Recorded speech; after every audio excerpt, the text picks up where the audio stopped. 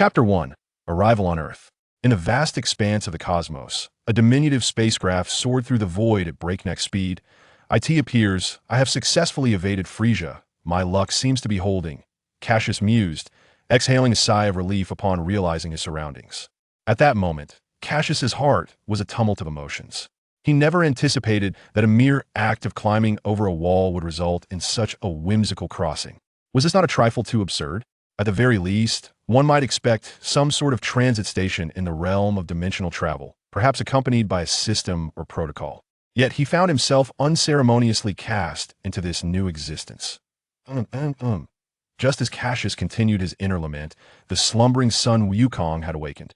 Embracing the inherently restless nature of Scion, the little one deftly seized Cassius's tail with an impish grip. What's happening? Cassius felt an immediate surge of weakness envelop him, his previously upright form collapsing in an instant. However, upon hearing Sun Wukong's raucous exclamations and feeling the peculiar sensations in his body, the realization dawned upon him. The inescapable vulnerability of science theater tales. Cassius turned his head, glaring fiercely at the instigator, Sun Wukong, and through clenched teeth, he demanded, "Release me, you fool!" Awawa. Unfazed by Cassius's protests, Sun Wukong yanked on the tail with all his might, sending Cassius hurtling across the spacecraft, colliding forcefully against its metallic wall. "You lunatic! Are you trying to kill me?" "That hurt like hell!" Cassius exclaimed, cradling his head in anguish as he glared at Sun Wukong, who had indeed demonstrated a rather heavy-handed approach. Yet, Cassius had to concede the undeniable strength of the Scion race even as an infant. Sun Wukong possessed tremendous power. Had he not been a Scion himself, he might have been rendered unconscious by such a display. Meanwhile, the instigator, Kakarot, exhibited no hint of remorse. With a carefree demeanor, he clapped his delicate hands together and plopped down, his large, dark eyes wide with innocent curiosity as he gazed at Cassius. Oh my, could he be so adorable? Was this truly Sun Wukong? It seemed implausible. How could Sun Wukong ever be so charming and endearing? Oh my goodness. It must be a figment of my imagination, absolutely. Cassius felt a deep disdain for Sun Wukong's shameless antics. Adopting the mindset of a mature individual who would not hold grudges against a child, he retracted his fist, which had been poised to strike Sun Wukong's face. With a disgruntled expression, he stepped back several paces. However, the confines of the spacecraft limited his retreat, and he found himself unable to escape further. Oh ho! Seeing Cassius withdraw his fist, Sun Wukong's spirits soared, and he lunged toward Cassius with unrestrained enthusiasm. Taken aback by this sudden move, Cassius found himself pinned beneath Sun Wukong's weight. "Get off me, you rascal!" Cassius felt an overwhelming surge of frustration. Here he was, a magnanimous individual who had spared this creature, only for it to respond with ingratitude and insolence. Truly, there are limits to one's tolerance. Just wait until I make you feel the sting of my wrath. I shall not rest until you are brought to your knees, incapable of caring for yourself. Clenching his delicate fists, Cassius delivered a powerful punch aimed at the figure of Sun Wukong, who was pinning him down. With all his might, he seized Wukong and forcefully pushed him to the ground. Without hesitation, Cassius lunged at Sun Wukong. After this playful scuffle, the spacecraft carrying both Sun Wukong and Cassius finally reached its destination, successfully landing on Earth. Boom! With a tremendous noise, the spherical spacecraft crashed into the ground, leaving a massive crater in its wake. As the hatch of the spacecraft swung open, a small figure sprang forth with great enthusiasm. What delight! The air here is so fresh. The environment is utterly magnificent. If this were my world, it would undoubtedly be a national treasure. Cassius, stripped of clothing, leapt onto the treetops, gazing out over the vast expanse of forest. For someone with Scion physiology like Cassius, this was a trivial matter. After surveying the area, he spotted a mountain resembling a steamed bun and felt a wave of relief wash over him. It appears I am indeed in the right place. This bun-shaped mountain is likely where Sun Wukong will reside in the future. If all goes as expected, his grandfather, Sun Gohan, should be making an appearance soon. With that, Cassius began to observe his surroundings, eagerly anticipating Sun Gohan's arrival. Wow! Brother! However, upon hearing the voice emerging from the spacecraft, Cassius glared at the freshly emerged Sun Wukong with a scowl, inwardly cursing, that brat. Though irked, Cassius had no choice but to accept the reality. According to the information relayed by the computer, Kakarot would become Sun Wukong was indeed born a mere few seconds before him. Even more infuriating was the fact that during their earlier skirmish aboard the ship, not only did he fail to teach the little rascal a lesson, but he was soundly defeated. Instead, the mere thought of it filled Cassius with indignation. How could a respectable young man of the 21st century be bested by a mere child? Truly, fate can be cruel. Brother! Little Sun Wukong leapt forward, charging directly at Cassius. Just then, a figure suddenly emerged from the nearby bushes, swiftly scooping up the little one in its arms. Upon closer inspection, Cassius realized that the one holding the young Wukong was a short, elderly man who also carried a large basket on his back. It soon became clear to him who this was. This old man was none other than Sun Gohan. Wow! Little Wukong was not inclined to comply, flailing his arms and legs against Sun Gohan. However, these antics were nothing to one who had trained for many years. Little Wukong perhaps felt that he was no match for the elderly man before him, and upon seeing Cassius perched in the tree, he began to shout excitedly, "Wow, brother! Wow, brother! Oh, so there's another little child up in the tree." Upon hearing this, Sun Wukong looked up and indeed discovered an infant standing atop the branches, curiously gazing at him. Ah, how did this little one climb so high? What if he falls? Come, let grandfather bring you down. After placing little Wukong in the backpack slung over his back, Sun Wukong ascended the tree to retrieve Cassius. Naturally, Cassius offered no resistance during the process. Now, how did you two come to find yourselves in this vast forest? What would happen if you encountered a wild beast? Come, let grandfather take you home from now on. I shall care for you both. Once he had settled Cassius into the backpack as well, Sun Wukong began his journey home. However, little Wukong was rather restless and attempted to leap from the backpack several times. This compelled Cassius to hold onto little Wukong, preventing him from moving about too much, lest he tumble out of the backpack. Yet, Cassius clearly underestimated little Wukong's determination. As Sun Wukong navigated a cliff, little Wukong broke free from Cassius' grasp and leapt from the backpack. Unbeknownst to him, Sun Wukong was at the edge of the cliff, and with that leap, he plunged directly down into the abyss. Chapter 2. Amnesia. Faced with the sudden actions of little Wukong, Sun Wukong was clearly taken aback. By the time he regained his composure, little Wukong had already plunged off the cliff, leaving no trace behind. Alas, it is all my fault, Sun Wukong exclaimed anxiously as he hurried down the precipice in search of little Wukong. In the backpack, Cassius gazed upon the seemingly bottomless chasm, swallowing hard. My heavens! How deep!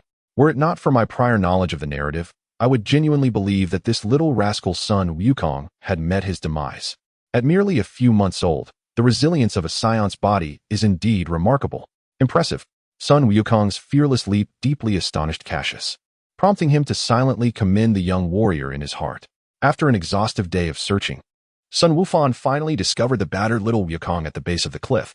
Despite his grievous injuries, little Wukong had valiantly survived, compelling Cassius once more to marvel at the extraordinary constitution of the scions. Fortuitously, little Wukong's injuries mirrored those in the storyline. His head had suffered a critical blow, blood flowing profusely. Under such circumstances, it seemed inevitable that little Wukong would lose his memory. In Baobao Mountain, within a structure resembling a temple, Sun Wukong anxiously gazed at the unconscious little Wukong, reproaching himself for failing to safeguard the infant. Meanwhile, the young warrior lay in bed, his body wrapped in layers of white bandages, especially around his small head, which was swathed multiple times.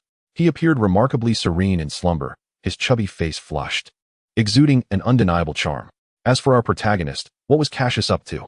Without a hint of concern for Sun Wukong's injuries, he was blissfully indulging in the beast milk that Sun Wukong had procured from the forest. Worry? Nonsense. With the aura of a protagonist, how could he possibly meet such an untimely end? While sipping the beast milk, Cassius observed the unconscious Sun Wukong. Despite his thoughts, he felt a twinge of uncertainty. After all, he and Sun Wukong had only been alive for a few short months. Furthermore, in the narrative, Sun Wukong's amnesia occurred while he was still an infant. Yet Sun Wukong had cared for him for at least a year. Unlike now, where this little rascal had just been discovered by Sun Wukong and had already gotten himself into trouble. Why couldn't he simply stay put and avoid such reckless behavior, resulting in his current state of injury? This child is truly incorrigible. One must remember that it was a cliff. It is my fault, all my fault, sigh. Sun Wukong cast another glance at the unconscious little Wukong, unable to suppress his self-reproach. Yet, thankfully, this child possessed a tenacious spirit and had survived. It was indeed a stroke of fortune amidst misfortune. Suddenly, Sun Wufan realized something, turning to Cassius, seemingly pondering deeply, standing still for quite a while. This action startled Cassius. Startled, he hurriedly set down the beast's milk and clambered onto the bed, feigning a sorrowful expression as he gazed at little Wukong. Could it be that my exaggerated demeanor has led Sun Wufan to suspect something? Cassius pondered, realizing that his older brother was injured, and yet he had shown no concern, calmly sipping the beast's milk instead. Such behavior would undoubtedly seem unusual to anyone. No, he must act more like a child.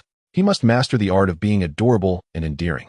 After contemplating in silence, Cassius devised a plan to exploit the unique qualities of childhood, crying, wailing loudly. Cassius, the rascal, sobbed heartily while shaking the still slumbering little Wukong.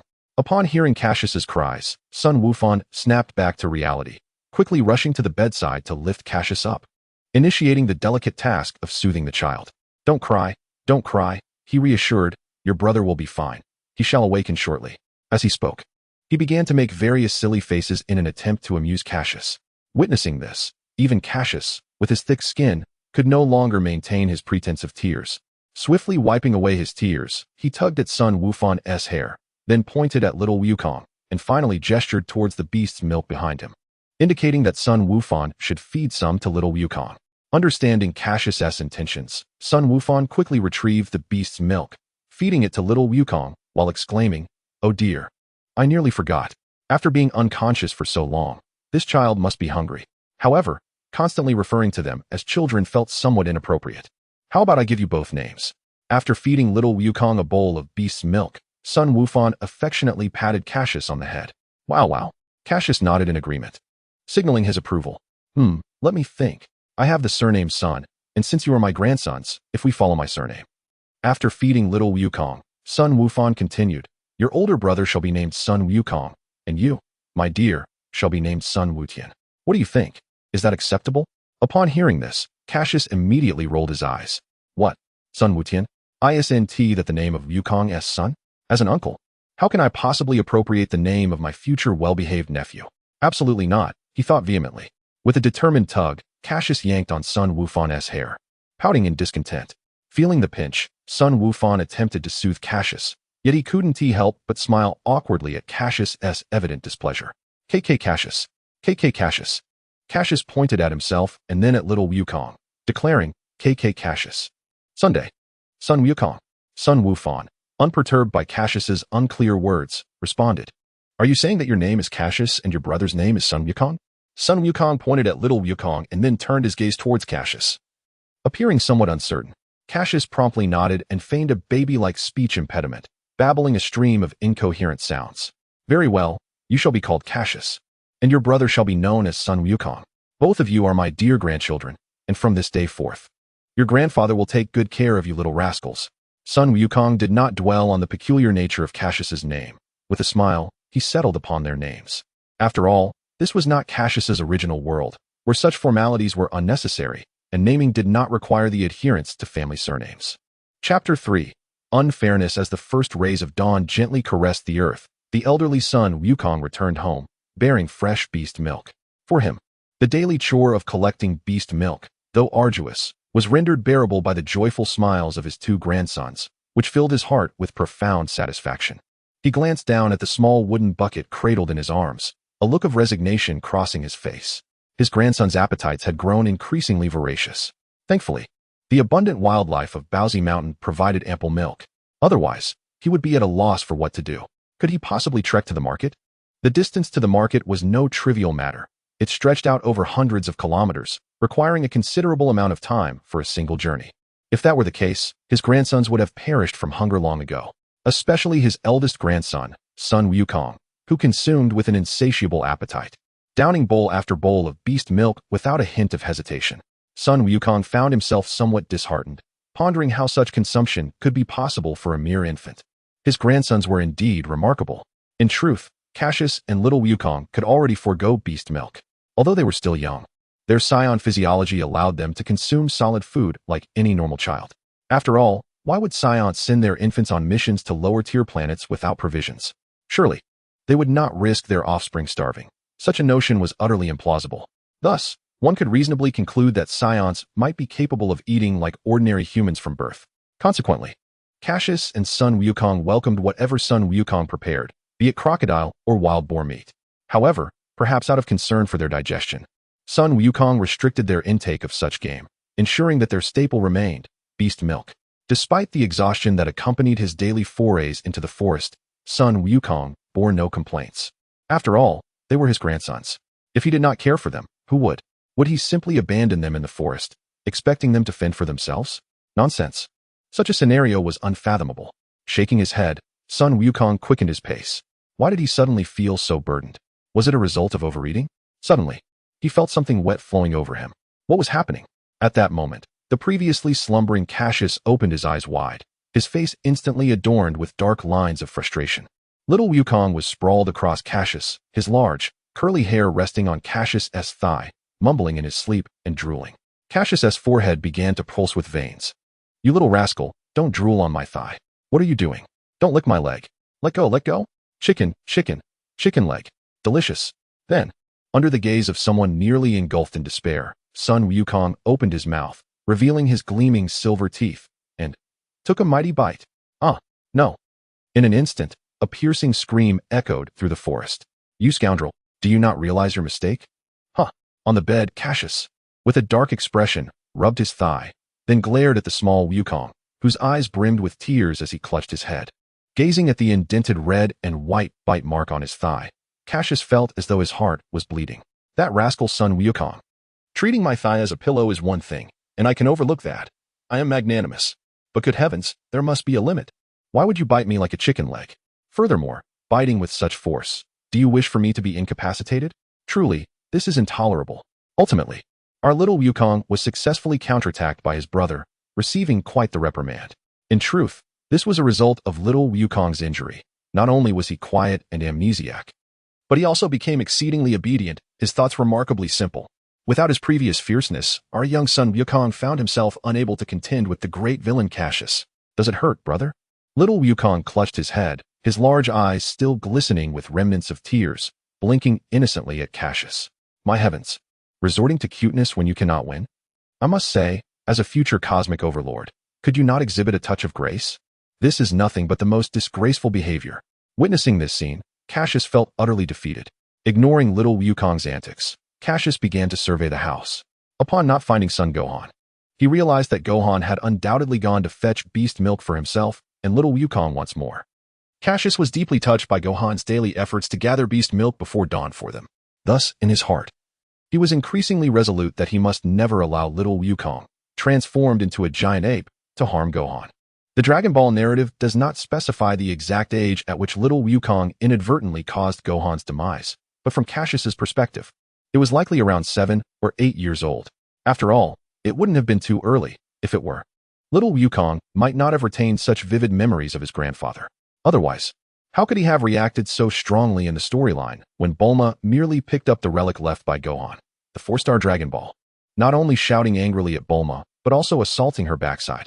Well, it was unintentional on little Wukong's part. For someone with such a pure heart as little Wukong, this would indeed be quite difficult to achieve. After getting out of bed, Cassius made his way toward the altar in the center of the house. Having resided there for several months, he had not forgotten about Sun Wukong's golden staff. No, wait. The Rui Jingu Bang. As a young man long influenced by the antics of the Monkey King wielding his formidable staff, it would indeed be remiss not to engage with the magical goldenrod. Upon leaping onto the altar, Cassius discovered the staff resting beside him. With a gentle tug of his small hands, he extracted the crimson rod. Landing gracefully on the ground, he began to twirl the staff, suddenly recalling its ability to extend. Thus, clutching the goldenrod, he stepped outside and shouted, "Lengthen! Transform!" A gentle breeze swept through, but to his bewilderment, nothing transpired. What is happening? Cassius felt a wave of embarrassment wash over him. In a fit of frustration, he wondered how this was possible. Nothing had occurred. Could it be a counterfeit? He was convinced that this golden rod was an imitation, undoubtedly a shoddy product from some dubious company.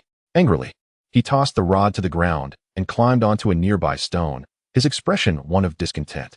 As he lamented, a small figure slowly emerged from within the house. Crawling on all fours, its warm, innocent eyes gleaming as it approached the discarded golden rod. Wow, it's getting longer. At that moment, Cassius, still in his state of vexation, suddenly noticed a dazzling red glimmer, and then he was sent flying. When Cassius finally regained his footing after tumbling several meters, he was utterly astonished. The crimson staff had indeed lengthened in the hands of the little monkey. My heavens! Cassius could hardly believe that the very counterfeit he had just condemned had transformed in the grasp of the little monkey. Watching as the staff extended deep into the forest, Cassius was left in disbelief. Caw, caw, caw. A flock of crows flew overhead. Is this a touch unfair? Cassius questioned within himself. Chapter 4. The full moon as he observed the little monkey king frolicking with the Rui Jingu Bang. Cassius couldn't help but silently acknowledge the undeniable presence of a protagonist, a cosmic overlord, who was simply formidable. A thorough review of Sun Wukong's narrative reveals that each of his battles is fraught with peril. Not a single grand conflict occurs without casualties. Either the protagonist, Wukong, meets his demise, or supporting characters such as Krillin and Master Roshi fall. For instance, at the onset of Dragon Ball, during Wukong's battle with the King Piccolo, nearly all the supporting characters faced death. Though they were ultimately resurrected by the Dragon Balls, one could hardly desire to have faced death multiple times.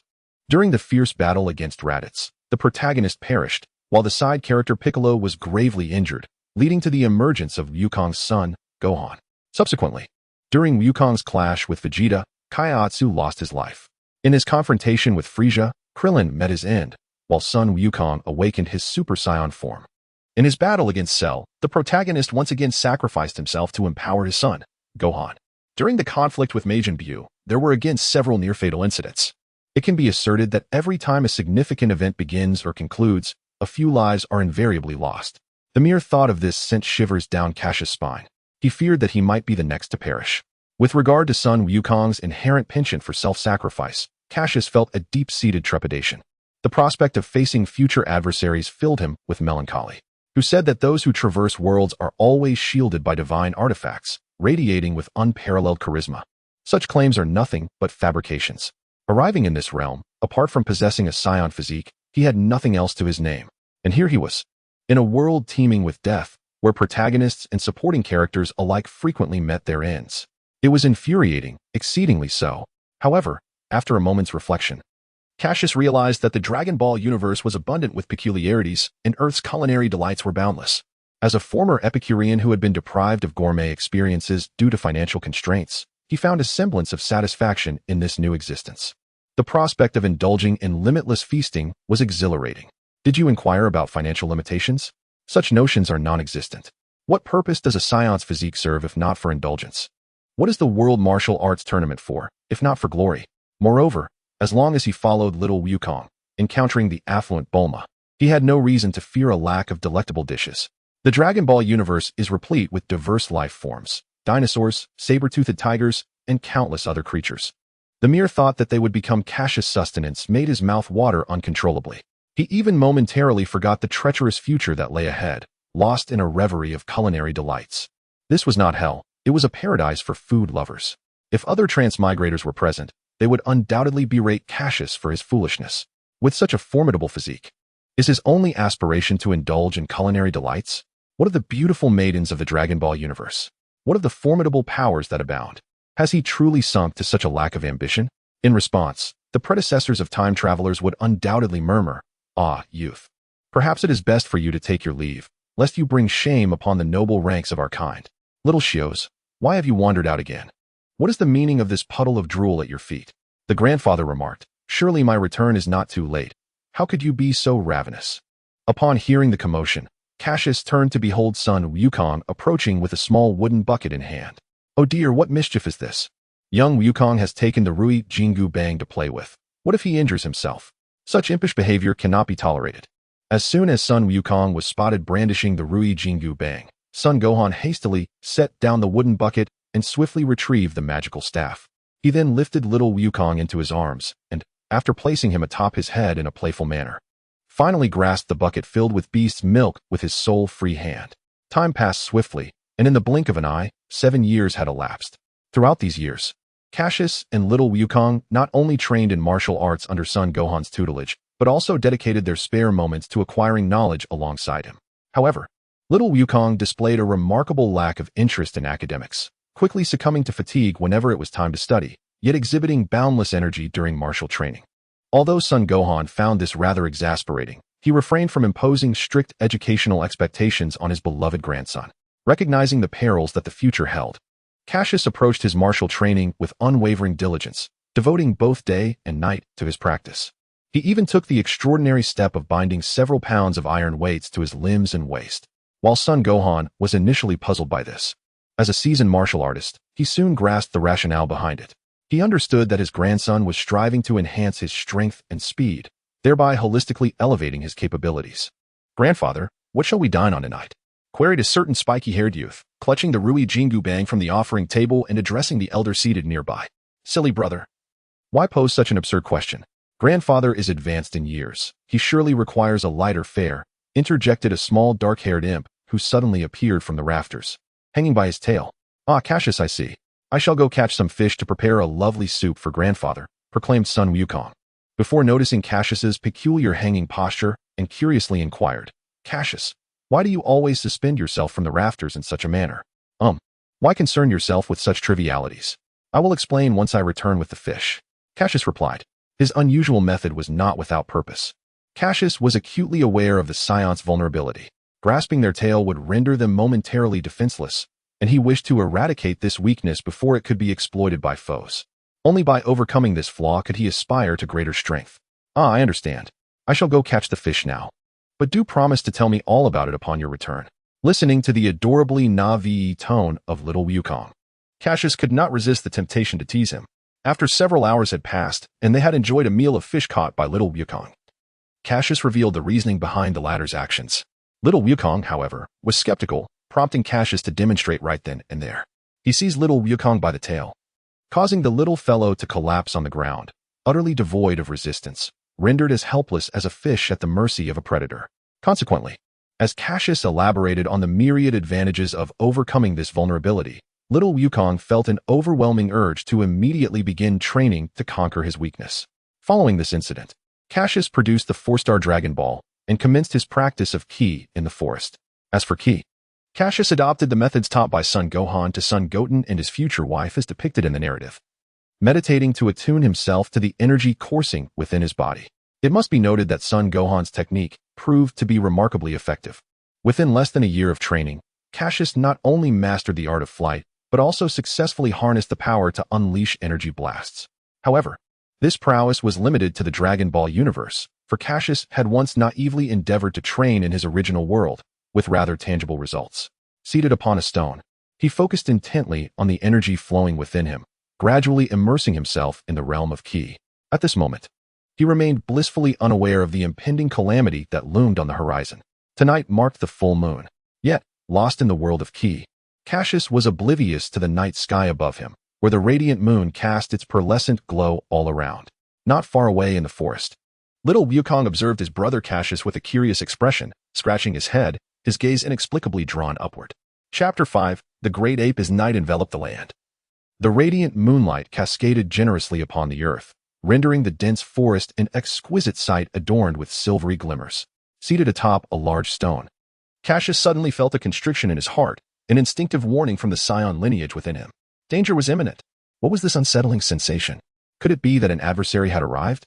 It seemed implausible. According to the narrative, no formidable foes had ever ventured into Baozi Mountain. What could possibly be amiss? Cassius appeared perplexed by this feeling, and it was understandable.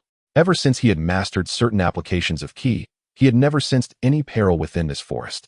Yet, the sudden onset of trepidation tonight left him utterly bewildered.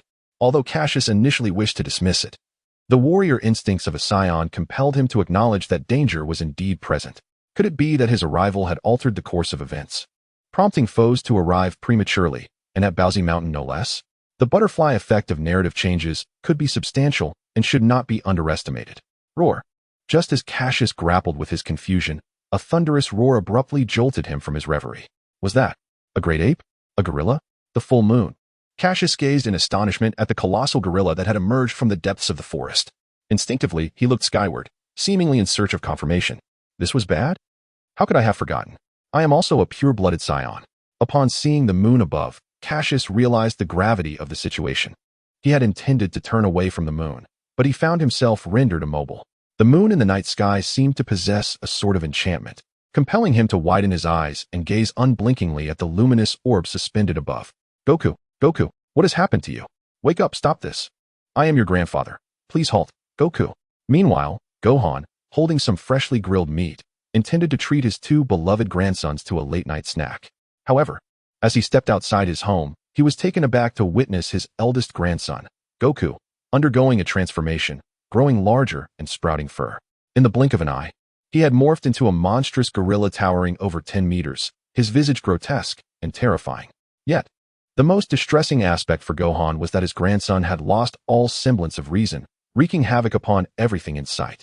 Hearing Gohan's voice, Cassius seemed to recall something, and with all his might, he shouted, "Grandfather, run, run.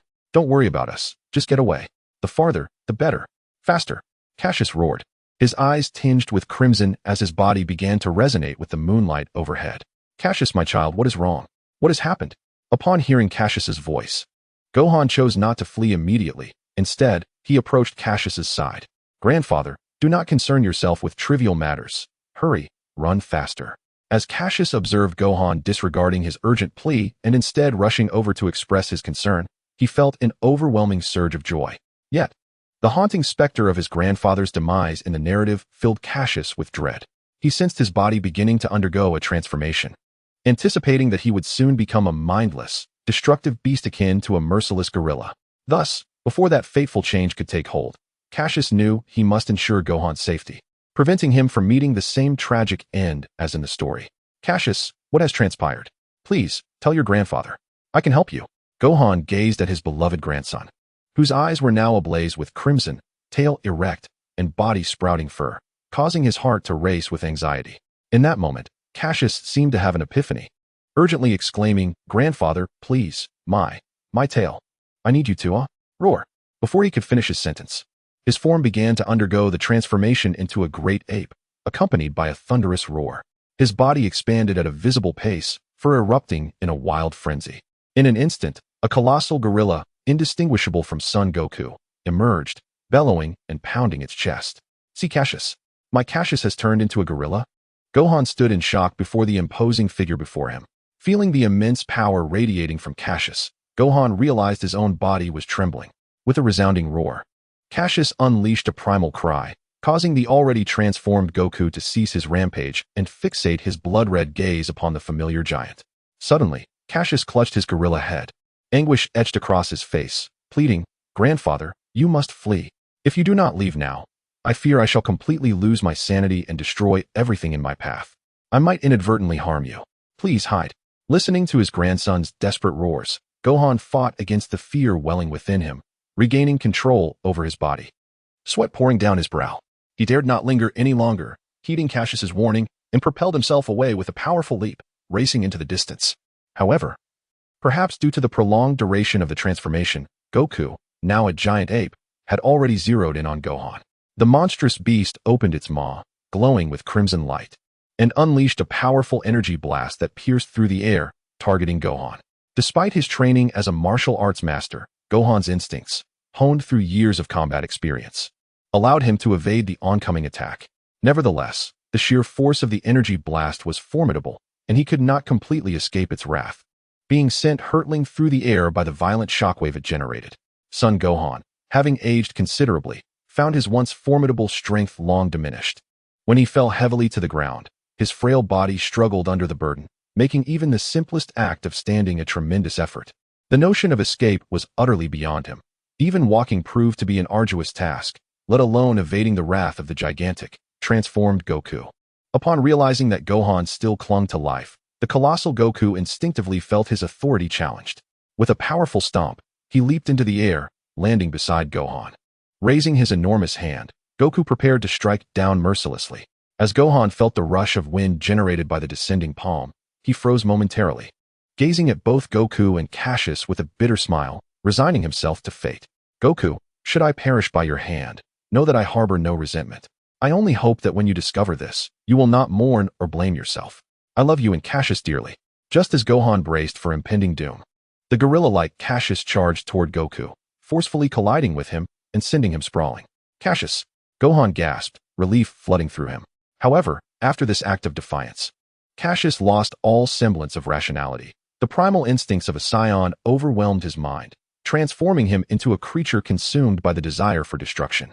"Cassius, are you all right?" Gohan exclaimed, his heart heavy with concern. He could disregard his own life, but the safety of his grandson was paramount, for he was not merely a grandfather. He was a guardian who had watched over them as they grew. Suddenly, a massive red energy blast surged from a distance, mercilessly engulfing Gohan in its wake. The source of this devastating force was the giant Goku, who roared defiantly toward the heavens while pounding his chest, seemingly reveling in his own might. Meanwhile, as chaos reigned, Cassius, with his blood-red eyes, began to shed tears, a poignant reminder of the humanity still flickering within him. Chapter 6. A stroll until dawn. As dawn broke, Cassius gazed bewilderedly at his surroundings. The once lush and verdant forest now lay in utter ruin, marred by several massive chasms. Cassius recognized that these were the consequences of the energy blasts emitted during his transformation into a giant ape alongside Goku. Strangely, the small abode inhabited by himself, Goku, and Gohan remained unscathed. This revelation filled Cassius with astonishment. How could his irrational self have spared this humble dwelling? Was there some peculiar force at play? "Grandfather, where is he?" Cassius suddenly recalled Gohan. He distinctly remembered urging Gohan to flee swiftly, to distance himself from both him and Goku before losing control. Yet, as Cassius began to sense the energy around him, a pallor washed over his face. He sensed no trace of Gohan's energy. Although his current strength was not formidable, Scions possess a keen sensitivity to energy.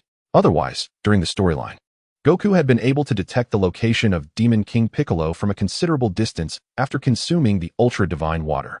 At this moment, the absence of Gohan's energy suggested two possibilities. Either Gohan had departed to a far-off place, eluding detection, or, tragically, he had perished, though it remained uncertain whether he had fallen to Cassius or Goku. In the Dragon Ball lore, Goku had mentioned that his grandfather warned against gazing at the moon during a full moon. Hence, Gohan should have been able to endure Goku's first transformation into a giant ape.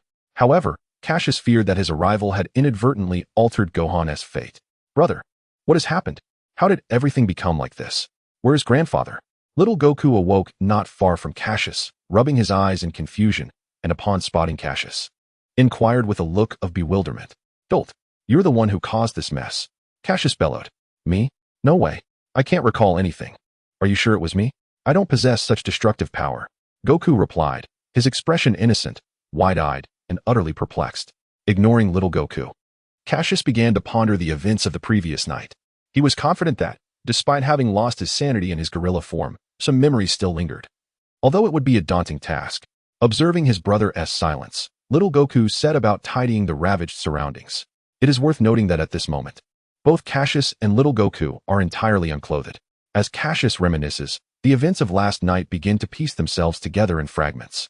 After he had knocked little Goku, transformed into a giant ape, aside, he initially believed that Gohan was safe. Little did he know that Gohan was soon obliterated by an energy blast from Goku, who stood not far away. This realization casts a complex shadow over Cassius's expression. Evidently, the narrative remains unchanged. Ultimately, Gohan was indeed slain by little Goku. Although the plot specified that Gohan was crushed underfoot, the outcome is the same. Death is death. Observing little Goku, who is now tending to the scene of destruction, Cassius feels a pang of anguish. Should he disclose this grim truth to little Goku? Perhaps it is best to withhold the details of Gohan's demise to spare him from excessive sorrow and guilt, lest he inadvertently bring about his own demise. "Brother." Upon hearing Cassius's voice, Goku sets down the colossal tree he was handling and rushes over. "Cassius, what do you need? It's quite chaotic here. It seems we will be tidying up for quite some time before things return to normal." "Brother, I must tell you something, but please do not be too heartbroken." Cassius ponders briefly, his expression turning solemn as he gazes at Goku, and then slowly speaks. "Grandfather has passed away." The atmosphere suddenly grows eerily silent, to the point where even the chirping of birds is distinctly audible. After a few minutes, Goku's cries break the stillness, escalating into a deep wail, tears cascading down like a rushing spring. The sight of his tear-streaked face is heart-wrenchingly pitiful. How could this happen? How could grandfather suddenly die? Where's his body? Goku sobs, choking on his words. At this moment, Cassius's countenance darkens ominously, yet he remains silent, merely observing Goku. Grandfather was killed by a villain, and his remains were obliterated beyond recognition. He finally admits, hoping to provide Goku with some solace. at least offering a direction for vengeance. Therefore, Goku, we must grow stronger. Become even more formidable, so that we can avenge grandfather. Cassius gazes earnestly at Goku, inhaling deeply before continuing. He too grieves for Gohan's death, yet what can be done? The event has transpired. Little Goku, with his innocent heart, harbors no doubts about the truth of the situation, believing that their grandfather was murdered by an enemy, thus compelling him to become more powerful to seek vengeance in the future. Suddenly, Cassius is taken aback by Goku's naive tone. Cassius, brother, can we start cleaning up the destruction now? Cassius, to be honest, Cassius is already suffering from chronic laziness, a condition deemed untreatable. Aside from training, he finds himself perpetually engaged in training. Do not mention chores. Even when it comes to food, it is still brought by little Wukong. He is utterly lethargic. Well, I shall not elaborate further. However, this has resulted in Cassius possessing a slightly superior combat ability compared to little Wukong. Moreover, due to the influence of Cassius's rigorous training from a young age, little Wukong's strength has surpassed that in the original narrative. He has also begun to grasp the fundamentals of the spirit bomb technique. Nevertheless, regarding the concept of chi, Cassius has not elaborated on it, leaving little Wukong with only a vague understanding. One might say he is somewhat knowledgeable, yet still rather ignorant. If we were to quantify Cassius's combat prowess as 100, then little Wukong's strength would be around 80, if not 90. Under such circumstances, he could be regarded as a formidable expert in the current realm of Earth. Hey, Wukong. Cassius adjusted his tone and spoke seriously to little Wukong. Yes? What is it? Little Wukong blinked his large eyes, looking at Cassius with a hint of confusion. I wish to take a stroll outside. All right, just remember to bring back some food in the evening. Upon hearing little Wukong's innocent reply, Cassius felt a surge of frustration, wishing to rush over and give a stern talking to that foolish tuft of hair. No, I meant that I want to leave this place. I wish to venture outside and take a walk, not merely within the forest. Cassius sat upon a stone, gazing at the sun gradually rising in the sky. You want to leave here? Leave the forest? Son Wukong expressed surprise and confusion, his tuft of hair swaying back and forth, rather distracting. Yes, Wukong, the world is vast, and I believe it is time for me to explore it. All right, I will wait here for your return, little Wukong replied earnestly, looking at Cassius. Wukong, should you encounter a girl in the future, follow her. By doing so, I shall be able to find you later. But remember, you must not disclose that it was I who urged you to follow her, understood? Cassius felt a chill at the thought of little Wukong waiting for his return. Yes, I will follow the girl my grandfather spoke of if I meet her. Excellent. I shall take my leave now. As Cassius gradually receded into the distance, little Wukong seemed to recall something and shouted, Brother, shouldn't you put on some clothes before you go? In the distance, Cassius, who was leaping about in the trees, abruptly halted, and with a thud, he fell to the ground. Cassius, may I inquire if you possess a blade? Chapter 7. The absurd in a wilderness overrun with weeds, there lay an interminable road, seemingly intact yet devoid of any vehicles traversing its expanse. Cassius, reclining by the roadside, felt a profound sense of regret. As someone with an insatiable appetite and an ardent desire for speed, the unavailability of a car was an immense source of anguish. Truly, was this a remote area? How could not a single vehicle have passed by in several hours? Was it too much to ask for a mere ride? If only I had known. I might as well have flown directly to the city and acquired a vehicle, though I must refrain from calling it theft. Borrowing would be the more appropriate term. It had been a month since Cassius departed from Steamed Bun Mountain, during which our protagonist had successfully procured a piece of clothing in a small village. He had also enjoyed a meal, and in return, Cassius had dealt with the local bandits. Subsequently, as a well-mannered youth from the 21st century, he lamented that not racing in the Dragon Ball realm was a grave oversight. With no sports car in sight in the village, guided by the locals, he abandoned the notion of flying directly to the city and set forth on this seemingly endless road, hoping to borrow a sports car from any passing vehicle to race into town. However, fate was not on his side. After walking for so long, not a single car had appeared on this road. This outcome was undoubtedly the cruelest irony for Cassius, who sought to borrow a vehicle. Damn, what kind of desolate place is this? Not a single car. After venting his frustration, Cassius propelled himself into the sky with a powerful leap, racing toward the end of the road. I am eager to discover what lies at the end of this road. After waiting so long, not even a single vehicle has passed. It infuriates me. After soaring through the sky for nearly a few hours, Cassius finally spotted a small city. However, this city lacked the vibrancy of those in the Dragon Ball universe and instead appeared quite forlorn. He chose an inconspicuous spot to land swiftly. As those capable of flight were a rarity, and he wished to avoid drawing attention as a curiosity. As he wandered the streets, Cassius's stomach began to rumble, accompanied by waves of hunger. Initially intending to find a place to eat, he felt increasingly frustrated upon witnessing the desolate state of the city. Despite his efforts, he had not encountered a single shop or restaurant open for business. Even the presence of people was scant. The most common sights were scattered debris and torn garbage bags wafting through the streets. This situation left Cassius perplexed in his recollections of the Dragon Ball world. Cities were always bustling with activity. Never had he encountered such desolation. If one were to speak of occurrences, it would pertain to that singular instance when Shilu manifested, drawing the entirety of the city as populace into its grasp, resulting in a desolate and abandoned urban landscape. However, the present moment stands in stark contrast to the events of Shilu, with Cassius feeling an unsettling disquiet within. Was it possible that his arrival had instigated a profound butterfly effect? This seemed implausible, for he had only just departed from Baobao Mountain. How could he be the catalyst for chaos? Could it have been due to his confrontation with that band of marauders? Sitting on a bench in the street, Cassius succumbed to deep contemplation. As moments passed, hunger gnawed at him, leaving him on the brink of despair. Yet, in that very moment, he sensed a flicker of hostility. Realizing that he was likely being watched, adhering to the principle of remaining motionless until provoked, Cassius refrained from initiating an attack, opting instead to unleash a powerful blow that sent the iron gate of a nearby bakery flying. Like a famished wolf, he rushed inside, disregarding the startled manager descending from the upper floor, and began ravenously devouring bread. The urgency of his hunger was undeniable. Since leaving the small village, he had spent nearly 2 days hitchhiking along the desolate highway. The surrounding wilderness was so barren that even the smallest creatures, such as rabbits, were nowhere to be seen, and the sparse grass bore the marks of malnourishment. It could be said that the reckless driving tendencies of that foolish black-haired individual were to blame for his predicament. Having squatted by the road for 2 days without sustenance, this experience could only lead one to conclude that the black-haired individual was indeed a fool. Why, young man, the manager gazed at Cassius, who was devouring bread with wild abandon, his face a mask of terror. Rest assured, I shall pay, Cassius replied, furrowing his brow as he rummaged through his pocket, affirming that the borrowed money remained. He looked at the manager with newfound confidence. Oh no, that's not it. I'm not concerned about your ability to pay, the manager quickly clarified, realizing Cassius had misconstrued his intent. Is it not permissible to consume a few loaves? Am I so financially challenged as to warrant such stinginess? After swallowing the last morsel of bread, Cassius regarded the manager with dissatisfaction. Young man, you've misinterpreted my meaning. Oh, what do you mean? Cassius felt a twinge of curiosity stir within him. What I meant to convey is that you should take the bread and leave this city promptly. It is not a safe place for someone like you. As he spoke, the manager produced a sack from behind him, hastily filling it with bread and pastries.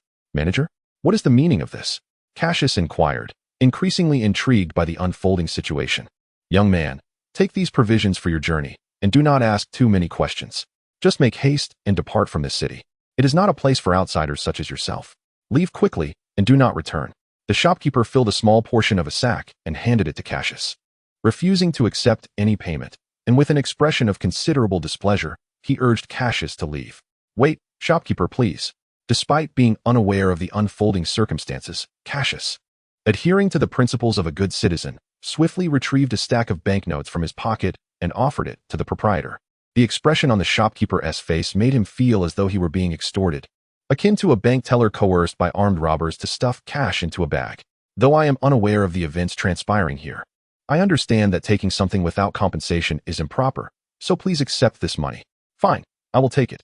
Now hurry and leave. Continue straight ahead, and you will be out of this city in about 10 minutes. Remember, do not return. The shopkeeper accepted the banknotes from Cassius and pointed in a direction, urging him to leave swiftly. Observing the shopkeeper's demeanor, Cassius felt utterly perplexed. Nevertheless, he complied with the shopkeeper's instructions and, with the small sack on his back, quickly departed the city. However, shortly after his exit, the bakery owner, visibly relieved, wiped the perspiration that had inexplicably appeared on his forehead. Chapter 8. The Demon from a Distance. Cassius gazed at the city, an unsettling feeling growing within him. The bakery owner exhibited peculiar behavior. Not only did he refrain from reprimanding Cassius for damaging his entrance, but he even provided a sack for him to carry food. This was indeed suspicious, truly suspicious. No, he must return to investigate further. Perhaps unforeseen events awaited him.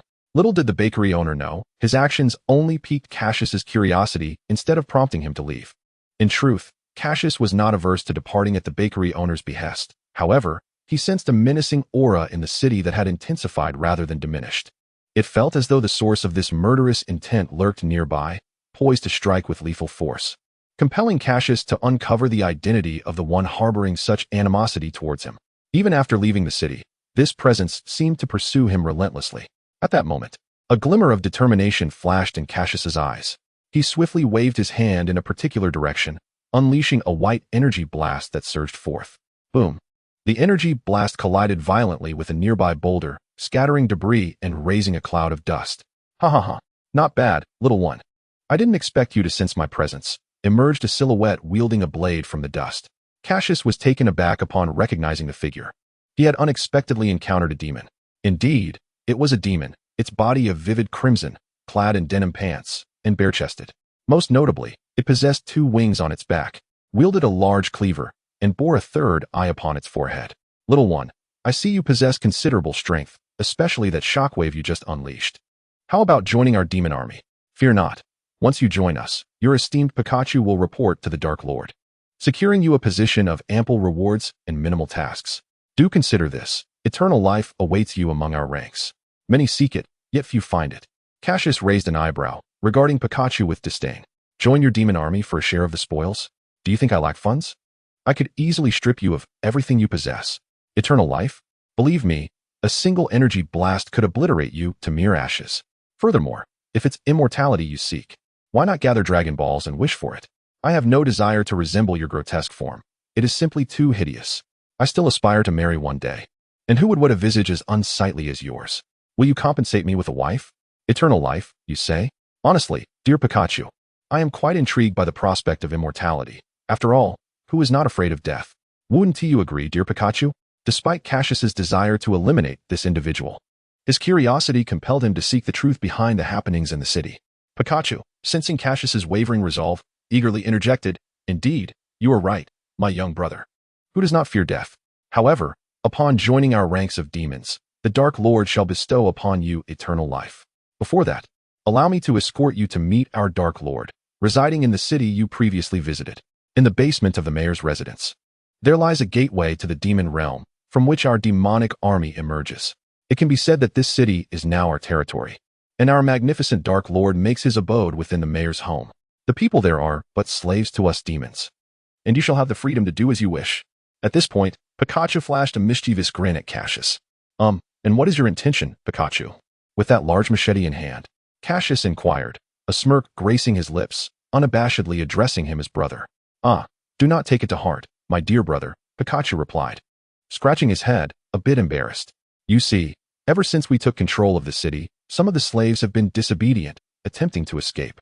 Consequently, the Dark Lord has tasked us with monitoring these slaves. Any who attempt to flee are to be executed.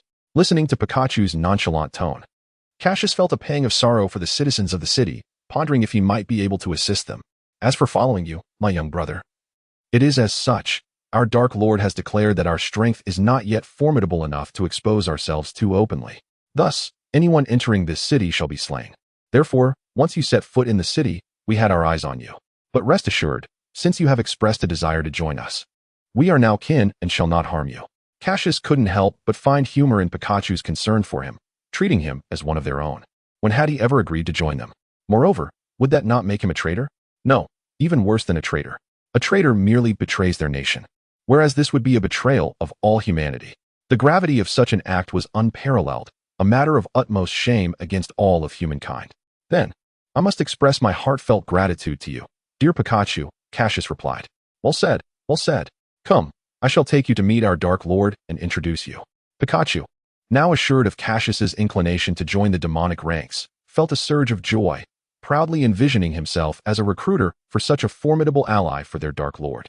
In truth, Pikachu acknowledged that after witnessing Cassius's terrifying power, he had resolved to attempt persuading him to join their demonic forces for the sake of his own survival. Moreover, should I succeed in persuading this young child, the Dark Lord might bestow upon me unimaginable rewards upon acquiring such a formidable subordinate. I harbor no doubts regarding Cassius's disposition, for I am confident that no soul can resist the allure of eternal life. After all, was I not once ensnared by the Dark Lord's cunning strategy? Furthermore, Even in the event of unforeseen complications, with the Dark Lord's immense power, vanquishing this little imp would be a trivial endeavor. Contemplating this, I felt an overwhelming sense of assurance, striding forward with an air of pride. Chapter 9. Is this the Demon Lord? In an effort not to outshine Pika in front of others, Cassius chose not to soar directly into the city, but instead followed Pika at a measured pace. Meanwhile, the demon Pika, mindful of his new companion, refrained from taking to the skies with his wings. Upon entering the city, perhaps due to Pika's presence, the few pedestrians on the street knelt before him one by one. This spectacle took Cassius by surprise. Evoking a memory of an anime he had watched prior to his transference, he vaguely recalled it being called One Piece or something similar. In that anime, the world nobles, known as celestial dragons, commanded similar reverence from the common folk. Don't be astonished, my young friend. How could these lowly humans possibly compare to our illustrious demon kind? Sparing them and allowing them to kneel is the least we can do, Pika elucidated, noticing Cassius's bewildered expression. Cassius's temper flared upon hearing this. I am also one of those lowly humans you speak of. If it weren't for your potential usefulness, I could dispose of you in an instant. How arrogant of you. Oh, I see now. Thank you, Brother Pika, for enlightening me. Cassius feigned enlightenment, which only served to please Pika further. At that moment, Cassius spotted the baker who had previously provided him with a sack of food. However, the baker now bore bruises and appeared to have been beaten.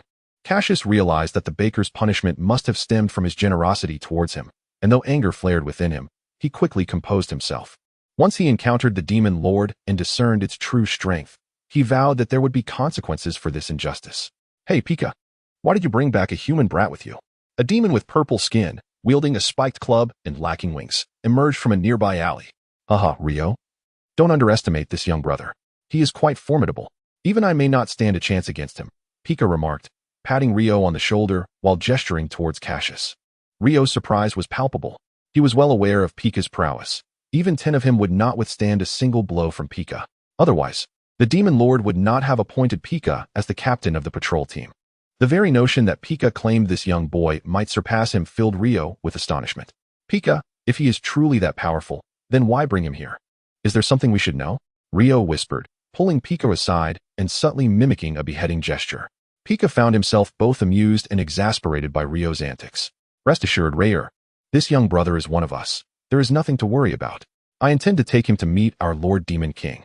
As he spoke, Pika suddenly leaned in and whispered a few words in Rayer's ear.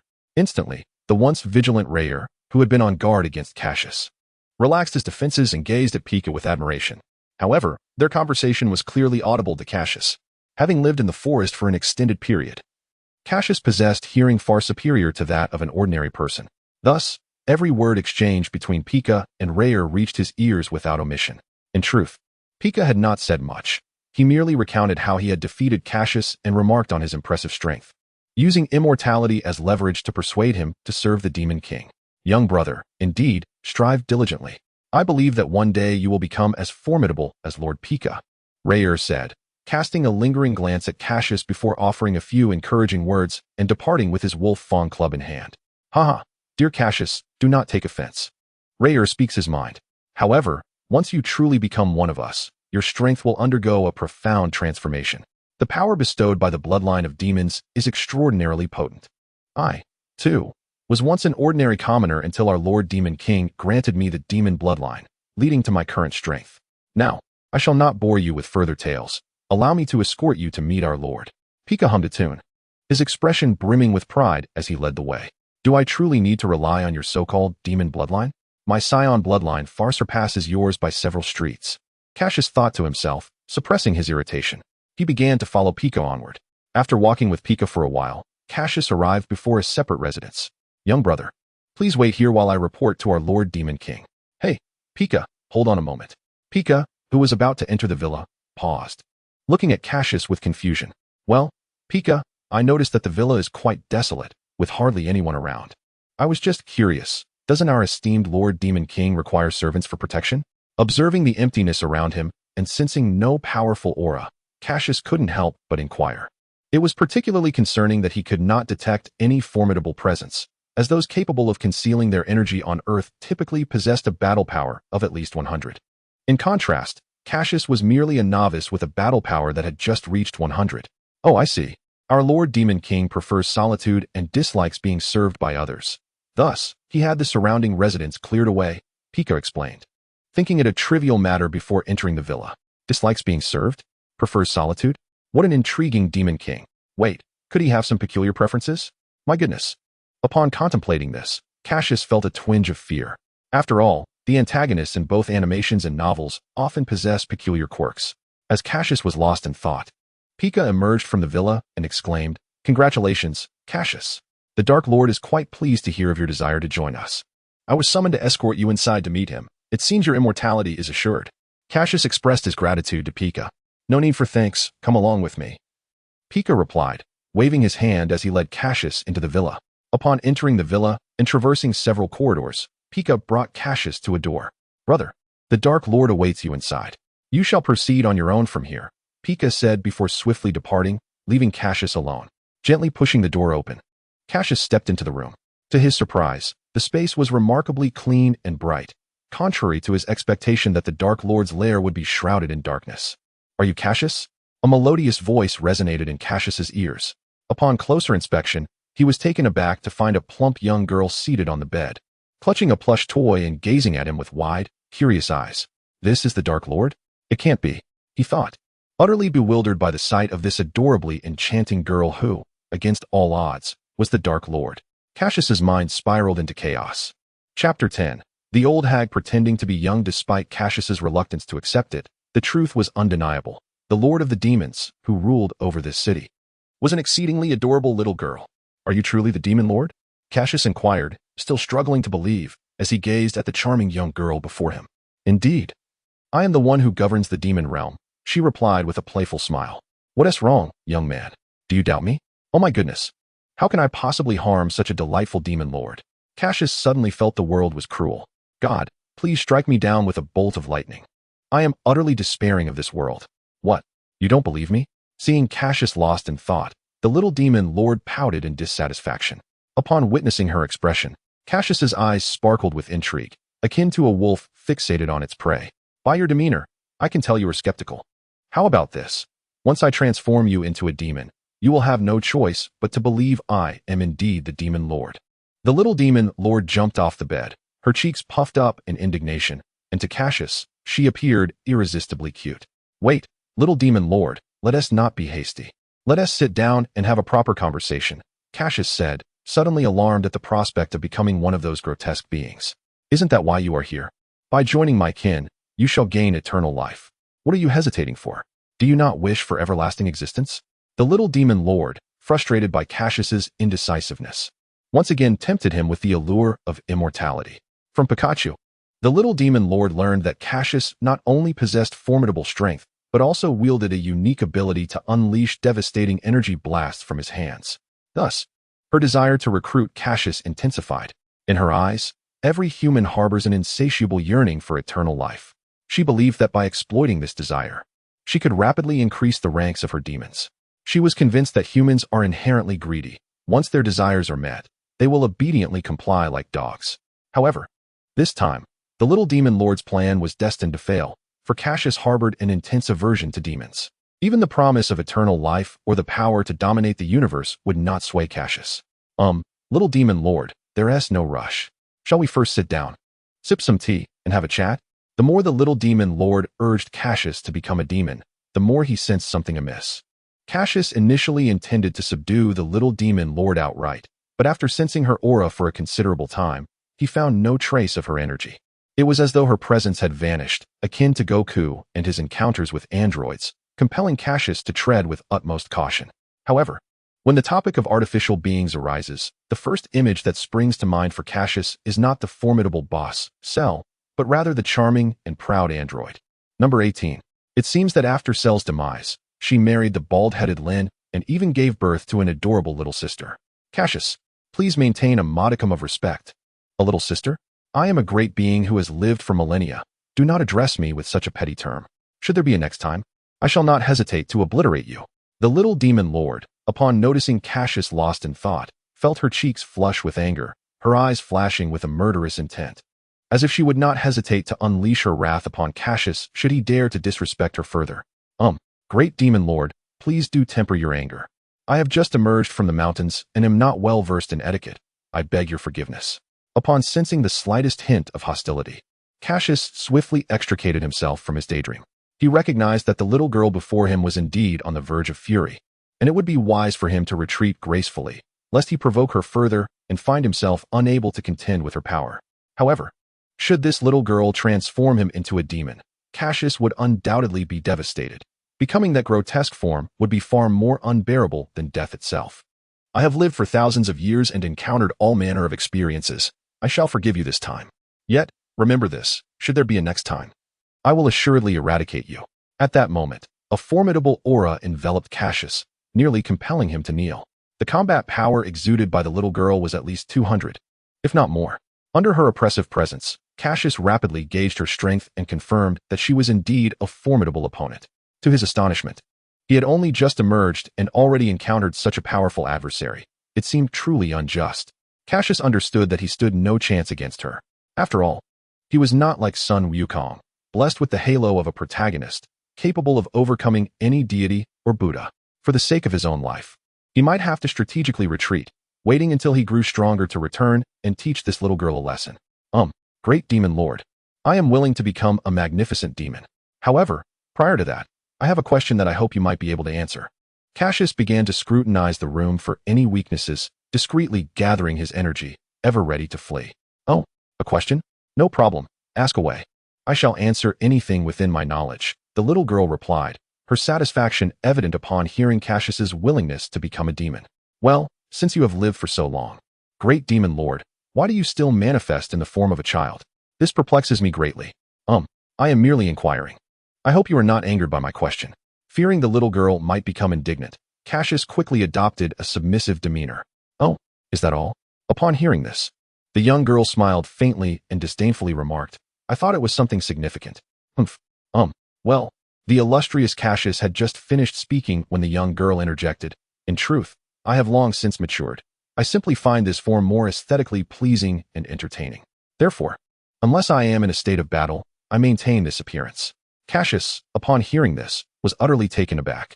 Initially, he had assumed that this young girl was cursed to remain small, only to discover that she was, in fact, an eccentric old hag. How dare this wretched being tarnish the pure image of the lovely girl I held in my heart? A state of battle? As this thought crossed his mind, Cassius unleashed a powerful energy blast towards the window of the old hag's chamber and swiftly employed a technique to escape at high speed. You old crone, pretending to be youthful, shattering the image of the girl in my heart, I shall obliterate you. The demon king, upon hearing this, felt her face flush with anger as she dashed toward the breach created by Cassius's energy blast. During her swift advance, her body began to grow rapidly. In no time, she transformed into a stunning woman with flowing purple hair, sharp, elongated nails, a statuesque figure, and a finely chiseled face. It could be said that this demon king was indeed a beauty. Meanwhile, having fled the old hag's chamber, Cassius sought to buy himself precious time for escape. With both hands clasped together, he unleashed a tremendous energy blast towards the demon king's room and promptly turned to flee into the distance at great speed. Chapter 11. Are you forcibly taking a good man? After unleashing a powerful energy blast, Cassius began to retreat at an astonishing speed. Although numerous demons attempted to obstruct his path, they were mere trifles to him, easily dispatched with a single punch. Cassius, you're quite quick, aren't you? A hauntingly alluring voice echoed behind him as he felled yet another demon that dared to hinder his progress. The demon queen had initially intended to obliterate Cassius, but upon witnessing his formidable energy blast and his ability to soar through the skies, she felt a flicker of admiration stir within her. She was acutely aware of the capabilities of her subordinates and yearned for a powerful ally.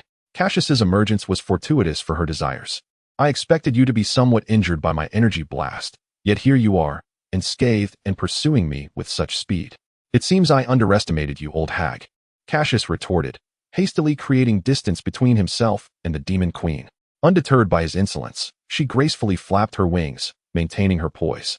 Cassius, I must admit, my appreciation for you grows ever stronger, she purred, licking her sensuous red lips, which only heightened Cassius's wariness. The aura emanating from the demon queen indicated that her power far surpassed his own. A moment's carelessness could lead to his swift demise. Damn it, why isn't this monster part of the narrative? Her strength could easily obliterate someone like Piccolo. With such power, she remains so understated. It appears this woman's cunning is unfathomable. Why so silent? Are you awestruck by my beauty? The demon queen chuckled softly, exuding an irresistible charm. Awestruck? Hardly. I'm merely contemplating my escape. Cassius grumbled internally, suppressing his irritation. He could only wonder if this ancient sorceress might lash out due to his flippant remarks. Patience brings peace. Retreating opens up vast horizons. I, Cassius, shall endure today. Cassius, dear, if you are willing to join my legion of demons, I can overlook your earlier disrespect. In fact, once you mature, I might even consider marrying you. The demon queen's words sent a chill down Cassius's spine, stirring turmoil within him. To be honest, gazing at her voluptuous figure, exquisite features, and flowing hair was undeniably captivating. Yet, the thought of a future bride who had lived for millennia, with peculiar predilections, and the prospect of transforming into a hideous demon was utterly repulsive to him. Cassius found himself wishing he could simply crash into a wall and end it all. How are you, Cassius? Have you given it some thought? You must understand that I am one of the most enchanting beauties in the demon realm. To marry me is a fortune you have accumulated over several lifetimes. You must contemplate this carefully. Confronted with the demon queen's teasing tone, Cassius felt an overwhelming sense of trepidation. Sister, I am still but a child. I beseech you. Spare me. Demon queen, I am still just a child. I implore you, spare me. Cassius whimpered, his youthful face appearing quite pitiful. Oh ho ho. Dear little brother Cassius, fret not. I have lived for so long. Waiting another decade or so is entirely feasible. Moreover, in human terms, is this not akin to a child bride? The demon queen casually gestured into the void, and Cassius immediately felt as though his body had been ensnared by an invisible force, rendering him immobile. What is this skill? Refusing to comply, Cassius struggled fiercely, attempting to free himself from the binding. Do not resist. This is my signature skill, the telekinetic lock, which you cannot hope to escape. Accept your fate and yield to your sister, she remarked, casting a languid glance his way. Wow, the demon lord is to be wed. Such monumental news. The surrounding demons whispered among themselves, astonished that their lord would choose to marry. You cannot do this. You are forcibly seizing a virtuous man. I will not accept this. This is illegal, Cassius exclaimed, his voice filled with indignation. At this moment, Cassius disregarded all decorum and unleashed a torrent of insults at the demon queen. Once you become part of my clan, I shall have my ways of ensuring your obedience. Rather than being angered by Cassius's insults, the demon queen found herself increasingly impressed by him. This only deepened Cassius's conviction that the demon queen belonged to the realm of the deeply perverse. Ah, dear sister, you must know that a forcibly twisted melon is never sweet. Cassius lamented in utter despair. He was genuinely frightened. The woman before him possessed peculiar inclinations, an audacious demeanor, and formidable power. He felt utterly desolate, burdened by his plight. Oh ho ho, I can already envision how powerful our offspring will be. At that moment, a circular object unexpectedly appeared in the sky. Upon noticing this, Cassius's lips curled into a faint smile. Is that so? Go ahead and laugh while you can. My long-awaited opportunity to escape has arrived. Observing the demon queen lost in her self-absorbed fantasies, Cassius discreetly tilted his head upward, his eyes widening as he gazed intently at the luminous moon. Indeed, it is the moon. As Cassius prepared to make a daring move towards the demon queen, he had already devised a plan. If he could not defeat her, he would simply stall for time until nightfall descended. As he underwent his transformation into a mighty great ape, augmented by a tenfold increase in strength, he thought to himself that even the demon king would be no match for him. Not even Raditz could withstand his power. Thus, Cassius deliberately prolonged the confrontation, employing his silence and audacity to stretch the time until nightfall. Little did the demon king, that ancient sorceress, realize that he had yet another transformation in store. For as a proud scion, he was far from deluding himself. With a primal roar that resonated through the night after absorbing ample moonlight, Cassius's physique underwent a profound metamorphosis, swiftly evolving into the colossal great ape. What manner of creature is this? Cassius's transformation utterly startled the demon king, compelling her to retreat hastily, maintaining a cautious distance. She could distinctly perceive that the mere waves of energy emanating from this beast were sufficient to send her demonic minions flying one by one. The oppressive aura exerted upon her made it exceedingly arduous to even flap her wings and maintain her balance. With a thunderous crash, Cassius's massive form landed heavily upon the ground, stirring clouds of dust into the air. His crimson eyes locked onto the demon king, and as his beastly maw opened, a tremendous red energy blast was unleashed. Faced with the onslaught of the great ape, the Demon King found herself devoid of strength to evade. She could only shield her head with her arms, bracing to absorb the impending energy assault. However, the might of Cassius's attack, amplified tenfold, was not so easily withstood. In an instant, the Demon King was propelled backward by the force of the red energy blast, her fate unknown amidst the ensuing explosion. "My Lord Demon King?" her minions cried. "Brothers, let us avenge our master. We fight." Upon witnessing the defeat of their leader, the foolishly loyal demons recklessly charged at Cassius. Such actions were undeniably irrational, bordering on suicidal. It must be understood that the tenfold increase in power following Cassius's transformation into the Great Ape was no trivial matter. Chapter 12. The golden-haired little lowly in the form of a colossal gorilla, Cassius's eyes glowed a fierce crimson, completely devoid of reason, just as before. He swung his massive fists with reckless abandon, wreaking havoc on everything around him.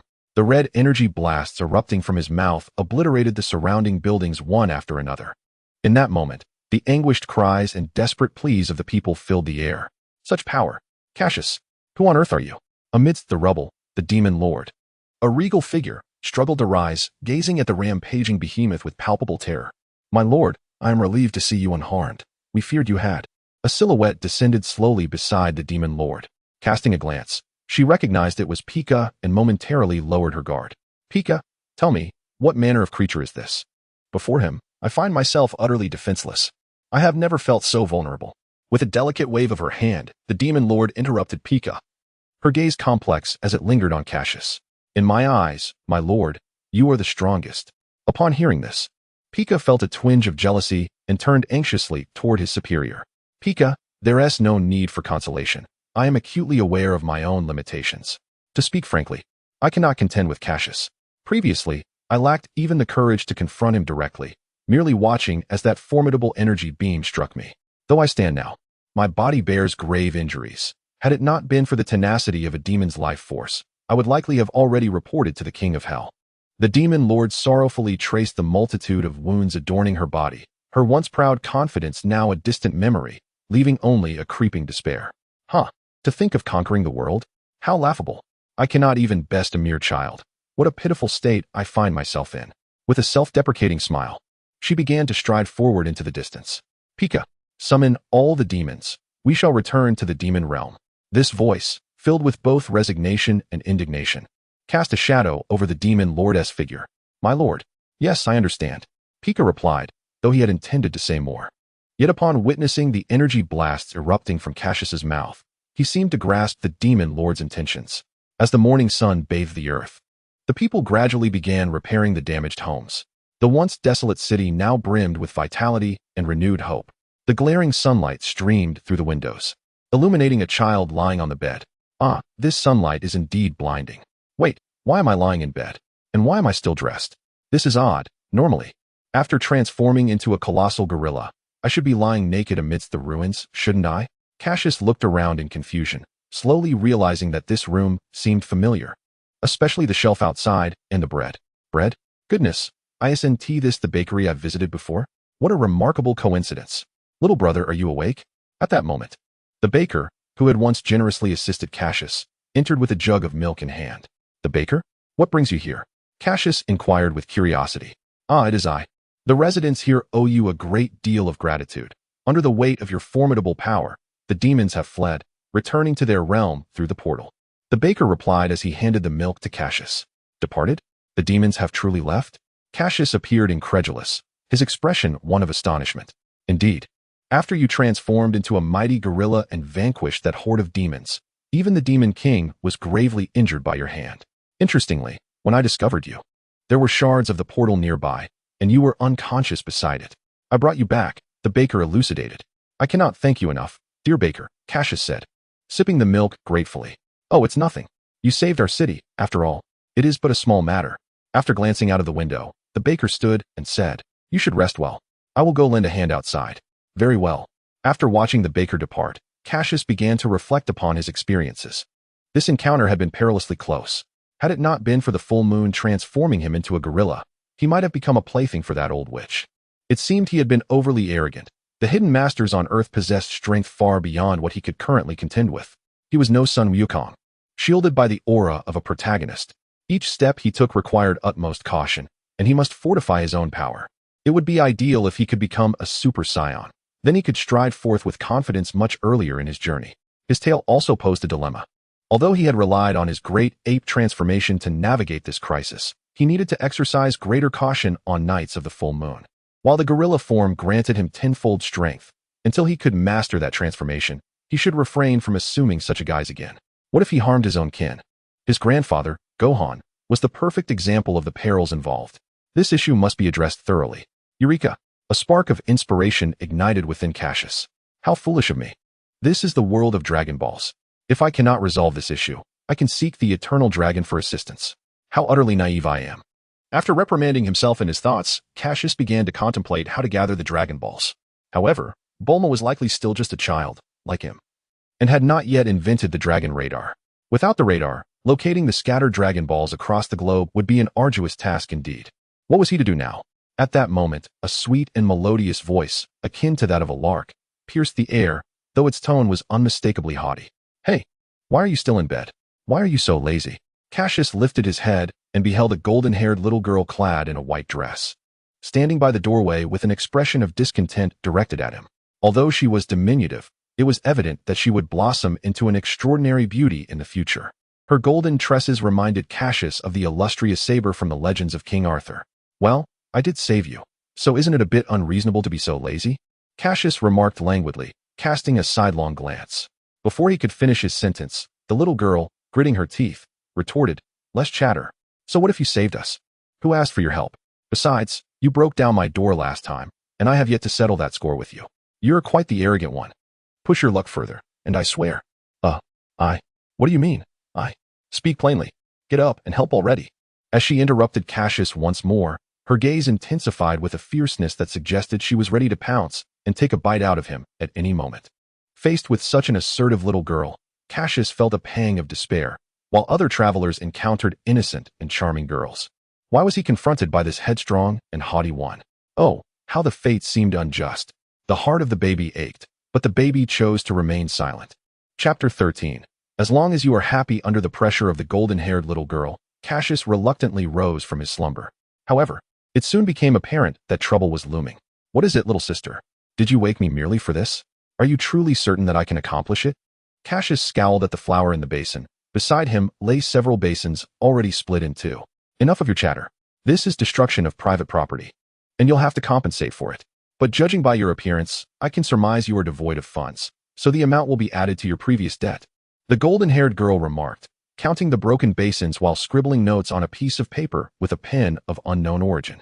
Cassius cast a sidelong glance. This little girl seems to have a knack for mathematics.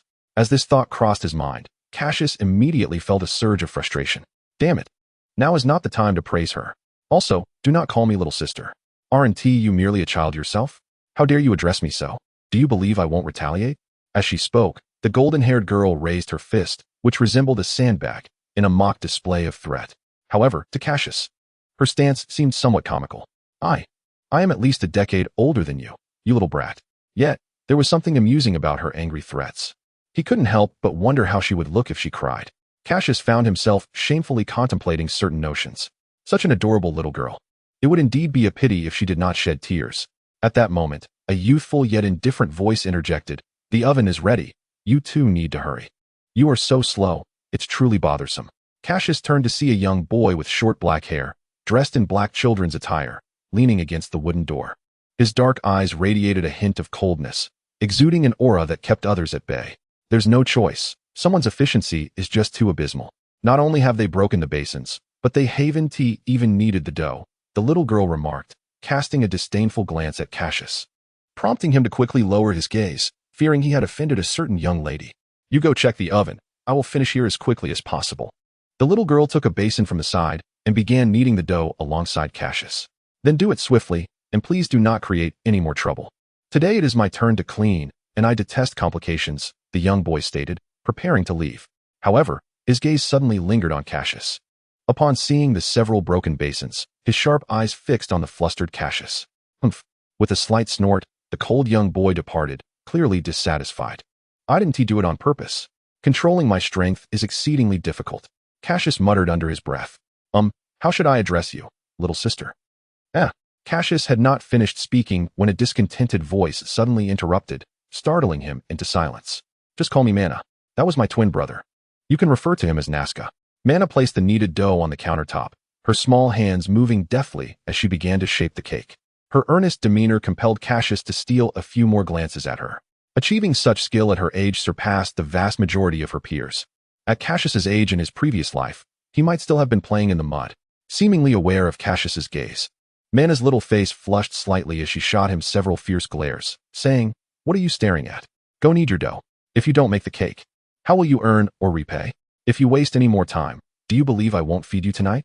She suddenly recalled how her mother had once threatened her in the same manner. "No, please don't," Cassius shamefully conceded. Scions feared nothing, except for the lack of food. "Wait, I am a scion. With one punch, I could defeat even a bear. I possess a combat power of around 100. Why should I fear a little girl who hasn't even grown all her hair?" This defied logic. After being pressured by the golden-haired little girl for an entire morning, Cassius finally received the treatment befitting a savior. The reason was quite simple. The bakery owner had returned from his morning outing. Upon witnessing his daughter Mana's treatment of her benefactor, he was instantly furious. The sight of the golden-haired girl receiving a scolding brought Cassius immense satisfaction. Yet, what astonished him most was that without a word, the bakery owner slapped his daughter Mana. This action left Cassius utterly dumbfounded. Mana, who had never faced such indignity before, was used to her father doting on her. How could he suddenly? Her little lips quivered, and tears as big as beans cascaded down her cheeks. The bakery owner, seeing this, offered no comfort or acknowledgement, instead dragging Nazca into the back room. Nazca glanced at his sister, remaining silent. He understood perfectly why their father acted this way. To protect them. Seeing her father not only refuse to console her, but also walk away made Mana cry even harder. Although Cassius felt a sense of satisfaction witnessing the little girl's comeuppance, seeing her red, tear-streaked eyes and the imprint of a slap on her cheek filled him with deep remorse. He felt an overwhelming sense of shame for his own actions. Mockery? Let that idea perish. He was nothing but a disgrace, a complete and utter failure. Moreover, the little girl had done nothing wrong, at such a tender age. She could not only make a cake, but did so with such finesse. Yet instead of receiving praise, she was met with a slap. Due to his actions, he was unexpectedly struck by the father who had always cherished him, undoubtedly feeling a profound sense of sorrow. At his age, he could hardly recall any peers exhibiting such maturity, capable of household chores. Though a bit prideful and slightly fierce, was this not entirely normal? For a girl of 6 or 7, exhibiting a touch of pride is indeed commonplace. Reflecting on this, Cassius felt an even greater pang of guilt. Without hesitation, he picked up a handkerchief from the table and approached the little girl. "I'm truly sorry," he said earnestly, extending the handkerchief toward her. However, she seemed unyielding, her tear-filled eyes glancing only briefly before she turned away, suppressing her tears, not wishing to reveal her distress to Cassius. Pride often accompanies such stubbornness. Her little mouth quivered as if she were on the verge of crying out loud. It's all right, it's all right." As expected, Cassius reassured himself internally, his mind racing for a solution. "Do you wish to soar through the skies like a bird?" How shameful, Cassius thought as he began to entice her. "Sir, fly?" Clearly. This time, the golden-haired little girl reacted. "Fly? Yes, yes, flying in the sky." After a moment of surprise, Cassius quickly changed his tone. "How do we fly?" Mana wiped away her tears, blinking her big, watery eyes, gazing at Cassius with confusion. "Okay." Curiosity successfully piqued. "We've hooked our target." Delighted in his thoughts, Cassius continued. "Of course, we fly like this." Saying so, he swiftly lifted the girl into his arms, firmly pressing his feet to the ground. With a flourish of his magic, Cassius soared into the sky. This sudden action startled the little girl, prompting her to scream. It's all right. Calm down and look carefully. Are we not already in the sky?" Floating midair, Cassius held the girl tightly, offering reassurance. As Mana slowly opened her eyes, realizing they were indeed in the sky, a glimmer of joy flickered within her. "Incredible, we are truly in the sky." "Cassius, haha, you're amazing." Hearing her melodious laughter, reminiscent of bells, Cassius found himself smiling alongside her, inexplicably joyful. Maneuvering his body sideways, Cassius allowed Mana to sit on his back, gripping her tightly to ensure she wouldn't fall. "Hold on tight, we're going for a spin." Noticing her small hands clutching his clothes, Cassius accelerated, darting around the city in exhilarating loops. Wow. Faster. Cassius, even swifter. Haha. Listening to that melodious laughter, perhaps to atone for the guilt within, or perhaps to fulfill the desires of a child, Cassius quickened his flight. "Mana," he He seized the opportunity to inquire. The girl responded, waving her delicate little hand. I am truly sorry for what happened earlier. Because of me, you not only faced your father's reprimand, but also received a slap. I apologize. Cassius. Mana pondered for a moment before asking. Yes, I am here. He. As long as you bring me along for all your future adventures, I shall forgive you. As she gazed at the scenery rushing by, her eyes sparkled with delight, reminiscent of crescent moons. She adored the sensation of the wind tousling her hair. All right then. With both hands securely gripping the girl once more, Cassius prepared to expand their range of exploration. Little tyke, I can handle this. Chapter 14. Missed opportunities as the seasons transitioned from spring to summer. Autumn to winter. 5 fleeting years passed in the blink of an eye. After this span, Cassius had transformed from a mere child into a charming young man of approximately 1.50 meters. For various reasons, he had taken residence in the home of the bakery's proprietor, an arrangement that seemed inexplicable, yet he remained there for 5 years. The happiest of all was Mana. Ever since Cassius had taken her on a delightful aerial journey, she had developed a fondness for the sensation of flight. Whenever the day's chores at the bakery were completed, she would insistently urge Cassius to take her out for a joyride. Cassius, too, kept himself occupied. Aside from his training, he assisted at the bakery, engaging in tasks such as baking bread and spreading cream. It is worth mentioning that these skills were acquired under the gentle coercion of a certain golden-haired little girl. In contrast to the desolate city of 5 years prior, the current urban landscape was bustling with life. The population had increased significantly, and the city itself had expanded considerably. Cassius, wake up. Did you not say you would return home today to see your brother? The melodious voice, reminiscent of a lark, roused Cassius from his slumber. Embracing the lethargy characteristic of someone with a severe case of laziness, he merely pulled the covers over himself and attempted to drift back to sleep. However, the voice's owner seemed unwilling to relent. A pair of delicate hands stealthily slipped under the blanket and then abruptly yanked it away, revealing Cassius's rather unseemly sleeping posture. Oh, it's you, Mana. Good morning. Yawning, Cassius lifted his head, blinking sleepily at her. Clad in a white sundress, her golden hair glimmered in the morning light. Her exquisite features and fair complexion suggested that, despite her youth and still maturing form, this girl would undoubtedly blossom into a beauty in the years to come. Cassius, did you not say you would return home today to see your brother? Why are you still in bed? Do you plan to forgo your visit? Mana cast a few glances at Cassius, her expression tinged with displeasure. Ah, indeed. He had almost forgotten. Upon realizing this, Cassius sprang out of bed. 5 years had elapsed, and if he did not return soon, he would miss the fateful encounter between Bulma and Goku. That simply could not happen, for he intended to accompany them in their quest for the Dragon Balls. In comparison to their whimsical wishes, his own request was of paramount importance. He sought to wish for the ability to control his transformation into a great ape, a concern that had caused him considerable distress. On the night of each full moon, Cassius was compelled to remain indoors, avoiding the outside world. He feared that should he catch sight of the moon, he might uncontrollably transform, losing his wit and causing widespread destruction. The thought of inadvertently ravaging the city or harming innocent lives was a cost he could not afford. Despite the rigorous training that Cassius had undergone over the past 5 years, significantly strengthening his willpower, he still hesitated to transform into a great ape and test his ability to control that formidable form. The devastation he had witnessed in the city remained vividly etched in his memory. Cassius, Mana gently brushed a loose strand of hair behind her ear and spoke softly. What is it? Cassius glanced at her, his brow furrowing in confusion. He was accustomed to Mana entering his room without hesitation. Although his sleeping posture left much to be desired, at least his attire was respectable. In summer, he would simply turn on the air conditioning, while in winter, he persisted in wearing summer clothing. The temperature was entirely inconsequential to him. It's just that I saw on television yesterday that the World Martial Arts Tournament is set to take place in a year, with a prize of 10 million. Mana said, casting a furtive glance at Cassius as she tentatively probed. At that moment, Cassius thought, if you're so strong, why not participate? With your abilities, securing 10 million should be within reach, right? Mana, are you serious about the World Martial Arts Tournament being held in a year? Cassius's expression grew tense, and he nearly leapt from the bed. He couldn't help but feel anxious.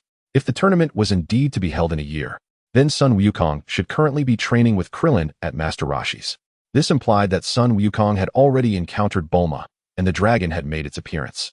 He had completely missed a crucial narrative arc and an opportunity to make a wish. Yes, it's definitely happening in a year. I can't be mistaken, Mana replied. Her gaze fixed curiously on Cassius, bewildered by his reaction. Mana, Was there ever a time during the day when it suddenly turned dark? Cassius asked, a hint of hopefulness in his voice and urgency in his demeanor. After a brief contemplation, Mana responded, yes, there was. I even thought about calling you out to sea, but you seemed to be asleep, so I didn't want to disturb you. Asleep? Oh dear. My laziness has truly led me astray. This is a severe loss, Cassius lamented. Then his gaze turned oddly toward Mana. When did this headstrong girl become so considerate? Not disturbing me while I slept? You must be jesting. You choose not to disturb me when it's crucial, yet do so at inopportune times. This is simply outrageous. Upon reflection, Cassius still believed he had a chance. Given his current strength, if he could acquire the dragon radar from Bulma, he could collect all the Dragon Balls within a month, or perhaps even sooner. Cassius. Mana observed him intently, her eyes curving into crescent shapes as she spoke bashfully. If you participate in the World Martial Arts Tournament and win 10 million, I might consider becoming your fiancée. As the words fell, the girl's delicate face flushed crimson, a fleeting shyness flashing across her features. What? A fiancée? Surely this cannot be true. At that moment, Cassius was utterly taken aback by Mana's declaration, his mind a blank canvas, a buzzing sound echoing within, leaving him momentarily dumbfounded. Hey, Cassius, could you please say something? The girl's face was aflame, her small hands tightly clutching the hem of her dress. Her trembling form betrayed the turmoil within her heart. In her gaze directed at Cassius, there was tenderness, hope, and anticipation. You fool, just speak already. Do you have any idea how much courage it took for me to voice that? You idiot. Big idiot.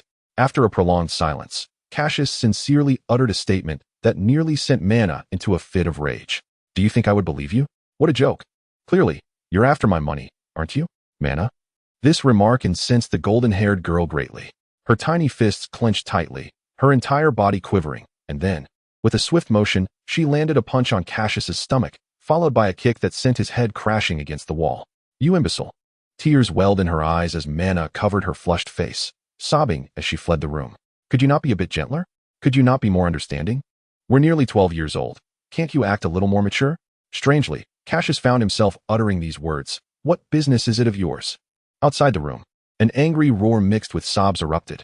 Meanwhile, the bakery manager, preoccupied with work, could only chuckle helplessly, shaking his head before returning to his tasks.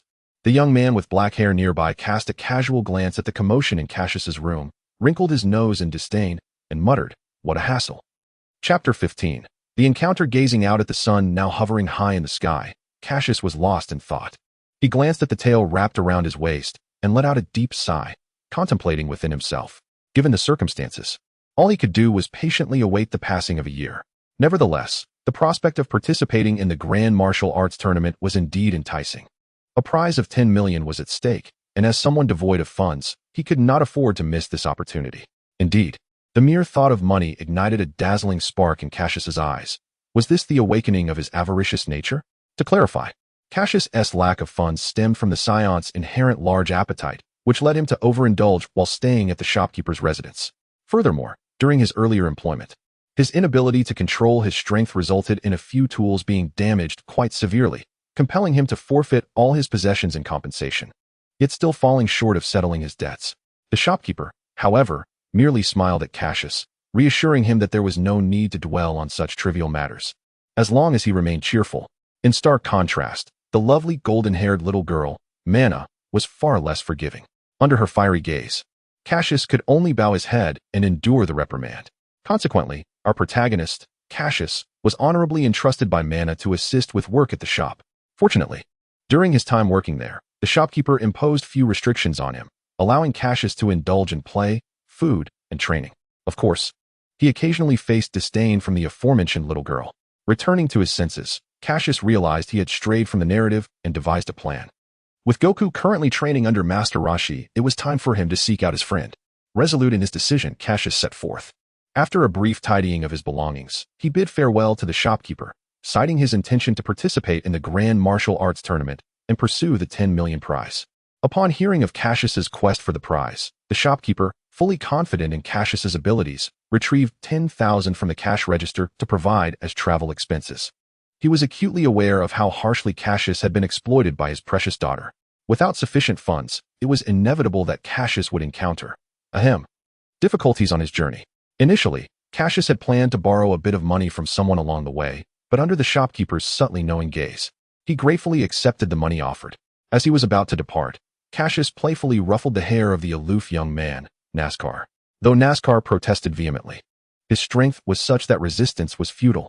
With NASCAR's murderous glare fixed upon him, Cassius departed with a smile. However, just as Cassius was about to soar into the sky, the voice of the young NASCAR reached him. "Aren't you going to say goodbye to Mana?" Prompted by NASCAR's words, Cassius indeed considered the notion of bidding farewell. Yet, upon recalling Mana's furious expression from that morning, the idea was swiftly dismissed from his mind. Whether to go or not makes no difference. "Farewell, little rascal." Casting a glance at the still-closed window, Cassius shook his head, soared into the air, and vanished into the distance. Is that so? That truly presents a conundrum. Observing the direction in which Cassius had disappeared, and then glancing at her twin sister, who was gazing blankly at the sky, Nazca's expression grew increasingly frigid. "Foolish Cassius. Wretched Cassius. You scoundrel." As she watched the receding figure, tears began to cascade from Mana's beautiful eyes. Perhaps Cassius remained oblivious to the fact that this incident would bring him considerable suffering in the future. On Turtle Island. At this moment, the young Goku was engaging in training under Master Roshi, much like in the original tale, alongside the bald-headed Krillin. Tasks such as digging holes with bare hands and delivering milk over great distances had become a norm. Originally training diligently on the Bowsy Mountain, Goku's path intertwined with that of Bulma, the genius girl. However, upon revealing her gender and following Cassius's prior instructions, Goku, without hesitation, accompanied Bulma away from Bowsy Mountain, embarking on a quest to seek the Dragon Balls. Nonetheless, due to Cassius's influence, Goku's strength had vastly surpassed what was depicted in the narrative. What was initially a perilous journey in search of the Dragon Balls transformed into an extraordinarily smooth endeavor, bolstered by Goku's formidable prowess. It could be said that he was a force to be reckoned with, annihilating any adversary that stood in his way. His prowess was such that gazing upon him caused one's eyes to gleam with awe. However, upon encountering Master Roshi, the scenario diverged from the original tale. It was Roshi who proactively offered to take Goku as his apprentice. Naturally, Goku, already possessing considerable strength, was reluctant, yet upon witnessing Roshi's signature technique, the Kamehameha, he promptly submitted to his tutelage, proudly becoming a disciple of the Turtle School. It is not difficult to predict the outcome. A martial arts enthusiast, Goku found himself irresistibly drawn to the allure of new techniques. Especially at such a tender age, he was easily captivated. However, after several weeks of intensive training under Master Roshi, the already formidable Goku discerned something amiss. He realized that his strength had not progressed at all, while his training partner Krillin exhibited significant improvements. This led Goku to question Master Roshi's training methods, pondering whether perhaps he was too extraordinary for them to be effective. It is understandable that Goku harbored such thoughts. With Son Gohan's assistance, Goku's foundational martial arts training was already exceptionally solid, not to mention the influence of Cassius. Unbeknownst to the unawakened Goku, he had long surpassed the need for foundational training, capable of defeating Master Roshi without breaking a sweat. However, due to his lack of mastery over Chi, the young Goku foolishly believed that Master Roshi's strength was unfathomable and beyond his simple defeat. Upon realizing that the training methods of the Turtle Hermit were ineffective for him, the innocent and sincere young Goku candidly conveyed this to Master Roshi. After assessing Goku's abilities, Master Roshi was profoundly astonished, marveling internally at Goku's extraordinary talent in martial arts, a rare find in a century. Ultimately, left with no other recourse, Master Roshi decided to leave Goku alone on the small island to train. This was fortuitous, as Goku, who had been practicing the Turtle School's Kamehameha, began to faintly sense the existence of Chi. At this moment, he was perfectly positioned to harness this peculiar power, thereby augmenting his strength. One day, while training in Chi on the island, Goku suddenly detected a powerful presence rushing towards him. Surprised, he instinctively prepared for battle. To his astonishment, a gigantic crab emerged from the horizon. Recalling Cassius's advice about seizing the initiative when it comes to food, Goku swiftly assumed the stance for the Kamehameha. With a mighty shout, he unleashed the Kamehameha. A colossal light blue energy beam surged towards the giant crab. Goku had calibrated his power meticulously. This Kamehameha would merely incapacitate the crab, ensuring it would not be obliterated. After departing from Mana's residence, Cassius began inquiring about Master Roshi's island. After an extensive search yielded no results, he grew bored and ventured to the seaside, intending to catch some large fish, crabs, and lobsters for a barbecue. However, as he emerged from the water, Clutching a crab of approximately 5 meters in size, he suddenly sensed a powerful energy emanating from the southern direction. Embracing a fortunate curiosity, he decided to investigate, hoping to find Goku, and flew towards the source of the energy, crab in tow. After flying for several minutes, Cassius spotted a small island in the distance. Just as he prepared to accelerate, a light blue energy beam shot towards him with alarming speed. Although taken aback by the sudden attack, his instincts kicked in, prompting him to react. Gripping the crab with one hand, he unleashed a dazzling burst of energy with the other, engaging the incoming light blue energy beam in a fierce clash. With a tremendous explosion generating a wave, Cassius propelled himself to hover above the island. Infuriated, he intended to confront the assailant when a figure with a distinctive tuft of hair came into view. Rather than easing his anger, this only intensified it further. Son Goku, is this how you choose to welcome me? Chapter 16. A Brawl. Son Wukong. Is this how you welcome me? Cassius roared, glaring at Son Wukong on the island. Taken aback, Son Wukong blinked, scrutinized Cassius, and then, with a dazed expression, inquired, "Who are you?" Upon hearing this, Cassius gritted his teeth in frustration. His anger boiling as he envisioned stripping Son Wukong of his skin and tossing him into a hot oil bath for a thorough frying. Yet, despite the multiple angry lines forming on his forehead, Cassius, as a younger brother, chose to embody the virtues of respect for elders and kindness. Deciding not to stoop to the level of his oblivious older brother, "I shall endure," though he thought this internally. His words took a rather different turn as they escaped his lips. "It's me, Cassius. You foolish, clueless buffoon." Son Wukong lifted his head, examining Cassius closely. His initial wariness dissipated upon noticing the tail coiled around Cassius's waist. "Oh, it's just you, Cassius. For a moment, I thought you were some crab monster." Son Wukong, with his endearing naivety, plopped down on the sandy ground and continued, "Brother, it's been a while." "Indeed, it has been a long time," Cassius replied absent-mindedly, only to suddenly realize something important that he had forgotten. With a decisive motion, he discarded the large crab to the side and delivered a powerful punch to Son Wukong's head. What? What was that for? Don't think this matter is settled. You are the one who blasted your own brother with a ki blast, you scoundrel. Don't act so nonchalant," Cassius exclaimed, irritation evident in his tone. Perhaps out of shame, Son Wukong did not evade Cassius's punch. "Ouch, that hurts. I'm sorry, brother, I didn't mean to. I truly apologize." He exaggeratedly cradled his head, resembling a wronged spouse, his face conveying a pitiful expression. Fine. Seeing you like this, I can't bring myself to punish you further." Cassius, with a disdainful glance at Son Wukong, dusted off his clothes. "Hey, Cassius, can I eat that crab?" "I'm quite hungry," Son Wukong asked, eyeing the large crab behind Cassius and swallowing nervously as he glanced at his fierce brother. That. Sure," Cassius replied, glancing casually at the crab. "Oh yay," Son Wukong exclaimed, joyfully leaping up and rushing toward the crab. Amused by Son Wukong's exuberance, Cassius smirked slyly, his expression turning serious as he uttered a few words. "However, you must cook the crab, and I want half." Initially, the innocent-minded Son Wukong pondered what the matter could be, but upon hearing the request, he eagerly agreed. Truly, Son Wukong's simplicity is remarkable. Yet, as his brother, Cassius felt a sense of happiness.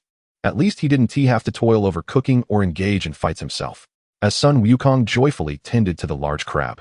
His innocent and endearing demeanor prompted Cassius to reflect inwardly. "Ah, dear brother, have you fared well in these years?" Son Wukong inquired while managing the crustacean. Upon hearing this, Cassius was instantly flooded with vivid memories. The moment he inadvertently applied too much force and shattered the oven, prompting a golden-haired little girl to erupt in furious indignation. The blissful expression on his face while savoring a cake made by that same golden-haired girl, her smile radiant, her eyes crescent-shaped with delight. Cassius reminisced about his time spent in Mana's home, a period filled with laughter and joy, albeit occasionally marred by awkward moments. "Ah, life has been rather pleasant, brother," he replied, a nostalgic smile gracing his lips. "Is that so? That's wonderful," Son Wukong responded, visibly relieved by Cassius's answer. This reaction left Cassius momentarily bewildered. What is happening?" Son Wukong's face bore such an expression. Could it be true? Was it perhaps due to my presence? Cassius pondered in astonishment. In truth, Cassius's musings were indeed accurate.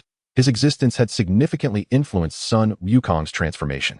In the original tale, Son Wukong lived a solitary life in his youth, unlike now, where he had Cassius to grow up with, share meals, play, and cultivate alongside. Furthermore, during their time together, Cassius had fully embraced his role as a chronic sloth, which led the naive Sun Wukong to assume the responsibilities of an elder brother, caring for Cassius in every aspect. Harboring a deep-seated fear that he might not manage well alone after Cassius's departure. This profound concern was why Sun Wukong released a breath of relief upon hearing Cassius's somewhat nostalgic affirmation that life had treated him well. A short while later, by the beach, beside a crackling fire, the two young men with disheveled hair were enthusiastically tearing into the crab meat, relishing the experience. "So, brother, how did you find your way here?" Sun Wukong innocently asked while munching on a crab leg. "I was at the seaside, intending to catch crabs, when I suddenly sensed a formidable chi, which compelled me to fly over with a curious disposition.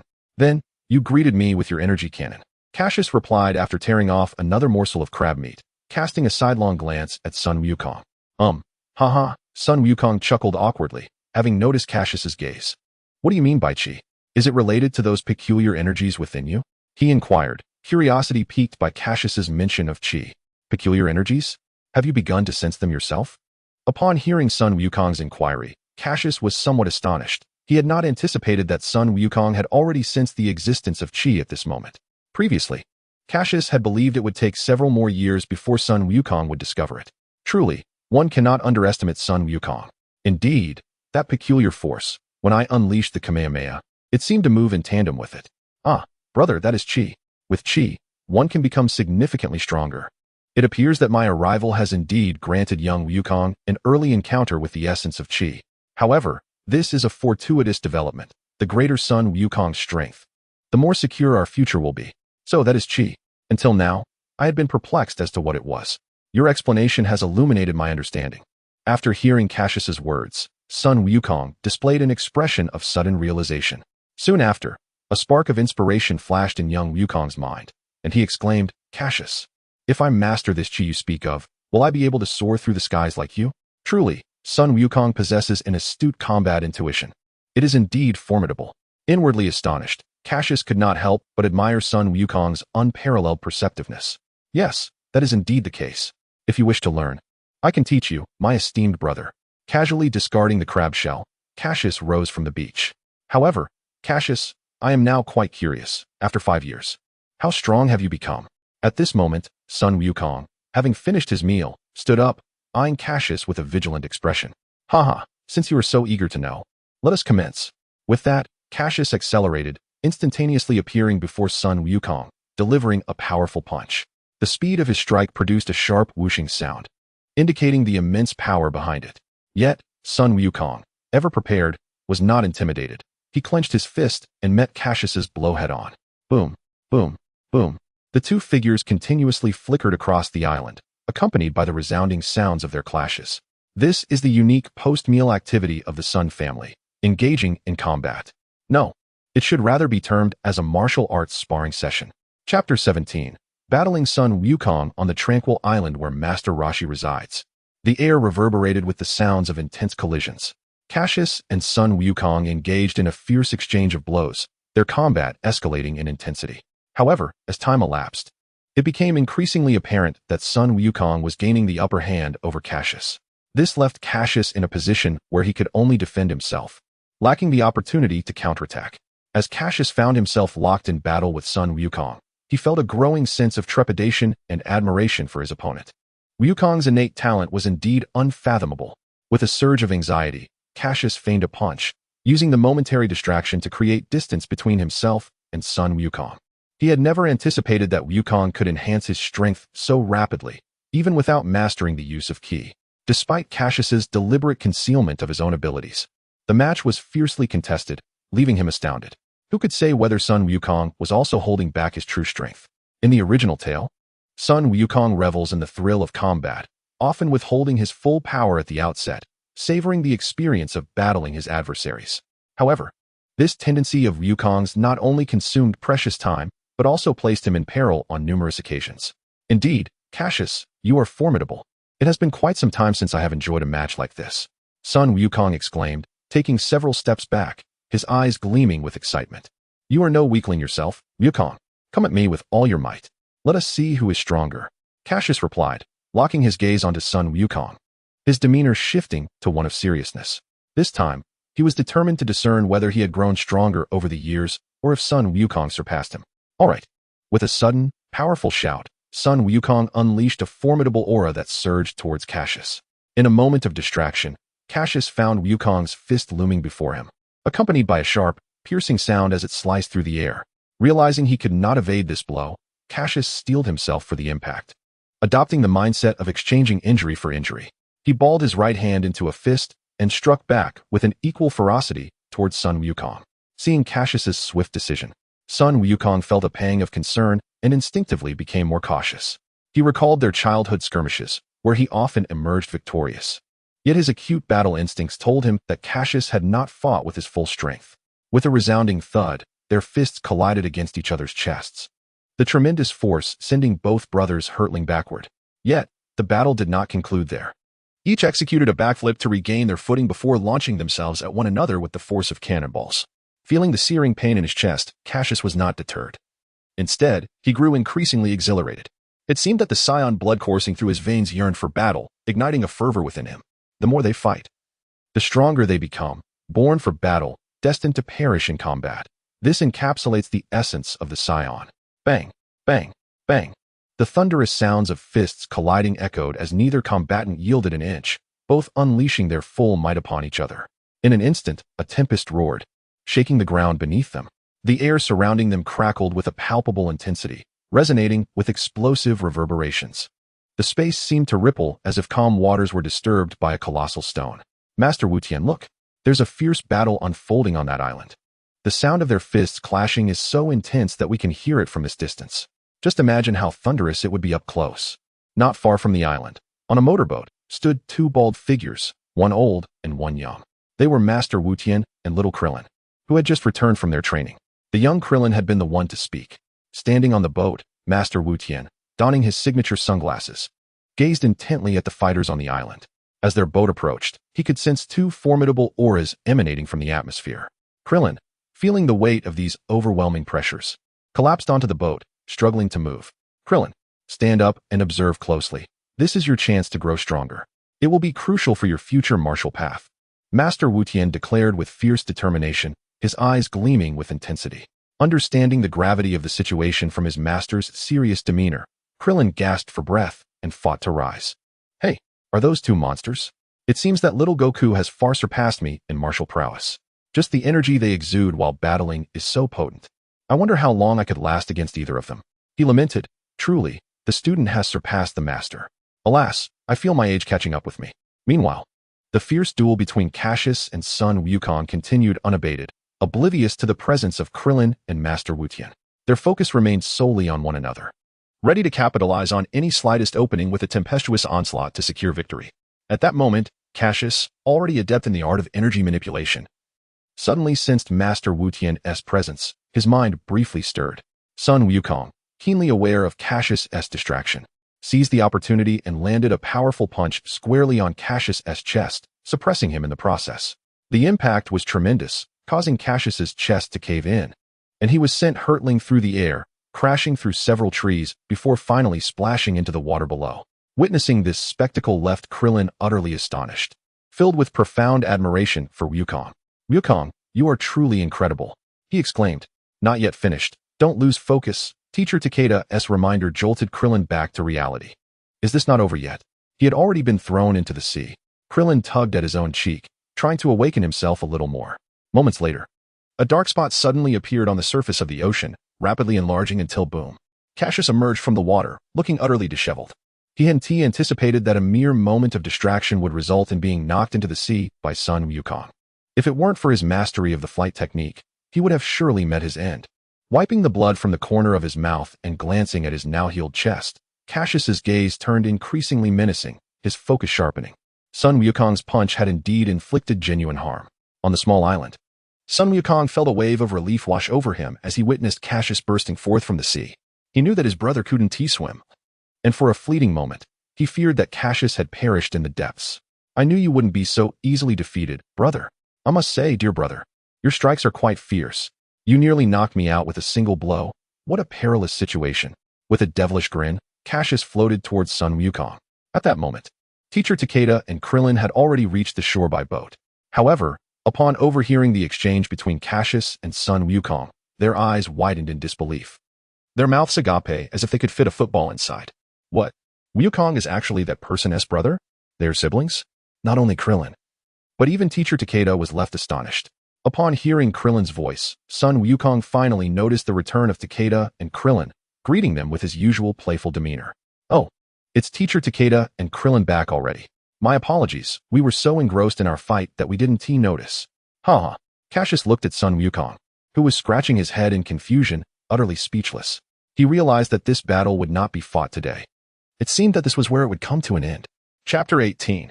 Introducing Qigong to son Wukong and Krillin. Greetings. I am Cassius, son Wukong's younger brother. Cassius smiled as he greeted Master Roshi and Krillin. Ah, such a polite child, remarked Master Roshi. I am Master Roshi, Wukong's mentor, and this is my disciple, Krillin. Hello. Krillin, Cassius said, filled with reverence for the future strongest earthling. Why, you're really Wukong's brother? Krillin stammered after a brief pause. Although surprised by the question, Cassius affirmed, indeed. I am Wukong's true brother. Look, we both possess tails. He gestured to the tail wrapped around his waist, a testament to his kinship with son Wukong. That does seem to be the case. You both have tails, Krillin conceded, growing more convinced. However, after glancing at son Wukong and then back at Cassius, he questioned, if you are Wukong's brother, then why are you taller than him?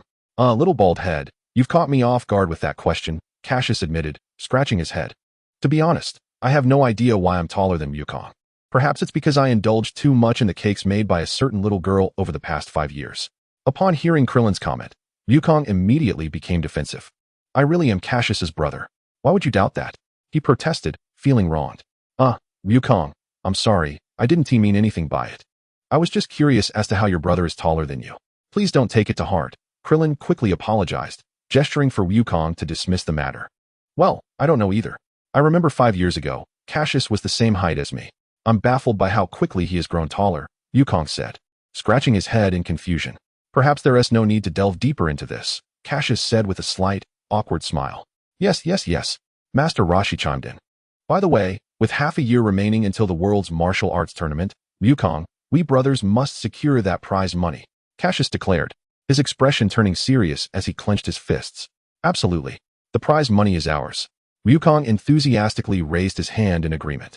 This scene caused Master Roshi to break into a cold sweat, contemplating that with these two prodigious brothers participating, he likely stood no chance of winning the prize. Cassius, could you tell me how you both became so strong? And, could you teach me how to fly? Krillin asked, somewhat bashfully, before earnestly adding, I beg of you. It is no wonder that Cassius understands the allure of flight. It is a profound temptation for everyone, not just Krillin. Who among us does not harbor a dream of soaring through the skies? Even Cassius is no exception.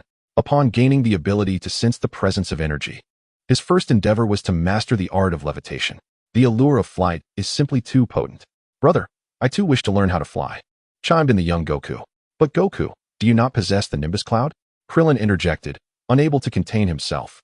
Yet, I feel that flying on my own is an entirely different sensation from riding the Nimbus, young Goku replied. Cassius, upon hearing Goku's words, felt quite helpless.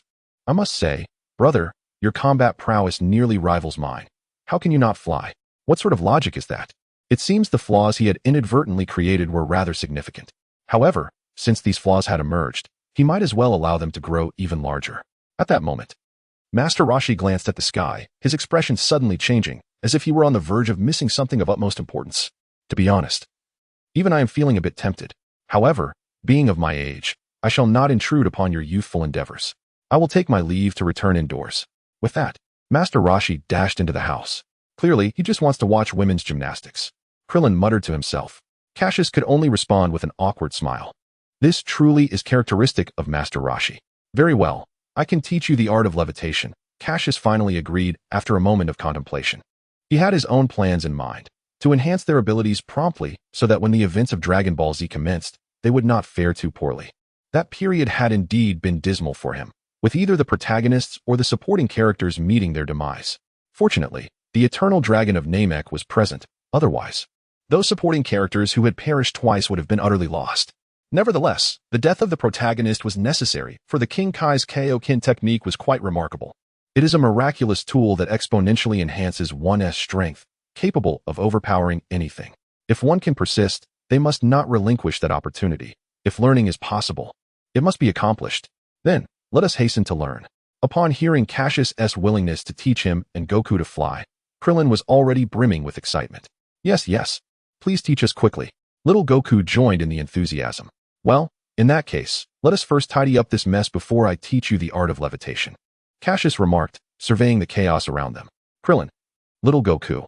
Before long, the area, previously ravaged by the skirmish between young Goku and Cassius, was restored to order through the efforts of the three. Cassius gazed at the two individuals seated across from him and pondered for a moment before speaking.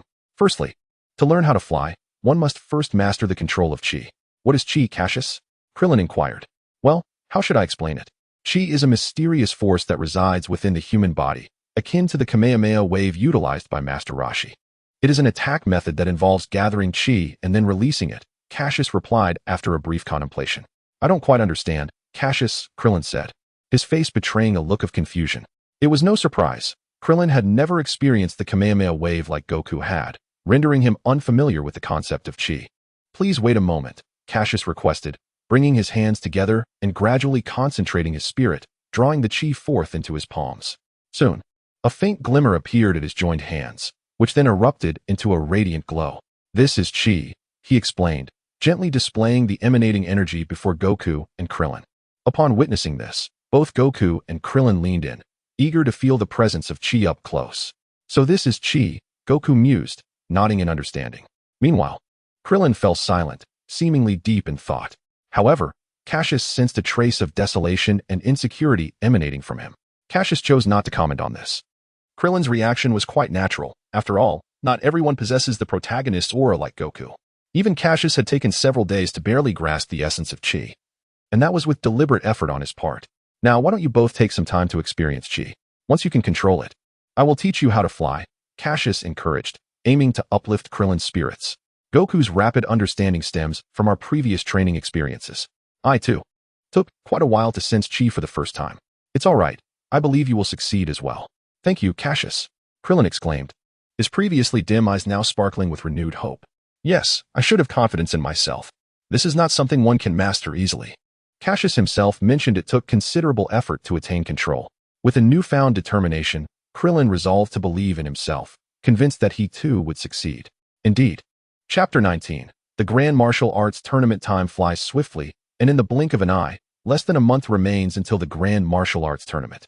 Prior to this event, little Goku, who had been learning the control of energy and the art of flight under the tutelage of Cassius, made remarkable progress.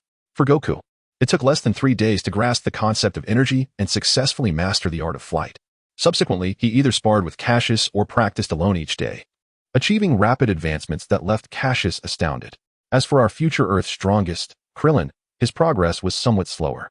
Despite Cassius's guidance, his unfamiliarity with the concept of energy hindered his training speed. However, after a fortnight, little Krillin finally managed to master the art of flight and successfully executed the Kamehameha wave, albeit with limited power. On this day, Cassius and the others were preparing their belongings to set off for the Grand Martial Arts Tournament. This tournament is regarded as a grand assembly for martial arts experts on Earth. Not only does it determine who reigns as the strongest, but it also offers substantial monetary rewards. From the original narrative, it is evident that even after Goku's demise, Chi-Chi managed to sustain herself for quite some time, largely due to the tournament's prize money. It appears that after Goku triumphed over Piccolo Jr., he immediately used his winnings to marry Chi-Chi, leading to several years of blissful life together. However, the original text records only 3 instances of the Grand Martial Arts Tournament. The first saw Master Roshi emerge victorious. Although it is said that Goku devoured the prize money in a single meal, a claim that seems exceedingly exaggerated. How could 10 million be consumed in one sitting? The second tournament ended poorly for him, as he succumbed to Tenshinhan due to a stroke of bad luck. Following that was the battle against Chi-Chi, culminating in their marriage. Then, Cassius, since we can fly, why do we still plan to take a plane to the tournament? Wouldn't it be swifter to fly directly? Krillin inquired, puzzled while packing his belongings. Little bald head, how could I possibly tell you that I've lived for over 20 years without ever boarding a plane? Just experience the flight with me, Cassius retorted. You guys can fly, but I can't. Krillin shot back at Master Roshi's admonishment. Who taught you to prioritize watching women's gymnastics over learning? Master Roshi snapped at little Krillin. Krillin, what are you mumbling about? Hurry up and pack your things. Master Roshi bellowed, noticing Krillin's murmurs. Even in such a low voice, he can hear me. I suppose I should keep my distance next time, Krillin thought to himself, sticking out his tongue at Master Roshi. This little rascal, truly disrespectful to the elderly. After muttering a few more words, Master Roshi resumed watching his gymnastics. Cassius, observing this scene, could only manage an awkward smile. To be honest, he found himself aligning with little Krillin on this matter. Respect for the elderly? Oh, you old pervert. Oh, by the way, Wukong, I heard you met a girl named Bulma, right? Cassius remarked, casting a glance at Wukong. Yes, indeed. She's the one who helped me leave the Baozi Mountain. What is up? Do you need something from her? Wukong responded, a hint of curiosity in his voice. Nothing much.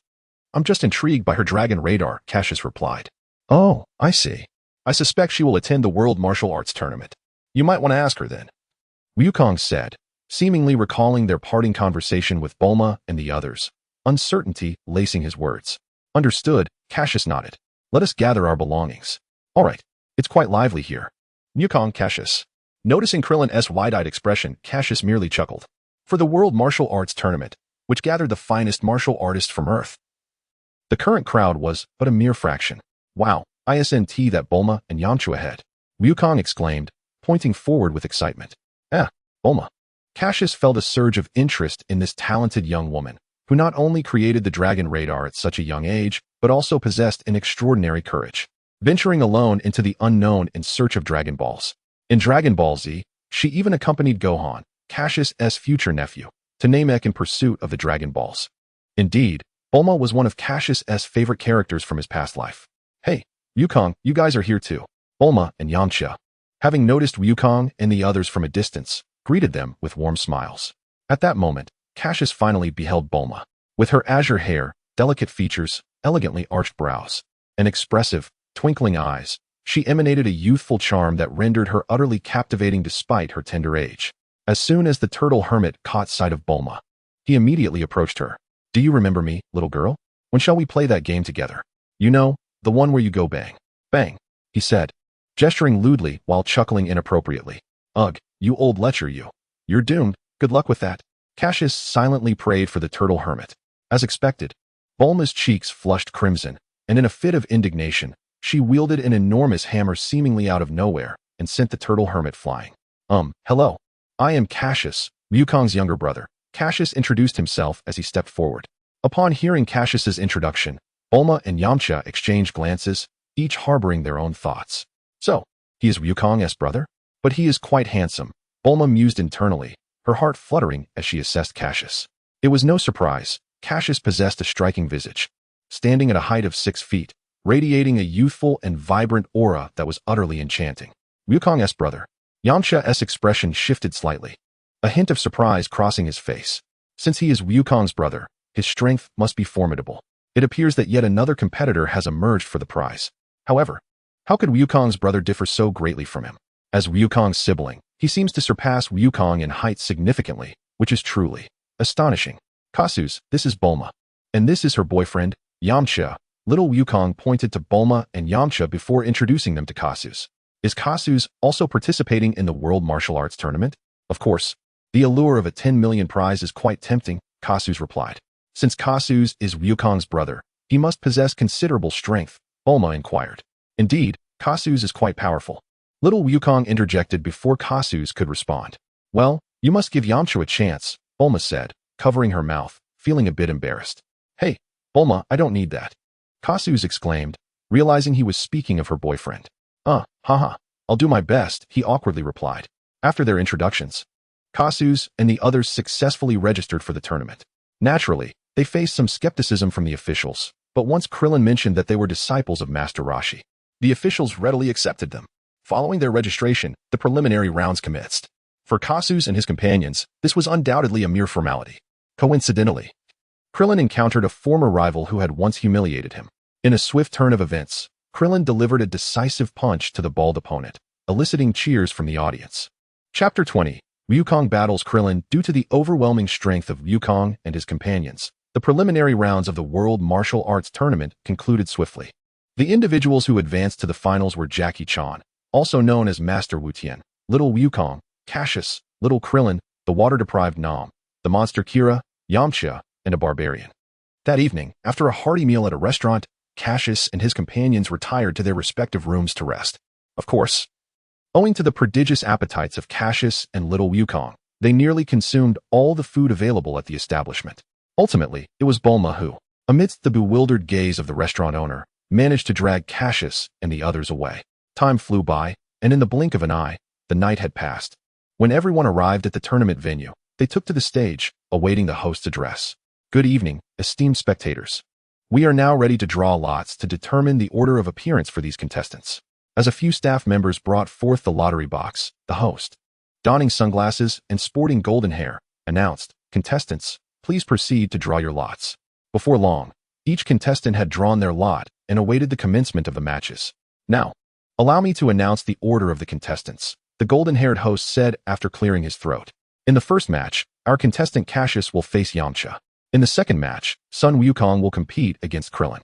The third match will feature the monster Kira against the barbarian. Finally, in the fourth match, Jackie Chan will take on Nam." Having completed the announcement of the match order, the host proclaimed with great enthusiasm, "Now, let the finals of the World Martial Arts Tournament commence. Please welcome our contestants Cassius and Yamcha to the stage." "Well, facing Wukong's brother right off the bat. What terrible luck I have," Yamcha lamented as he walked onto the stage, a look of resignation upon his face. "Yamcha, you can do it. You must win," cheered his pet and Bulma, rallying support for him.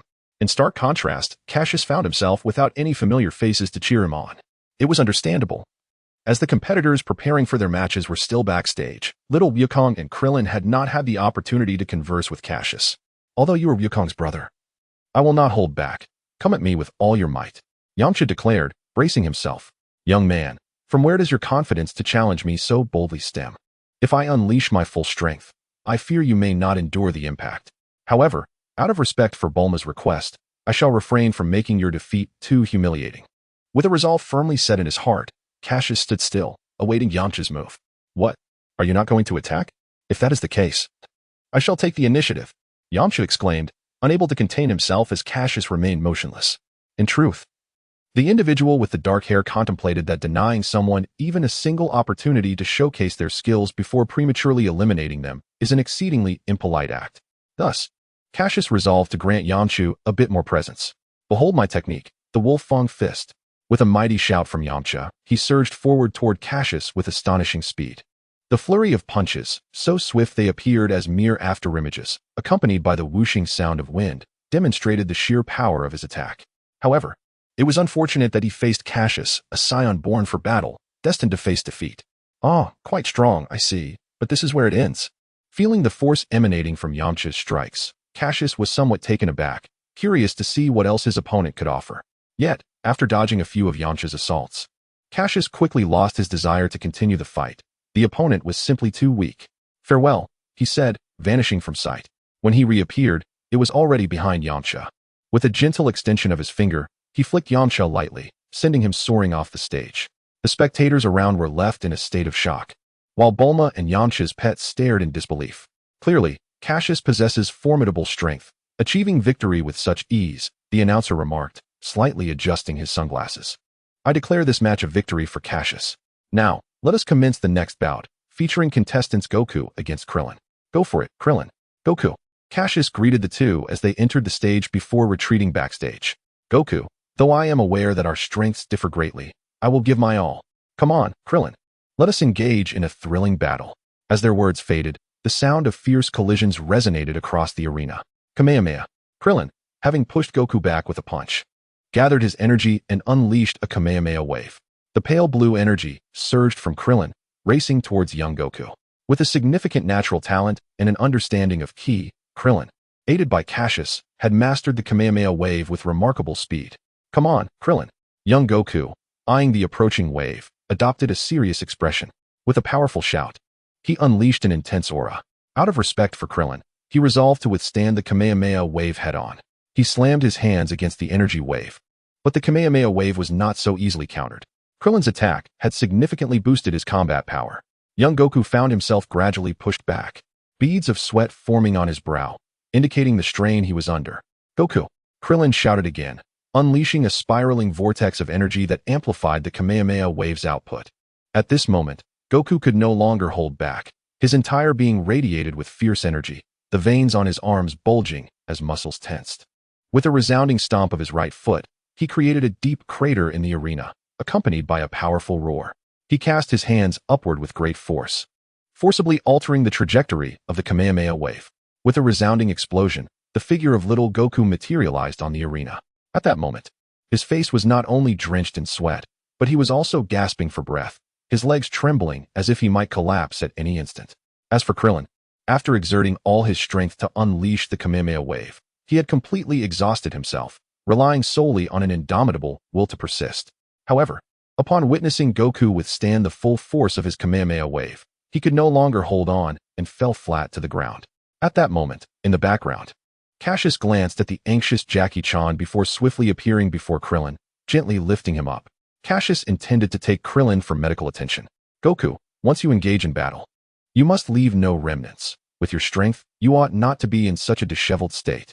With this remark, Cassius took Krillin back to the backstage, leaving little Goku alone, bewildered on the arena. In truth, Cassius had not anticipated that the confrontation between Goku and Krillin would conclude in such a manner, nor did he foresee the immense talent Krillin possessed. Truly, it must be said, he is destined to be the strongest human on Earth in the future. Cassius murmured quietly before Goku, with labored steps, returned backstage.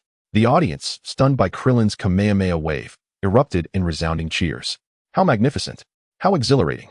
This is indeed the world's greatest martial arts tournament. Even such a small contestant can be this formidable. Absolutely splendid. As they reveled in the overwhelming applause, the astonished host regained his composure and, with a stammering cadence, declared, "This, truly, has been an extraordinary match. I hereby announce that the victor is contestant Sun Wukong." Below the stage, Yamcha, having witnessed the battle between Krillin and Goku, was so astounded that he could scarcely find his voice, exclaiming that he was but a frog at the bottom of a well. Chapter 21. The Unyielding Nameless. Immediately, the third match commenced, featuring the monstrous Kira against the Barbarian. As the two contenders stepped onto the arena, they engaged in a fierce brawl. Albeit their combat style appeared rather juvenile, it was a sequence of punches and claws, much to Cassius' discontent. Nevertheless, their clash evoked memories of turn-based games from his past life. Suddenly, Kira began to froth at the mouth and collapsed onto the stage. Alarmed, the host rushed over to ascertain what had befallen the creature. However, as the host approached, an unpleasant stench assaulted his senses, causing him to retreat in horror. Winning in such a manner could indeed be considered a skill. Yet, if I were to encounter such a contestant, I would certainly send him flying with a single kick. Goodness, even from this distance, the odor is so foul it nearly makes me regurgitate my breakfast. Cassius waved his hand dismissively, his expression one of disdain as he observed the barbarian in the arena. "Surely you must have mistaken me, Cassius." At that moment, the fighter Jackie Chan appeared behind Cassius. With a stern expression, Cassius nonchalantly responded, "Isn't this quite normal, Master Roshi?" "Normal? Not in the least. Initially, I could not ascertain your identity. But after witnessing your battle with a beautiful lady yesterday, I was able to confirm it was indeed you. Your behavior mirrors that of your antics while watching women's gymnastics on television with Master Roshi, especially that lascivious gaze and tone." Ignoring the increasingly flushed face of Master Roshi, Cassius continued, "Furthermore, whenever you appear, Master Roshi vanishes, and when he appears, you are nowhere to be found. Doesn't that seem suspicious? Who would have thought my true nature would be revealed?" Master Roshi lamented. "Master, it is evident from your concern for Krillin and Goku that you are a commendable mentor. Even I would wish to be your disciple," Cassius remarked. "However, you are simply too lecherous. Little brat, you needn't voice that last remark." Master Roshi seethed, gritting his teeth in anger. "Master, you've noticed Nameless's peculiar behavior as well, haven't you?" Cassius said earnestly, fixing his gaze on Master Roshi. "Yes, while you escorted Krillin for treatment. I followed and overheard Nameless's pleas to the heavens," Master Roshi replied. "So, Master, what do you intend to do?" Cassius inquired. "Each individual that arrives here harbors distinct objectives. Whether they can achieve them is beyond my knowledge," Master Roshi responded nonchalantly. "Don't play coy. I know you have discovered a solution to Nameless's water deficiency, as evidenced by the universal capsule in your pocket." Subsequently, Cassius scowled, regarding Master Roshi with disdain. What an untrustworthy old man. No, I mean a lecherous old man. Initially, Master Roshi had contemplated offering a few words of defense on behalf of Cassius. Yet the announcer's voice resonated from the stage. "Now, we proceed to the fourth match, featuring contestant Jackie Chan against contestant Nameless. Let us welcome them to the stage with a round of applause." "Humph, disrespectful little brat. Master Roshi muttered under his breath as he departed from the backstage and ascended to the ring. To be candid, Cassius held a profound admiration for Master Roshi. He brought his disciples to participate in the grand tournament, aiming to hone their skills. Furthermore, upon learning about Nameless' circumstances, he extended his assistance. What impressed Cassius the most was that when Piccolo sought to dominate the world, Master Roshi was willing to sacrifice himself to unleash the Mafuba in order to safeguard his disciples. In his previous life, Cassius would often find himself moved to tears at this moment. Though the old man was undeniably lecherous, at that moment, Nameless had already engaged in combat with Master Roshi. As a seasoned martial arts expert, Master Roshi was not only adept at fending off Nameless' fierce onslaught, but also possessed surplus energy. The more Master Roshi demonstrated his prowess, the more anxious Nameless became. He had compelling reasons to avoid defeat. For the sake of his village, he needed to secure that 10 million. With thoughts of the villagers' smiling faces, Nameless' punches became swifter and more forceful. But who was his opponent? It was Jackie Chan, the mightiest warrior on earth, Master Roshi himself. As the situation increasingly turned unfavorable for Nameless, he resolved to attempt a particular technique. If he won, he would revel in victory, and if he lost, he would do so with a sense of honor. With this determination, he leaped into the air, soaring to a height of over 10 meters. Then, crossing his arms, he dove towards Master Roshi with great speed. Cassius recognized this move. In the original story, Goku nearly faced defeat from this very technique. He was eager to see how Master Roshi would respond. At that moment, Goku's voice echoed from behind Cassius. "Hey, Cassius, I've recovered. Let's have a proper duel later." "All right. Let's finish that unfinished fight." Cassius replied, a hint of playfulness in his tone.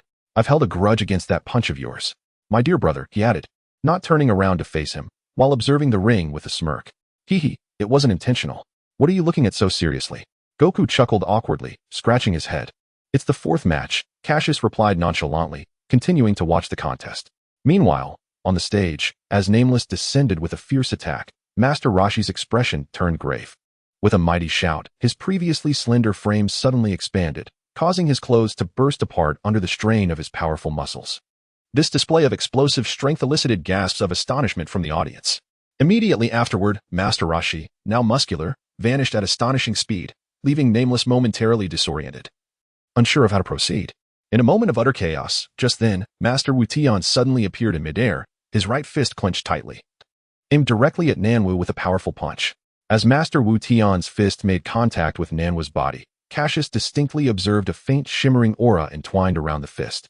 At that moment, Nanwu felt an overwhelming force collide with him, followed swiftly by a sharp, piercing sensation that surged through his mind. Consequently, he fainted, suspended in the air. Truly, Master Wu Tian is formidable.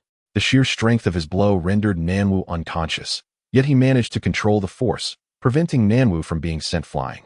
This is indeed astonishingly powerful. I never anticipated that this lecherous old man possessed such incredible strength. How long to spar with him? Cassius felt as though he were ablaze, the scion blood within him boiling, surging, and roaring. Little Goku gazed curiously at Cassius, who was fixated on Jackie Chan with an intense fervor, unable to comprehend what had sparked such an expression in his younger brother. It was as if he had spotted something delectably enticing. Once Jackie Chan returned backstage, Cassius dashed forward, and amidst Jackie's astonished expression, declared, "I have made my decision. After the tournament concludes, I shall become your disciple." Then, with a sudden change in demeanor, Cassius insisted, "No, I wish to become your disciple right now." And with that, he knelt before Jackie Chan, much to the shock of Sun Wukong and the others, bowing deeply. "Master, please accept this humble disciple's reverence." Sun Wukong. Master Wu Tian, under the guise of Jackie Chan. The already revived Krillin. Chapter 22. Let us battle. Cassius's sudden declaration left Krillin and even Master Roshi, who was disguised as Jackie Chan, utterly astonished. The latter stood frozen, resembling a statue, as if petrified in place. Hey, Cassius, what is going on here?" "This is quite unexpected," Krillin finally managed to stammer after a brief moment of bewilderment. Right. Brother, you're not joking, are you?" Even the naive Goku couldn't restrain himself from speaking up. However, Cassius paid no heed to Goku and Krillin, his fervent gaze fixated on Jackie Chan. Hey, can you at least respond? It's rather uncomfortable for me to be kneeling like this." As the silence lingered, Cassius grew increasingly irate. "What's the deal? Is it really necessary to deliberate for so long over a simple apprenticeship? Besides, I am a scion, a proud warrior with limitless potential." "Ahem. Well, Cassius, my young friend, There's no rush on this matter. Perhaps we can discuss it in detail after the tournament concludes? At that moment, Master Rashi, having recovered from his stupor, attempted to maintain his composure. It seems I still possess my charm. Even a proud brat like Cassius is kneeling before me in search of guidance. How should I describe this feeling? One word, exhilarating. Considering? Cassius seethed internally. Even an apprenticeship required such delays. It appeared that he would need to resort to extraordinary measures. With a calm demeanor, he rose to his feet, brushing off the dust from his attire, exuding an air of confidence. He then approached Master Rashi and whispered a few words in his ear. The elder's expression shifted dramatically, and he promptly accepted Cassius as his disciple. Onlookers were left in a state of shock, exclaiming that the scene had unfolded too rapidly for them to comprehend. At that moment, the announcer's voice resonated from outside. Now, we proceed to the finals. Please welcome contestants Cassius and Son Goku to the stage. Let us greet them with applause and cheers. Cassius internally scoffed at the old man and slowly ascended the platform. In truth, Cassius's decision to apprentice under Master Rashi was motivated by another reason. Over the past 5 years, despite the remarkable surge in his combat prowess, Cassius had recently found himself struggling to grasp the subtleties of ki. In the past few weeks, he had experienced a complete stagnation in his understanding of ki, with no discernible progress, despite his power continuing to rise. Perhaps this was the essence of a bottleneck. Once one's strength reached a certain threshold, such phenomena inevitably occurred. However, Cassius was aware that without a breakthrough in this very moment, his future enhancements in combat capability would become agonizingly sluggish. If that were the case, he might as well seek solace in seclusion. After all, the future Z-fighters were exhibiting explosive growth in their abilities, often escalating to remarkable heights at the slightest provocation. However, Cassius was acutely aware of the rapid enhancement of their combat prowess. On one hand, it stemmed from the improvement of their physical constitution. On the other, it was rooted in the comprehension of chi. Without such understanding, their reckless acceleration would inevitably lead to a crash. In simpler terms, a shaky foundation would result in no further progress on the path of martial arts. As a traveler from another world, Cassius was determined not to live a life of mediocrity. Who among us does not yearn to experience the thrill of being a protagonist? Who does not dream of saving the world? Who does not desire to be invincible in the universe? Thus, in order to enrich his martial journey, Cassius resolved to seek the guidance of the experienced Master Wu Tian, laying a solid foundation for his future growth. Now, little brother, let us engage in a truly exhilarating battle. On the arena, little Wukong assumed a cautious fighting stance against Cassius. Rest assured, this time, I will hold nothing back, so give it your all, brother. Perhaps to facilitate Cassius's swift immersion into the fight, little Wukong spoke again. In that case, let the battle commence, my esteemed brother. With a mighty roar, Cassius suddenly unleashed an overwhelming aura that surged from his being, sending dust swirling and causing the arena to tremble. The previously tranquil space emitted crackling sounds, and the air shimmered with visible ripples. Under the full force of Cassius's unleashed power, tiny stones began to levitate and were ultimately reduced to fragments under the terrifying pressure. The spectators and competitors alike gazed at Cassius in astonishment, as if they were beholding a monster, a humanoid beast. How immensely powerful you are, Cassius, Krillin thought to himself. I cannot believe I had once battled such a being. The thought alone is terrifying. Yamcha mused from the sidelines. This is simply astonishing. Bulma reflected internally. Cassius, you are already so formidable. Why do you still seek my mentorship? Master Wu Tian pondered, filled with perplexity. Is this truly a level achievable by humanity? It is utterly breathtaking. The host, overwhelmed by the astonishing aura, stood frozen in place, oblivious to the fact that his sunglasses had fallen to the ground. Cassius, I am utterly thrilled. Let us engage in a delightful battle. With a tremendous shout, little Wukong unleashed an aura that rivaled Cassius's own, erupting from his lean form. Wukong, you are indeed terrifyingly strong, Cassius exclaimed, not quite sure whether to laugh or to marvel. Yet, one thing was certain. He felt as though he was ablaze, his blood boiling, in a primal roar of excitement. Cassius, I am aware that in our childhood battles, you always held back. To compel you to engage with me fully, I have devoted nearly every moment over the past 5 years to rigorous training. All for this day. My dear brother, come forth. Let us clash. It seems that little Wukong has realized that I was aware of my concealed strength long ago, which deepens Cassius's sense of frustration. After all, he is Son Wukong, a creature profoundly attuned to the essence of combat. Come, let us unleash our full power, dear brother. Here we go, Cassius. My brother. With a resounding roar from both, they surged towards each other with relentless speed. Then, they swung their fists. The two small fists collided with tremendous force. Bang, bang, bang. The tempest of pressure unleashed by their fists quickly enveloped the arena, accompanied by a deafening sonic boom. The air tore apart with a thunderous sound, resonating throughout the venue. Thus, the epic confrontation between these brothers commenced in earnest. Chapter 23. A Clash of Might. Bang, bang, bang. The cacophonous roars resonated as Cassius and little Goku engaged in a rapid exchange of blows, each strike echoing louder than the last. Another fierce collision ensued, accompanied by a tempest of pressure. Is this a trick? How can Goku and the others be this formidable? Yamcha thought, a sense of dread enveloping him as he observed the frenetic combatants on the stage. His initial resolve to emerge victorious in the next encounter was utterly reduced to ashes in this moment of despair. Bang! Another clash erupted as Cassius and little Goku launched themselves backward, regaining their footing while scrutinizing one another for any sign of weakness. Goku, you truly are impressive, Cassius remarked cautiously after taking another step back. Through their exchanges, he had begun to discern little Goku's power, approximately 2,000 in battle strength, comparable to his own. However, with Goku's protagonist aura, it was likely that his strength could surpass this, compelling Cassius to remain vigilant and never relent. Yet, a little Goku with around 2,000 battle power shouldn't he have been so easily overwhelmed by Krillin's Kamehameha wave. It must have been that the spiky-haired one had grown overly complacent or was deliberately holding back. The more Cassius pondered, the more convinced he became of this. Otherwise, with his own battle power exceeding 2,000, even standing still, Goku should not have been able to breach his defenses, unless he targeted specific vulnerabilities. You're not too shabby yourself, Cassius, little Goku exclaimed, cracking his knuckles. Let us do this again. With that declaration, Cassius appeared before little Goku in an instant, his fist raised to unleash an uppercut. If it connected, Goku would surely be sent soaring into the air, followed by a relentless barrage. The dark-haired fighter thought shamelessly. Yet, how could little Goku, endowed with extraordinary combat instincts, allow Cassius to fulfill his wishes? In a swift maneuver, little Goku flipped backward, evading Cassius' uppercut, and with a powerful kick, he struck Cassius squarely in the body, sending him flying. But that was merely the beginning. Before Cassius could even touch the ground, little Goku executed a backflip, using the momentum to launch himself like a cannonball toward Cassius. With a swift and fierce punch, he struck Cassius in the abdomen, propelling him into the air once more. Damn, this is bad, Cassius thought as he soared uncontrollably upwards, a sense of despair washing over him as he perceived a looming figure. There was little Goku, suspended in midair, his hands clasped together, eyes fixated on the rapidly ascending Cassius.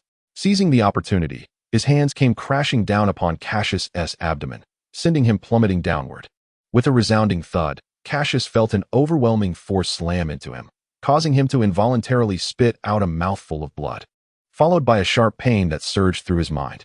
The recent impact nearly caused Cassius to lose consciousness, and it is hardly surprising given that throughout his life, he has never experienced such a formidable blow. It can be said that what Cassius currently lacks is a fighting spirit. Only through enduring suffering can one grow stronger. With a resounding crash, Cassius's rapidly descending body struck the ground, its force unrelenting, creating a deep indentation and stirring up a massive cloud of dust, shaking the earth beneath. To an unknowing observer, it might have seemed as if an earthquake had struck. Suspended in midair, little Goku chose not to pursue further, instead gazing coldly at the vast crater. Hey, is it over? Little Krillin asked, his voice trembling at the sight. The audience watched in stunned silence, unwilling to blink lest they miss a crucial moment. Yamcha, do you think this means Goku has won? Bulma, seated below, seemed still in disbelief, her speech slightly stammering. Probably, Yamcha replied, uncertain, as he too hesitated to affirm Goku's victory. No, it is not over yet. Teacher Matato's eyes suddenly glimmered with insight. He sensed something. As the dust settled, revealing Cassius in a disheveled state, his clothes in tatters, and his body marred by bruises, his face, feet, and limbs bore the marks of battle. The crater was at least 10 meters deep and wide enough that the entire arena was nearly affected. One could only imagine the ferocity of Goku's recent assault. Wiping the blood from the corner of his mouth, Cassius fixed his gaze on little Goku in the sky, his expression fierce.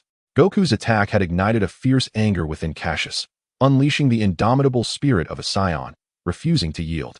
With a powerful stomp, Cassius vanished from his spot, determined to make little Goku experience the taste of defeat.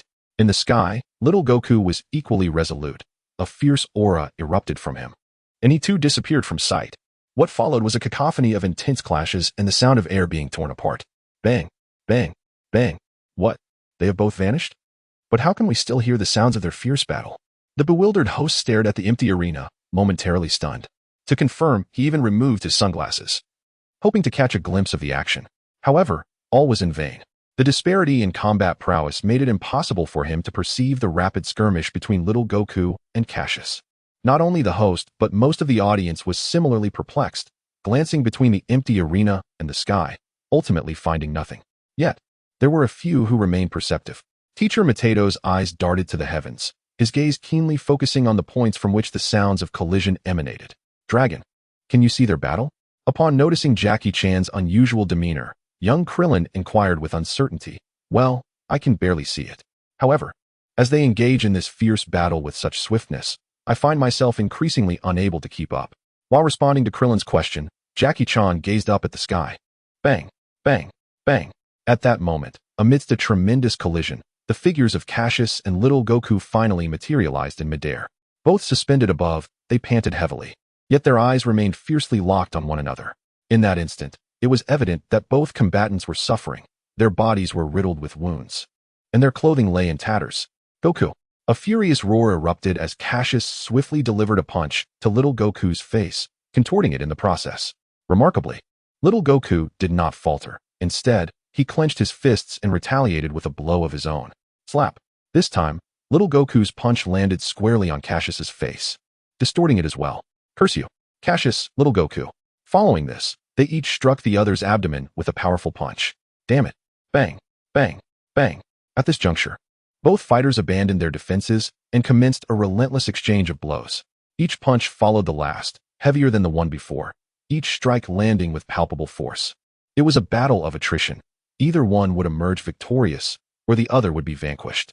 Neither was willing to concede, nor to relent. Slap, slap, slap. This is not over yet, Goku. Cassius roared, unleashing another full-force punch upon little Goku. Come on, Cassius. With a fierce cry, little Goku, undeterred by the pain from Cassius's previous strike, retaliated with a punch of his own. Bang. This is not over. Not yet. Cassius gritted his teeth, enduring the excruciating pain as he unleashed another powerful punch. Bang. Phew. The two combatants, with their fists colliding, contorted their bodies into arcs, subsequently expelling clouds of blood mist. Their battered faces could hardly be described as merely bruised. The phrase blood and flesh in disarray might more aptly capture their dire condition. Was it truly necessary to engage in such a brutal confrontation? After all, they were brothers. Must there be a victor? Krillin watched in shock as the two in the sky exchanged blows, utterly dumbfounded. Perhaps this was simply a reflection of their respective convictions. Observing the two brothers, neither willing to yield, Master Wutian let out a heavy sigh. Alas. Chapter 24, victorious or defeated? Bang, bang. In this gruesome spectacle, are they truly brothers? Is it necessary to take it to such extremes? From the audience's vantage point, Bulma gazed at the fierce exchange of blows between Cassius and Goku suspended in midair, her heart swelling with doubt. If they were indeed siblings, how could they bring themselves to inflict such harm upon one another? Ladies and gentlemen, the scene is exceedingly sanguinary. Our competitors, Cassius and Son Goku, find themselves battling high above us, striking each other relentlessly. This sight is so harrowing that even I find it difficult to bear. Nevertheless, the host remained dutifully vigilant, eyes wide open, captivated by the unfolding drama. Now, Cassius, it is time to conclude this. Goku, battered and bruised, descended onto the dilapidated ring, albeit still hovering above it. Coughing up blood, Cassius followed suit, also suspended in the air. His condition was dire, waves of pain coursed through his body, and mental fatigue began to set in. Most critically, his right leg had been fractured by Goku's onslaught, severely diminishing his strength. Yet, Goku was not faring much better. His left leg had suffered a similar fate at the hands of Cassius. However, what weighed heavily on Goku was the overwhelming fatigue that threatened to engulf him, as if he might succumb to slumber at any moment. This was a grave predicament. If it were merely physical pain, he could grit his teeth and endure. But the mental exhaustion was something he struggled to withstand. After all, even the mightiest warrior experiences fatigue. And the dual torment of body and mind is undoubtedly the most unbearable of all. Despite this, Cassius was resolute. He refused to concede defeat. With the advantage of a time traveler, he had spent years mastering the art of ki, feeling, sensing, and controlling it, far surpassing Goku. Why should he ultimately surrender to him? I refuse to accept this. I will not allow it. The roar of his inner turmoil, the sting of humiliation, and the call of his pride all reminded Cassius that he could not lose. He must not lose. This time, he would expend all his strength. The outcome rested upon this very moment. Goku, let us determine our fate. Enduring the incessant pain coursing through his body, Cassius clasped his hands tightly together. His gaze resolute as he faced Goku. Kamehameha. With a mighty shout, Cassius began to gather a powerful azure energy between his hands. Goku, understanding his brother's intentions, responded very well. Come forth, Cassius. He too assumed the stance for the Kamehameha. Brother, if you wish to settle this with that technique, then I shall oblige you. To be truthful, Goku's injuries were not much lighter than Cassius's.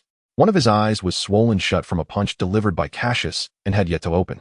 Moreover, little Wukong's left foot has been ruthlessly battered by Cassius, leaving him suspended above the arena, terrified that any contact with the ground would unleash a piercing agony. His body is marked with a multitude of crimson fist imprints, each one inflicting a pain so intense that it threatens to extinguish his fighting spirit.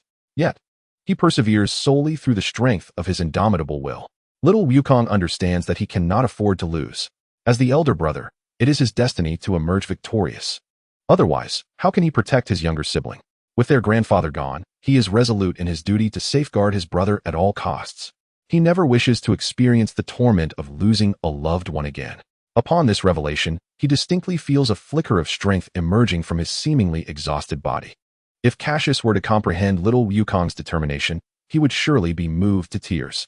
He could never have imagined that the driving force behind little Wukong's relentless pursuit of strength was his desire to protect his brother. A soft blue light gradually coalesces in the hands of the two brothers, soon charged with energy. Come on, Cassius. Let us go, Wukong. With their powerful shouts, two immense blue energy beams are unleashed towards one another. In an instant, a thunderous crash resonates as the colossal energy blasts collide. A brilliant radiance illuminates the entire arena, where the two azure beams of energy are locked in a fierce stalemate, neither yielding. This spectacle leaves the onlookers in awe, their attention entirely captivated by the two combatants, as they abandon their pursuits to witness the confrontation. Master Potato, where are you? These two have gone mad. You must stop them. At this moment, Krillin frantically searches for Master Potato, believing that as Earth's strongest fighter, he possesses the power to intervene. As a practitioner of the Kamehameha, Krillin understands the devastating potential of this technique. If the attack were to be unleashed at full force, it could obliterate mountains and level the earth. Yet now, both fighters are unleashing their full might without reservation. Given the intensity of their confrontation, regardless of the outcome, the victor's Kamehameha will undoubtedly unleash a catastrophic force. This could result in fatalities. The gravity of the situation weighs heavily on Krillin's mind, as he dares not contemplate further. The situation has escalated to a dire state. Any misstep could lead to death. Why must these brothers push themselves to such extremes?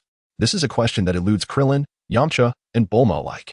At this moment, each of them is consumed with concern for the two brothers' safety. Is victory truly of such paramount importance? Observing the injured yet unyielding brothers on the stage, Master Potato finds himself murmuring to himself.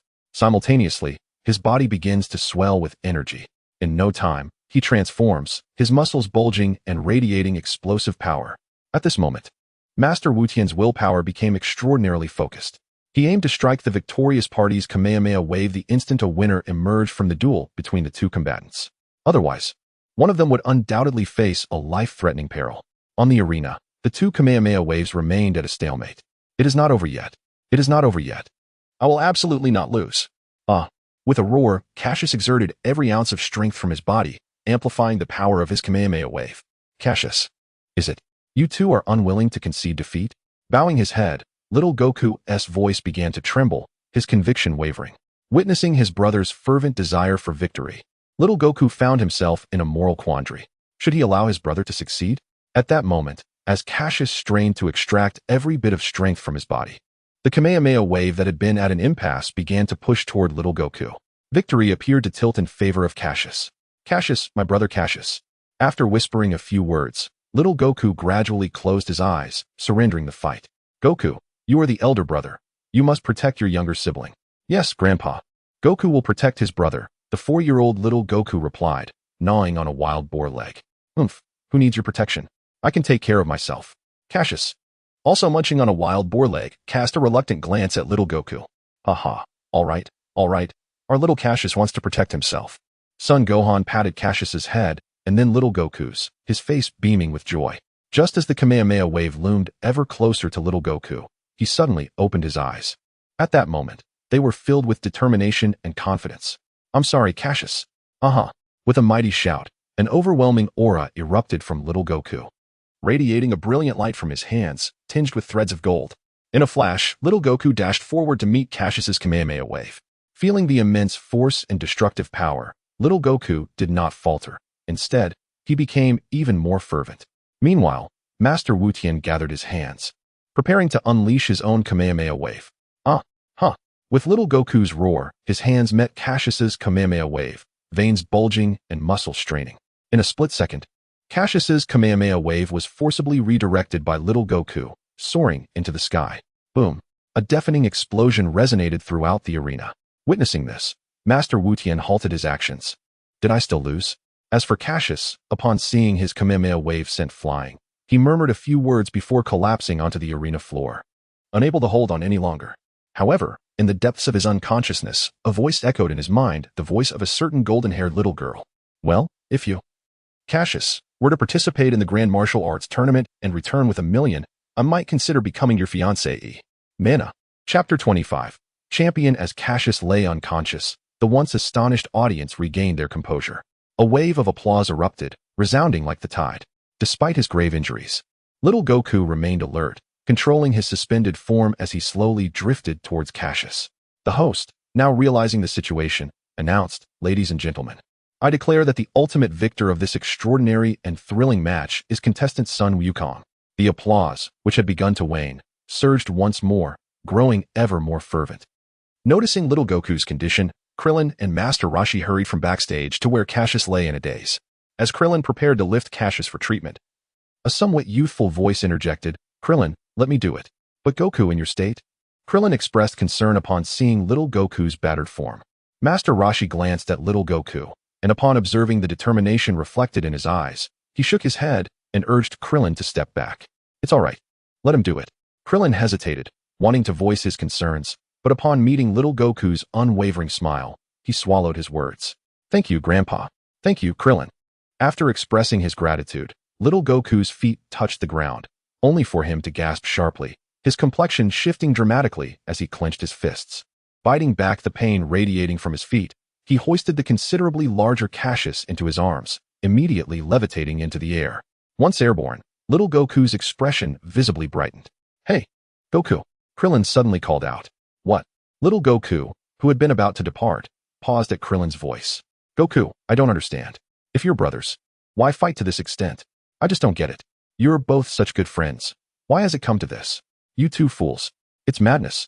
It seemed that Krillin had mustered immense courage to voice these sentiments. Yet once he finished, he appeared deflated, collapsing in place. After hearing Krillin's heartfelt inquiry, little Goku remained silent. He turned, carrying Cassius towards the hospital. As they began to distance themselves, little Goku's voice echoed back, prompting Krillin to break into uncontrollable tears.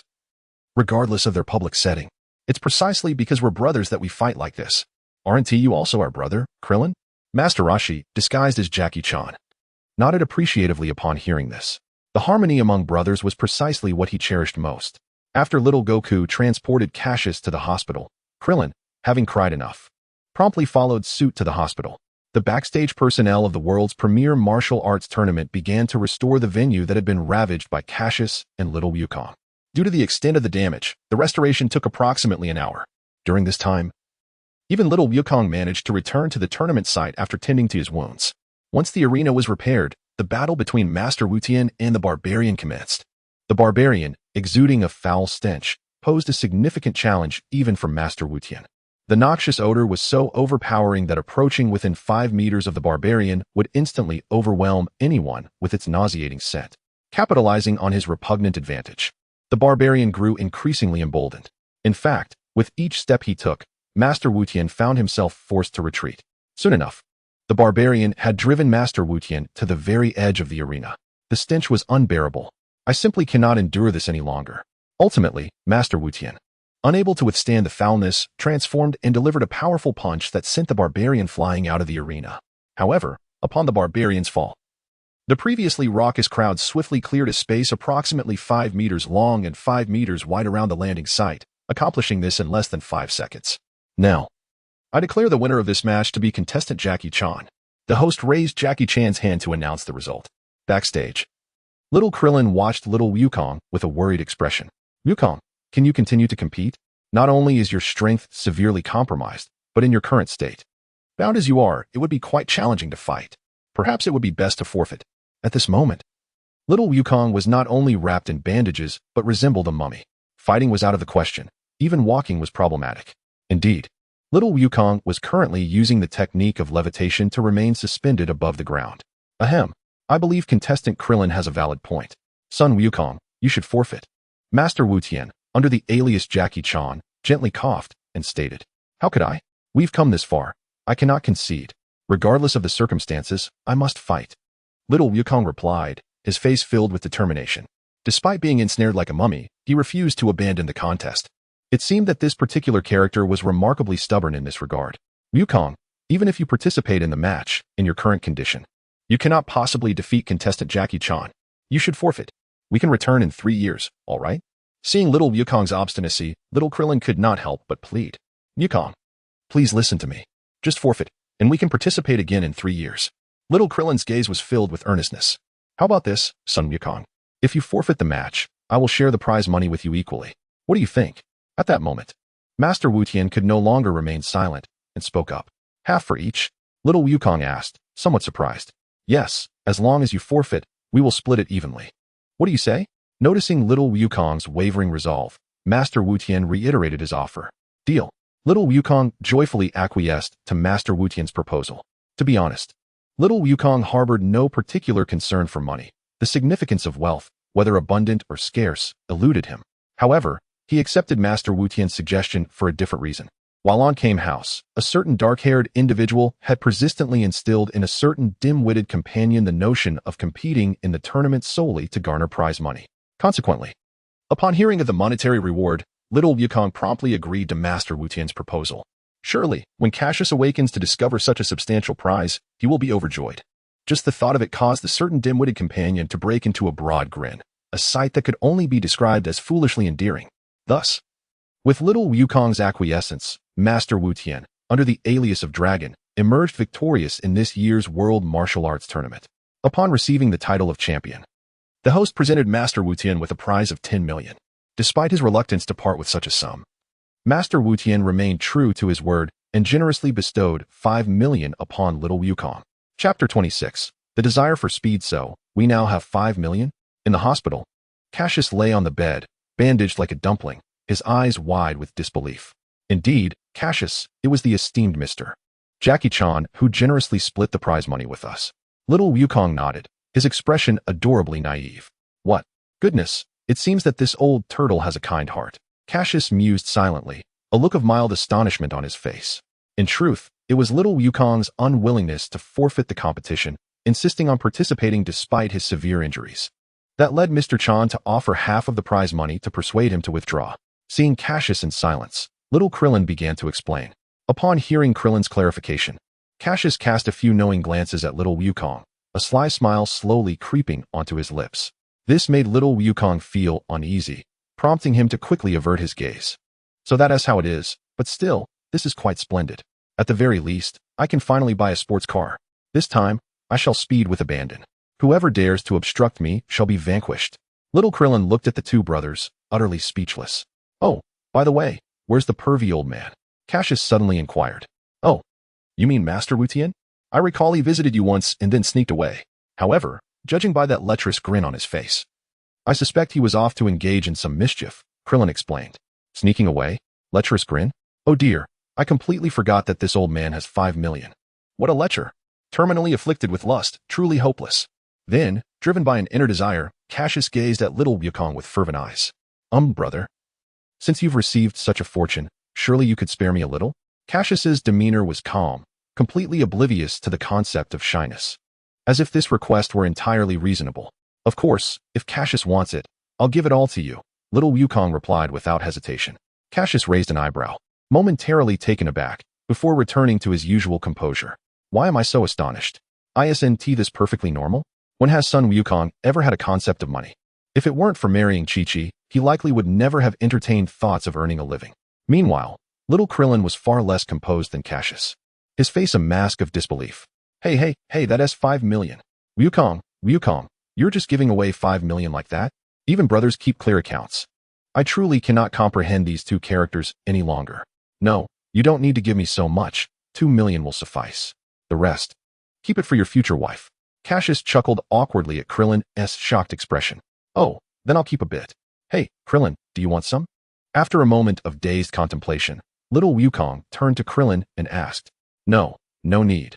Wukong, you should keep it for yourself. Krillin quickly waved his hands, signaling his disinterest.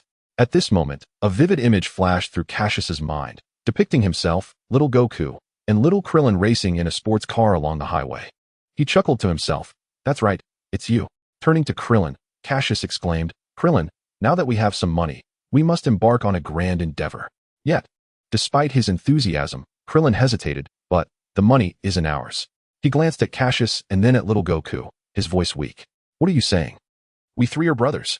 Your money is my money, and my brother's money is also ours. My money remains mine, right, brother? Cassius proclaimed, entering his charismatic mode. Although little Krillin felt a surge of joy at being considered a brother by Cassius, he couldn't shake an unsettling feeling regarding the money discussion, leaving him rather perplexed. Meanwhile, little Goku, with his innocent disposition, remained blissfully unaware, merely nodding in agreement. Observing this scene, Cassius couldn't help but chuckle inwardly, thinking, it seems that as a traveler, I possess quite the charm. Look how I've left these two in a state of bewilderment. Just then, two figures gradually entered the hospital room. Upon seeing the flowing blue hair, Cassius instantly recognized the newcomers, Bulma and Yamcha, accompanied by Yamcha's pet. Well, you two seem to be in good spirits, Goku and Cassius. Bulma greeted, taking a seat in a chair. I was planning to visit you at your home once I recovered, but it seems you've come to me instead. Hello. Bulma, Yamcha, little Goku replied cheerfully. Greetings, Cassius added. Oh, by the way, this is Krillin, our good brother. He gestured towards the somewhat awkward Krillin, introducing him to Bulma and Yamcha. Why, hello. Little Krillin stammered, clearly shy, his voice trembling slightly. It appears you three are quite the peculiar lot. Especially you and Goku. Truly monsters among monsters, Yamcha remarked, recalling, aren't you the one who unleashed that strange light wave during the tournament? Meanwhile, Bulma was intently scrutinizing Cassius, leaving him perplexed as to her intentions. It was no surprise, given how impressive Cassius's performance had been at the World Martial Arts Tournament. His tall stature and handsome features naturally drew attention. Clearing his throat gently, Cassius addressed Bulma. Bulma, could I possibly borrow your Dragon Ball radar? I have some matters to discuss with the Eternal Dragon. Actually, I brought my Dragon Ball radar with me. Since you need it, I'll lend it to you. And I can make another one later, Bulma replied without hesitation. She reached into her bag, retrieving the radar, and handed it to Cassius. So this is why you sought out Bulma, he thought to himself. At that moment, the little Wukong suddenly spoke up, wearing an expression of sudden enlightenment. Well, I have a matter to discuss with the dragon. You might as well just say that you have a wish for the dragon to fulfill. Before Cassius could finish his sentence, Bulma interrupted him. Cassius scratched his head, offering a sheepish smile. By the way, you were indeed quite formidable that day, Cassius. With just one hand, you managed to defeat me so thoroughly. At this point, Yamcha chimed in. In response, Cassius remarked, you can't blame me for that. If I had used both hands and feet, you would have likely vanished without a trace. Oh, by the way, Bulma, could I trouble you with a request? Suddenly, Cassius recalled a matter of great importance that could determine whether he would safely navigate the unfolding narrative. Bulma, somewhat puzzled, nodded due to her friendship with little Wukong. Seeing this, Cassius wasted no time and got straight to the point. It's like this. Could you help me create a gravity chamber? I believe training in such an environment would yield remarkable results. A gravity chamber? Bulma inquired, a hint of confusion in her voice. Yes, is that possible? Don't worry, I will pay for it. Truly, you must trust me. Cassius intended to elaborate further, but upon catching Krillin's disdainful gaze, he could only offer an embarrassed smile, unable to continue. Since you are Wukong's brother, you need not worry about payment. However, I have never constructed such a thing before, so I will need to think about how to proceed. Perhaps fearing that Cassius might doubt her capabilities, or perhaps out of pride as a genius, Bulma continued.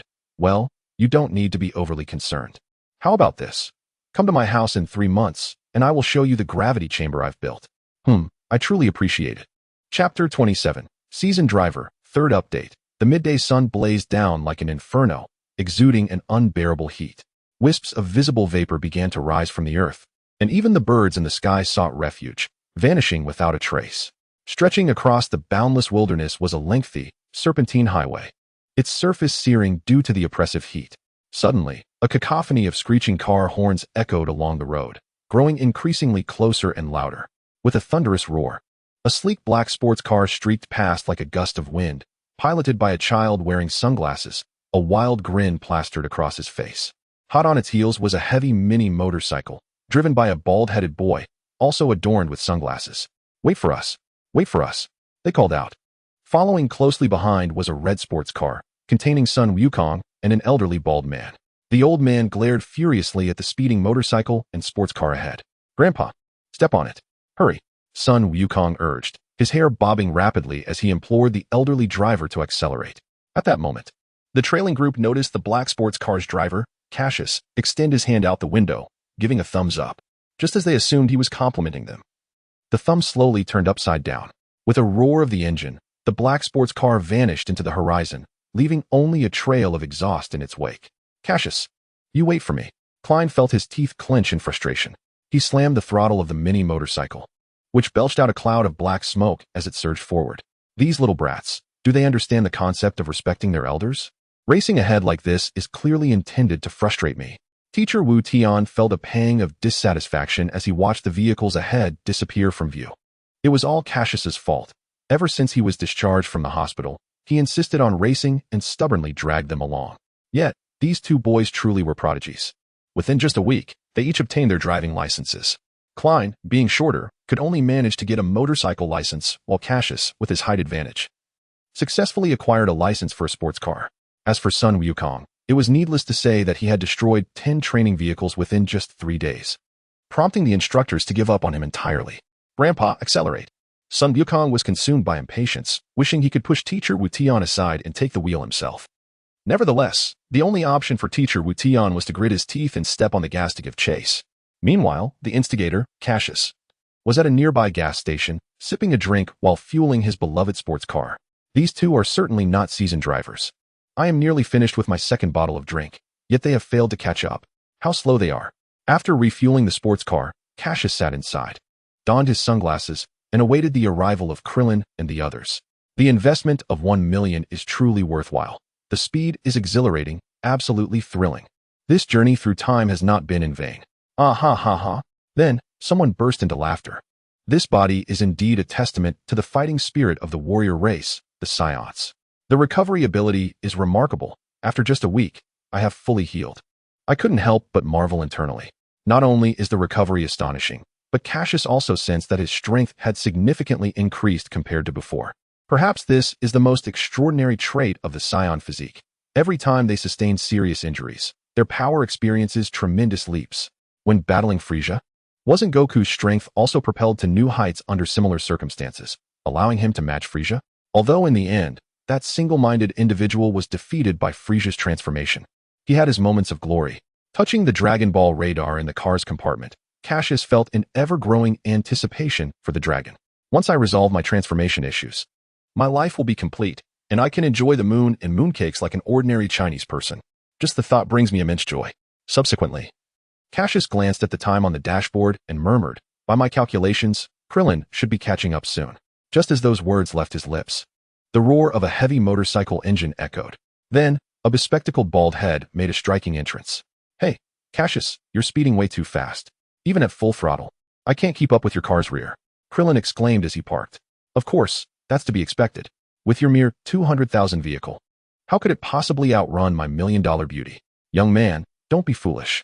Actually, Cassius could afford such an expensive car only by borrowing 2 million from Goku.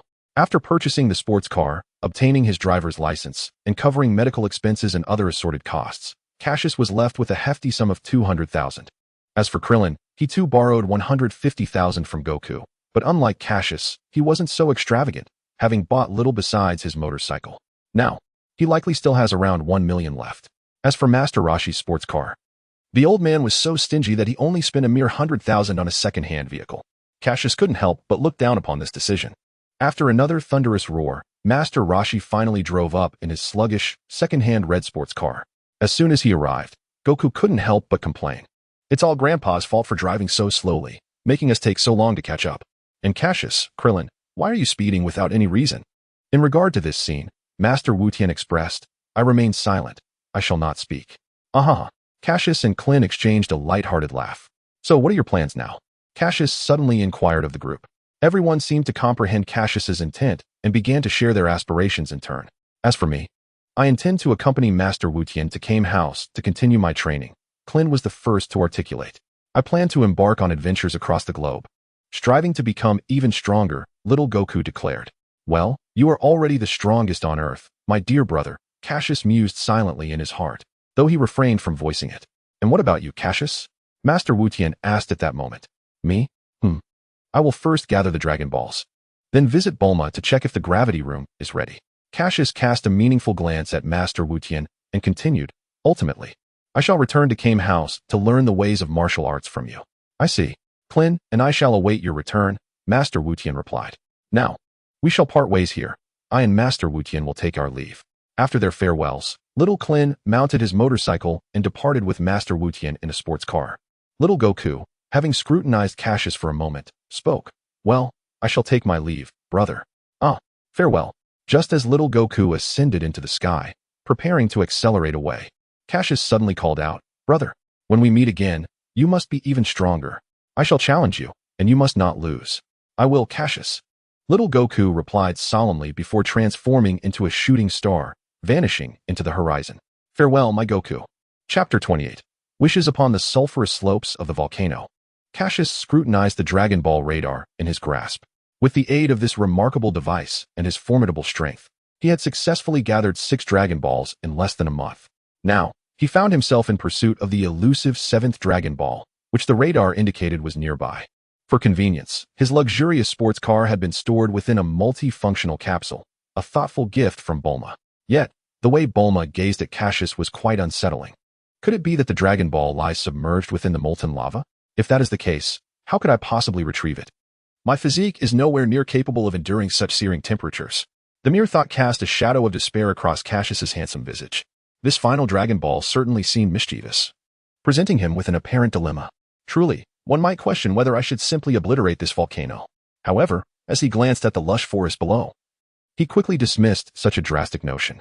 He had not yet descended to the depths of madness. He could not act so recklessly. After all, in his previous life, he had prided himself on being an environmental volunteer, and he could not afford to stray too far from those principles in this new existence.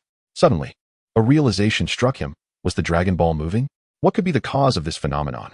Cassius observed as the small dot on the radar began to shift. Could it be that the shifting magma was dragging the Dragon Ball deeper underground? This simply could not be allowed. If it were to be lost to the depths, how would he proceed? He was no Broly, after all. Without a moment's hesitation, Cassius summoned an immense surge of energy in his palm. With a resounding whoosh, a colossal blue energy blast erupted from his hand, racing towards the volcano's crater. Just moments ago, he had spoken of environmental protection, yet here he was, acting in stark contradiction to his words. Such duplicity is indeed shameful. It is a behavior to be admonished. With a thunderous explosion, the energy blast pierced through the molten lava, igniting a cataclysmic eruption. In an instant, dark clouds gathered as the intense updrafts coalesced, and the once tranquil lava burst forth in a fiery display, engulfing the verdant forest entirely. The violent eruption filled the air with noxious ash and toxic fumes. Even Cassius found himself retreating hastily, gazing at the apocalyptic scene unfolding before him. I apologize, but for the sake of the Dragon Ball, I had no other choice. As he witnessed the devastation, a flicker of guilt stirred within him, yet he swiftly masked it with an expression of solemn detachment, adopting an air of indifference. In that moment, lava flowed relentlessly, animals fled in panic, and birds scattered in terror. The scene was nothing short of tragic, a spectacle of both despair and awe. The true architect of all this chaos was now intently focused on the moving dot on the Dragon radar. Suddenly, a tremendous roar echoed. This time, the volcanic eruption soared high into the sky, casting a dark shadow over the land, suffused with an aura of death. It was here. Cassius, fixated on the Dragon radar, noticed the dot ascending rapidly, drawing ever closer. Realizing this, he concentrated all his efforts on the site of the eruption, fully aware that the Dragon Balls would soon emerge amidst the volcanic fury. Cassius was somewhat astonished by the material of the Dragon Balls, marveling at their incredible strength and magical essence. Did such a substance truly exist on Earth? Or was it a creation born of divine magic? With another explosive eruption, Cassius clearly observed a brilliant light shooting forth from the volcano's mouth. Without hesitation, he held his breath and dashed towards the luminous beacon. The toxic gases emanating from the erupting volcano were overwhelming. Even with his extraordinary strength, he would be affected if he did not hold his breath. In a mere blink, Cassius grasped the radiant light with precision and swiftly retreated, disappearing from the vicinity, leaving only the remnants of a forest consumed by molten lava. In a desolate expanse, 7 shimmering Dragon Balls lay in wait, accompanied by a figure cloaked in black hair. "Come forth, dragon," as Cassius's voice rang out. The 7 Dragon Balls radiated an even more dazzling glow. The previously clear sky darkened ominously. In an instant, a beam of light surged from the glowing orbs, piercing the heavens until it vanished into the clouds. Cassius knew that this light heralded the arrival of the dragon, and indeed, moments later, a cerulean dragon materialized before him. Its robust, gleaming scales, powerful physique, piercing crimson eyes, and sharp teeth all left Cassius in awe. It was only upon witnessing the dragon firsthand that he could truly grasp its magnificence. "Speak your wish. Whatever it may be, I shall grant it," boomed the dragon as its massive head emerged from the clouds. Cassius, momentarily stunned by the resonating voice, scrutinized the magnificent creature before finally speaking. "O dragon, please grant me the ability to remain conscious when I transform into a gorilla. I implore you." As he awaited the sensation of change within himself, the dragon replied, "That wish I cannot fulfill." Upon hearing this, Cassius grew anxious. Why have I toiled so diligently in search of the Dragon Balls? Is it not merely to partake in the simple joys of life as a typical Huaxia citizen, to admire the moon on a full night and savor mooncakes? Is this request too much to ask? Am I not deserving of such a modest desire? And now, you present me with this? Do you dare to challenge me? Believing I could emulate the likes of Piccolo and vanquish you? Yet, compelled by the perplexities within my heart, Cassius inquired, "Why?" To which the dragon responded, "Because you have already achieved this, I cannot grant you what you have accomplished." "What?" Cassius exclaimed, bewildered. "I have achieved it? How could I be unaware of such a fact? Why do I feel nothing? Are you deceiving me?" The dragon's revelation left Cassius in sheer astonishment, akin to winning a grand lottery. "The crux of this matter lies within your will. Your previous loss of control stemmed from a wavering resolve and insufficient strength. Now, as your power grows, so too does your determination, allowing you to maintain your rationality even in the form of a gorilla. Do you harbor any further wishes? If not, we must part ways." Although Cassius did not fully comprehend the situation, he was unwilling to let the dragon depart without fulfilling his desire. "You cannot leave just yet. I summoned you with great effort, and you wish to vanish before my wish is granted? Absolutely not. Wait, speak your wish." The dragon's crimson eyes fixed intently upon Cassius, eager for a prompt response. After a moment of contemplation, Cassius declared, "In that case, grant me the ability to freely enter my gorilla form. However, please verify that I can indeed retain my rationality in this state." "That is quite simple," the dragon replied. And with that, its eyes blazed with a radiant light. Having completed this task, the dragon vanished in a flash, not allowing Cassius a moment to speak. "Hey, wait," Cassius called out, frustrated. "You flee so swiftly. Do you believe I won't avenge this next time?" With the dragon's rapid departure, Cassius felt a surge of newfound sensations within his mind, and his body began to exhibit peculiar changes. Once he calmed himself, he began to sense the anomalies within his form. At that moment, Cassius's body underwent a swift transformation, culminating in the emergence of a colossal gorilla. The great beast clenched its fists and proclaimed, "Indeed, the dragon has fulfilled my wish. I can genuinely feel that I have mastered this form. And this immense power is utterly intoxicating." Chapter 29. The hunter. After resolving his significant personal issues, Cassius continued his journey with an exhilarating spirit. Naturally, with his sleek sports car, he opted to speed towards the nearest city. It was truly unexpected that he managed to solve his transformation dilemma in merely a month. Such formidable strength makes all the difference. What was once a daunting task was effortlessly completed by him. This is the essence of being powerful. It felt reminiscent of Goku later collecting the Dragon Balls in just a few hours, and even Bobo accomplished his collection in less than half a day. Regardless, it is of no concern. I will be capable of such feats in the future as well. With this thought, Cassius could not help but burst into hearty laughter. Before reaching the nearest city, the road meandered gracefully, cutting through a vast expanse of grassland. Within this prairie thrived a myriad of creatures, gentle herbivores, ferocious carnivores, and hunters who relied on their skills for sustenance. Behind a colossal stone, two middle-aged men, a young woman in her prime, and a somewhat youthful boy gathered together, their eyes fixed on a distant herd of antelope as they deliberated. Ayong, today marks your 16th birthday. Thus, it is essential for you to procure your own prey, spoke one of the middle-aged men. His robust physique, characterized by long limbs and well-defined muscles, hinted at explosive strength. A scar adorned his face, though not lengthy. It was evident from the delicate, pale skin surrounding it that this injury was recent, coupled with a somewhat fierce gaze. It was clear that he was not one to be trifled with.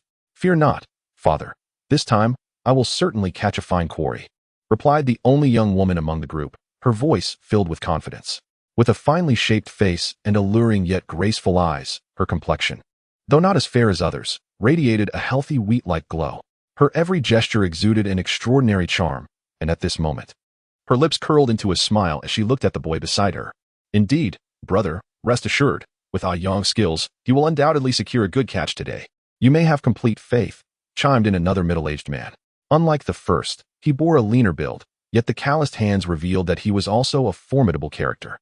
"Yes, father, uncle, and Fong Fong are correct. With my abilities, capturing prey will be a simple task," declared the youthful boy, confidently patting his chest. As a young man of the grassland, he was not only skilled in archery and horsemanship but also regarded as one of the finest archers in the tribe. Adored by many young women, today marked his 16th birthday, a significant milestone into adulthood. On this day, he must personally hunt down a prey befitting his status to celebrate his entrance into adulthood. Thus, his father, uncle, and his sister, Nadesi, known as the first flower of the prairie, accompanied him on this hunting expedition, intending to witness the moment he captures his quarry. The presence of so many was also a precaution against any unforeseen events. May it be so, the young man silently prayed in his heart. His father was well aware of his son's capabilities. Not only was he adept at archery and horseback riding, but his skills surpassed even those of his father. However, his impulsive nature often led him to act without thinking, making his father exceedingly anxious. It was precisely for this reason that on this sacred day, the tribe's most renowned warrior chose to accompany his reckless son on the hunt, fearing any mishaps. "Father, look behind the bison herd. Is that a saber-toothed tiger?" At that moment, the young girl Nadesi excitedly pointed towards a certain direction behind the bison herd, covering her mouth in anticipation. The others turned to follow her gaze. Sure enough, nestled within the grass behind the bison herd, 3 saber-toothed tigers, each measuring around 3 to 4 meters in length, crouched, their sharp fangs glistening menacingly as they eyed the herd, prepared to strike at any moment. "Father, I've made my decision. That will be my prey." The boy licked his cracked lips, his face brimming with determination. "Afong, are you certain?" his father asked, seeking confirmation. "Yes, father, I am resolute. That is my target," Afong declared, picking up his bow and arrow and gazing intently at the saber-toothed tiger. "Excellent. In that case, we shall encircle it. Your uncle and I will deal with the other 2 saber-toothed tigers, while you pursue your chosen prey." After a brief contemplation, the father resolved. "All right, let's proceed." The others expressed their agreement, nodding in unison. Thus, the father readied his bow, secured his quiver, and, after gathering his companions, they stealthily maneuvered around the bison herd, inching closer to the saber-toothed tigers. Slowly, they approached, the distance dwindling. About 200 meters away from the tigers, the trio sensed something amiss and turned their gaze towards the hunters. "Now, charge." The father took the lead, drawing his bow and releasing an arrow towards one of the saber-toothed tigers. Another hunter swiftly followed suit, targeting a second tiger. As for Afong, he ran while shooting, aiming each arrow directly at the eyes of the last saber-toothed tiger. Meanwhile, Nadesi retreated swiftly, readying her bow to provide support from a distance. As a woman, she lacked the physical strength of a man, and once a saber-toothed tiger approached her, her fate would be sealed. Thus, she dared not venture too close. Upon noticing this, the saber-toothed tigers became enraged, charging towards one another with remarkable speed. As one of the dominators of the grasslands, their dignity could not be trampled upon. Witnessing this scene, the crowd did not cower. Instead, they retreated while swiftly releasing arrows. Soon, one saber-toothed tiger was struck in the thigh, causing its advance to slow. Afong, observing this, allowed a slight smile to grace his lips, promptly drawing 3 arrows from his quiver and unleashing a rapid succession of shots at the injured saber-toothed tiger. True to his reputation as a master archer, he pierced both of the creature's eyes, and one arrow struck its head. This rendered the tiger a temporary threat. as it began to flail about in confusion. Meanwhile, the other two saber-toothed tigers engaged with two burly men. One scarred warrior thrust his spear through one of the tigers, then delivered a powerful kick that sent the 3 to 4 meter beast flying. This demonstrated the formidable strength of the warrior. Conversely, the other burly man faced a saber-toothed tiger with a disadvantage. Though he could not overpower it, he managed to hold his ground. However, upon witnessing the instantaneous demise of its companion, the saber-toothed tiger became engulfed in fear, turning and fleeing. Afon, seeing this, was unwilling to let it escape and hurriedly pursued. Ahead lay a road. Afon, come back, the warrior shouted, watching his son recklessly chase after the beast. Second brother, you take care of the blinded saber-toothed tiger. I'll follow up. After calling to his brother, the warrior hastened his pursuit. Meanwhile, our protagonist, Cassius, was flooring the accelerator, reveling in the exhilaration of speed, sunglasses on and music blaring. His heart soared with joy. Suddenly, a massive saber-toothed tiger leapt onto the road.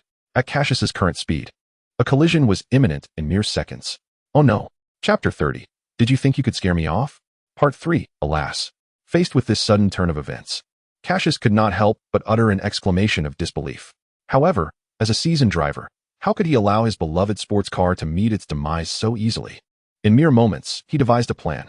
Spotting the large feline, he did not ease off the accelerator. Rather, he pressed the pedal to the metal and executed a swift turn of the steering wheel. In that instant, instead of colliding with the saber-toothed tiger, his car performed a daring crescent drift around the majestic creature, narrowly avoiding disaster. Yet, despite averting the impending accident, Cassius's decision to accelerate propelled his vehicle off the road and into the grassy expanse. Fortunately, the nearby terrain was flat, sparing his cherished car from significant harm. Meanwhile, the saber-toothed tiger, having escaped the crash, stood frozen in place, paralyzed by fright, nearly trembling on the ground. At that moment, Cassius's fury surged. He felt an overwhelming desire to flay and roast the audacious beast that dared to frighten him. Did it not recognize the value of his exquisite sports car? If damaged, could it afford the cost of repairs? As Cassius spun the car around to return, the large cat snapped out of its stupor and dashed away. This sight only fueled Cassius's anger further. How dare it flee after instilling such terror in him? Just as hunger gnawed at him, he resolved to exact retribution. Slamming on the brakes, he halted the car, leapt out, and pressed a button concealed in his pocket. With a resounding pop, the sports car transformed into a capsule, landing gently on the ground. Grasping the capsule, he cast a fleeting glance toward the direction of the retreating feline and swiftly pursued it. With unparalleled speed, Cassius closed the distance in the blink of an eye. A powerful punch later, the large cat let out a mournful cry before falling silent. It was no surprise. Given the wrath ignited within Cassius, his strike was anything but gentle. After inspecting the lifeless body of the creature, a sense of relief washed over him. Such a sturdy specimen promised tender and delectable meat. Indeed, tonight would be a feast. Just as Cassius contemplated finding a suitable spot to skin and prepare the magnificent beast, an untimely voice interrupted his thoughts. Stop. Who are you? What do you want here? And keep your hands off my prey. Cassius was taken aback. What was happening? Was there truly someone trying to interfere with his meal? Following the voice, he beheld a youthful figure with disheveled hair, clad in animal skins, adorned with a tiger pelt, and brandishing a bow and arrow, exuding an aura of menace, ready to shoot at a moment's notice. At that moment, Offing scrutinized the imposing presence standing beside his quarry.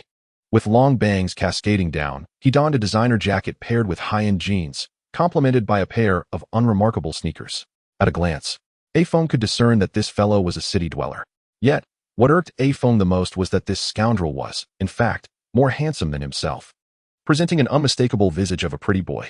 This naturally displeased Afong, who prided himself on being the most handsome man of the grasslands, igniting within him a fierce desire to eliminate this rival. I suggest you set down that bow, Afong warned, for if you misfire, it would bode ill for everyone involved. Cassius, observing the gleaming arrowhead, felt a wave of irritation wash over him. After all, who relishes being threatened with a bow? Although Cassius posed no real threat to Afong, he retorted defiantly, and if I refuse, what will you do about it? Clearly, Afong was not one to be trifled with. As he drew the bowstring taut, then come and see what I am capable of. Cassius narrowed his eyes, anger flickering within him. Having intruded upon his dinner and now aiming a bow at him, the audacious youth was courting disaster, oblivious to the peril he faced. If I don't teach you a lesson, you might think Cassius is a mere plaything. The atmosphere was tense, charged with the potential for conflict. Then let us test that. A-Fong released the bowstring, sending an arrow whistling through the air toward Cassius's head. It appeared that this youth intended to deliver a killing blow and eliminate Cassius in an instant. However, who was Cassius?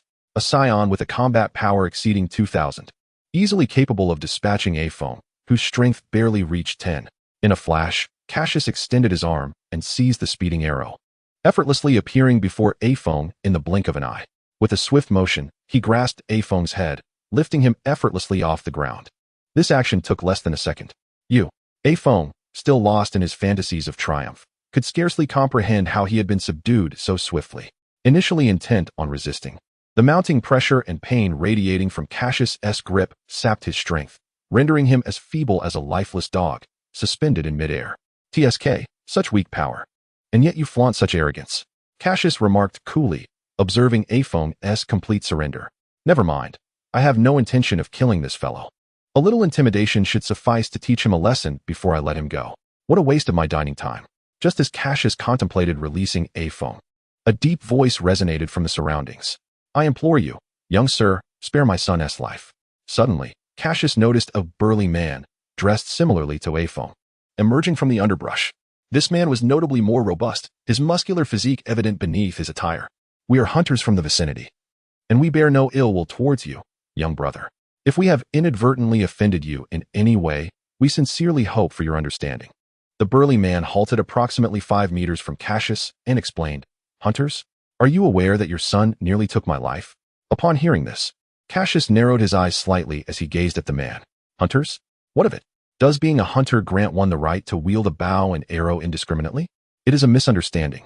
Today marks my son's 16th birthday, and according to tribal customs, a child reaching this age must personally capture their first prey to signify their coming of age. We had already slain 2 saber-toothed tigers, leaving one for my son to conquer himself. However, that particular tiger was rather cunning and, sensing danger, fled swiftly. In his haste, my son pursued it and inadvertently trespassed upon your territory. Noticing the shift in Cassius's demeanor, the burly man's expression changed dramatically, and he hurriedly continued. I witnessed firsthand how my son was subdued in an instant. I understand that should a conflict arise, I too would be swiftly vanquished. Thus, the most prudent course of action was to concede. Upon reflection, Cassius recognized the veracity of the man's words. First, the large cat had fled, and subsequently, after he dealt with it, a certain young cub had emerged, only to be subdued by him once again. Clearing his throat to mask his embarrassment, Cassius continued. In light of this, I shall not hold it against him. However, this large cat is my quarry, so you will need to find another target. With that, he tossed the unfortunate creature towards its father, startling the burly man, who quickly dropped his spear to catch the beast. As Cassius prepared to carry the large cat away, the man's voice echoed once more. If you do not mind, young brother, why not visit our tribe? It would serve as an opportunity for us to express our apologies. After a moment's contemplation, Cassius acquiesced. What other choice did he have? Should he wait to prepare his own meal? As a chronic sufferer of laziness, Cassius's actions must align with his identity. Chapter 31. The Passionate Steppe People, Part 4. As time gradually slipped away, night descended upon the vast expanse of the steppe. The Tattoo tribe, renowned as the mightiest among the clans of this land, boasted a multitude of young and vigorous individuals. These fresh recruits, skilled in archery and horsemanship, embodied the spirit of vitality and optimism. On this particular day, the Tattoo tribe celebrated a momentous occasion, the coming-of-age ceremony for the chief's son, who had just turned 16. On this auspicious day, one of the tribe's celebrated archers, with the chief's assistance, had successfully hunted 3 saber-toothed tigers, the apex predators of the steppe, and returned with a friend from the city. The people of the Tattoo tribe were renowned for their unparalleled hospitality towards distant guests. Thus, in honor of the chief's son's maturity and to welcome their esteemed visitor, the Tattoo tribe organized a grand soiree that evening. At this moment, the Tattoo tribe was ablaze with festive lights and exuberance. Young men and women danced and sang around the bonfire, creating a lively atmosphere. Our protagonist, Cassius, sat comfortably on a cushion, savoring a leg of lamb with great delight. Before him lay an array of delectable dishes: roasted whole lamb, sheep's milk, saber-toothed tiger meat, and countless other culinary delights that were simply too numerous to count. The imposing figure seated at the head of the table watched Cassius relishing his meal, feeling a sense of relaxation wash over him. Simultaneously, he silently chastised his own son for displaying such poor manners towards their esteemed guest. It was one thing to be rude, it was another to be outmatched in strength and nearly defeated, Truly embarrassing. Are you enjoying your meal, young Cassius? The burly man inquired, glancing in Cassius's direction. Upon hearing this, Cassius paused in his feasting, nodded at the man, and replied, I am indeed enjoying myself. The food here is not only delicious, but the people are exceedingly warm and welcoming, which I truly appreciate. Cassius spoke the truth. The young women of the steppe were indeed effusive in their friendliness. Within the short time he had spent dining, no fewer than 10 local maidens had approached him for conversation. However, lost in his culinary reverie, the oblivious lad paid little mind to their advances. That is wonderful to hear, the man replied, nodding fervently. Yet his son, Aphone, did not extend the same courtesy to Cassius, casting him a disapproving glare. Despite his resentment, Aphone dared not overstep, for Cassius's prowess was well known. What could he do? Confront him? Such folly would bring shame to his family within the tribe. Even so, Aphone remained sullenly seated beside his father, fixated on Cassius. To this, Cassius simply thought, why should I concern myself with you? You may glare as you wish. I shall enjoy my meal undisturbed. Suddenly, Cassius was drawn from his musings by a melodious voice, accompanied by a delightful fragrance wafting through the air. Curiosity piqued, he turned his head to see the source of the enchanting sound. Beside him stood a blossoming young maiden, possessing not only a delicate oval face but also a radiant sun-kissed complexion. Especially captivating were her eyes, which sparkled like garnets, drawing one in irresistibly. The girl beside Cassius was none other than Natasha, the chief's daughter, renowned as the first flower of the grassland. Hey, why are you so quiet? You look so adorably dazed, Natasha teased, suppressing a light laugh as she observed Cassius's blank expression. Realizing he had made a fool of himself, Cassius quickly averted his gaze, choosing not to look at Natasha any longer. Nevertheless, he couldn't help but think how beautiful she was, far surpassing Mana, that undeveloped little girl. Author, you little rascal. How can you compare the adorable Mana to this young lady? Besides, once Mana matures, she will undoubtedly outshine this girl by 1,000-fold. Cassius. My name is Natasha, and I am the daughter of the tribe's chief. Moreover, I am the first flower of this grassland, she said playfully, glancing at Cassius. With your appearance, you truly can be called the first flower of the grassland.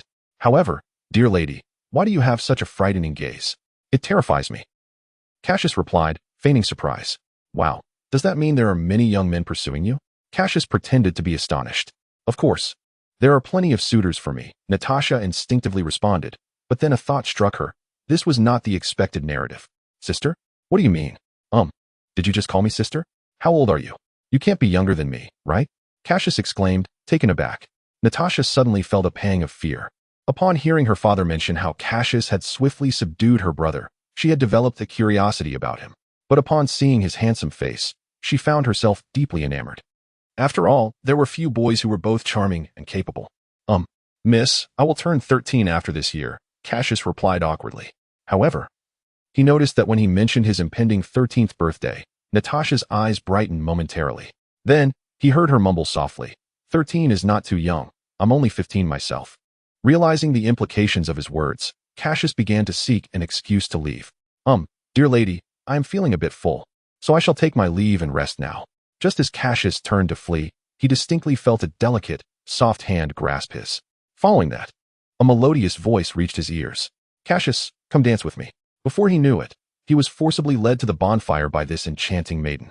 Initially, he intended to resist and escape, but perhaps due to the strength of the grassland girls, Cassius found himself unbalanced and swept away by her pull.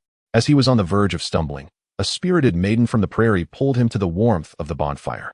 Sensing the hostility emanating from all directions, particularly the predatory gaze of Aphone, Cassius found himself in an awkward predicament, scratching his head in embarrassment. Brothers, I assure you, I did not wish for this. It was you who insisted on dragging me here. You cannot hold me accountable, he thought. Author, you are merely making excuses, you lecher. With your combat power exceeding 2,000.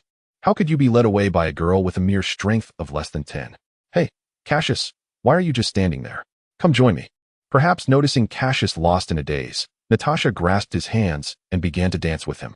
At that moment, Cassius naturally followed the rhythm, yet behind him, dozens of eyes, led by Aphone, were fixated on him, sending chills down his spine. Chapter 32. The Legend of Corinta under the fervent spirit of Natasha. Cassius gradually began to open himself up, engaging in dances, indulging in drink, and partaking in wrestling alongside the members of the tribe. It could be said that he embraced nearly every customary practice that the vast grasslands had to offer.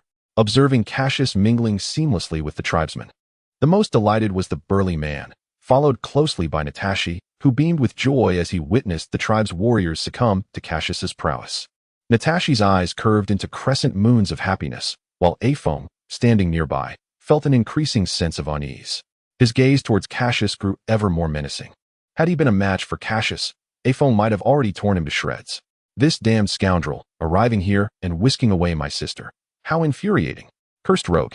Afong seethed, forcefully shattering his cup upon the ground, his eyes ablaze with fury.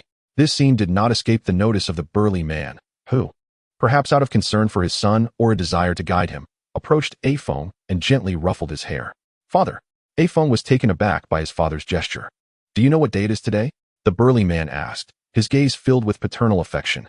Yes, it is the day I come of age, Afong replied, slowly regaining his composure. Indeed, in the blink of an eye, my son has grown up and reached adulthood, the burly man mused, pausing as he closed his eyes, seemingly lost in reminiscence. Afong, perplexed by his father's intent, wore a puzzled expression. Yet he could not help but notice the subtle wrinkles that had begun to etch themselves onto his father's face, the tribe's foremost warrior. My son, now that you have reached adulthood, you must mature and embrace the responsibilities of the tribe's future chief.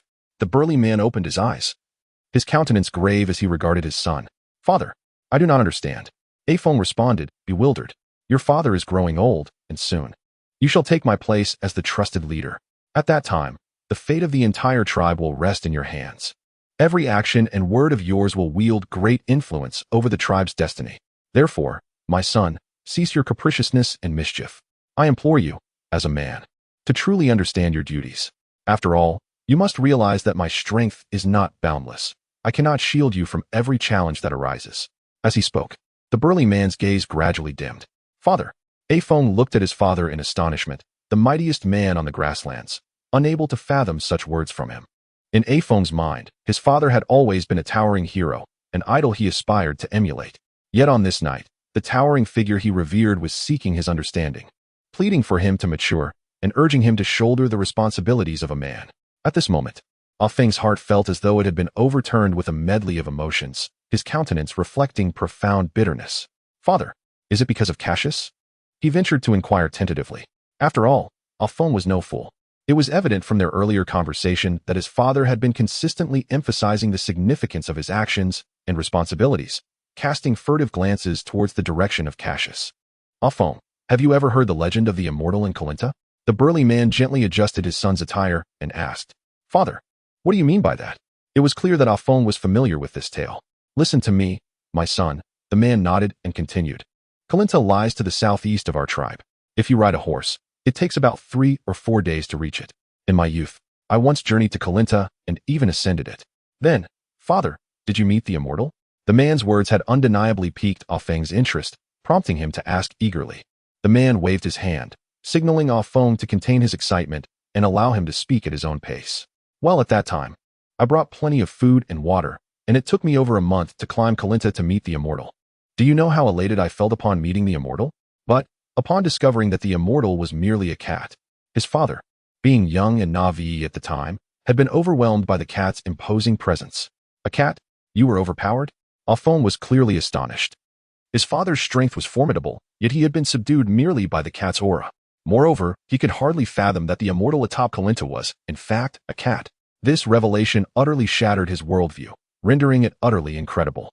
Indeed, the immortal was a cat, and I was indeed overpowered by its presence. The man was candid before his son, leaving no room for embellishment. And then what happened? Afong pressed on. The man took another sip of his drink and continued. Eventually, I yielded, no longer daring to act recklessly. I implored the immortal for guidance in my cultivation. Initially, the immortal did not agree, but neither did it send me away. I began to perform various chores for the immortal, beseeching it daily to instruct me in my practice. Father, I never imagined you could be so persistent, pestering the immortal every day. Afong laughed without a care. You little rascal, do you still wish to hear the tale? The man's face flushed with embarrassment as he scolded. Of course, I want to hear. Sensing his father's irritation, Afong quickly relented, fearing he might stop sharing the story. After several months, the immortal was finally moved by my dedication and agreed to guide my cultivation. However, due to my lack of innate talent, even with the immortal's guidance, my progress was rather dismal. Contemplating this, The man's expression grew somber.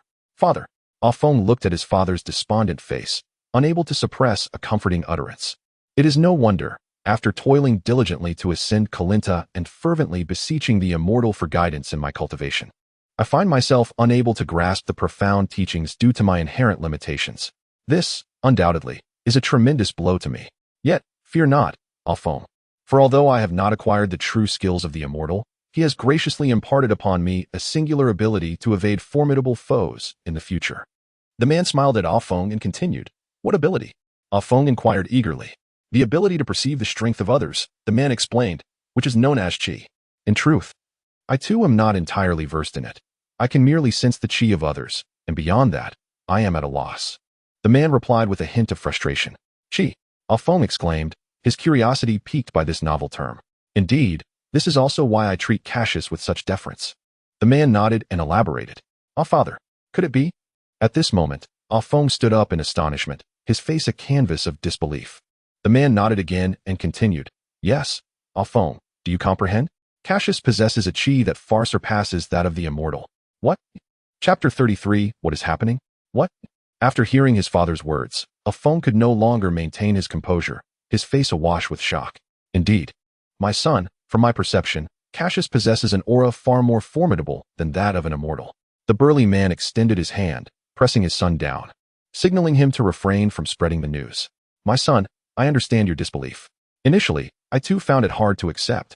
However, through my repeated observations, I have ascertained that Cassius's power has not only remained unwavering but has sometimes even intensified. Do you comprehend what this signifies? The man's expression was somewhat agitated, yet his tone remained calm. To elaborate on what your father has conveyed, Cassius typically maintains a combat strength around 300. Do not underestimate this figure. A combat strength of 300 positions him among the elite on Earth. Not even Corinta's feline companion, nor a divine being, could easily contend with Cassius at this level. As for the heightened perception of Cassius's combat prowess, it is simply that upon entering our tribe, he must remain cautious. Thus, he has subtly elevated his combat strength to approximately 400. This explains why I have sensed fluctuations in his aura. Father? Could it be that his true strength far exceeds your estimation? Is his concealed power even greater? Afong gazed incredulously at Cassius, who was dancing and drinking nearby. Indeed. That is the very reason I treat Cassius with such deference, the burly man affirmed with a nod. Therefore, when you whispered to your sister earlier, was it to entice her towards Cassius? Afong suddenly interjected. Cough, cough. What nonsense are you spouting, child? Am I that sort of person? The man tapped Afong on the head and continued. I merely advised your sister that Cassius is not only youthful, but exceptionally strong. Your brother was subdued by him in an instant, with no chance to retaliate. I encouraged her to engage with Cassius, so he does not feel neglected in our tribe. What? Father, is it fair to put your son in such a predicament? Afong pouted, his face a picture of grievance. How is this a predicament? I speak merely the truth. However, Natasi's conduct has truly surpassed my expectations. I did not anticipate her forging a friendship with Cassius so swiftly. It seems I must take measures to further kindle their connection. The burly man glanced at Natasi, who was joyously playing with Cassius, his mind whirring with schemes. Father? What are you contemplating? You appear rather sinister. Wait a moment, father. Please do not jest with my sister's lifelong happiness. That would be unwise. Afong looked at his father, who was alternately smiling and nodding, and silently prayed for his sister's well-being. What nonsense. Do you truly believe I am that kind of person? Speak again, and I shall give you a good thrashing. The robust man seemed to have his thoughts laid bare. His face flushed as he playfully tapped Afeng's head. In essence, my message is clear. Do not provoke Cassius. For the sake of our tribe, do you understand? At that moment, the man's demeanor shifted as he regarded Afong with a serious expression. Oh, I understand now. I will no longer torment my future brother-in-law. That should suffice, right? Afong said, scratching his head in a somewhat dazed manner. Yes, that's the spirit. Brother-in-law has a nice ring to it. Go. Apologize to your future brother-in-law and greet him. The man nodded in agreement to Afeng's words, gesturing for him to approach and extend his apologies. Oh, at this juncture, having gained a clearer understanding of Cassius's prowess, Afong realized that his plans for revenge were surely futile. Moreover, it might even bring calamity upon his tribe. It would be far wiser to cultivate a good relationship with Cassius. Thus, this young lad from the grasslands began to internally accept this dark-haired individual as his brother-in-law. Meanwhile, Cassius, who was enjoying a drink, felt a wave of dizziness wash over him, causing the world around him to blur. Alarmed, He promptly returned to his original table and began to eat. Such was the necessity of the situation. As he was on unfamiliar territory and under the watchful gaze of Ah Feng, who seemed intent on devouring him, Cassius dared not indulge in intoxication. The thought of being incapacitated and vulnerable was too perilous. What is the matter? Why are you not joining everyone in their revelry? Instead, choosing to sulk here alone with your food? A melodious voice, akin to that of a magpie, reached Cassius's ears. He recognized that a certain radiant maiden from the grasslands had approached. Dear lady, it's not that I wish to avoid drinking with you all, but surely you noticed the murderous glint in your brother's eyes? With him around, how could I dare to become intoxicated? Despite these thoughts swirling in his mind, Cassius kept his tongue in check. Sister Nastasia, as I drink more, I find myself increasingly hungry, so I thought I would return to eat something first. You needn't worry about me. Go enjoy yourself. He chuckled foolishly, a grin plastered on his face. Nastasia exclaimed, Wow, so handsome and adorable. I absolutely adore you. Upon seeing Cassius's silly demeanor, her eyes sparkled with excitement as she sidled up beside him. How could I not attend to you? You are a guest brought by my father, and I must ensure you are well taken care of. Sensing the alluring fragrance wafting from her, Cassius realized that this enchanting maiden would not be departing anytime soon. At that moment, a voice reached Cassius's ears, causing his expression to shift dramatically. His face a mask of disbelief as he regarded the newcomer. Indeed, my brother Cassius, you are our honored guest. We must not neglect you. Ah Feng, holding a wine cup, beamed at Cassius. His previous demeanor of intent malice completely vanished. Nanny, what is happening? Could there be some hidden agenda at play? When did this little brat become so courteous? Is this for real? Hee, dear brother Cassius, I humbly ask for your forgiveness for my previous indiscretions. Allow me to make amends with this drink. With that, Ah Feng downed the contents of his cup in one swift motion, his face adorned with earnestness as he apologized to Cassius. Wow, the plot has shifted rather swiftly, hasn't it? My little mind can hardly keep up. It's all right. Since you are so sincere, let bygones be bygones. Although Cassius felt somewhat bewildered, he magnanimously chose to forgive Ah Feng. After all, he was a scion with a combat power exceeding 2,000. No matter the schemes they concocted, even in a less than optimal state, he could still obliterate them with a single energy blast. Besides, he had mastered the great ape transformation. Should any unforeseen circumstances arise, he could simply transform and finish matters in a heartbeat. In essence, what was there to fear? Oh, how wonderful. You two have reconciled. I was so worried about your feud, but now everything is well. Natasha exclaimed joyfully, bouncing with delight at the sight of her brother and Cassius mending their relationship. Seeing his sister so jubilant brought a smile to Ah Feng's face as well. Sister, I am truly happy for you. May you find bliss. In that moment, Cassius remained blissfully unaware that he had been inadvertently labeled as the brother-in-law, future son-in-law, and prospective husband of the very sister he was observing, still wearing a perplexed expression as he regarded the two siblings. What on earth is going on? Chapter 34. In truth, I am not human. Cassius squinted at the scheming siblings, a growing sense of unease gnawing at him. Could they be plotting something? Especially that little rascal. His excessive attentiveness seems suspicious. Perhaps he is up to no good. Consequently, Cassius resolutely opted for the age-old strategy. Retreat is the best option. My head is spinning. I shall take a rest. Pay me no mind. With that parting remark, Cassius swiftly retrieved his multifunctional capsule designed to transform into a sleek sports car. With a resounding bang, a striking black sports car materialized before him. In an instant, a certain dark-haired individual dashed into the vehicle, hastily sealing the doors to ensure complete isolation within. Once inside, he reclined in the seat, feigning deep slumber, hoping to divert the siblings' attention and protect himself. While nestled within the car, he reasoned, no matter their intentions, they would have to contend with the vehicle first, even if they were to hurl the car off a cliff or assault it with a hammer.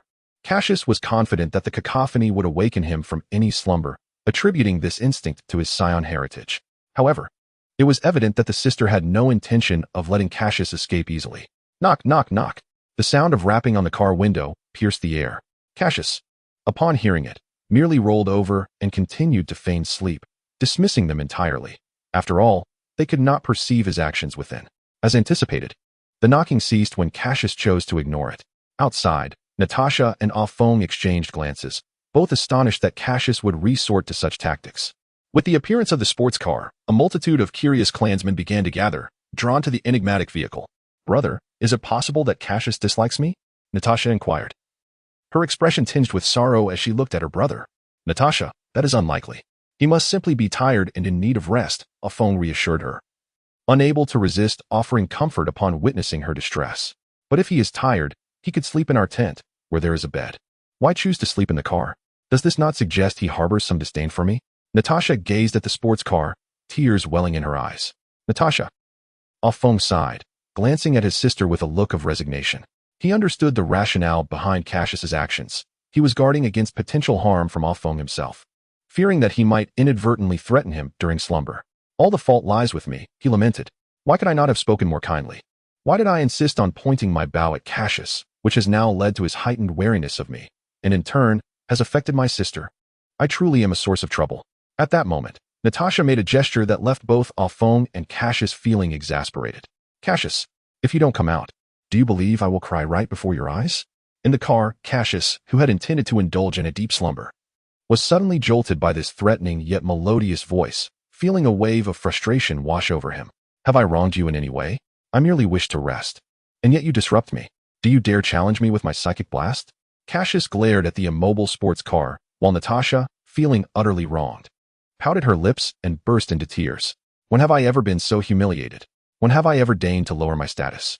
Who dares to treat me this way? Cassius, you fool, you scoundrel. Why must you be so handsome? And why do you treat me like this?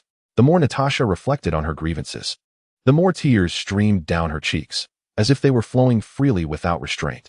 Oh, dear ancestor, please stop crying. Your tears do not reflect well on your brother's face. At that moment, Afong was engulfed in his own frustration. It was not merely Natasha who was embarrassed, but he himself as well. Most distressingly, she was crying within his own tribe. How could this be acceptable? How would his people perceive him in such a situation? It was all that scoundrel Cassius's fault, and as Afong's anger rekindled, the resentment he thought had dissipated flared back to life. Ahem. At this juncture, a deep cough echoed in Afong's mind, reminding him of his father's words, causing cold sweat to break out on his forehead. Suddenly, the door of Cassius's sports car swung open, and a hand emerged, swiftly pulling the weeping girl inside. The door then closed with a decisive click. Afong stood frozen, bewildered. What in the world was happening? Was his sister being abducted? And in public, no less. What was going on? He couldn't comprehend it. He hadn't seen clearly enough. As murmurs spread through the crowd, just as Afong prepared to knock on the car window, a strong hand pulled him back. It was the burly man.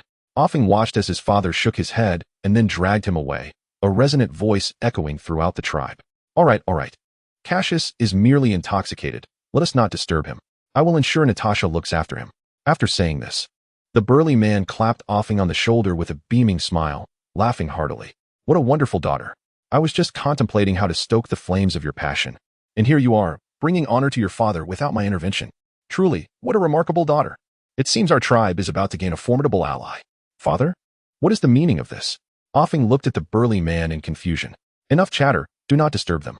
The man commanded, firmly pressing Afong back into his seat. Afong. Inside the sports car, Cassius gazed with frustration at the blushing beauty, the pride of the prairie. Cassius was utterly perplexed. Just a few moments ago, he could no longer endure the dreadful sound of her sobs, and with a determined heart, he brought her inside. The girl, instead of continuing to weep, curiously examined his sports car, occasionally casting shy glances at Cassius. Her cheeks flushed a deeper shade than that of a ripe apple.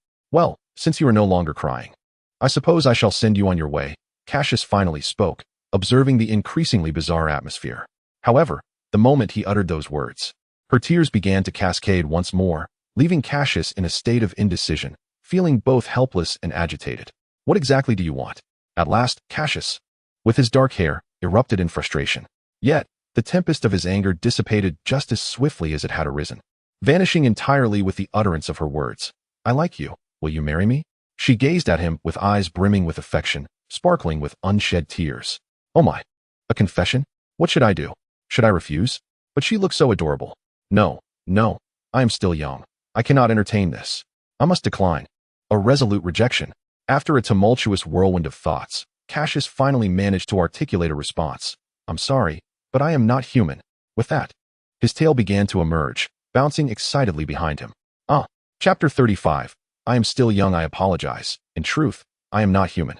With a powerful demonstration from a dark-haired tail, I successfully left a certain girl in a state of shock. Not human. Could it be a deception?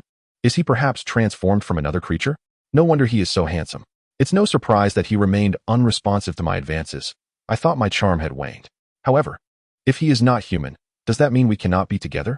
Nevertheless, he is truly very attractive. As Natasha wrestled with these tumultuous thoughts in her mind, Cassius, with an air of resignation, covered his face. Come on, must I be so self-deprecating? What a stroke of misfortune. Thus, you comprehend. It is impossible for us to be together, which explains my apparent lack of interest in you, Cassius said solemnly, addressing the young woman. But why do you possess a human form? You claim you are not human. Could you be transformed from a fairy? Will you, perchance, consume humans? Natasha tilted her head. Sensing something was amiss, beset by a multitude of questions, she timidly inquired of Cassius. Goodness, consume humans. My dear lady, your imagination is quite vivid. If I were to devour humans, why would I be here chattering with you? I would simply swallow you whole. I do not consume humans. Furthermore, I am indeed transformed from a monkey, but I am not a fairy. It was a celestial being who granted me a human form. Observing the bewildered expression on her face, Cassius continued, explaining that it was a deity from Earth who had transformed him into a human, bestowing upon him wisdom and unparalleled strength. Evidently, the young lady remained somewhat skeptical of Cassius's words, yet the tale behind him compelled her to confront reality. If he truly is transformed from an animal, then indeed, it is impossible for us to be together. Yet, he is so incredibly handsome. Perhaps, maybe, we could still consider marriage. In her heart, the young lady harbored fantasies, yearning for the possibility of marrying Cassius. Sigh. This girl from the grasslands is rather fervent. Is she not? We have only just met, and she is already enamored? How terrifying. Fortunately, I possess my trump card, my tail. Coughing softly, Cassius could not help but draw her attention back from her daydreams. So, do you understand now? We cannot be together. If you wish to assign blame, direct it towards the deity who transformed me into a human. If you feel discontent or unhappy, you may curse him. With a sense of irresponsibility, the dark-haired figure cast all blame upon the celestial being, confident that the ancient deity, Beak, could not best him in a confrontation.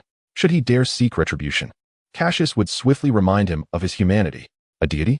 I had assumed you were granted a human form by the celestial being atop Kalinta. Upon hearing the unfamiliar term deity, Natasha felt a twinge of confusion, as she had always believed that Cassius was bestowed with a body by the celestial being on Kalinta. The celestial being atop Kalinta? Is that not a certain cat? Is there perhaps a story hidden within? The guardian of Karinta? Are you referring to the celestial cat that sows beans? With a hint of confusion, Cassius inquired of Natasha. Natasha blinked, contemplated for a moment, and adorably responded, yes, indeed. There has always been a legend about a celestial being residing on Karinta. However, how do you know the celestial being is a cat? Have you encountered this celestial being? Cassius. Upon finishing her question, Natasha fixed her enchanting gaze upon Cassius, hoping for an answer. Cassius would undoubtedly respond with a negative. But upon hearing Natasha mention a certain cat, he couldn't help but entertain the idea of visiting Karinta. After all, that particular white cat possesses the miraculous senzu beans from Dragon Ball. Consuming one of those beans can heal any injury, regardless of its severity. Cassius had certainly gleaned this from the narrative. He recalled that it was during the Third World Martial Arts Tournament in Dragon Ball when he was no longer the little Goku, but rather grown Goku, was engaged in a fierce battle with Piccolo Jr. Both combatants were on the brink of death. Goku had sustained a gaping hole in his chest thanks to Piccolo. He was supposed to be at death's door, but upon consuming the senzu bean brought by Yajirobe, he instantly regained his vitality, as if nothing had ever happened. Moreover, the senzu beans played a crucial role in subsequent battles in Dragon Ball. However, due to a certain portly individual, Yajirobe, these plentiful beans had become exceedingly rare. Cassius could only express his frustration, that rotund fool better not cross my path, or I shall deliver a beating so severe he will wish he had never been born. It's not that I harbor ill intentions, but that glutton has taken a divine item that could allow one to forego meals for an entire week and turned it into a rarity. How infuriating. That rotund fool. I implore you, do not let me encounter you, or I shall make it my mission to utterly vanquish you. After a prolonged silence, Natasha could no longer contain herself and spoke up. Cassius, what are you thinking? You still haven't answered my question. At this moment, Cassius was jolted back to reality by Natasha's voice. After stealing a few glances at her, he awkwardly admitted, well, I have certainly never encountered the celestial cat, but I do intend to pay it a visit. As he spoke, Cassius's cheeks flushed with excitement. The senzu beans, such a miraculous substance, were akin to divine artifacts for a scion born for battle. Furthermore, since that certain portly individual had yet to reach Karinta, the supply of the white cat's beans should be abundant. Therefore, this time, He was determined to acquire as many as possible, even if he couldn't take them all. He would ensure to gather at least 70 or 80%, so as not to let that rotund fool benefit from them. At that moment, a portly individual, busy grilling food, could not suppress a sneeze. It was then that Cassius recalled. It seemed that it was indeed his brother, Sun Wukong, who had brought a certain deceased rotund figure to Kalinta. How shall I put this? If little Wukong were here, he would undoubtedly be subjected to a thorough thrashing by a certain dark-haired individual. Meanwhile, Natasha, observing Cassius's lack of attention, pouted, her face suffused with a sense of grievance. Cassius, what is wrong with you? Why are you daydreaming again? It appeared that he had indeed drifted off again. Noticing this, the dark-haired individual hastened to regain focus and turned to the young lady, solemnly proclaiming, Natasha, it is clear that we can never be together, do you understand? Upon hearing this, Natasha's face instantly reflected profound disappointment, though she vehemently denied it. The truth was indisputable and left no room for rebuttal. Thus, after uttering those words, the young lady decisively exited the sports car. I understand. I apologize for causing you distress. Sighing, the dark-haired individual gazed out the window at the departing Natasha, reflecting on his sentiments. Chapter 36. Carinta after Natasha's departure. Perhaps at the behest of the great man, Cassius peacefully spent the night within the carriage. As dawn broke the following day, the once sleeping Cassius was roused by a persistent tapping at the window. Upon opening his eyes in the window, he beheld the great man, Aphone, and Natasha standing outside, gazing at him. The bloodshot eyes of the great man revealed a night devoid of slumber. It was not just him. Both Aphone and Natasha bore similar signs of fatigue, their eyes rimmed with red. Uncle, what brings you here? Cassius inquired, somewhat perplexed. Is it possible that my earlier words had struck Natasha deeply, and now her entire family has come to settle the score? The thought sent a shiver of trepidation through him. The great man glanced around, seemingly hesitant. However, encouraged by the silent cues from Aphone and Natasha, he gritted his teeth and knelt before Cassius. Following his lead, both Aphone and Natasha also sank to their knees. Uncle, what is the meaning of this? Cassius questioned, his confusion deepening. In response to Cassius's inquiry, the great man, his expression tense and earnest, spoke. Cassius, we have already heard from Natasha about yesterday's events. What does this signify? I have wronged your daughter, and yet you kneel before me? Shouldn't you be seeking retribution instead? Cassius's bewilderment only intensified. The great man continued. Since the celestial beings have bestowed upon you a human form, it stands to reason that your connection with them is profound. Thus, I humbly beseech you to take my son, Aphone, to the celestial realm and seek their training for him. What? Are you jesting? Cassius was momentarily taken aback. He had not anticipated that his earlier fabrications, uttered to extricate himself from a certain situation, would be so readily believed. Was it truly the case that the people of the steppes were so naive? Cassius felt a profound skepticism regarding this. Uncle, how can you be sure that my words are not mere fabrications? Or perhaps I spoke thus merely to extricate myself. Cassius regarded the great man, a slight smirk curling upon his lips, laden with meaning. What? So you were deceiving me? Indeed, you must harbor disdain for me. At this moment, before the kneeling great man could respond, Natasha interjected. Oh no, this is not good. As Natasha uttered these words, Cassius instinctively sensed an ominous shift. True to his intuition, he witnessed her eyes glistening with unshed tears, poised to cascade down her cheeks at any moment. Natasha, cease this folly. The great man admonished her before turning resolutely to Cassius. I am certain that your words ring true, for you know that the immortal residing atop Carinta is the cat immortal. I was fortunate enough to ascend Carinta and encounter the cat immortal. Moreover, it is known that those who ascend Carinta are exceedingly rare, and thus, the knowledge of the immortal's feline nature is even more scarce. However, Cassius, not only have you discovered that the sage is a cat, but you have also mentioned the celestial deity. This compels me to believe. Listening to the words of the burly man, Cassius frowned slightly. To be honest, he never anticipated that the imposing figure before him had once ascended the Kalinta. After all, the white cat had not alluded to the existence of such a person in the narrative. While Cassius was still pondering this revelation, the giant continued, at that time. I employed some rather embarrassing methods to persuade the cat sage to teach me the art of cultivation. However, due to my limited talent, I failed to acquire the knowledge. Upon hearing this, Cassius couldn't help but scrutinize the large man more closely. Embarrassing methods? It seems this uncle is not as straightforward as he appears. Cassius neither approved nor disapproved of the giant's actions. After all, in times of necessity, one must resort to necessary measures, if the situation called for it. Cassius might also adopt the giant's approach, employing any means to achieve his ends. At that moment, the giant's expression revealed a hint of regret as he said, "Nevertheless, with the sage's assistance, I learned to perceive the magnitude of others' energy." The magnitude of energy? Don't joke around. How could that possibly be true? Upon hearing this, Cassius could not restrain himself from roaring in disbelief. What kind of absurdity is this? Perceiving the magnitude of energy? Do you have any idea how many martial artists exist on Earth? How many have mastered such energy? Not even the cat atop Kalinta might be capable of that. I am not jesting, Cassius. I speak the truth.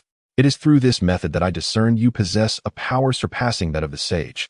It is precisely for this reason that I believe your words.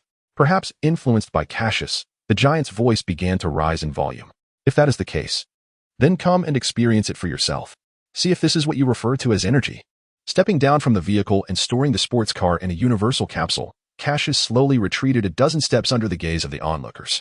Waha! With Cassius's mighty shout, an astonishing vortex of power erupted from his being. The intense whirlwind generated from him began to spread outward. In an instant, a tempest roared, and the space trembled. A suffocating aura erupted from Cassius with full force. The giant, the young man from the plains, Offing, Natashi, and the surrounding tribesmen were all overwhelmed by this pressure, collapsing under its weight. Their appearances were nothing short of chaotic. Cassius, in truth, was unaware of the extent of his strength. He only knew that after battling with little Wukong, his combat prowess had significantly improved. Moreover, having just obtained his driver's license and purchased a sports car upon his release from the hospital, he was oblivious to his newfound might. See, Cassius, stop, please. Stop. At that moment, Natashi's intermittent voice reached Cassius's ears. Upon focusing his gaze, Cassius saw Natashi and the burly Offing, panting heavily and drenched in sweat, looking utterly exhausted. Seeing this, Cassius ceased his display and helped Natashi to his feet. However, the latter was evidently utterly weak. After Cassius helped her to her feet, she inadvertently leaned against him. This left Cassius in an awkward predicament, for he found himself unsure whether to support her or let go, fearing that Natasha would tumble down. Truly, he was caught in a dilemma. Cassius, I was not mistaken. You are indeed astonishingly powerful, exclaimed the burly man, struggling to rise and gazing at Cassius with a look of disbelief.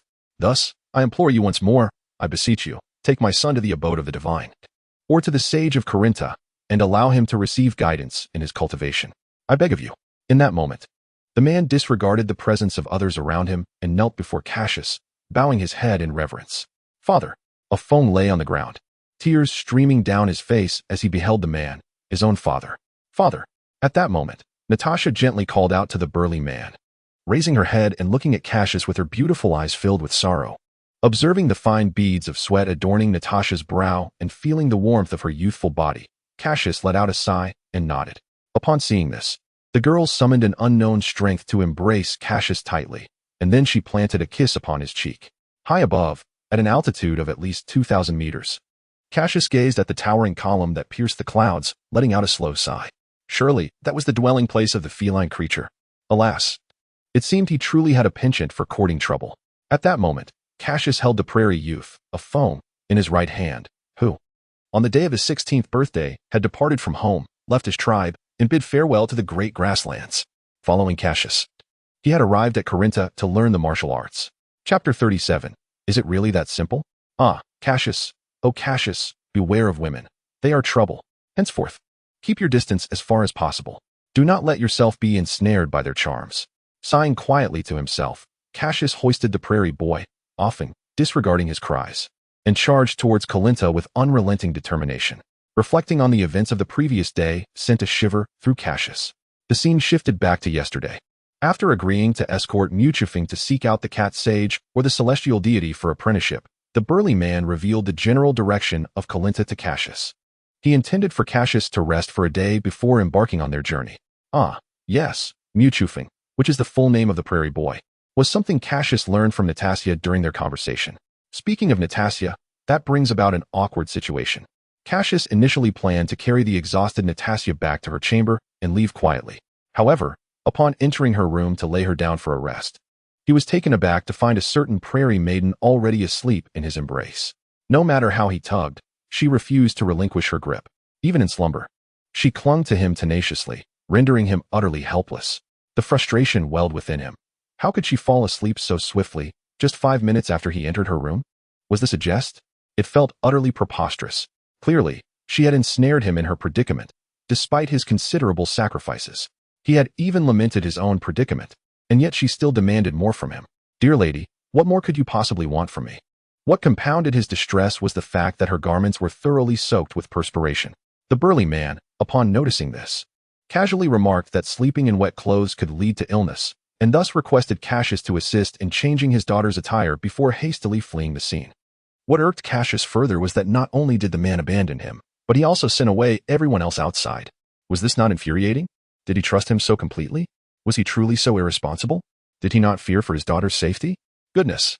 In truth, Cassius dared not.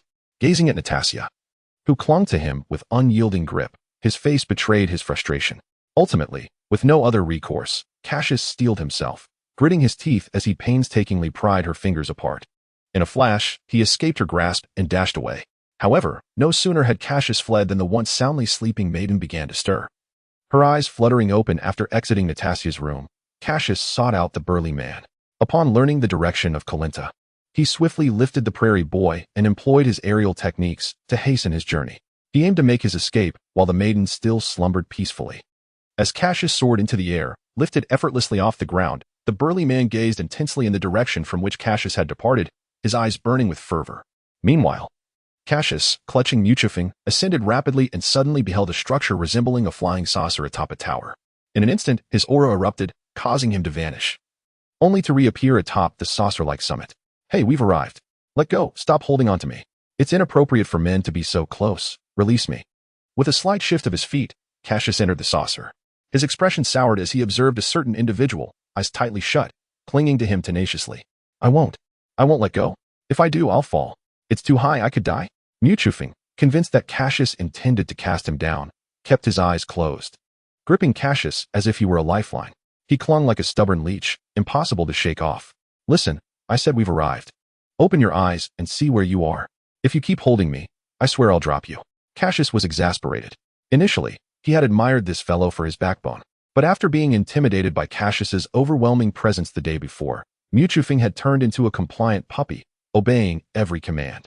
In light of such behavior, Cassius could only wonder, where has your dignity gone, young man?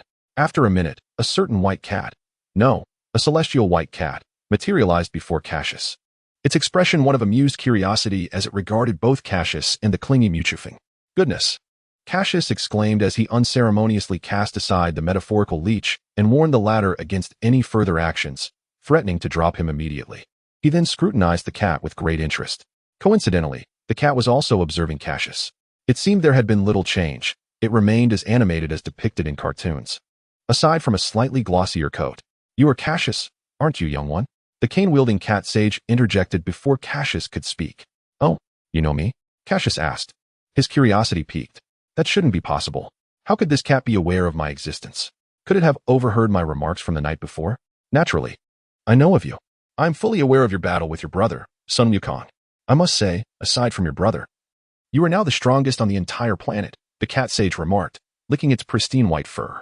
Upon hearing the cat sage's words, Muchifeng was taken aback. He had never imagined that the individual who might become his brother-in-law was, apart from his brother, the most formidable being on earth. The recollection of his earlier indiscretions towards Cassius filled him with dread. Fortunately, his father had intervened just in time. Otherwise, he would have brought catastrophic ruin upon his tribe. Oh, I didn't realize I had become so famous, Cassius mused, a hint of delight swelling within him. After all, garnering attention was surely a cause for joy. Indeed, I am aware that although your prowess is formidable, your knowledge of martial arts is rather superficial. Thus, you have chosen to take the turtle sage as your mentor. In order to compensate for your deficiencies in martial wisdom, the cat sage glanced at Cassius and remarked, Indeed. In order to traverse the path of martial arts further in the future, I had no choice but to make this decision.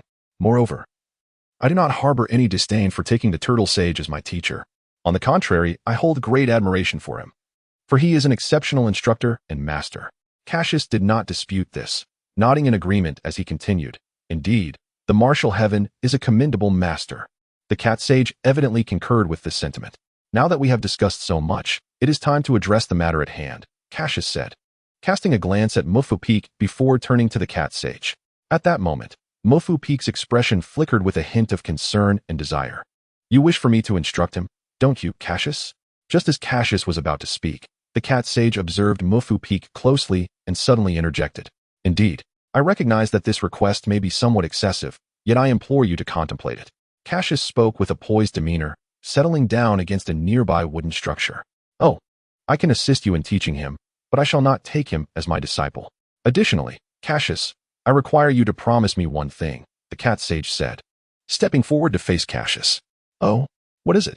Do share, and I shall see if I can fulfill it, Cassius replied, intrigued by the proposition. It is quite simple. Descend and procure some fish for me, and thus, the matter shall be settled, the cat sage stated with a serene expression. Fish? Is it truly that straightforward? Cassius inquired, seemingly taken aback. Indeed, it is that simple, the cat sage affirmed, gazing earnestly at Cassius. Upon hearing this, Cassius breathed a sigh of relief. Initially, he had anticipated that the cat sage would assign him a task of considerable difficulty, but to his surprise, it was merely a matter of catching fish. Truly, a cat remains a cat, even after attaining the status of a sage. One's inherent nature is not easily altered. Chapter 38. Journey to the Temple Acquiring Fish? For Cassius, it was an endeavor of utmost simplicity.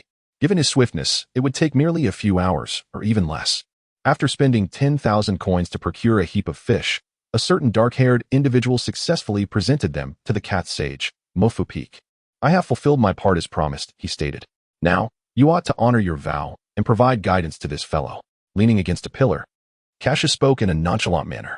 At that moment, the cat was relishing the fish with great delight, leaving the young prairie boy, Mufu-Peak, utterly astonished. He could hardly fathom that the esteemed sage he so revered displayed such behavior. It was truly beyond his expectations. Very well, Cassius, the cat sage replied. That is acceptable. Ah, by the way, cat sage, I have heard that you possess the mystical beans that can sustain a person for several days without the need for food, and can also heal wounds. Cassius revealed the thought he had long harbored. Ah, the divine beans indeed exist. They are stored in jars in the storeroom over there. Feel free to help yourself. The cat sage, evidently captivated by the fish, casually gestured towards a location, showing little interest in Cassius. Cassius paid no mind to the cat's indifference and proceeded toward the indicated area, clearly treating the place as his own abode. In contrast, Mufu-Peak had been rendered timid since his arrival, remaining silent and seated on a stool, a far cry from the once unyielding prairie youth. Presently, he resembled a mouse in the presence of a cat, likely paralyzed by fear. Upon reaching the basement where the divine beans were stored, Cassius discovered several large jars. It was evident that these contained the mystical beans. Approaching, he lifted the lid, and a fragrant aroma, indescribable yet enticing, wafted into his nostrils. Upon closer inspection, he estimated that the jars contained at least hundreds of thousands of beans. It was astonishing to think that these once rare beans had now amassed in such abundance. Filled with joy, Cassius seized a nearby sack and began to fill it. Without further ado, he proceeded with his task. After filling 2 jars, he paused. A sufficient quantity would suffice, as an excess could lead to complications. And indeed, complications were the last thing he wished to encounter. As he carried the sack, Cassius mused. Do these beans have an expiration date? What if they spoil and lose their efficacy? You truly are unreserved, Cassius. A voice from the cat interrupted his thoughts. Cassius regarded the cat sage with a calm demeanor and replied, Given that you have no use for these, I think it inconsequential for me to take a bit more. I trust you would not mind? At the end of his statement, Cassius's expression darkened, casting a dubious glance at the cat. Of course, the cat sage replied. Not long ago, I received some divine beans, which I paid no mind to, as they would be of no use to me. Should you desire them in the future, feel free to take them. The cat sage, seemingly unfazed, replied nonchalantly. Cassius, observing the cat sage's indifference, contemplated and came to an understanding. Indeed, for a cat that resides perpetually in the tower, the divine beans would serve little purpose. Here, they would merely be a means to satiate hunger. Excuse me, cat sage. Do these divine beans spoil or expire? Cassius inquired somewhat awkwardly. Ah, worry not. They can be left unattended for decades without issue. That's a relief, Cassius exhaled, feeling a weight lift from his heart. If they were to spoil, what utility would he have in hoarding such a burden, only to complicate matters further? Hey, Muchifing, at least utter a word. Stop isolating yourself. Can you not see a cat is present? A modicum of politeness would be appreciated. Cassius suddenly interjected. Upon hearing this, Muchifing, not lacking in intellect, swiftly grasped Cassius's intent. He hurriedly approached the cat sage, kneeling and performing several respectful bows, calling out Master. After a brief pause, the young lad from the grasslands continued, Master, I possess numerous methods for preparing fish, each with its own unique flavor. Therefore, I humbly request that you accept me as your disciple and guide me in my cultivation. Nice, not foolish, and knows how to behave. However, young man, do you truly possess several methods for cooking fish? I sense numerous inconsistencies in your fib. Quietly, Cassius commended Muchifing in his heart while pondering his own journey. Since he had arrived here, should he ascend to meet the deity? To seek wisdom on the martial arts, and perhaps, to encounter the peculiar and dark-hued Bobo. Having watched Dragon Ball previously, Cassius had always been curious about Bobo, a character so uniquely adorned in such a peculiar manner. Now that he had entered the realm of Dragon Ball and reached Krillin Tower, it was imperative to meet this enigmatic figure. Unimaginably. Upon hearing Muchifing boast of his culinary skills, the cat immediately and shamelessly agreed to accept him as a disciple to mentor in his training. Just then, Cassius remembered that there was also the ultra-divine water present. He contemplated whether to partake of it, but after some reflection, he resolved to first enrich his knowledge of martial arts. After all, the ultra-divine water would not flee. There was no need for concern. Cat Sage. Since I have arrived here, I wish to pay a visit to our Earth-S deity. After all, I have yet to encounter him, Cassius stated. What? Did you not claim to be created by the deity? How can you say you have never met him? Muchifing interjected, standing beside the Cat Sage. Ah, I see now. It must have been the deception you concocted to evade my younger sister. In truth, you are merely human, are you not? Muchifing paused, realization dawning upon him. Indeed, it is as you say. In any case, you cannot return now, so what can you do? Cassius shot a few fierce glances at Muchifing before turning his attention back to the Cat Sage, awaiting his response. I understand. I shall convey your intention to visit. The Cat Sage nodded and spoke. In that case, I am most grateful. I shall take my leave now. After receiving the Cat Sage's reply, Cassius, with his sack slung over his shoulder, soared upward with great speed. Blast! It seems I must procure a few universal capsules from Bulma. This sack is truly a nuisance. It is both bothersome and detrimental to my image, truly. As he gazed back at the sack filled with divine beings, a vein throbbed on Cassius's forehead. Chapter 39. The Celestial Being. With his formidable strength, Cassius swiftly discerned the outline of the Celestial Temple in less than half an hour.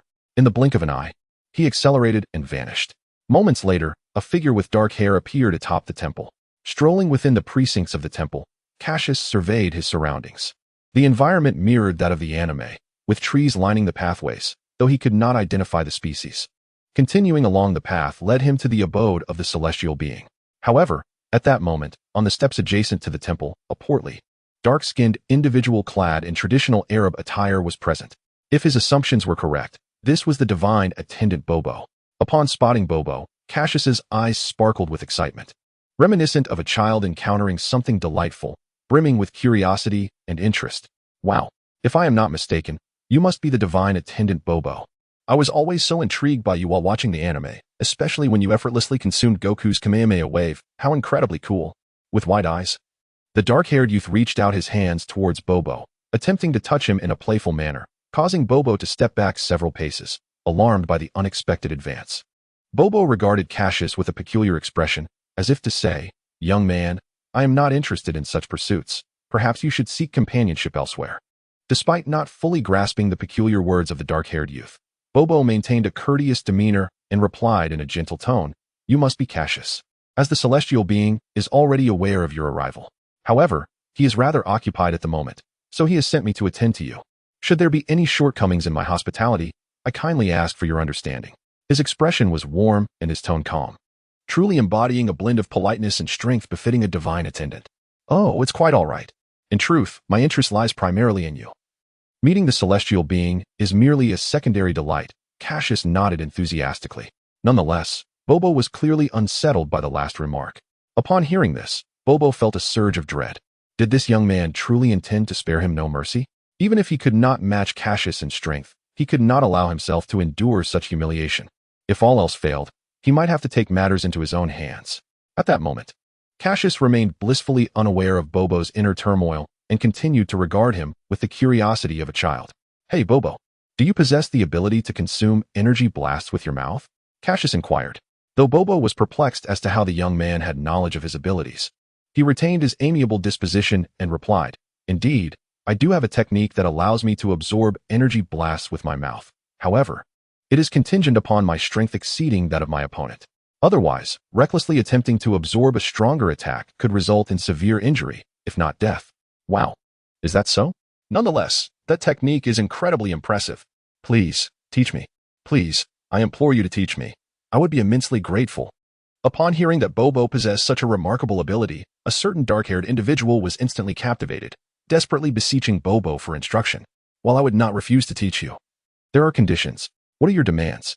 As long as you can teach me this technique, I would gladly bestow upon you dozens of maidens as wives. The dark-haired individual, sensing hope, promptly pounded his chest in agreement. Provided that Bobo instructs him in the art of the air cannon technique, he would rush down below to gather a multitude of maidens for Bobo. However, I have but one request. That is, yes, speak. The dark-haired individual nodded eagerly. You must descend from my back, and then I shall teach you. Bobo, with an expression marked by frustration, gazed at the figure of Cassius clinging to him, exclaiming helplessly. Due to Bobo's dark complexion, it was difficult to ascertain whether his face truly bore a look of exasperation. Caw, caw, caw. A flock of crows flew overhead, rendering the atmosphere rather awkward. It dawned on Cassius that in his excitement, he had inadvertently ended up suspended atop Bobo, an undeniably undignified predicament. All right. After dismounting from Bobo, Cassius awkwardly regarded him. My apologies. Ha. The dark-haired individual wore a foolish grin as he offered his apologies. However, upon noticing the somewhat knowing glint in Bobo's eyes, Cassius realized that the latter had likely misconstrued the situation. Concerning my reputation, I assure you, I am only interested in maidens, truly. Ah. He scratched his head, grinning sheepishly, feigning a demeanor of innocence. Yet, from Bobo's gaze, it was evident that he remained unconvinced. Thus, the atmosphere grew increasingly uncomfortable. Goodness. This dark fellow must have misunderstood something. Given the stakes for my reputation, should I eliminate him to resolve this matter once and for all? As Bobo observed the increasingly peculiar look in Cassius's eyes, cold sweat trickled down his brow. Although he had served several deities, he couldn't help but feel a twinge of fear. After all, the seemingly innocent youth before him might very well have an inclination towards men. Hence, he needed to tread carefully. A single misstep could lead to a tarnished reputation. Consequently, Bobo found himself retreating several steps. Just as he contemplated further retreat, Cassius's voice rang out. Bobo, if you continue to back away, you will collide with the pillar. Bobo. At that moment, a somewhat aged voice resonated. Upon hearing it, Cassius's eyes darted, his mind concocting some scheme. Meanwhile, Bobo visibly exhaled a sigh of relief upon hearing the voice. Cassius. You are truly amusing. Clearly, the deity had arrived. A venerable Namekian elder, adorned in a cloak inscribed with the word God and leaning upon a staff, gradually emerged from the celestial temple. It is no wonder that your divine attendant's fanciful musings might have led to my attempt to intimidate him. Cassius, far from being daunted, appeared to hold the divine attendant entirely responsible for this situation. How amusing, truly amusing. Upon hearing this, the celestial deity remained unperturbed. Very well, Cassius. Might you enlighten me as to the purpose of your visit? Pray, do not suggest it is merely to frighten Bobo, for I would find that hard to believe. The deity exhibited no trace of arrogance, resembling a benevolent grandfather radiating warmth and harmony. Indeed, the truth is, I have come seeking your guidance to augment my knowledge of martial arts. At present, I feel akin to a newly affluent individual lacking depth. If I do not enhance my understanding, I fear my journey in the realm of martial arts will be short-lived. Therefore, I implore you to instruct me in this discipline. I beseech you, great deity. As he spoke, Cassius's demeanor grew earnest, and he offered a slight bow, expressing his earnest request. Minutes passed in this manner until the deity lifted his gaze, scrutinizing Cassius intently. Very well, I shall grant your request, he declared. However, I have one condition. I ask that you diligently safeguard this planet in the future. Cassius paused, a look of disbelief crossing his features. Of course, even without your prompting, I would protect this planet. Chapter 40. Thoughts. Cassius was not jesting. As a being who had lived 2 lifetimes as a citizen of Earth, the ability to safeguard his home planet was undoubtedly the greatest honor of his existence. As for the divine being, after Cassius pledged to protect Earth, he began to gradually guide Cassius in the deficiencies of his martial arts. The wisdom of the ancients benefits the young. Under the tutelage of the divine being and Bobo, although Cassius did not experience a significant increase in combat prowess, his knowledge of martial arts steadily expanded, laying a solid foundation for his future strength. Unbeknownst to him, Cassius had spent nearly 3 months in the temple. One day, he suddenly recalled his promise to Bulma to visit her and assess the progress of the gravity chamber she was constructing. Regrettably, he had not only forgotten, but had also failed to keep his word for over a month. This was indeed quite disrespectful. Although a certain dark-haired individual might not care much for such matters, the repercussions of disappointing a girl, especially one as lovely as Bulma, could be likened to an apocalyptic event. Gravity chamber? Yes, divine being. I entrusted a friend to assist me in creating the gravity chamber, intending to visit her after 3 months. However, due to my own circumstances, I have missed my chance for over a month, Cassius admitted sheepishly, glancing at the divine being. Indeed, training under intense gravity is indeed an excellent method. In that case, go ahead, the divine being nodded, signaling that there was no issue. Very well, I shall return shortly. After bidding farewell, Cassius leapt down from the divine temple, a surge of energy propelling him as he vanished into the sea of clouds. Along the way, Cassius reflected on the past 3 months of training. The divine being and Bobo had not only resolved many of his uncertainties regarding cultivation, but had also provided numerous examples from various perspectives. This had proven immensely beneficial to Cassius. Furthermore, after repeatedly lowering his combat power to spar with Bobo, Cassius's already formidable combat awareness received a significant enhancement. Most importantly, the dark-haired individual successfully learned Bobo's technique, the Spirit Bomb. The mere thought of consuming an opponent's energy attack in front of them brought a wave of delight to Cassius's heart. Of course, achieving this feat required his combat power to surpass that of his adversary. Oh, by the way, during his time in the temple, Cassius had unleashed his full strength. At that moment, the atmosphere had shifted dramatically, clouds roiling and space trembling. Bobo and the divine being had been so alarmed that they feared the end of the world. However, upon witnessing the antics of the dark-haired individual, they promptly chastised him, delivering a stern reprimand after a sharp tap to his head, which eventually relieved their frustrations and allowed them to forgive the perpetrator. Estimating his current combat power, Cassius believed it was nearing 3,000.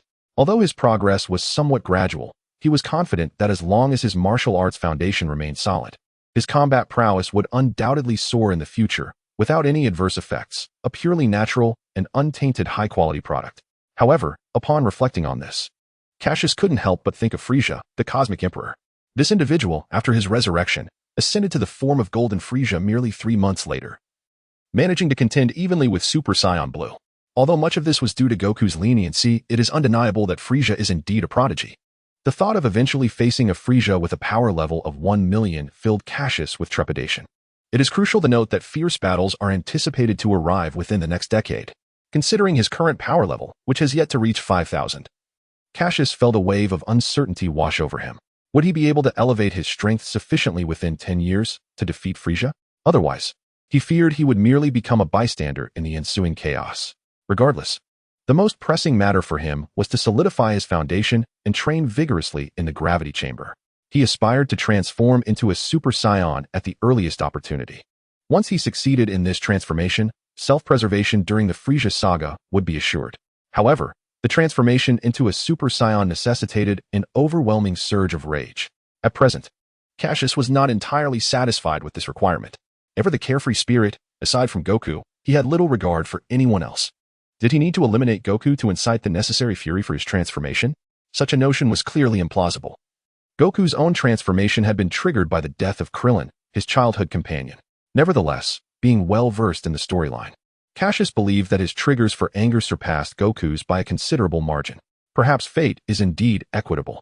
After endowing himself with the knowledge of the plot, he found that the path to becoming a Super Saiyan had become increasingly arduous. It is worth noting that Vegeta's son Trunks and Goku's son Goten had both managed to transform into Super Saiyans at the tender age of 7. Why then? Did he find it so challenging? It was infuriating. However, since Goku's offspring had been mentioned, perhaps it was time for him to select a beautiful mother for his future child. Let him ponder for a moment which young lady from the Dragon Ball world he should pursue.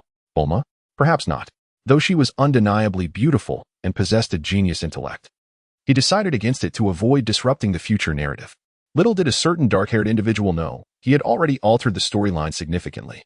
For example, the substantial power boost of Goku and Krillin, as well as finding a disciple for Master Roshi, and his very existence had greatly impacted the plot. While the trajectory of the story remained intact, these ripples would undoubtedly have profound effects in the forthcoming Dragon Ball Z saga. After some contemplation, he concluded that he should pursue someone who wouldn't disrupt the narrative yet would be endearing. Perhaps he should consider the young maiden from the grasslands, Natasha. Although she is 2 years my senior, given the exquisite beauty of this young lady, I shall certainly forgive her. However, The mere thought of her tendency to weep at the slightest disagreement causes me considerable distress. Enduring this discomfort, I find it necessary to remove her from my life. Goodness! With such a vast world like Dragon Ball, I refuse to believe that I cannot find a gentle, kind, and beautiful woman who will not disrupt the narrative. If all else fails, I shall pursue Bulma. I care not for the so-called Prince of the Saiyans. I will claim your wife. And those who stand in my way of marriage shall meet their demise. Moreover, Bulma is a wealthy and beautiful woman. Marrying her would liberate me from the burdens of financial woes. What could be more advantageous? Now, the most pressing matter is to devise a means to win Bulma's affection. Once accomplished, everything will fall into place. Author, young man, your intentions are rather alarming. Beware of disrupting the storyline. You may find yourself with no place to rest. Cassius, nonsense. No one shall impede my quest for a wife.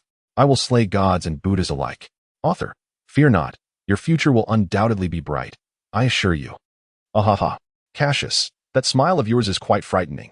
Chapter 41. The gifted young lady Bulma. Originally, Cassius could have reached Bulma's residence in less than a day, given his speed. However, due to a certain dark-haired individual's complete failure to inquire about her address upon parting, he found himself at a loss. Fortunately, Bulma's renowned capsule corporation made it easy for Cassius to gather directions from the locals after casually asking around in a nearby city. After several hours of travel, he finally arrived in the grand city where Bulma resided. In an effort to avoid drawing attention, Cassius discreetly landed in an inconspicuous corner of the city. It was quite exasperating to have to be so cautious while flying, fearing he might be mistaken for a mere spectacle. Nevertheless, despite his lack of knowledge regarding the address, he managed to arrive in less than 2 days, thanks to the guidance from the deity. Cassius mused that perhaps this was not particularly commendable. What truly concerned him now was how to endure the wrath of a certain genius girl. Missing an appointment was one thing, but to have delayed for over a month was quite another, especially since he had requested her assistance. That was rather excessive. He sighed, resigning himself to the prospect of humbling himself before Bulma. Sometimes one must swallow their pride for the sake of a greater plan, for the sake of a brilliant future. Cassius decided he would bear it. Resolute in his decision, Cassius inquired among the nearby residents until he finally obtained Bulma's address. It was the largest corporation in the city center. To avoid causing a commotion, he opted not to fly directly there but to drive instead. His sports car was in need of refueling, and his own petrol reserves were running low as well. Otherwise, he would be left lamenting his inability to race around town. After spending another hour refueling, Cassius found himself outside Bulma's grand abode. He could not help but marvel at the sheer size of her residence. The massive circular building was surrounded by lush greenery and boasted an enormous outdoor swimming pool.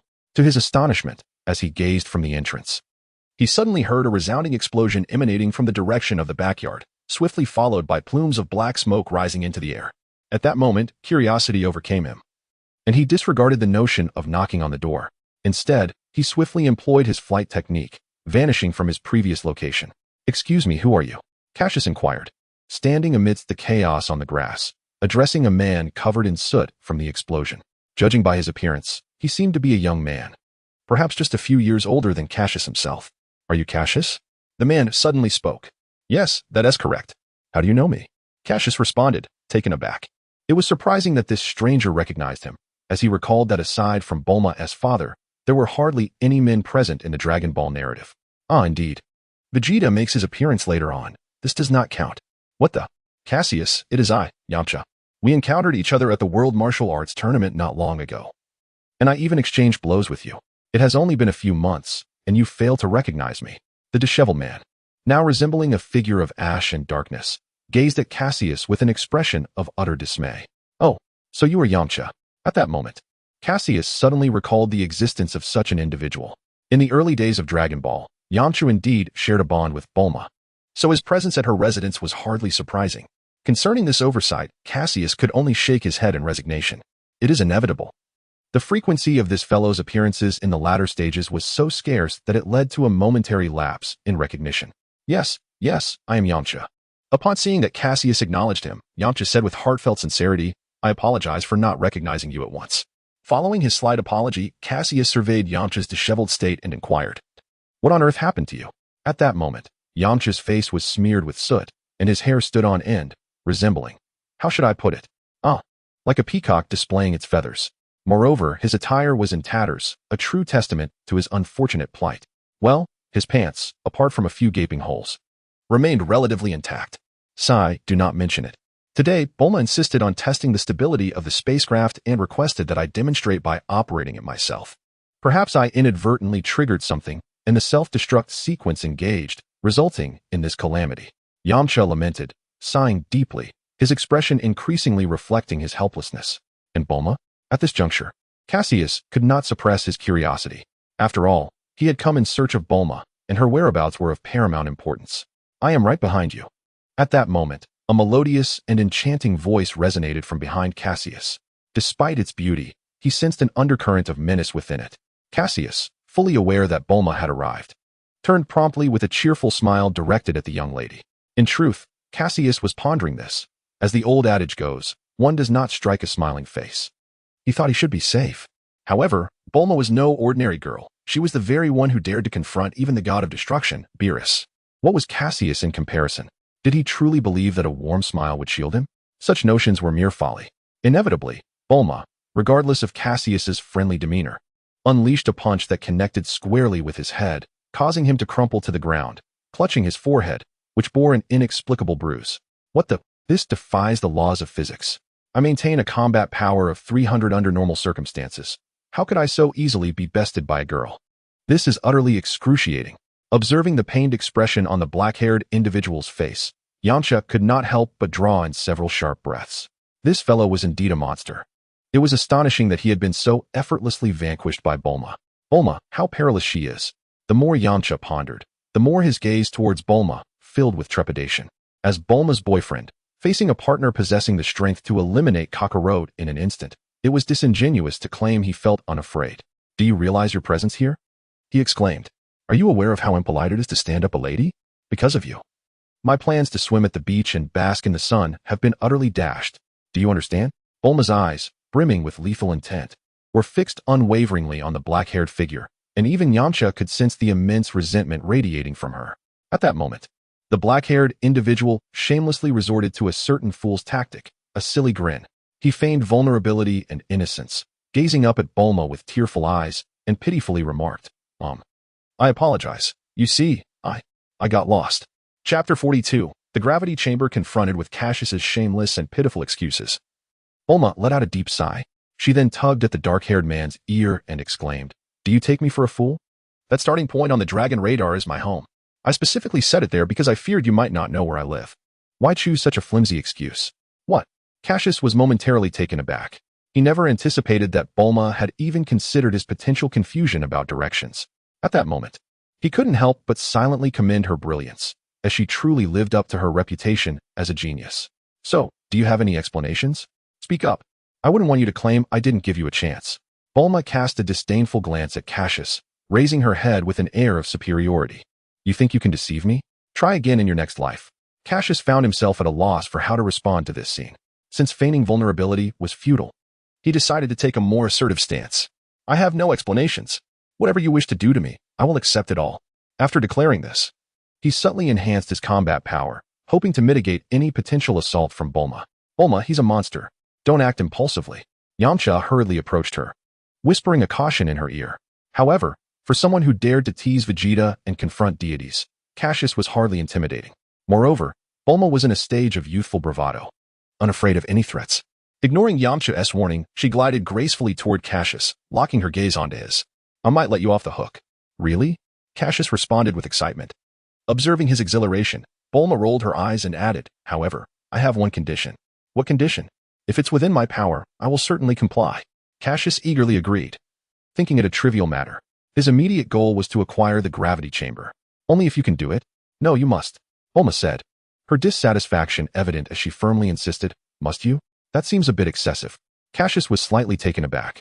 He had not imagined Bulma would demand anything of significant magnitude. Was it to collect the Dragon Balls? Or perhaps to teach someone a lesson? Those tasks seemed mundane and certainly did not warrant a sense of urgency. What could it possibly entail? Why is Bulma so difficult to deal with in real life when she appears so manageable in the anime? This is absurd. Author, fairy tales are misleading. I cannot be your angel. Cassius. Author. Sorry, I misquoted.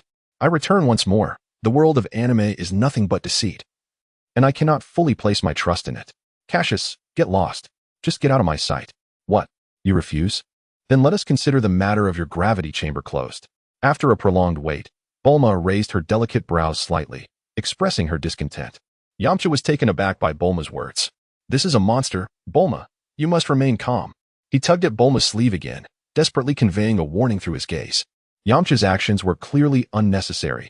How could a certain dark-haired individual possibly resort to violence over a mere disagreement? Even if he were to act, it would be directed at the brawny man, never towards a lady. Truly, how could one perceive me, a model citizen, in such a light? Upon hearing that Bulma would not provide the gravity chamber, Cassius felt utterly devastated. Anything but this threat, dear lady. Do you not realize that this contraption is crucial for my future survival? You cannot simply dismiss it with a single statement.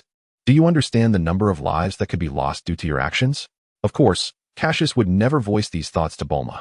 Even if he did, she would not believe him, instead interpreting it as a mere excuse, further fueling her disdain. Thus, the dark-haired man regarded Bulma with a serious demeanor, earnestly declaring, "Do not say it is just one request. Even if it were 2 or 3, I would fulfill them." At this point, Cassius noted a slight improvement in Bulma's expression, her eyes shimmering with delight. "However, I have but one request. I implore you to assist me in continuously improving the gravity chamber in the future. Naturally, in return, I shall endeavor to meet your demands with utmost dedication, even at the risk of my life." Cassius's expression was solemn, his tone resolute, as his gaze locked onto Bulma's. "Very well, I agree to help you with the ongoing enhancements of the gravity chamber." Bulma's demeanor remained composed, yet her eyes sparkled with a hint of joy, revealing her inner elation. If only this had been settled sooner, how vexing. Taking a few steps back, Bulma murmured a few words with her head lowered. Yamcha, noticing Bulma's demeanor, mistakenly believed she was merely relaxing after successfully negotiating with Cassius, and thus paid little heed to her behavior. "Now, speak your request, whatever it may be. I shall strive to fulfill it." After a silent sigh in his heart, Cassius straightened his expression, earnestly gazing into Bulma's eyes. There was no avoiding the necessity of maintaining eye contact while conversing, for Cassius was not keen on allowing this genius girl, whose intellect surpassed his own by leaps and bounds, to discover any shortcomings to exploit. However, Cassius was evidently overthinking the situation.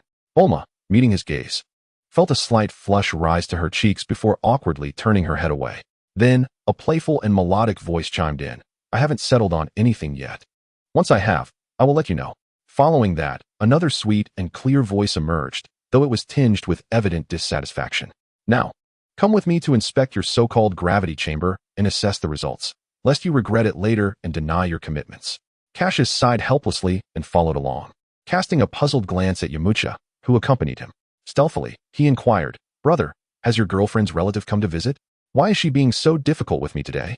In response to Cassius's question, Yamcha, though somewhat bewildered, felt a surge of joy at being addressed as brother. After all, who wouldn't desire a formidable ally? However, he too was uncertain whether Bulma had indeed received a visitor. Thus, he shook his head at Cassius, indicating his ignorance. "That is indeed peculiar. If that is the case, there is no reason for her to make things difficult for me. Could it be that she is displeased with my handsome appearance and is seeking a way to trouble me? That seems plausible. Otherwise, why would she insist that I carry out her errands, with no option to refuse?" Just as Cassius pondered the nature of Bulma's request, he found himself unknowingly standing before a semicircular structure.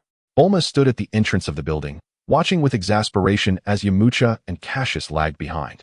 Chapter 43. 3 years later, the champion will surely be me. I remarked, "What are you two dawdling for?"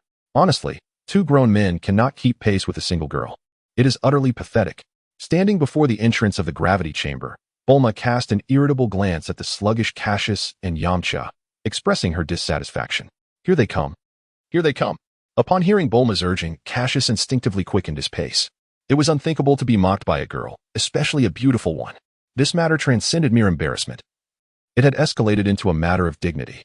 However, faced with Bulma's inexplicable frenzy, even if Cassius had 100 times the courage, he would not dare entertain any ill thoughts or engage in mischief.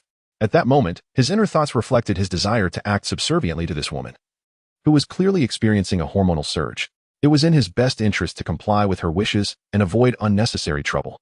Once Cassius and Yamcha stood before Bulma, she promptly pressed the button on the door, causing the previously sealed gate to open with a swift motion. After giving the two a cursory glance, she entered without hesitation. Cassius followed closely, taking the opportunity to survey his surroundings as they proceeded. The walls were composed of a blend of steel and metal, and at the center of the room stood the control console, adorned with an array of buttons, each accompanied by small inscriptions detailing their functions. "This is your gravity chamber," Bulma declared as she settled into the chair at the control console, casting a fleeting glance at Cassius. Could you possibly provide a brief introduction?" Cassius inquired, a hint of uncertainty in his voice. It was only natural. He did not possess Bulma's extraordinary intellect. Thus, seeking guidance from the expert was a prudent course of action to avoid any potential mishaps in the future. "Indeed, I can," Bulma replied, glancing at Cassius. The largest red button at the center is the activation button. The small yellow button beside it increases the gravity multiplier, while the purple button on the opposite side decreases it. As for the other buttons, the small black button on the far right controls the air conditioning, and the blue button on the far left operates the refrigerator. With just a press, the hidden refrigerator within the wall will emerge, allowing you to indulge in ice cream and beverages. Realizing she was inundated with functions to explain, Bulma paused momentarily before continuing. "There are indeed many features. I will prepare a manual for you this evening." After a brief pause, Bulma fixed a serious gaze upon Cassius and cautioned, "Furthermore, you must never press the green button at the bottom." "Why?" Cassius inquired, perplexed. Bulma found amusement in his Na'vi question, her large eyes twinkling playfully as she replied. "Fool, that is the self-destruct mechanism. Once activated, unless you possess my formidable intellect, you had better run." Upon hearing the words of a certain prodigious young lady, both Cassius and Yamcha exchanged glances, their expressions betraying their bewilderment. "I must inquire, as a young woman, why are you so infatuated with self-destruct devices? Do you not realize that this is an exceedingly perilous endeavor?" At that moment, Cassius had arrived at a resolute conclusion. This gravity chamber must never be lent to Goku. The mere thought conjured images of a certain spiky-haired individual inadvertently activating the self-destruct mechanism, resulting in the chamber being reduced to mere fragments. Suddenly, Bulma produced a small remote control from her pocket. Handing it to Cassius, she explained that with a mere press of the button, the entire gravity chamber would be encapsulated within a universal capsule. "Take your time to understand it. I shall retire to apply my facial mask," she added with a casual air. As Cassius accepted the remote, he nodded, somewhat perplexed. After passing the remote to him, Bulma gracefully exited the gravity chamber. Just as she reached the door, a thought seemed to strike her, and she turned back to Cassius, exclaiming, "Oh, by the way, the maximum gravity multiplier for this chamber is 50 times. Although I contemplated setting it to 100, upon reflection, how could an ordinary person navigate under such immense pressure? Furthermore, the requirements for 100 times gravity are quite extensive. While I acknowledge your monstrous capabilities, you shall have to make do." With that, Bulma flashed a mischievous grin and playfully remarked, "Should I ever be in a benevolent mood, I may consider enhancing it for you. Farewell." Without a backward glance, the blue-haired maiden departed. After a few moments of silence, Cassius poked Yamcha beside him and said, "Hey, my friend, your girlfriend's temperament is rather atrocious."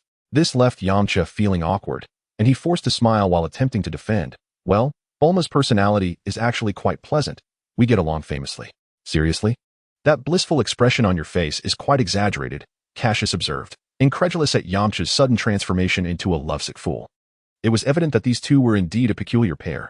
"Brother, when Bulma eventually casts you aside, you shall truly understand what happiness is." Cassius silently prayed for Yamcha's sake. He then pressed the largest red button on the control panel behind him. "Wait, don't press it yet. Let me out first." Realizing his intent, Yamcha wasted no time and sprinted towards the exit, his speed leaving Cassius momentarily speechless. "It seems Yamcha has indeed experienced this gravity before," he mused. Beep, beep, beep. At that moment, the gravity chamber sprang to life. Almost instantaneously, Cassius felt an overwhelming pressure bearing down upon him, rendering his body excruciatingly heavy. Breathing became a struggle, oxygen waning, and in a moment of carelessness, he nearly succumbed to the force, almost collapsing to the ground. No longer hesitating, he instantaneously unleashed the full extent of his power. After a surge of energy, Cassius distinctly sensed a newfound lightness in his body. Although he still found movement somewhat arduous and taxing, it was infinitely preferable to being incapacitated on the ground. With the gravity chamber now at his disposal, he resolved to depart from this place the following day. His path lay towards the Temple of the Gods to continue his training, and eventually, when the next Grand Martial Arts tournament commenced, he would descend to participate in the competition. The mere thought of honing his skills within the gravity chamber while simultaneously absorbing the wisdom of martial arts filled Cassius with uncontainable excitement. In this manner, he would not only evade any semblance of wasted time, but would also utilize every moment to its fullest potential. It seemed as though he could already envision himself 3 years hence, or rather, in 2.5 years, experiencing a meteoric rise in strength. His entire being radiated an overwhelming aura, causing the very skies to shift in hue, the air to tremble, the winds to howl, and the waves to churn. The anticipation of such a grand transformation was exhilarating, a thought that stirred an impatient thrill within him. "Yukong," he declared, "you shall not prevail over me in the next grand martial arts tournament. I am determined to claim the 10 million prize. No. It is the championship of the grand martial arts tournament in 2.5 years that I, Cassius, shall seize." "Author, come on. It's really just about that 10 million. Cassius, would it kill you to not undermine me?" "Author, yes, Cassius." Chapter 44. Departure. Due to Cassius's need to await Bulma's completion of the gravity chamber manual, he refrained from departing immediately. Instead, he shared a delightful dinner with Bulma's family. Cassius also had the pleasure of meeting Dr. Brief and his wife, the parents of the prodigious Bulma. Much like in the anime of his previous life, the Briefs were exceedingly warm and welcoming, particularly Bulma's mother, who playfully teased Cassius throughout the meal. Despite having lived over 20 years, Cassius had never experienced romance in either his past or present life, making him ill-equipped to handle such flirtations, which left him blushing crimson. After dinner, he promptly retreated into the gravity chamber to train.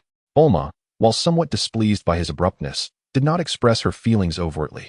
After giving a frustrated kick to the sofa, she returned to her room, though she did not forget to assist Cassius by drafting the manual. As for Yamcha, he sensed something amiss upon witnessing Bulma's behavior and, frowning, retreated to his own room, dejected. Meanwhile, his pet pork continued to eat quietly. The Briefs, observing Bulma's peculiar conduct, exchanged glances that shimmered with conspiratorial intrigue. In Yamcha's room, he sat gloomily gazing out the window, where he could see Bulma diligently writing the gravity chamber manual for Cassius. Their rooms had been arranged by Mrs. Brief with the intention of fostering the development of their relationship. Before leaving, she had cast a meaningful glance at Yamcha, as if to imply something significant, though he, fixated on Bulma, failed to notice. What is going on? Has Bulma developed feelings for that Cassius fellow? Yamcha pondered silently, scrutinizing Bulma at work. Her strange behavior today left him lost in thought. It was no surprise, after all, Cassius, though young, was tall, handsome, and remarkably powerful. He had effortlessly defeated Yamcha with a mere finger, which undoubtedly made him an appealing figure to Bulma. Reflecting on this, Yamcha couldn't help but let out a self-deprecating chuckle. However, judging by Cassius's demeanor, it seemed he held little interest in Bulma, suggesting that as long as Yamcha improved himself, Bulma would remain within his grasp. With this realization, a plan began to form in Yamcha's mind. Although uncertain if he could surpass Cassius, he resolved to dedicate himself to rigorous training, aiming to secure a place, or even victory, in the next World Martial Arts Tournament. With that thought, a fierce determination ignited within him. Meanwhile, on Bulma's side, she was concurrently writing the manual and comparing Cassius to Yamcha. From a young age, she exhibited prodigious talent, and her expectations of her boyfriend were somewhat elevated. However, with her fiery and passionate personality, once she truly fell in love with someone, she would pursue them with the reckless abandon of a moth drawn to a flame. Unafraid of the consequences, just as her character did in the narrative, she fearlessly fell for the proud Scion Prince, Vegeta, and even bore him a son. It is worth noting that at that time, our brilliant young Bulma had yet to publicly announce her marriage to Vegeta. The only individuals privy to their relationship were she, Vegeta, her parents, and perhaps Yamcha. A girl so bold in love and hate, whoever has the fortune to marry her is indeed blessed for generations. Alas, if only Yamcha could redirect his affections away from other girls. Peering slightly through the window at Yamcha's room across the way, she noticed him sitting on the bed, lost in thought, which caused her delicate brows to furrow slightly as she let out a soft sigh.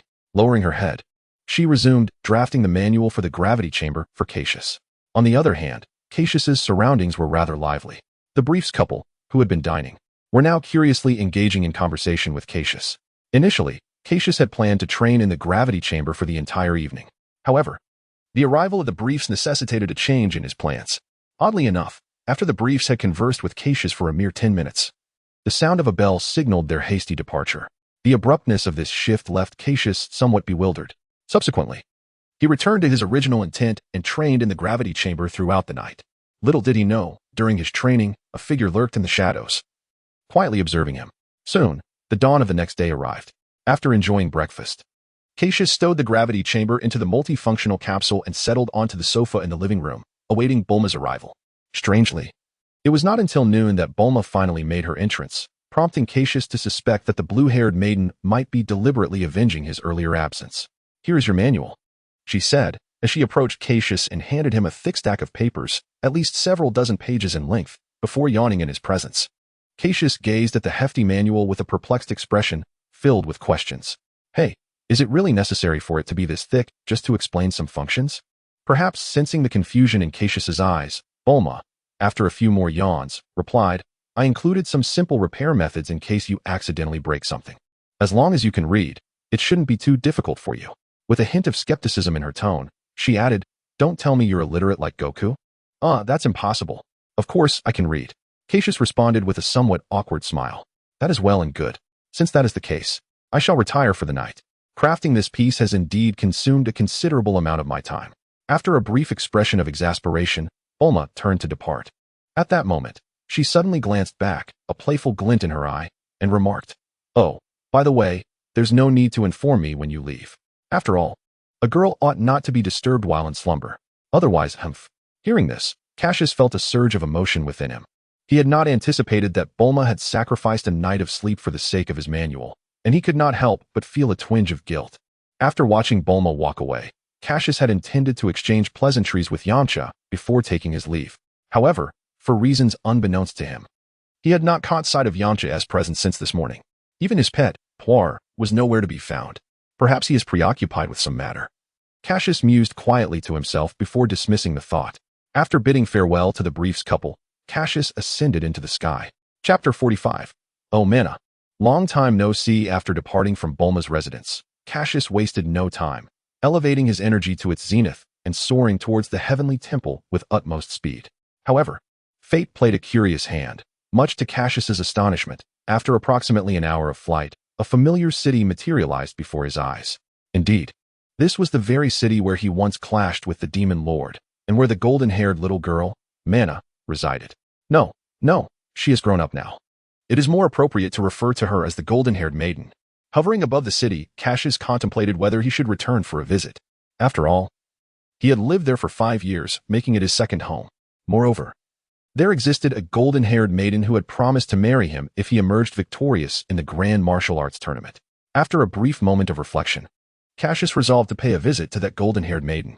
After all, he was at his doorstep, and it was only reasonable to stop by. Unlike the legendary Yu, who passed by his home thrice without entering, Cassius considered himself a patriot of sorts.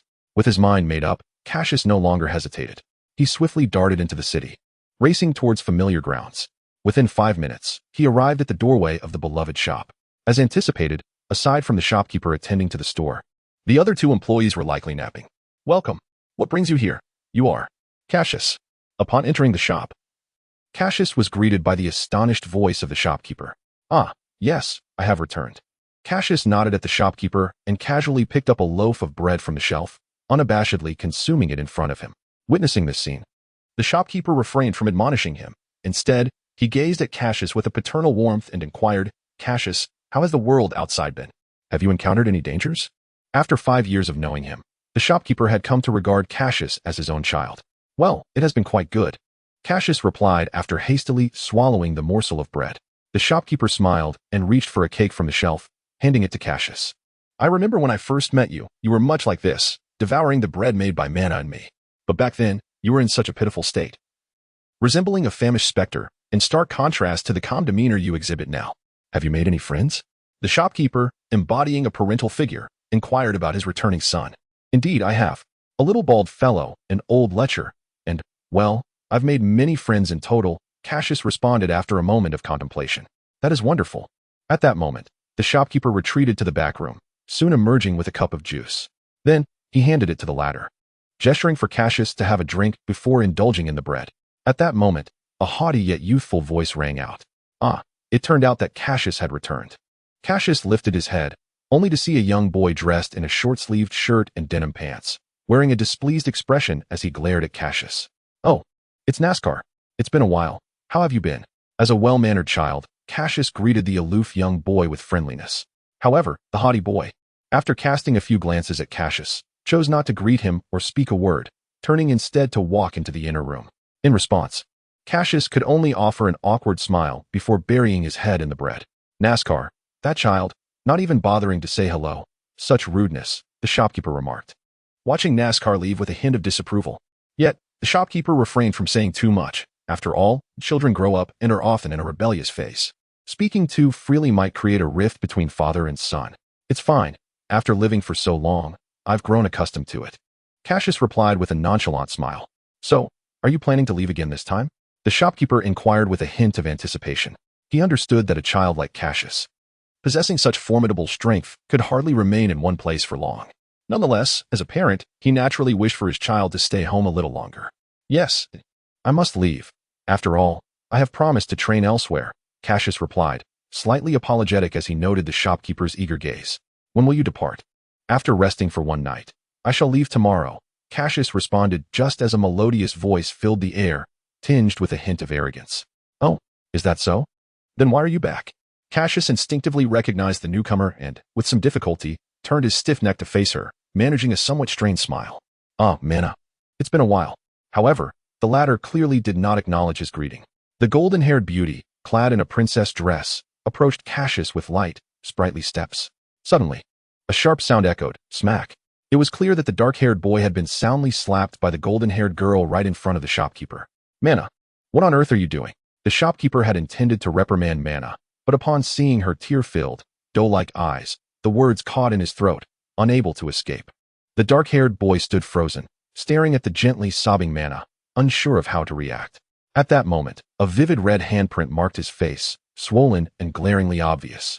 Meanwhile, leaning against the doorway, NASCAR observed the scene, a slight smirk forming at the corners of his mouth. The shopkeeper, after appraising the two, unknowingly pulled NASCAR, who was still keen to watch the unfolding drama, and discreetly slipped out of the room. At this moment, the scene was left with only Mana, who stood before Cassius, weeping, and a certain bewildered individual with dark hair.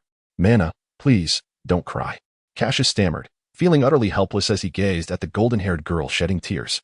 How could it be that just moments ago she had struck him with such ferocity, and now she was suddenly in tears? Was it true that girls were so capricious? Had he known this would be the outcome, he would have chosen to move forward decisively instead of returning. Please, don't cry. I hold no grudge for your slap. If you wish to strike me again, I will stand here and take it without retaliating, all right?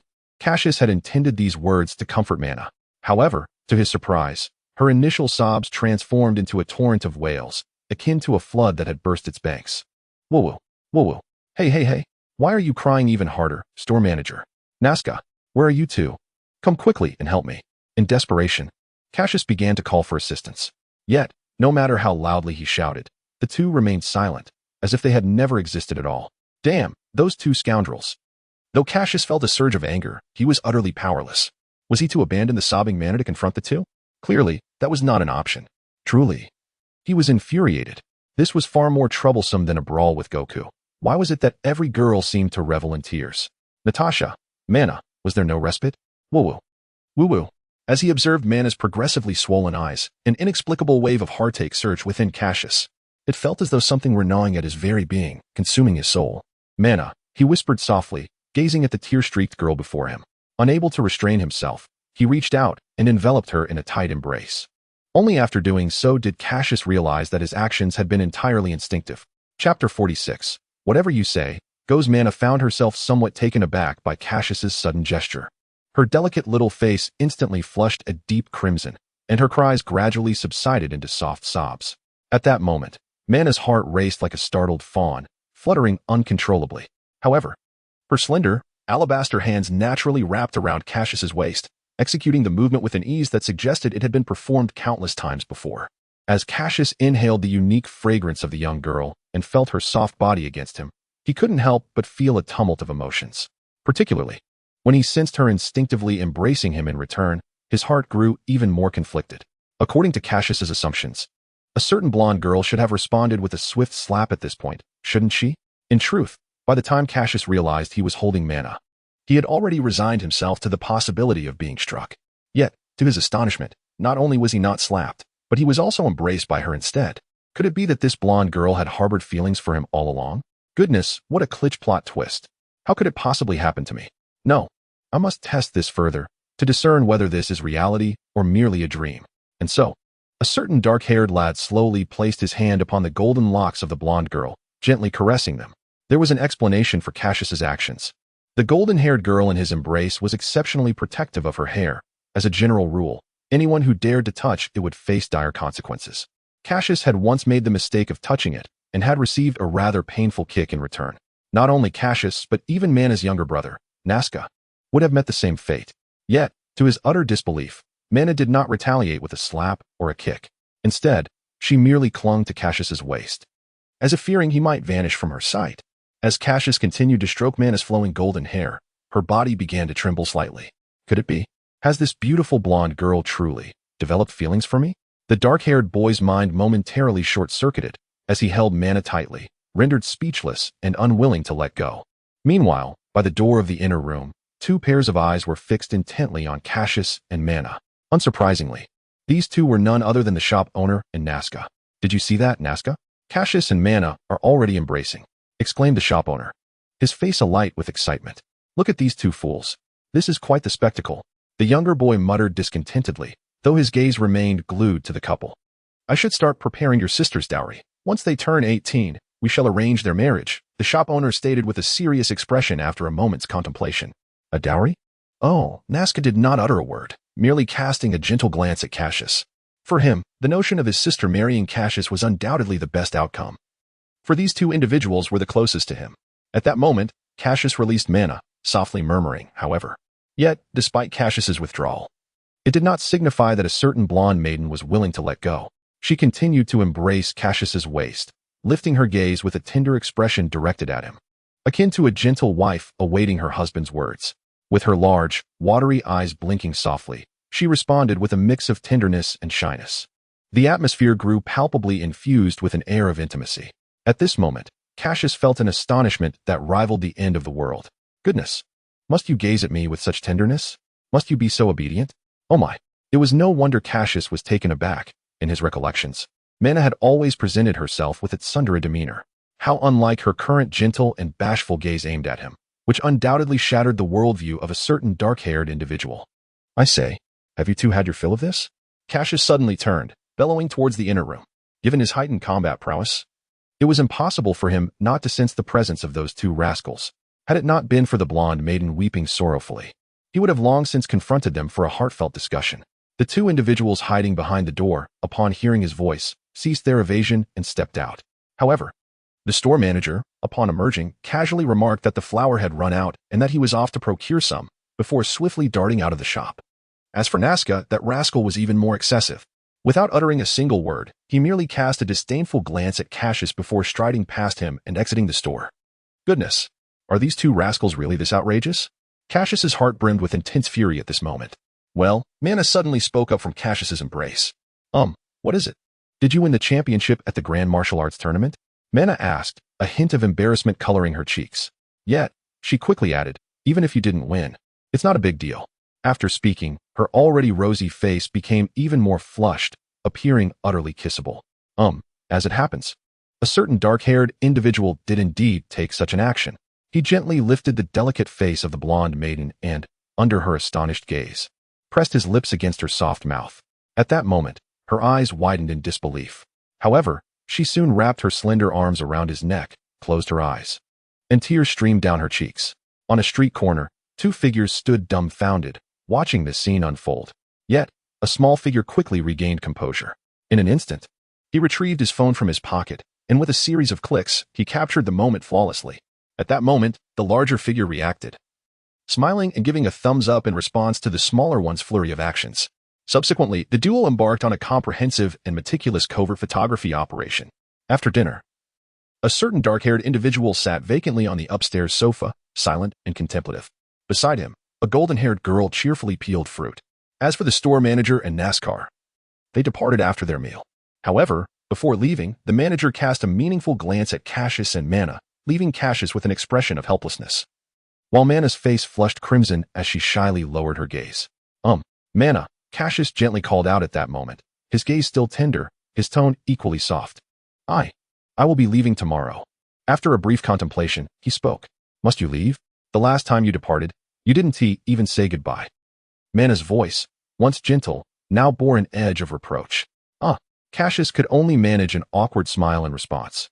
During dinner, he had learned from the manager the reason for Mana's earlier slap, It was quite simple. His departure without a farewell had irked her. Moreover, she wasn't preventing him from leaving. Then, upon Cassius's return, the situation unfolded. Would you consider staying a few more days? Mana's tone bore a hint of earnest pleading. But, just as Cassius began to voice his hesitation, the girl began to sob. Instantly, she adopted a demeanor of dissatisfaction, ready to wail at a moment's notice. Witnessing this scene, the dark-haired youth promptly surrendered. All right, whatever you say. Upon hearing these words, the golden-haired girl ceased her tears and broke into a smile. Observing this transformation, Cassius could only marvel inwardly at the swift change of expressions in girls. It was best not to speculate, for it was beyond one's imagination. Chapter 47. Apologies. Under the coercion of a certain golden-haired beauty, Cassius, who originally intended to depart the following day, found himself ensnared for several additional days. Whether he could leave or not remained an entirely different matter. Whenever Cassius contemplated expressing his desire to leave while in the company of Mana, her eyes would immediately glisten with a reddened hue. This was truly a sight most disheartening. It allowed Cassius to deeply empathize with Goku's sense of helplessness in the face of Chi-Chi. It seems that even the mightiest in the universe have their greatest fears rooted in their spouses, an idea that is not without merit. Indeed, he was now confronting this very challenge himself. By the way, during these past few days, the store manager, observing the inseparable duo of Cassius and Mana, did not exhibit the slightest inclination to hinder his daughter's youthful romance. Rather, he appeared to revel in the chaos, seemingly eager to stoke the flames of their burgeoning relationship. This left Cassius pondering whether the parents in this realm were all so remarkably liberal. Natashi's father was one such example, and the store manager was no different. What on earth is going on?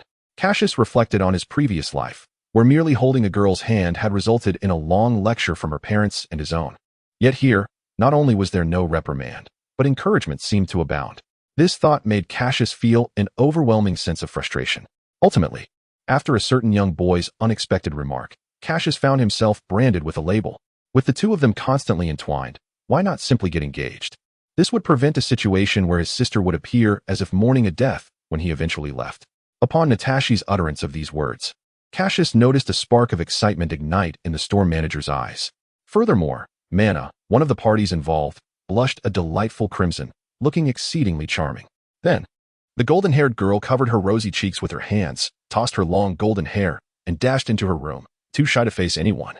Subsequently, the store manager, citing that Cassius had taken advantage of his daughter, disregarded the opinions of both parties and directly arranged their engagement.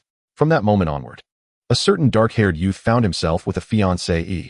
Although Cassius felt anger towards the store manager's unilateral decision to bind them in matrimony, he could not help but feel joy at having such a beautiful fiancée, despite her occasional difficult demeanor. However, in most situations, she was at least quite understanding. One can only hope. Hey, Cassius, take me out for a stroll in the sky. I long for the exhilarating sensation of soaring through the air. On this day, a certain golden-haired girl suddenly addressed the bewildered boy seated on the sofa. In response, Cassius did not refuse. He simply lifted her into his arms and leapt out of the window into the sky. Gazing at the azure expanse above, Cassius fell into contemplation. He had been in this place for nearly a month, and his original plans had long since been disrupted. Though he constantly sought opportunities to clarify matters with the golden-haired beauty, every time he attempted to speak, Mana would deftly evade the conversation, presenting various excuses to deflect him. Thus, in his helplessness, he was left with no choice but to remain silent. What is wrong? Cassius, why have you seemed so melancholy these past few days? Mana asked with a hint of concern, gazing at her expressionless fiancé, lowering his gaze to the gentle figure in his arms. Cassius offered a faint smile and tenderly stroked her silky long hair. You see, Mana, this world is vast and fraught with numerous dangers. His tone carried an air of melancholy as he looked at the clouds ahead. Cassius. The perceptive Mana understood the implications of his words. Yet she was unwilling to listen. She feared that acknowledging his concerns might drive him away. She was not a person prone to unreasonable demands. She was merely a young girl ensnared in the depths of love, desiring nothing more than to have her beloved by her side. You know, Cassius, from the very first day you took me soaring through the skies, I began to harbor feelings for you. Mana. Cassius was taken aback, finding it utterly astonishing. The melodramatic scenes he had only witnessed in films were unfolding in his own life. And then, we lived together for 5 years. Throughout those years, you were my companion in both sorrow and joy. At times, I may have acted a bit petulant or unreasonable, yet you always indulged me, never holding my whims against me. As she spoke, Tears began to spill from her eyes. In my childhood, regardless of how unreasonable my requests were, you would always respond with a smile. Do you know? At that time, I felt like a princess, and you were my knight. Cassius. In that moment, he found himself at a loss for words, merely caressing her soft hair with tenderness. So this time, I beseech you, please do not leave. If you must go, could you take me with you? I understand that you cannot remain in one place forever, so wherever you venture, I will follow. With that, Mana clung tightly to Cassius's waist, pressing herself against him, pleading, Please? I beg you. I do not wish to be separated from you. Cassius? Mana. Cassius softly called her name, yet fell into silence. With a gentle sigh, he descended with her onto a small hill nearby, a place he once frequented to admire the sunrise and sunset for the sake of a certain blonde girl. Cassius, I implore you, please take me with you. Sensing his silence, Mana's heart grew anxious, prompting her to embrace him tighter once more in her plea. Yes, Mana, I will take you with me. Wherever I go in the future, you shall accompany me. With a smile, Cassius reassured her. Mana nodded softly, nestling into his embrace. Look, the sun is setting. Yes, the crimson sunset is truly beautiful. Snuggled against Cassius, her face radiated happiness. Indeed, it is magnificent. Cassius gazed tenderly at his fiancée Mana, cradled in his arms. Only he understood that he could never take her with him.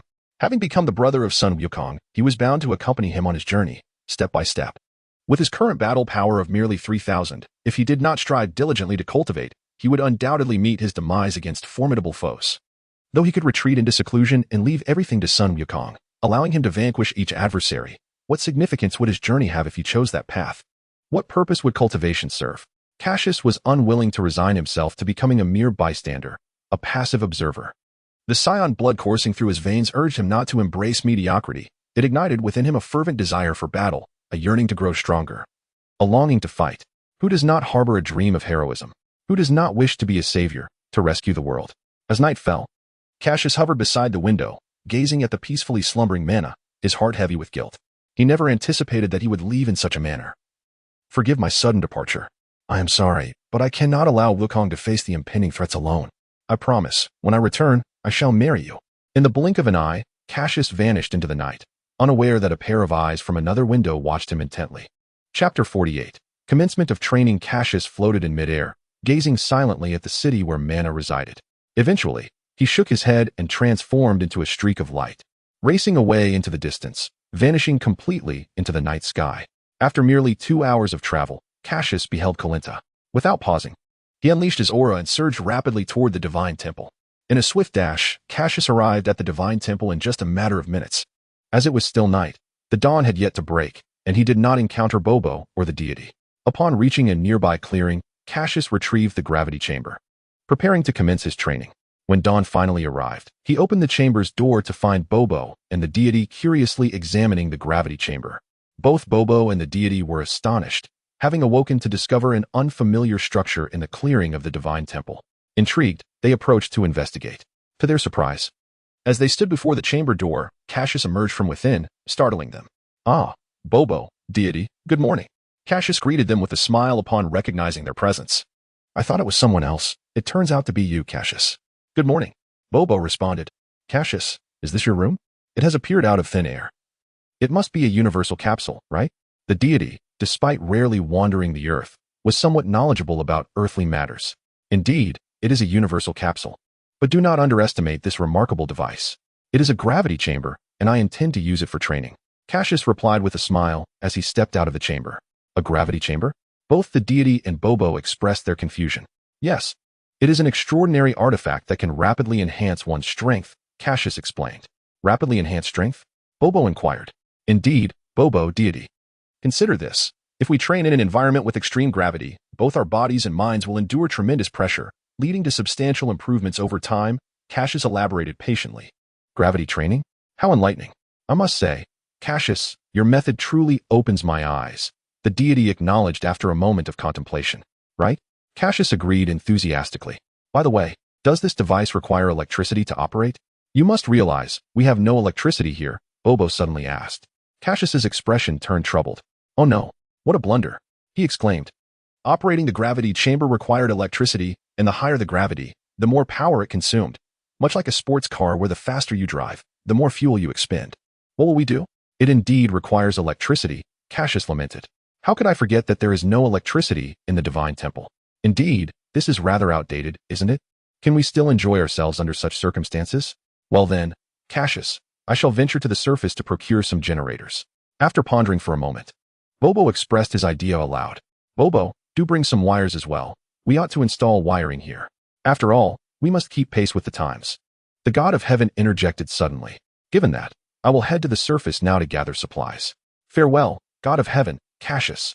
With his decision made, Bobo bid farewell to Cassius and the god of heaven before departing.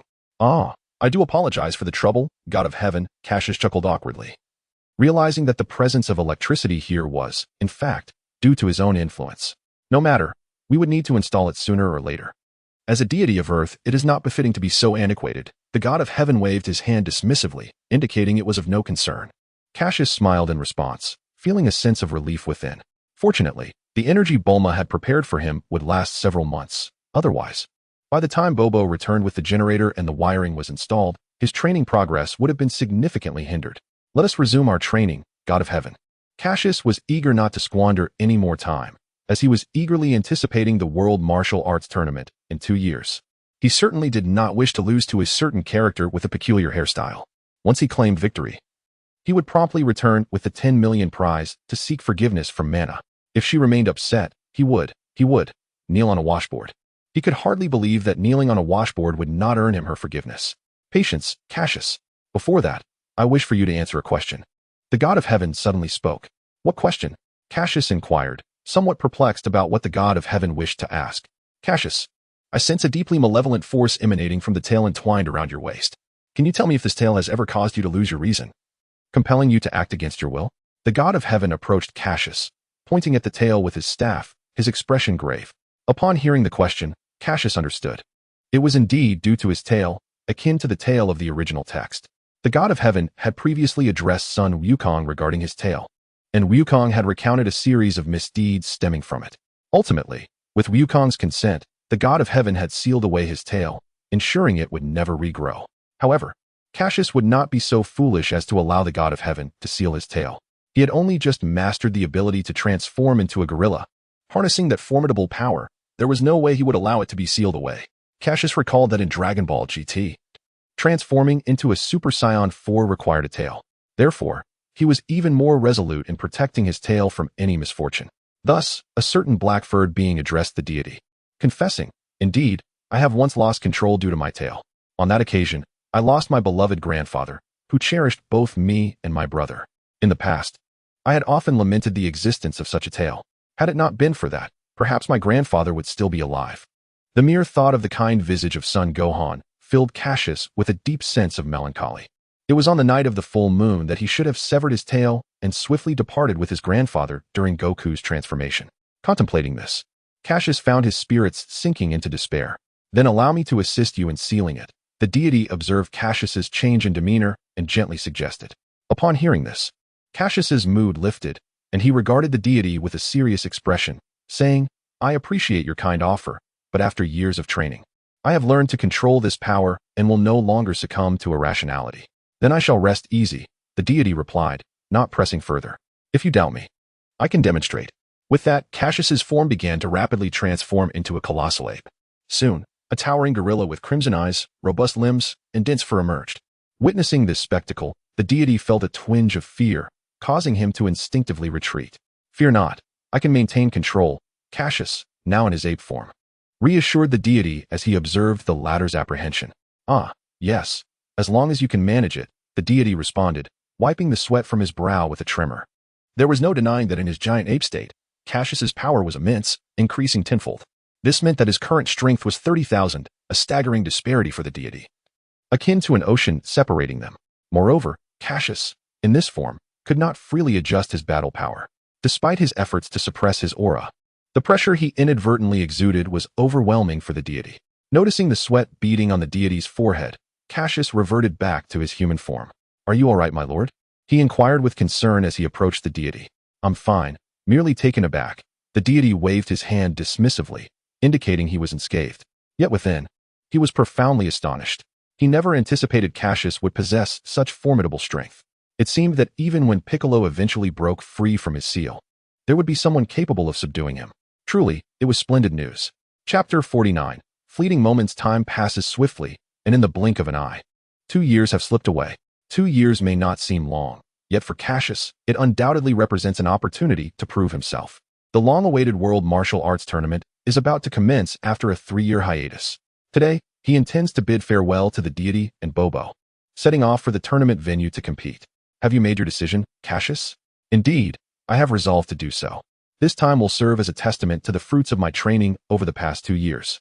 Casting a serious glance at the deity, Cassius's expression was one of solemnity. This tournament is not merely a chance for Cassius to secure a financial reward. It is also a promise made to Goku. It has been 3 years. Let us see who possesses greater strength. Recalling the martial arts arena from 3 years ago, where he had exerted himself to the utmost for what seemed a certain victory, only to be utterly defeated by Goku's explosive prowess, Cassius could not help but ponder the nature of innate talent. He refused to believe that it was simply due to a protagonist's aura that he had been bested. After all, he was also a transmigrator. If he were not to shine brilliantly, how could he possibly lose to a mere child like Goku? If it were the grown-up Goku, Cassius would concede defeat without question. However, since Goku was still in his youth, he would claim all the glory and rewards for himself. If comparable combat power could not secure victory, then he would overwhelm his opponent with double or triple the strength. This time, he vowed to triumph in the World Martial Arts Tournament and seize the championship prize. Despite his resolute thoughts, a shadow of fear lingered in his heart. Thus, a certain black-haired individual, devoid of modesty, began to fervently pray, "O divine being, I beseech you to grant me victory in this tournament, especially against that Goku. Please send forth a sandstorm or whirlwind to prevent him from participating. You must assist me. My happiness hinges upon this." The deity observed Cassius's sudden soliloquy. Bemusement etched across his brow. Particularly, it seemed that the boy's words had a peculiar connection to himself. Consequently, the deity cleared his throat gently as a subtle reminder. "Cassius, over these 2 years, you have successfully mastered all the martial arts knowledge that Bobo and I possess. I believe you are now the strongest on Earth. The World Martial Arts Tournament should pose no threat to you. Why the worry? Prepare yourself and head to the competition venue. How can you understand? Are you aware that when that spiky-haired kid unleashes his full power, even I would keep my distance? Not a threat. Wake up." Those such thoughts raced through Cassius's mind. He maintained an outward facade of unwavering confidence. As he would say, it is crucial to maintain one's composure in the face of adversity. In any case, he must ensure that his public demeanor is impeccable. Divine being, why not accompany me to participate in the competition? With your current prowess, you would undoubtedly secure a place among the top 3. Cassius suddenly cast a mischievous glance at the divine being, his expression revealing a hint of mischief. Indeed, the divine being's strength had significantly surpassed that depicted in the original narrative. Typically, when the divine being and Bobo imparted martial knowledge to Cassius, they did so within the gravity chamber. Over time, both the divine being and Bobo had gradually adapted to the 20-fold gravity within that chamber. Consequently, their strength had naturally escalated. Conservatively speaking, the divine being's combat power was now estimated to be around 1,000, while Cassius was uncertain about Bobo's capabilities. Bobo, apart from teaching Cassius combat techniques and martial arts experience, seldom engaged in sparring with him. Even when they did spar, Bobo never unleashed his full strength, always holding back. Cassius had, on several occasions, implored the enigmatic figure to fight him at full capacity, but the elusive figure remained indifferent, often dismissing him or walking away entirely, as if he were invisible. This repeatedly vexed Cassius, who wished he could confront the enigmatic figure with ferocity. However, as a respectful disciple of the martial arts, Cassius could not bring himself to act on such thoughts. Instead, he confined his grievances to his mind, or occasionally unleashed a few energy blasts towards the clouds to vent his frustrations. Observing the divine being's perpetually unchanged expression, Cassius felt a pang of dissatisfaction. However, upon noticing the latter's somewhat plump, dark visage, a mischievous thought suddenly sparked in Cassius's mind. Then, amidst the divine being's astonished gaze and Bobo's expression of grievance, a certain dark-haired individual rushed forward, extending both hands to vigorously knead the enigmatic figure's face. "Author, young man, your mischievousness is rather fierce." "Cassius, what's wrong? Not pleased? Do you doubt my ability to obliterate you with an energy blast?" Originally, Bobo had intended to resist, but upon sensing the increasing intensity of the dark-haired individual's energy, he promptly abandoned that thought. Simultaneously, he cursed internally, lamenting that this rascal was both squeezing his face and escalating his combat power. "When I grow stronger, I shall ensure you are rendered utterly helpless." However, While aspirations may be beautiful, reality often proves harsh, and the enigmatic figure ultimately could not escape the clutches of the dark-haired individual's small hands. Eventually, the divine being could no longer bear to witness the scene and interjected, "Ahem. Cassius, before we head to the Grand Martial Arts Tournament, the cat sage wishes to see you." "Oh, that white cat seeks me." At this moment, Cassius ceased his playful assault on Bobo's plump face. The divine being, meanwhile, wore a look of exasperation, pondering how this young man displayed such a lack of decorum towards the sage. Yet, upon reflecting on the disposition of a certain dark-haired individual, a sigh escaped my lips.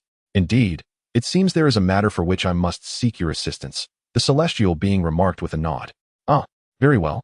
Considering the generous offering of celestial beings bestowed upon me by that white cat, I shall pay her a visit to ascertain her request." After a moment's contemplation, Cassius acquiesced. "After all, I have received so many celestial beings from her, albeit through the means of a rather dubious exchange of fish. However, one cannot possibly compare fish to celestial beings. The latter are divine artifacts, revered as the elixir within the Dragon Ball realm. It is prudent to keep a few on hand, for they can mend wounds and satiate hunger, truly an essential remedy for both home and travel." "Then, Cassius, I wish you a safe journey," the celestial being said. "Thank you, divine one. With that, I shall take my leave," Cassius replied, ascending into the air and swiftly descending below. Witnessing this scene, Bobo's eyes brimmed with tears of relief, silently expressing gratitude to the heavens for finally ridding them of this calamity. The celestial being could only manage an awkward smile in response. However, at that moment, Cassius's voice suddenly echoed from below, startling Bobo into a state of shock, causing him to foam at the mouth and faint on the spot. "Bobo, do not dwell too much on my absence. I shall return to amuse you from time to time." "From time to time? Bobo, dear friend, may fortune favor you." Upon hearing this, the celestial being cast a sympathetic glance at Bobo before decisively retreating into the celestial hall, eager to avoid any further unforeseen occurrences. It was best to remain hidden for the time being. Chapter 50. The Request of the Cat Sage. In less than 10 minutes, Cassius arrived at the abode of the cat sage. Upon entering, he found no sign of the sage, nor of Mutufong. A sense of bewilderment crept into his mind as he thought it peculiar that the large white cat was absent, given its notoriously languid nature. It should have been more present than even himself, who was often described as lethargically inclined. How could it possibly be away from home? Despite his lingering doubts, Cassius began to search the cat sage's dwelling thoroughly, occasionally prying open jars in hopes of uncovering the white feline within. In the narrative, the cat sage often utilized these various containers to monitor Goku's training progress. Thus, Cassius could not help but ponder whether the sage had taken Mutufong to engage in training. As for Mutufong, Cassius felt a sense of resignation. He never anticipated that his arrival would bestow the cat sage, who previously had no disciples, with a protege. The very catalyst for this change was none other than himself, the instigator. Cassius had initially intended to avoid disrupting the storyline. However, thoughts of the formidable Han and the enchanting Natasha overwhelmed him. Particularly Natasha, the striking maiden of the plains, seemed to harbor a fondness for him. He recalled the moment she had bestowed a kiss upon him. Thankfully, not on the lips. Otherwise, he would have lost his first kiss.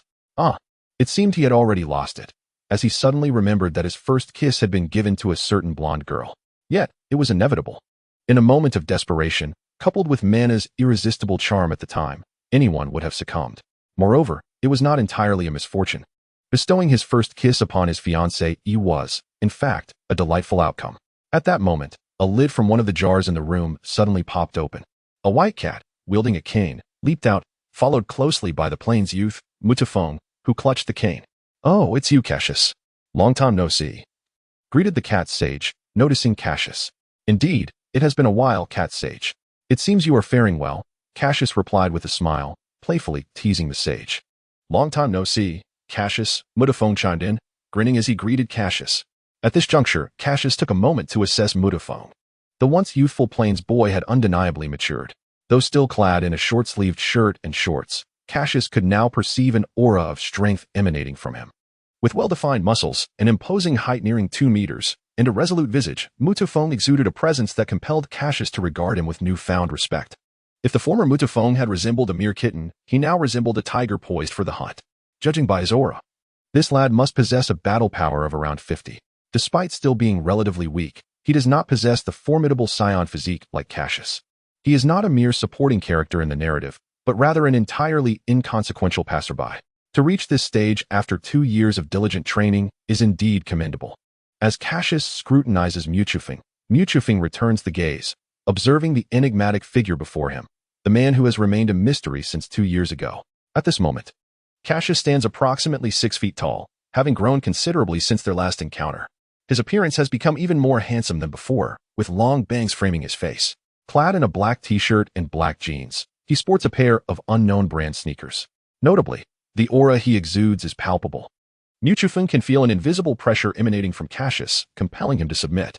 He believes that if the restraint on Cassius's aura were to be released, he would be overwhelmed by an immense force, collapsing to the ground and rendered powerless. Hey, why did you summon me? I'm rather busy. Cassius suddenly directed his annoyance towards the cat sage. Well, it's not anything too significant, the cat sage replied. Just a minor issue then? Cassius interjected before the cat sage could finish. The cat sage appeared slightly embarrassed, clearing his throat a few times to mask his discomfort.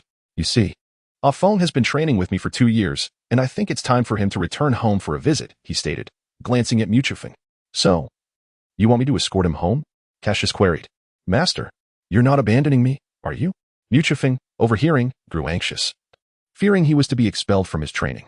You have been with me long enough. It is time for you to face some trials, the cat sage continued. Disregarding Muchufeng's expression, you will return to your tribe to reunite with your parents and siblings. After a while, you will embark on a journey to traverse the world, during which you must continue your training. Master, Muchufeng asked, clearly perplexed. Cassius, intrigued, observed the unfolding scene. The cat sage did not pause, but continued, ignoring Cassius's spectator-like demeanor. You must travel and train for 3 years. When the time comes, you must ascend Krillin Tower on your own. Remember, it is imperative that you climb it by yourself. The cat sage emphasized this with a serious demeanor, fixing a stern gaze on Muchufeng.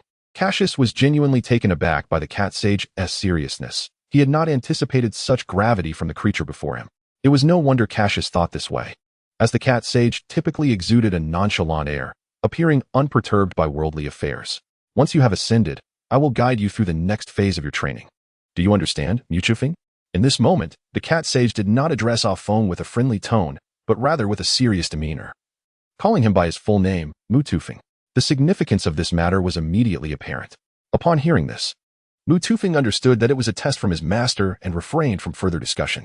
With a solemn expression, he knelt before the cat sage and declared, I shall certainly adhere to my master's commands. Good, good, good. At this juncture, the cat sage smiled and assisted him to his feet. This scene is quite remarkable. Observing the lively atmosphere, Cassius realized that his opportunity had slipped away, prompting him to consider stepping outside for some fresh air. Just as he was about to exit the room, the cat sage's voice resonated. Cassius, my request is quite simple. Take Ah Feng back to his tribe and engage in a contest with him. What? A contest? At this moment, Cassius appeared somewhat taken aback. Are you mistaken? A contest? Do you wish for your disciple to meet his demise? Perhaps sensing Cassius's inner thoughts, the cat sage continued. I do not intend for you to eliminate him. I merely wish for him to witness the extent of the disparity between you. At this point, Cassius began to comprehend the cat sage's intentions. Was it not simply a means to motivate his disciple? Are you not concerned that under my formidable strength, your disciple may become disheartened and lose his fighting spirit? Cassius, promise me, you must exert your utmost effort. The cat sage's gaze fixed intently on Cassius, his eyes brimming with conviction. Very well, I agree, Cassius replied. Since you hold no fear, why should I? Then, my dear feline comrade, let us see whether your disciple will emerge invigorated or succumb to despair. Chapter 51. The determination of Muchufeng at an altitude of approximately 2,000 meters above the ground. Cassius grasped Muchufeng firmly, propelling forward at an exhilarating pace. After acquiescing to the cat sage's request, Cassius wasted no time. He swiftly seized Muchufeng and soared into the sky. He was not inclined to squander precious moments, despite the fact that the Grand Martial Arts tournament was still a month away, which he considered ample time. As an avid foodie, Cassius eagerly anticipated arriving at his destination to indulge in a lavish feast, fully embracing the perks of being a traveler. Say, Cassius, I presume you have grown significantly stronger over the years? Muchufeng suddenly inquired. Only somewhat stronger? Young man, you are gravely mistaken. How could I merely improve a little? With the gravity chamber and an abundance of martial arts knowledge at my disposal, if I were only marginally stronger, I might as well find a block of tofu and end it all myself, Cassius retorted. Well, I suppose for someone like you, a mere finger could easily dispatch tens of thousands, Cassius teased, narrowing his eyes. You could defeat tens of thousands with just a finger. Muchufeng expressed incredulity at Cassius's exaggerated claim. How could a single finger possibly annihilate tens of thousands? His master had mentioned that he could be considered a minor expert on Earth, and yet Cassius suggested he could effortlessly eliminate that many. Who would believe such a statement? You truly are impressive. Muchufeng replied awkwardly, his gaze filled with skepticism. What's the matter? You don't believe me? Cassius raised an eyebrow, a smirk playing on his lips as he observed Muchufeng's reaction. Sensing the scrutiny, Muchufeng appeared apprehensive. Was it possible that Cassius, in a fit of irritation, might drop him from such heights? Wait, that won't do. We are thousands of meters above the ground. If I fall, it's certain doom. Please, remain calm. The thought struck him, and a smile more wretched than tears spread across his face. I believe you. Cassius, having recognized the fear and disbelief in Muchufeng's eyes, felt a stir of amusement within. He raised his other hand and gently extended a finger. In an instant, a colossal energy cannon surged forth toward a nearby mountain peak. With a resounding explosion, the deafening sound echoed through the air, and a powerful shockwave erupted. The once mighty mountain, towering over 1,000 meters, was utterly reduced to rubble. Witnessing this scene, Muchufeng was left in complete astonishment, rendered speechless. A single finger? With just one finger. A mountain over 1,000 meters tall has been obliterated. It truly was just one finger. At that moment, Muchufeng could not help but accept the truth of Cassius's earlier claims. Such a formidable shockwave, not to mention tens of thousands of myself.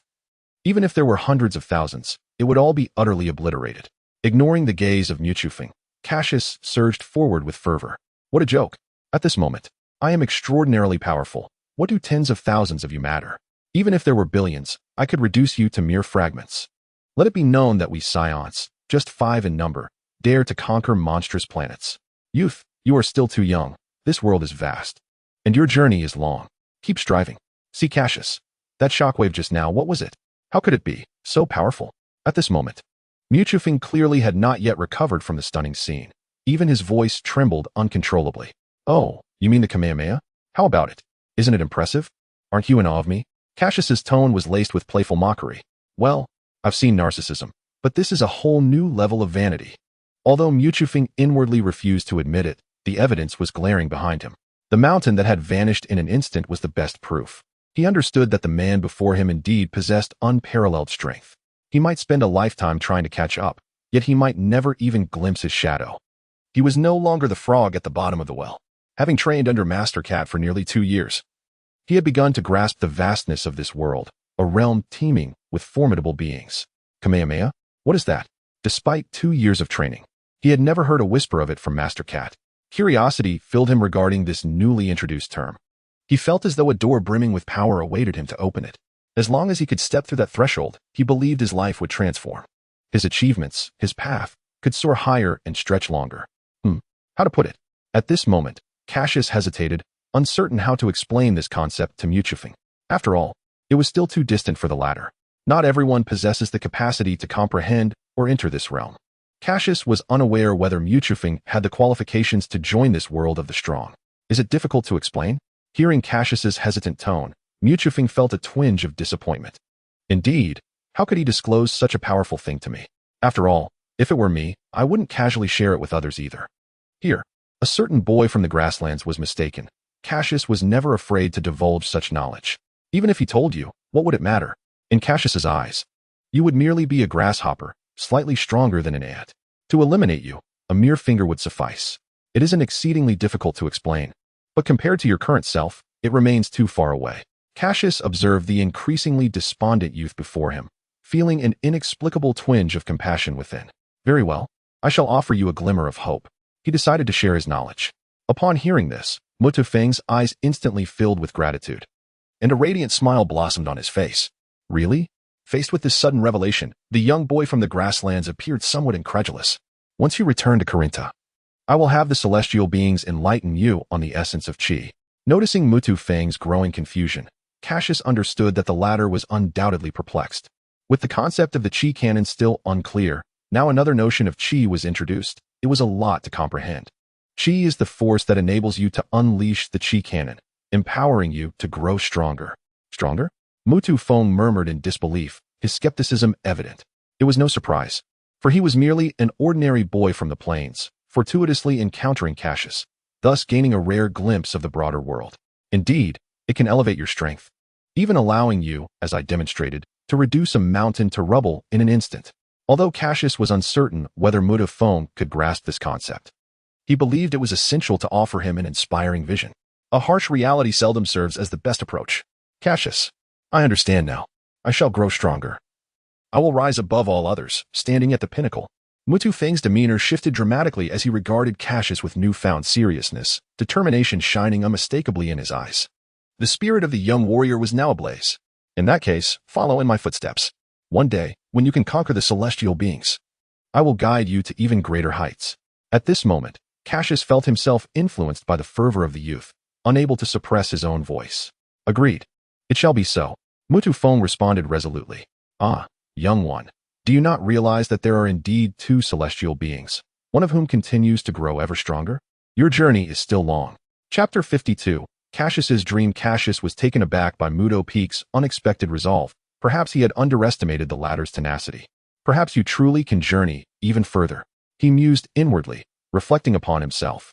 Having resided in this world for nearly 15 years, he considered his current self, who, despite being among the strongest on earth, felt that this was merely insufficient. His aspirations should transcend beyond the present. He should soar towards loftier heights and broader horizons. This was a world brimming with fervor, a realm that had once moved Cassius to tears. He vividly recalled the moment when Son Goku transformed into a Super Saiyan for the first time. Spurred by Krillin's demise, his heart had raced with exhilaration.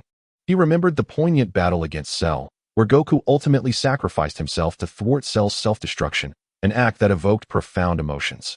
In those days, he naively wondered how such pure and selfless beings could exist in this world.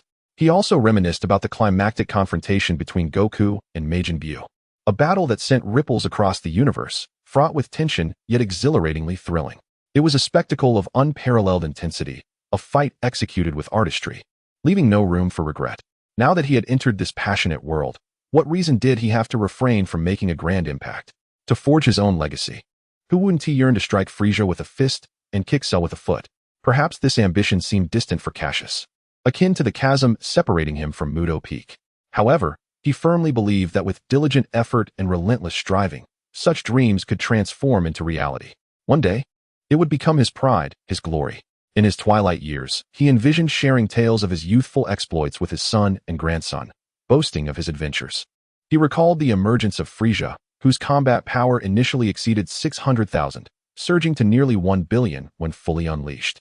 To defeat him, Cassius realized he must attain a strength surpassing Frieza's before that fateful day arrived.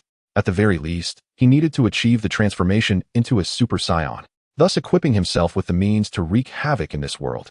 Yet, the path to becoming a Super Saiyan was fraught with challenges.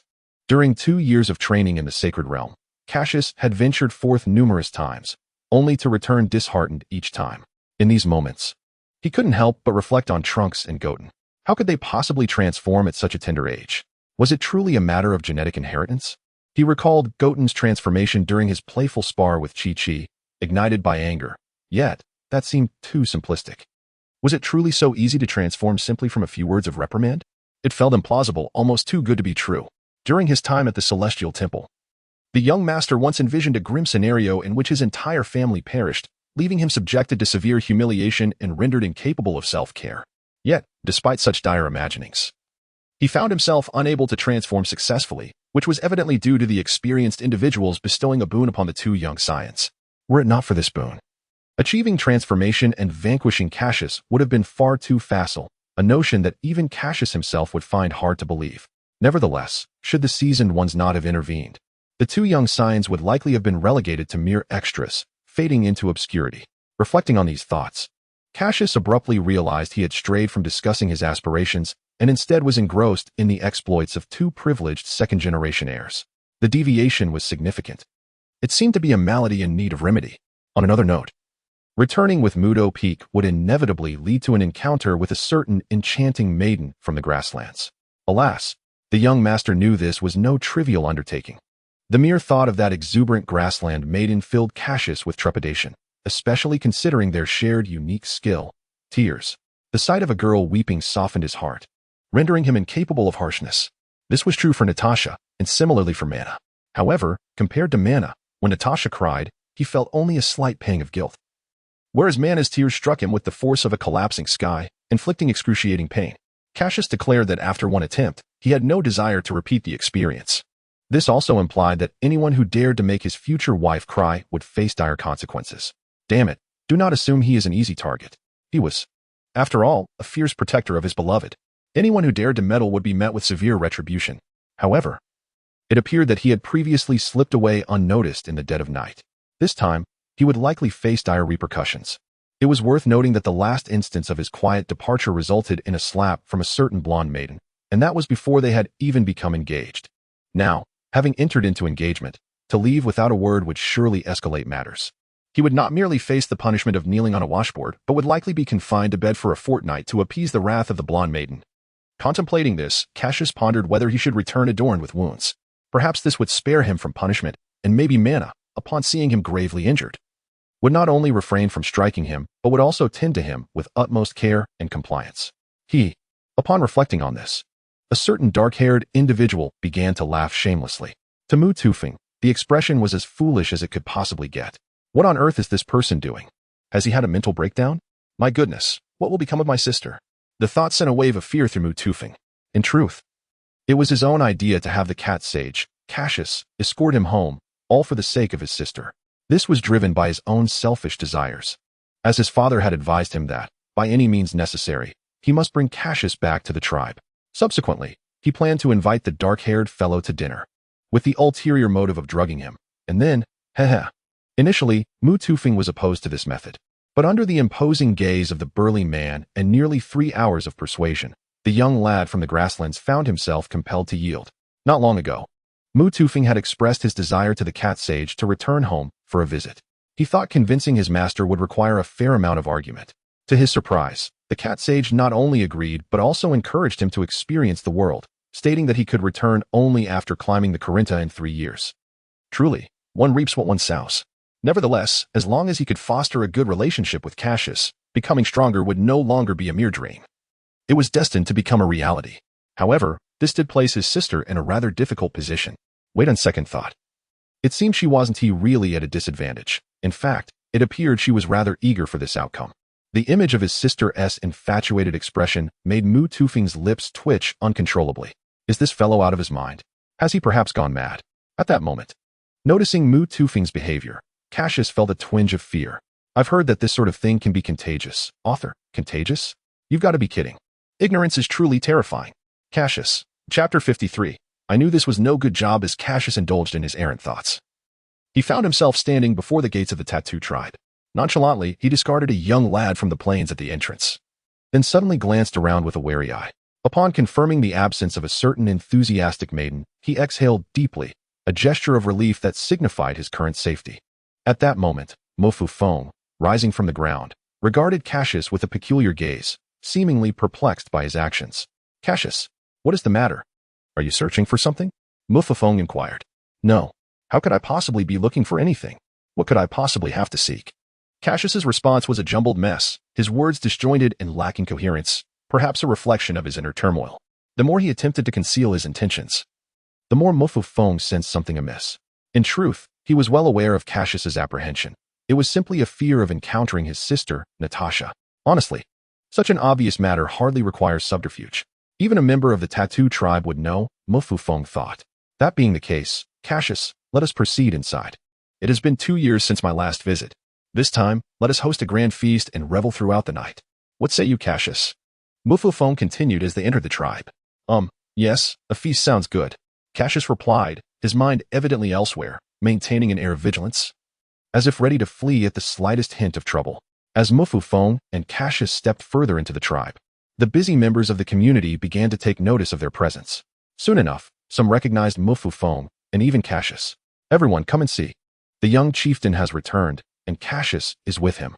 Quick, informed the chieftain. The young chieftain has returned. The once quiet tribe soon erupted into a cacophony of excitement, all due to the return of their young master.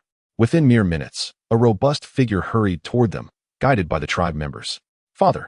Upon spotting the burly man, Mo Fu Feng dashed forward to embrace him, overflowing with excitement.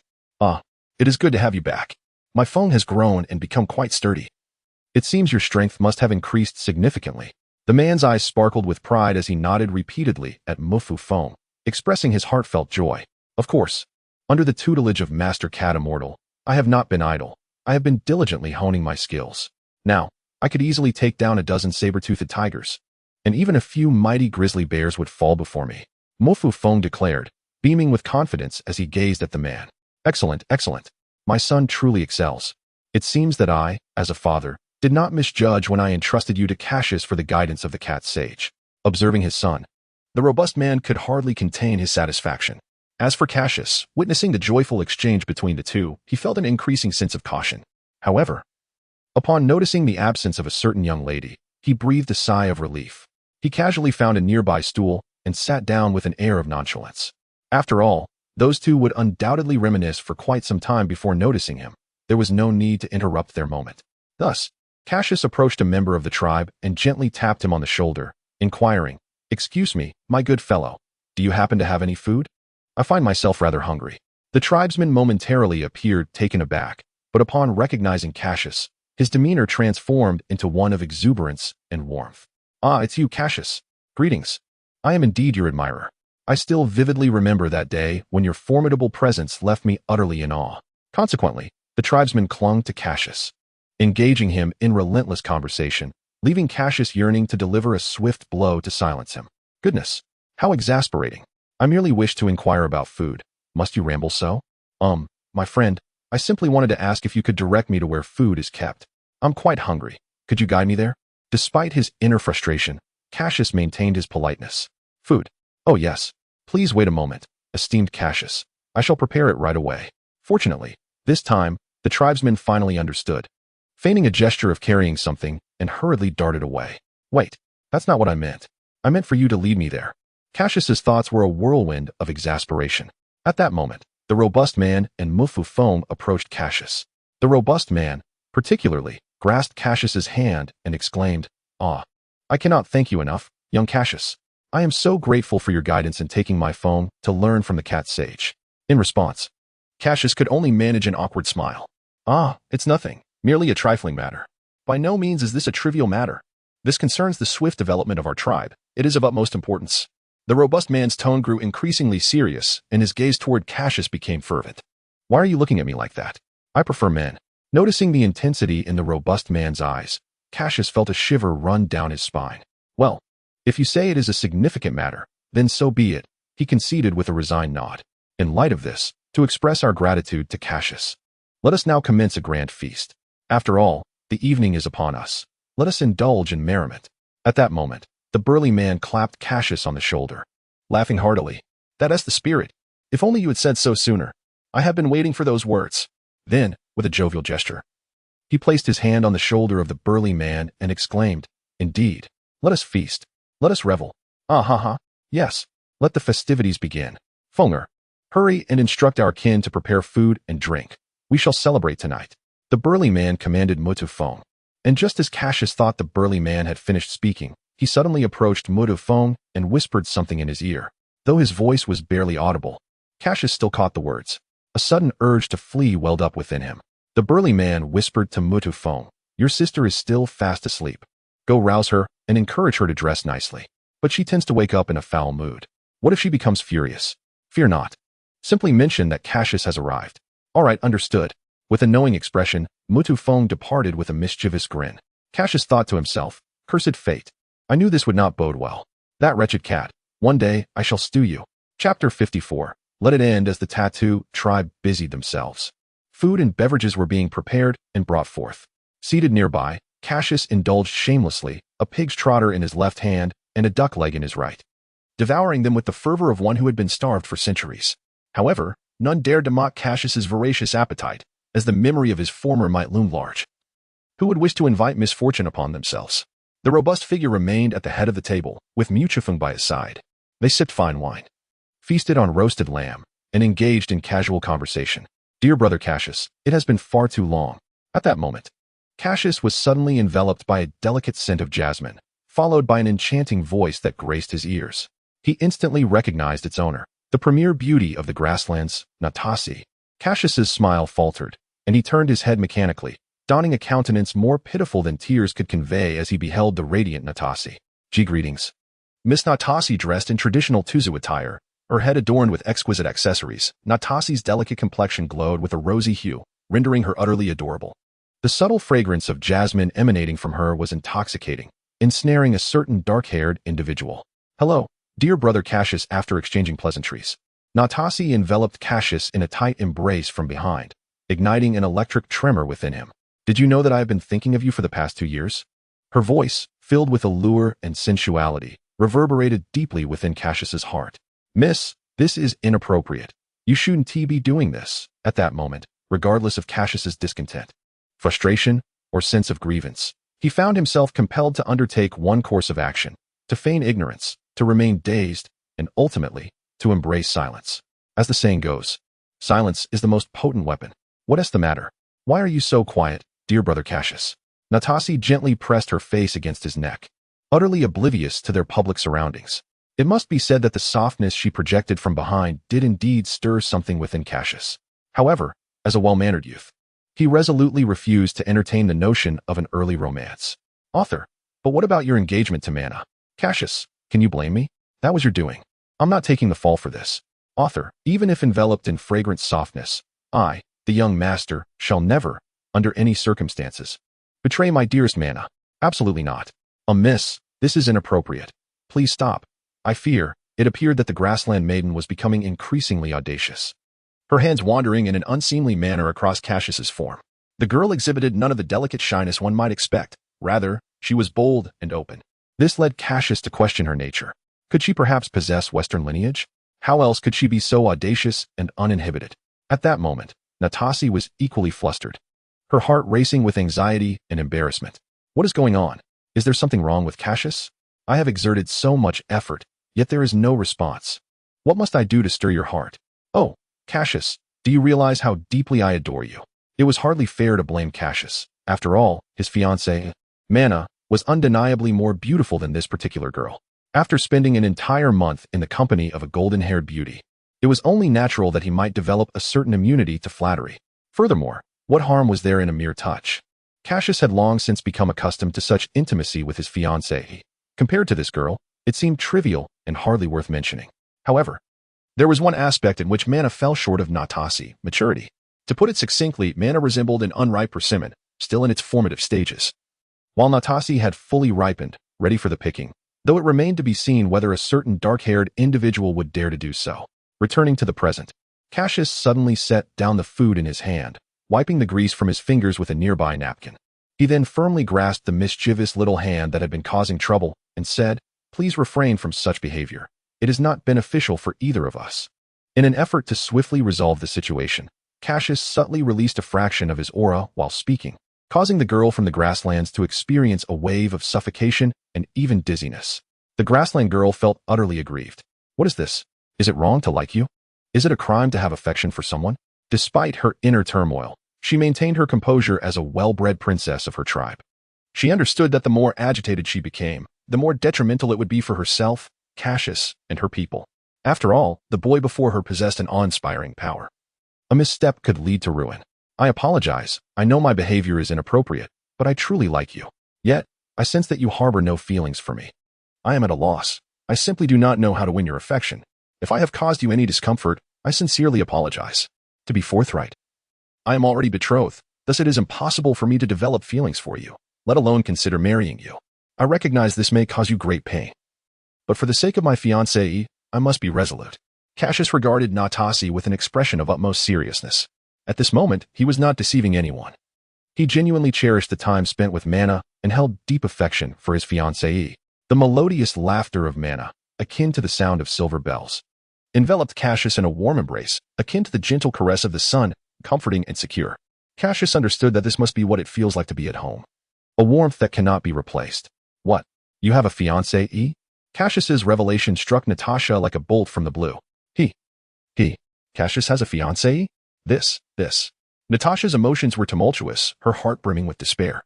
She had never anticipated that the prince she had longed for day and night, the one she had patiently awaited for 2 years, was already engaged.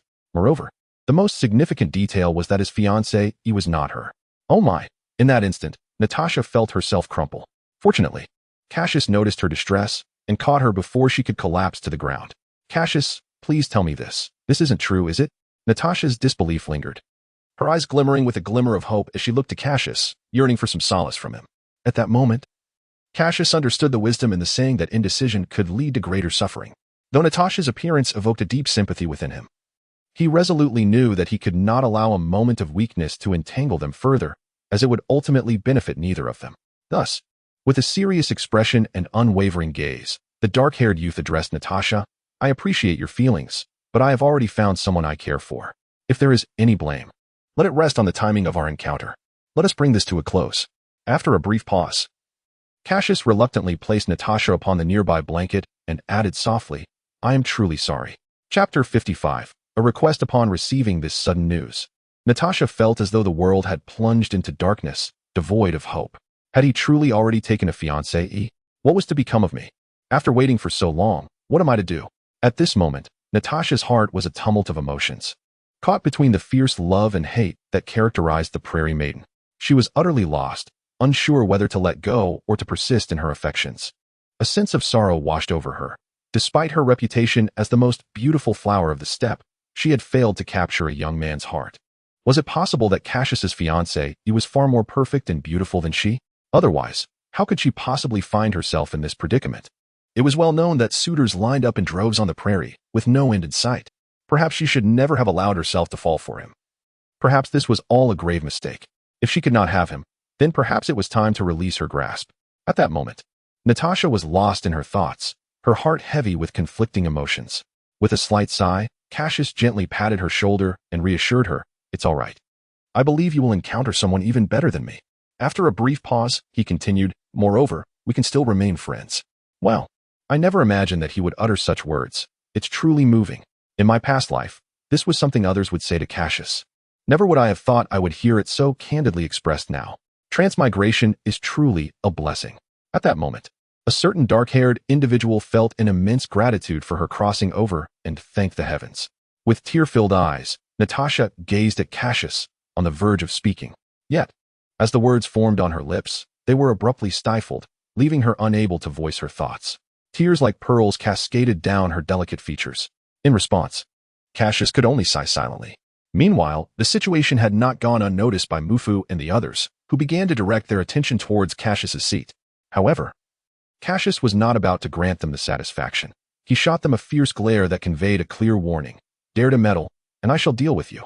Though they had intended to investigate the cause of Natasha's tearful state, the moment they caught sight of Cassius's unfriendly gaze, they immediately wilted, hastily diverting their eyes and awkwardly sipping their drinks. Suddenly, Natasha spoke up. Say it. What do you want? Cassius's tone was noticeably stiff. He was not in the mood for any trouble. Natasha had intended to continue, but the harshness of Cassius's voice deepened her sense of injustice. Yet, the Prairie Maiden, bold in love and hate, could not simply withdraw. She fixed her gaze upon Cassius, pleading, Then I shall no longer pursue you. I am aware that I have caused you considerable trouble and distress, and for that, I sincerely apologize. Upon hearing this, Cassius found himself momentarily bewildered. He gazed incredulously at the suddenly perceptive maiden of the prairie, struggling to grasp the situation. What did you say? He asked, his disbelief prompting him to seek clarification once more. Noticing the astonishment etched on Cassius's face, Natasha felt her sense of grievance deepen. It seemed evident that he had never truly harbored any affection for her. Very well, rather than incessantly burdening him with my troubles, it would be best to let go completely. This way, we can both find peace, and should we meet again in the future, we might share laughter and conversation. With a soft sigh, Natasha relaxed her furrowed brow, blinking her large eyes at Cassius as she spoke. I promise that I will no longer be a source of worry for you. I apologize for the inconveniences I have caused you in the past. I am truly sorry. Cassius. Upon receiving her heartfelt response, Cassius felt as though the entire world had transformed into a brighter place, illuminated by the sun's warm embrace. His gaze toward the Prairie Maiden softened. Ah, dear lady, at last, you comprehend my good intentions. At that moment, the Prairie girl seemed to gather her resolve. Her eyes fixed on Cassius with unwavering determination as she earnestly said, Lastly, I have a modest request that I hope you will grant. What? A request? Is there more? Cassius thought, feeling a wave of trepidation wash over him. He was torn. On one hand, he feared the terms might be unreasonable, while on the other, he felt reluctant to refuse her, aware that this could very well be their final encounter.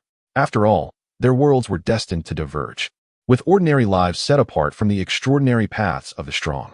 Seeing Cassius's indecision, Natasha's expression grew increasingly despondent. Oh, never mind. Just agree to it. If the request is too much, I can always decline later. Resolving in his heart, Cassius looked at Natasha with a resigned expression and said, "Speak your mind. What is your request? But let me make it clear that I will not consent to anything unreasonable." Instantly, a radiant smile adorned Natasha's face. With her sparkling, earnest eyes, she looked up at Cassius and exclaimed, "Thank you. I assure you, my request is quite simple and will not be burdensome." Her lips curled into a slight smile, her joy evident. "Very well then, what is it?" Cassius inquired, eager to fulfill her request. "It is quite simple. I wish for you to accompany me to the riverbank to witness the fireflies, to behold the vast prairie under the night sky, and to gaze at the moon above." Upon finishing her request, Natasha adopted a pitiful expression as she looked at Cassius. The riverbank? Observing fireflies? Cassius could scarcely fathom that this was her desire. "Please, I beg you." As she spoke, Natasha clasped her hands together and implored Cassius, "This has always been my greatest wish. I yearn to sit by the river with the one I cherish, to watch the fireflies dance in the night, to gaze upon the vast grasslands under the stars, and to admire the beautiful moon above. Just the two of us. Even if you were to leave me tomorrow, I would find contentment in that moment." Cassius, however, remained oblivious to the girl's inner monologue. At this moment, he simply believed that by fulfilling her request, he would be completely liberated. "Very well. I promise to accompany you to the riverbank." "Really? Thank you." Chapter 56. An unexpected reunion. Cassius did not decline Natasha's request. However, adhering to his decisive nature, he brought a young girl from the plains to the riverbank that very evening. At this moment, the luminous moon hung serenely in the night sky, while the twinkling stars adorned the darkness like jewels. "This is perfect. Thank you for accompanying me." Natasha expressed her heartfelt gratitude as she gazed at Cassius beside her. "It is nothing," he replied, his tone remaining as indifferent as ever, neither tender nor distant. "Did you know? On the prairie, two lovers would sit by the river, watching fireflies together, making wishes under the starry sky, and praying side by side." Natasha mused, seated on the grass, her eyes fixed on the flowing waters before her. In this moment, Cassius could only remain silent, relegated to the role of a listener, patiently absorbing the musings of a love-struck girl, waiting for this moment to pass. Observing the scenery before him, Cassius felt a flicker of astonishment. It must be said, the view at this moment was undeniably breathtaking. The bright moon reflected in the crystal-clear waters of the river, while swarms of fireflies flitted about the reeds along the bank. The flickering lights sparkled in the night, weaving through the darkness, appearing so close, yet so far away. It felt as though he could reach out and grasp the starlight in his hands, watching it shimmer with the brilliance of emeralds. "Cassius, I hate you. Why don't you like me? I hate you." At that moment, Natasha cupped her hands around her mouth and shouted toward the riverbank, her voice ringing clear, tinged with a hint of reproach. Cassius remained silent, his expression unchanged as he gazed at the girl before him. He understood that she was venting her feelings. Once she had released her pent-up frustrations and anger into the world, everything would eventually be all right. He was unconcerned about being overheard by Mudu Fong and the others, knowing that the distance to the tattoo tribe was at least 10 kilometers. Regardless of how much Natasha vented, they would never hear her. Besides, they were still engaged in a lively celebration, their noise rivaling that of the moment. With that in mind, there was nothing to worry about. Shout, shout. Let it all out. Once you do, you will feel much better. When you have vented enough, grown weary, and taken a rest, tomorrow you will forget me and be able to start anew. Shout, Natasha. Shout. Watching Natasha continue to cry out, Cassius silently offered a prayer for her. "Cassius, you fool. You imbecile. So many suitors pursue me, and I am so remarkable. Why, oh why, did I ever fall for you, this great simpleton?" With each increasingly outrageous utterance, Cassius's expression darkened. It is truly unexpected that a girl, appearing so adorable and beautiful, can be so fierce and venomous in her words. Is it possible that beautiful girls possess an innate talent for sharp-tongued remarks? Fortunately, my own temperament is rather gentle. At most, I might give myself a couple of light slaps before shedding a few tears in a fit of self-pity. Ultimately, I find solace in my warm embrace, quietly coming to terms with it all. As Natasi's voice grew louder, the fireflies resting among the reeds by the river were startled into flight. Countless fireflies danced and spiraled through the night sky, their luminous glow enveloping the entire expanse above, particularly breathtaking when they flickered in unison. Even Natasi, who had been venting, paused in awe, momentarily entranced by the spectacle.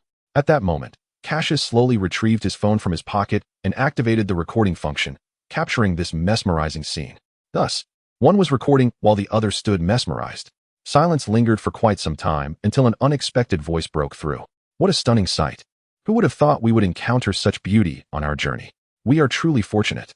At this, Natasi and Cassius, both immersed in the scenery, turned swiftly towards the source of the sound. There, they beheld 3 figures. One was an elderly woman, garbed in a witch's hat, her hands clasped over her abdomen. Her stature remarkably diminutive. Her limbs were short, and her face was etched with wrinkles. To Cassius's astonishment, this old woman was seated upon a gigantic crystal ball, which hovered in midair. Recognizing her attire, Cassius immediately identified her as the fortune-teller from the Dragon Ball universe, a sorceress possessing extraordinary powers. Beside the fortune-teller stood 2 masked figures. Their contrasting sizes suggested one was a robust giant, while the other appeared to be an ordinary human.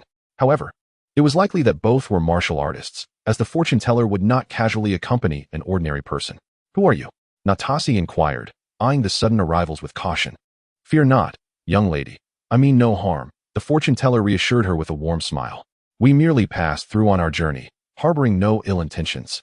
Moreover, we heard your call for Cassius and came to investigate. As it happens, I know someone who is quite familiar with him. Isn't that right, Cassius?" The fortune-teller cast a knowing glance at Cassius, which left him taken aback. "What? Familiar with me?" he thought, astonished. "Are you acquainted with them, Cassius?" Natasi asked, her expression one of confusion as she sought answers from him. However, at this moment, Cassius paid no heed to Natasha. He felt an undeniable surge of excitement within. "Am I familiar with myself? And beside the fortune-telling elder, if I am not mistaken, it must be grandfather. Is it you? You? Grandfather. Is it truly you?" Cassius gazed at the masked figure, seemingly uncertain, disbelief lacing his voice with a tremor. Though unclear, he sensed that this silhouette indeed emanated a warm, familiar aura. If he was not mistaken, that figure could only be Sun Wukong, the grandfather who cherished him dearly, the one who would rather face death than neglect his safety. "Cassius, it has been a long time. You have grown," exclaimed the figure. Under Cassius's eager gaze, the masked individual slowly removed his mask, revealing a face that was both familiar and aged, emanating kindness. Upon seeing this beloved visage, Cassius could no longer contain himself. In a swift motion, he dashed forward, arms wide open, and plunged into his grandfather's embrace. At that moment, tears streamed down Cassius's handsome face as he surrendered to the overwhelming urge to weep heartily. Years of longing, years of grievances erupted in this singular moment. Chapter 57. The anomaly. Natasi gazed in astonishment at Cassius, who stood before Sun Wukong, weeping like a child. She had not anticipated that someone so powerful could exhibit such vulnerability. It was truly beyond her expectations. However, why did she feel that they did not embody the essence of goodness? Especially that which seated atop the immense crystal orb. She was not only unattractive and diminutive, but also donned a wizard's hat that was utterly unsightly. It was simply indescribable. Furthermore, the large man behind her, masked and dim-witted, clearly possessed a low intellect, embodying the archetype of a mere cannon fodder character. How could Cassius's grandfather possibly be associated with them? It was utterly baffling. Moreover, it was peculiar that they were traveling at such a late hour, and shockingly, they had no illumination devices with them. Did they possess such exceptional eyesight that they could discern objects in the dark? She found this hard to believe. These individuals were undeniably suspicious. Just then, while scrutinizing the fortune-telling witch, Natasi noticed her hands performing a series of peculiar gestures, occasionally emanating a faint glow. Despite its subtlety, she could clearly observe the large man behind the elderly woman. His body trembled slightly, as if gripped by fear. "Grandfather, have you fared well in hell all these years? Has anyone bullied you down there? If so, please tell me, and I shall visit hell to have a chat and share some tea with them," Cassius remarked. Glancing at the aged Sun Wukong, perhaps concerned for his grandfather's well-being in the underworld. What nonsense is this child spouting? Grandfather is doing just fine in hell. How could anyone possibly bully him? And to suggest going to hell for tea and a chat about life? What folly! Is hell a place one can simply visit? It is a realm for the deceased, Sun Wukong thought, feeling a twinge of irritation at Cassius's absurd comments. Especially the notion of seeking out those who might mistreat him. Yet, he felt a swell of pride for Cassius's filial piety. Cassius's words were not mere jest. If he truly wished to visit hell, he could do so without dying. He could simply request the celestial deity to escort him there. Even if discovered by the underworld's emissaries, he could use the opportunity to seek out the King of Worlds. After all, Cassius had a keen interest in the King of Worlds technique, which could exponentially enhance his combat power. Such a formidable buff would enable him to confront Frisia and defeat Cell in the future. This was a golden opportunity that could not be missed. Cassius, who is that girl? Sun Wukong inquired, a hint of amusement in his voice. Could she be my granddaughter-in-law? Oh, how delightful it would be for an old man like me to witness such a connection. At this moment, a smile suddenly blossomed on the weathered face of Gohan as he gazed at Cassius with an increasingly fervent expression. Grandfather, what nonsense are you speaking? She is not your granddaughter-in-law. We are merely friends, just friends. Upon hearing this, Cassius felt a surge of panic within him.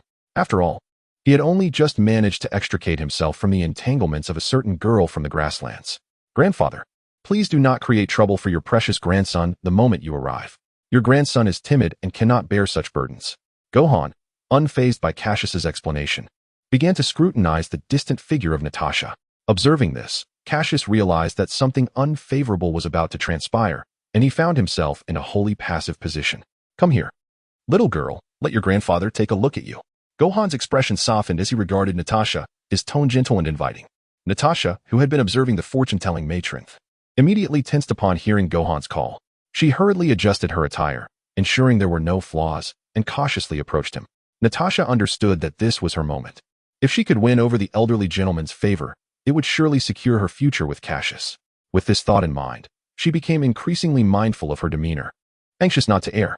Hello, grandfather, my name is Natasha. My home is not far from here, and if you do not mind, I would be delighted to have you over as my guest. It would be my honor to extend my hospitality to you. Her tone was sincere, her smile warm, and her eyes gentle. At that moment, Natasha exuded the essence of soft sunlight, comforting yet not overwhelming. Cassius cast a fleeting glance at Natasha, remaining silent. He felt that, at least for now, her words bore no impropriety.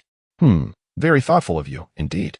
However, I am rather busy and may not be able to visit your home today. Rest assured, I will certainly come by when I have the time, Gohan replied, his satisfaction with Natasha growing as a smile spread across his face.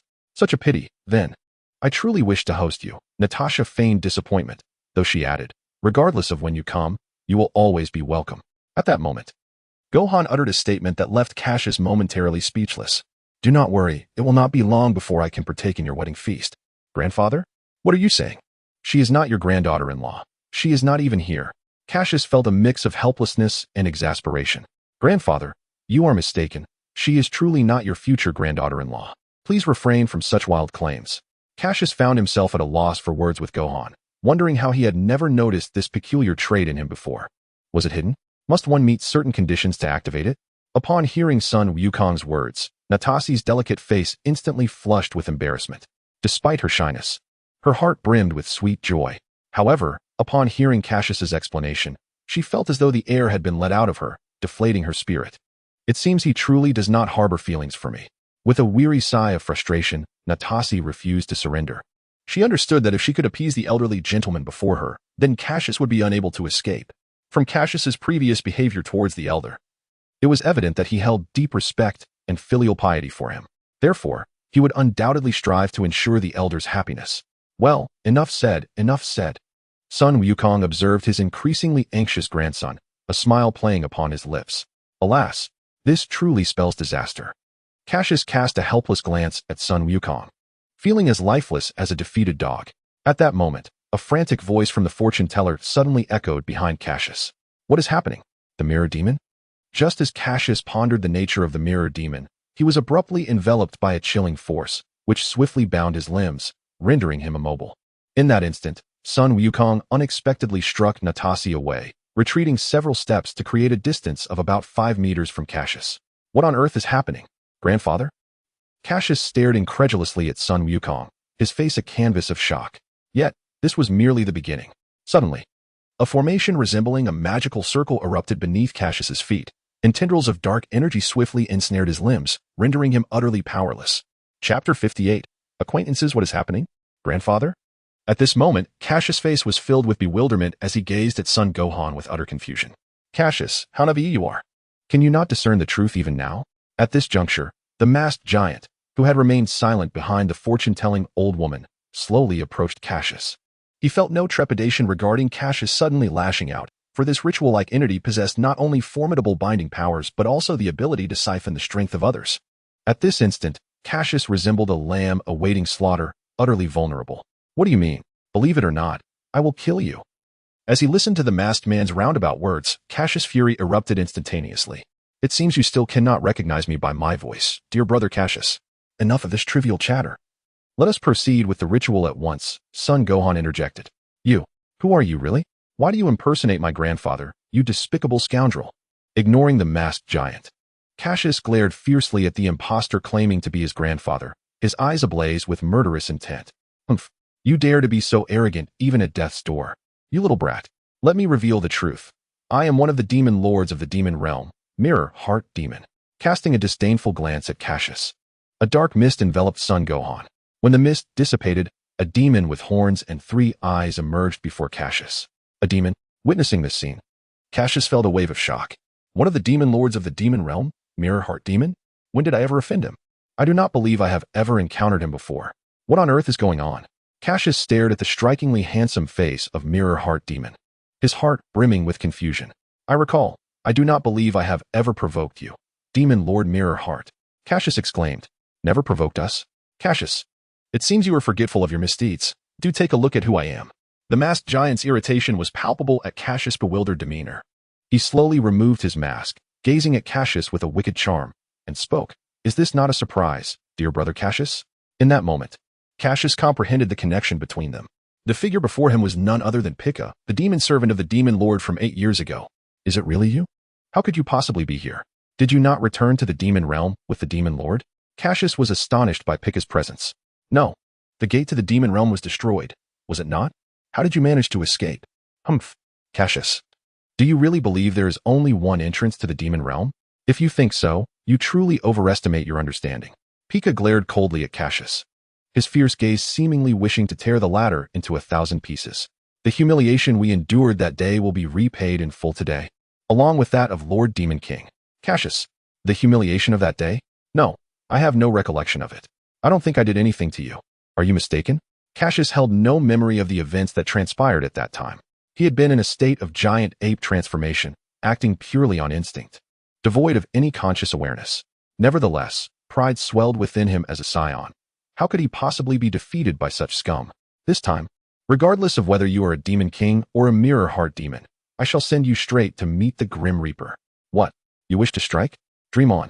To confront you, I have devoted years to this ritual magic array, expending resources beyond your imagination." The mirror heart demon, seemingly sensing Cassius's physical transformation, spoke with disdain. "To deal with me? Years of preparation? Are you jesting? What have I done to warrant such animosity? Did I kill your mother or your father?" Upon hearing this, Cassius couldn't help but silently scoff. Despite the mirror heart demon's words, Cassius, as a man of action, felt compelled to test his strength. Though his limbs were presently bound, he could still sense the power within him, unrestrained. With a mighty roar, an overwhelming aura surged forth, unleashing tempestuous waves of energy from Cassius' being. In that instant, Cassius' strength was unleashed without reservation. The air filled with swirling sand and gravel as the very fabric of space trembled, an oppressive pressure radiating outward. Cassius' intention was simple, to utterly crush them with overwhelming might. Over the past 2 years, not only had he made rapid advancements in martial knowledge, but his combat prowess had also soared with the aid of the gravity chamber. At this moment, Cassius possessed nearly 10,000 units of battle power. Should he unleash his full potential, that power could increase by an additional 4 to 5,000. Undoubtedly, he was now the strongest on Earth. "Excellent. Haha, truly splendid, Pika. It seems you have not deceived me after all," the mirror heart demon exclaimed, observing Cassius's escalating power without a hint of fear. On the contrary, Cassius's growing strength only delighted him further. "Cassius, it was indeed worth my journey from the demon realm, worth every ounce of time and effort I expended. This power, this magnificent power, do you have any idea how much thought I put into capturing you? Nonetheless, it is fortunate that all of this is worthwhile. Once I, the prince, have accepted your power, I shall grant you a swift resolution. This power is indeed utterly captivating. Ah ha ha. Beside me, Pikachu observes the nearly frenzied mirror heart demon with a hint of exasperation upon his countenance. This demon lord possesses many admirable qualities, yet his obsession with power borders on madness. Whenever he encounters formidable strength or individuals, An overwhelming desire to possess it surges within him. Moreover, to achieve his aims, he resorts to any means necessary. I still recall when I returned to the demon realm alongside the demon lord, recounting my encounters. Upon hearing that Cassius had transformed into a colossal ape and defeated the demon lord with a single strike, the glimmering light in his eyes was unmistakable. That expression of yearning undeniably sent shivers down Pikachu's spine. What is wrong with this fellow? Is he unhinged? How can he be so pleased after witnessing my full power unleashed? Is he mad? Reflecting on this, Cassius felt a sense of disquiet. The opponent should not be so mindless. Furthermore, from their discourse, he discerned that they had been planning for several years, making it improbable that they would recklessly approach him without a hidden agenda. Additionally, his scion instincts faintly sensed an aura of danger. Thus, matters are undoubtedly far more complex than they appear on the surface. This so-called mirror heart demon must be harboring some ulterior motives. Chapter 59, The Origin of Events Now. Let us settle the score. Pikachu, Mirror Heart Demon. At this moment, the peak-powered Cassius gazed at the Mirror Heart Demon and Pikachu with a fierce glint in his eyes. Do not jest, Cassius. Do you truly believe you can escape the confines of the array that ensnares you? Upon hearing Cassius's arrogant proclamation, Pikachu was filled with disdain. What? At this moment, a sense of danger stirred within Cassius. In an instant, his entire aura erupted as he forcefully stomped the ground, attempting to break free from the magical array beneath him. However, to his astonishment, even with nearly 10,000 units of combat power at his disposal, he found himself unable to escape this magical formation. As he leapt, an invisible barrier instantly rebounded him back. No matter how vehemently he struggled, it proved futile. It was as if he were striking against a sponge, utterly ineffective. Although the black light vines that had ensnared his limbs could no longer bind him. No matter how he writhed, he remained trapped within the seemingly trivial magical array. In that moment, Cassius couldn't help but feel a twinge of anxiety. In his eyes, the Dragon Ball world had merely been a realm governed by brute strength. As long as one's combat power was formidable, everything else seemed trivial. It was only now that he realized the gravity of his misconceptions. The Dragon Ball world was far from the simplistic facade it presented. It concealed myriad unknown powers, much like the very array that entrapped him now. What do you think? Is it not utterly despairing, Cassius? Observing Cassius's helplessness, Pikachu felt a surge of satisfaction. Ah, Cassius, look at you now. Do you recall when we returned to the demon realm in such disarray, enduring the scorn and mockery of countless onlookers? Now, it is your turn to repay this debt with your very life. Cease your struggles. They are in vain. This magical array can absorb your power to reinforce the barrier. The stronger you are, the more fortified it becomes. At that moment, the Mirror Heart Demon approached the unconscious Natasha, scrutinizing her carefully. What do you intend to do? She is innocent. Seeing this scene, Cassius feared that the Mirror Heart Demon might intend harm towards Natasha, feeling a sense of urgency. After all, this was a calamity of his own making. He could not allow an innocent to be dragged into it. Rest assured, I shall not harm her. In truth, I find myself in need of a queen. This young lady possesses both beauty and figure. Once I transform her into a demon, she shall become even more enchanting. Ah. As the Mirror Heart Demon laughed heartily, Cassius felt an intense rage boiling within him, yet he found himself utterly powerless to intervene. Once again, he was confronted with his own impotence. The Mirror Heart Demon gradually reinforced her hold on Natasha, gently laying her upon a pristine patch of grass. After completing all of this, the Mirror Demon turned and approached Cassius, instructing the old woman, who still resembled the fortune-telling hag. Sorceress, swiftly prepare the separation magic array and transfer this young one's power to me. As you command, Lord Mirror Demon. Upon acknowledging the command, her form began to grow rapidly, transforming before their eyes. The once diminutive figure expanded significantly, yet remained grotesquely akin to that of an elderly woman. She extended her hands, and a wand materialized instantaneously in her grasp. Cassius observed as the sorceress chanted incantations, deftly wielding the wand. Soon, another magic array materialized beneath his feet, overlapping with the previous one, radiating a brilliant purple light. However, this time it was not only Cassius who was ensnared. A similar magic array emerged beneath the Mirror Demon as well. Pika, stand guard around us. This ritual must not be disrupted or fail. Otherwise, the backlash alone could obliterate us. The sorceress instructed Pika, her expression grave and resolute. Pika, fully aware of the gravity of the situation, clenched his hands tightly, summoning a massive spiked mace into existence, and began to patrol the surroundings vigilantly. Cassius felt an increasing sense of foreboding, and without further hesitation, he clasped his hands together, manifesting beams of blue light. He intended to unleash the Kamehameha wave to shatter the barrier. Dream on. No matter how you struggle, it will be futile. Surrender your power to me. Noticing Cassius's movements, the mirror demon maintained her composure, as if everything unfolded precisely as she had anticipated. Cassius, however, remained unconvinced. With a mighty shout, a colossal energy beam surged forth from his hands, crashing violently against the barrier. To his astonishment, his Kamehameha wave was entirely absorbed by the barrier. Not only could he not breach it, but he couldn't even penetrate its defenses. Damn it, am I truly destined to fall here? Humph. Surprised, are we? Yet. There is an even greater surprise in store. With a sudden intensity in her gaze, the mirror demon bellowed, "Mirror, reflect." At that moment, an immense energy beam erupted from the barrier behind Cassius, which he had failed to notice. By the time he registered the threat, his own Kamehameha wave had struck him with tremendous force. The overwhelming impact of the energy assault tormented Cassius deeply. As the light dissipated, he found himself sprawled on the ground, utterly defeated and in disarray, a picture of utter helplessness. Having endured the full force of the Kamehameha wave, the fact that he did not perish on the spot was indeed a stroke of fortune amidst misfortune. "You despicable creature," Cassius exclaimed, seated on the ground, his body marred with wounds, his eyes glaring at the mirror demon and the sorcerer who incessantly waved his wand. At that moment, Cassius understood that to survive, he must rely on cunning rather than brute strength. Observing the sorcerer's flurry of activity, he deduced that the ritual for separation surely required an extensive preparation time. He still had time. Thus, Cassius addressed the mirror demon, feigning weakness, "I concede my fate. However, I am quite curious. How do you know what my grandfather looks like? Moreover, why do I sense a familiar aura emanating from you?" In response to Cassius's inquiry, the mirror demon indulged the fleeting wish of the dying. "It is quite simple. For I am the mirror demon. I possess a magical mirror that knows all, both the heavens and the earth.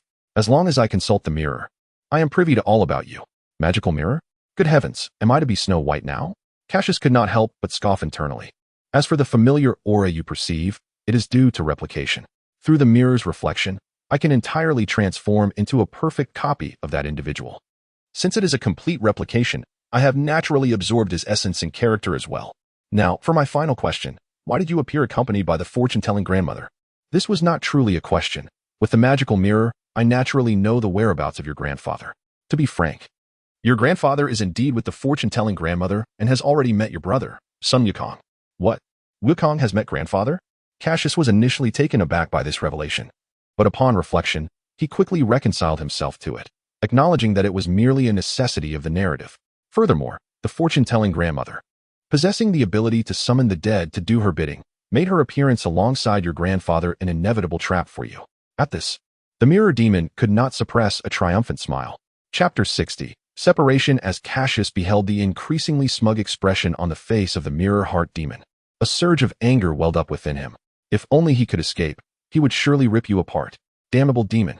At that moment, the wizard beside him ceased his incantations, regarding the mirror heart demon with utmost reverence, and spoke, "My lord mirror heart, the ritual is fully prepared and can commence at any time."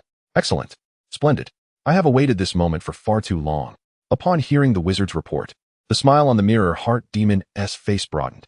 His gaze towards Cassius grew ever more fervent and cruel. "Do not waste any more time. Let us begin the ritual immediately. I can hardly contain my eagerness to possess immense power. Master, I must remind you that while the separation magic array can transfer Cassius's power to you, it may also inadvertently transfer his personality and fragments of his consciousness to your being. Should that occur, your own consciousness may no longer remain intact. If so, may I inquire, are you certain you wish to proceed with this?" The wizard regarded the mirror heart demon with a grave expression, awaiting his response. Of course. Even if a part of his consciousness were to linger, what of it? One cannot achieve greatness without paying a price. Enough with the delays, wizard. Commence the separation ritual at once. With this, the mirror heart demon urged once more. At this moment, Cassius began to comprehend the implications of their dialogue. It seemed that these two fiends not only sought to appropriate his power, but also to sever his very identity. Damn it. While he could understand the mirror heart demon's thirst for power, why must they go so far as to fragment his personality? Here he was, a perfectly fine individual, facing death, and if he survived, he would be subjected to a split identity. How lamentable this experience was. "Yes, my lord Mirrorheart." With the wizard's affirmative response, Cassius observed as the magical array beneath him erupted in a dazzling brilliance. Then, Tendrils of black mist began to infiltrate his body. But that was not the end. Cassius suddenly felt a scorching heat enveloping him, as if a flame. Particularly within his mind, waves of excruciating pain tormented his very soul, akin to his essence being irreparably cleaved in two. As the ritual progressed, Cassius felt the piercing agony intensify, the dreadfulness of the sensation compelling him to unleash a cry of despair. His body glowed a fierce crimson, emitting faint hissing sounds, while wisps of white heat radiated around him. Even his garments ignited in flames, rendering him akin to a being of fire, enduring both physical and spiritual torment. Damn it! I never imagined I would fall victim to my own self. I am unwilling to accept this. I have yet to marry. I have yet to reach my zenith. Truly, this is cursed. Despite an overwhelming sense of reluctance and unwillingness, Cassius could not deny the truth at this moment. He had lost. He had faltered due to his own negligence, succumbed to his own overconfidence, and faced utter defeat. A profound sense of anguish surged through his mind, nearly rendering him unconscious. At this instant, Cassius found himself suspended in a shroud of black mist, encircled by a magical barrier emanating a violet glow. Very well, Lord Mirror Demon. I shall now transfer Cassius' power into your being. Please prepare yourself, the wizard instructed, waving his wand towards the Mirror Demon, who stood within another magical circle. I am ready, wizard, let us commence, came the reply, a nod indicating readiness for the process to begin. The wizard, seeing the signal, hesitated no longer. He waved his wand once more. Streams of black mist surged into Cassius' body, unlike before. This time, the black mist not only inflicted excruciating pain upon Cassius, but also devoured the power within him. At this moment, Cassius was tormented to the point of numbness by the intense pain. His gaze became vacant, his entire being devoid of life, resembling that of a corpse. The black mist continued to oscillate between the magical circles of Cassius and the Mirror Demon. The barrier that had previously obstructed Cassius's exit seemed non-existent to the black mist, allowing it to permeate effortlessly and reach the interior of the Mirror Demon. Sensing the formidable power coursing through him, the Mirror Demon became increasingly exhilarated. Soon, he would wield this power to dominate the entire demon realm. I, the Mirror Demon, am the sovereign of the demon world. I am the strongest, and you shall all bow before me, he proclaimed with maniacal laughter. The wizard, observing this scene, could not help but shake his head, silently reflecting that the Mirror Demon had begun to exhibit arrogance, a stark contrast to his former self. Nevertheless, the wizard understood that anyone granted immense power could utter unexpected declarations. He hoped that no unforeseen incidents would occur during the Mirror Demon's absorption of power, for if they did, their lineage of demons would face catastrophic consequences. In truth, this was the wizard's first execution of such advanced magic. He was uncertain about the potential anomalies that might arise from the spell. However, he could confirm that Cassius' power had been severed from him. It remained uncertain whether anything else unintended might be extracted. The wizard could only do his utmost and await the outcome, fervently wishing for no mishaps. As he observed the increasingly malevolent expression of the Mirror Demon, the wizard silently prayed for a favorable resolution. As the searing pain intensified within his body, the once numb Cassius was jolted awake once more, only to be engulfed by heart-wrenching screams. His cries echoed with an utter sense of helplessness, sharp and mournful. Yet, scarcely had Cassius regained consciousness for a fleeting moment before he was once again drawn into an infinite realm of consciousness. It is said that when one approaches death, they often linger within their own mind, awaiting the inevitable end. Am I truly to perish like this? How amusing it is. I find myself not falling in battle, but succumbing to this absurd ritual. How ironic. For a scion, this must be a profound insult. Perhaps when I reach the afterlife, the scions who have met their demise will laugh heartily at my fate. Perhaps such an outcome is not entirely unwelcome. In that moment, the last vestiges of Cassius' awareness succumbed to a profound slumber. Perhaps this sleep would be eternal. His fiancée, his brother Goku. Everything he held dear would irrevocably slip away from him. Cassius, Cassius, wake up, wake up. Who is it? Who calls for me? Who? Suddenly, the slumbering Cassius heard a voice urgently calling out to him, laden with distress, sorrow, and desperation. Is someone truly calling my name? Who could it be? In the depths of his consciousness, Cassius gazed into the vast, enveloping darkness, his demeanor one of confusion, his voice weak, yet filled with questions. Chapter 61, Destruction, First Update, Cassius, Rise and Awaken, Cassius. Who is calling me? Who is it that beckons? In the boundless darkness, Cassius wandered aimlessly, uncertain of his direction or destination. However, one thing remained unequivocally clear to him. He must not stop. He understood that halting would lead to his demise. Outside, by the riverbank, Natasha, who had been set aside by the mirror heart demon, was gradually regaining consciousness.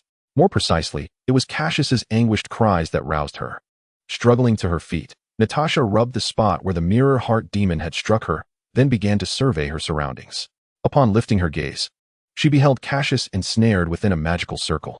At that moment, he was being lifted into the air by a beam of light emanating from the circle. His body enveloped in a crimson hue, resembling someone cooked to perfection in a steamer. His complexion was ghastly, and his closed eyes trembled intermittently, while crimson blood seeped from the corners of his mouth. Particularly alarming was the state of his limbs, although still bound by luminous vines. Cassius's tightly clenched fist signified his unwavering struggle, his refusal to relinquish hope for survival. In contrast, the mirror heart demon, situated within another magical circle, also kept his eyes closed. Yet, his condition was markedly superior to that of Cassius. He bore no injuries. His complexion radiated with a vibrant glow. As for the ancient hag positioned between them, Natasha observed her brandishing a wand. With every flourish of her wand, tendrils of dark mist emerged from Cassius, seeping into the body of the mirror heart demon. Each wisp that escaped Cassius's form drained his vitality further, while the demon's visage grew increasingly robust and healthy. Witnessing this spectacle, even Natasha comprehended the situation. If she could vanquish the hag or extricate Cassius from the magical circle, he would be saved. However, upon noticing the violet barrier surrounding Cassius, she found herself in a dilemma. She realized she lacked the strength to shatter that barrier. Otherwise, given Cassius's character, it would have been destroyed long ago. Momentarily at a loss, Natasha pondered her next move.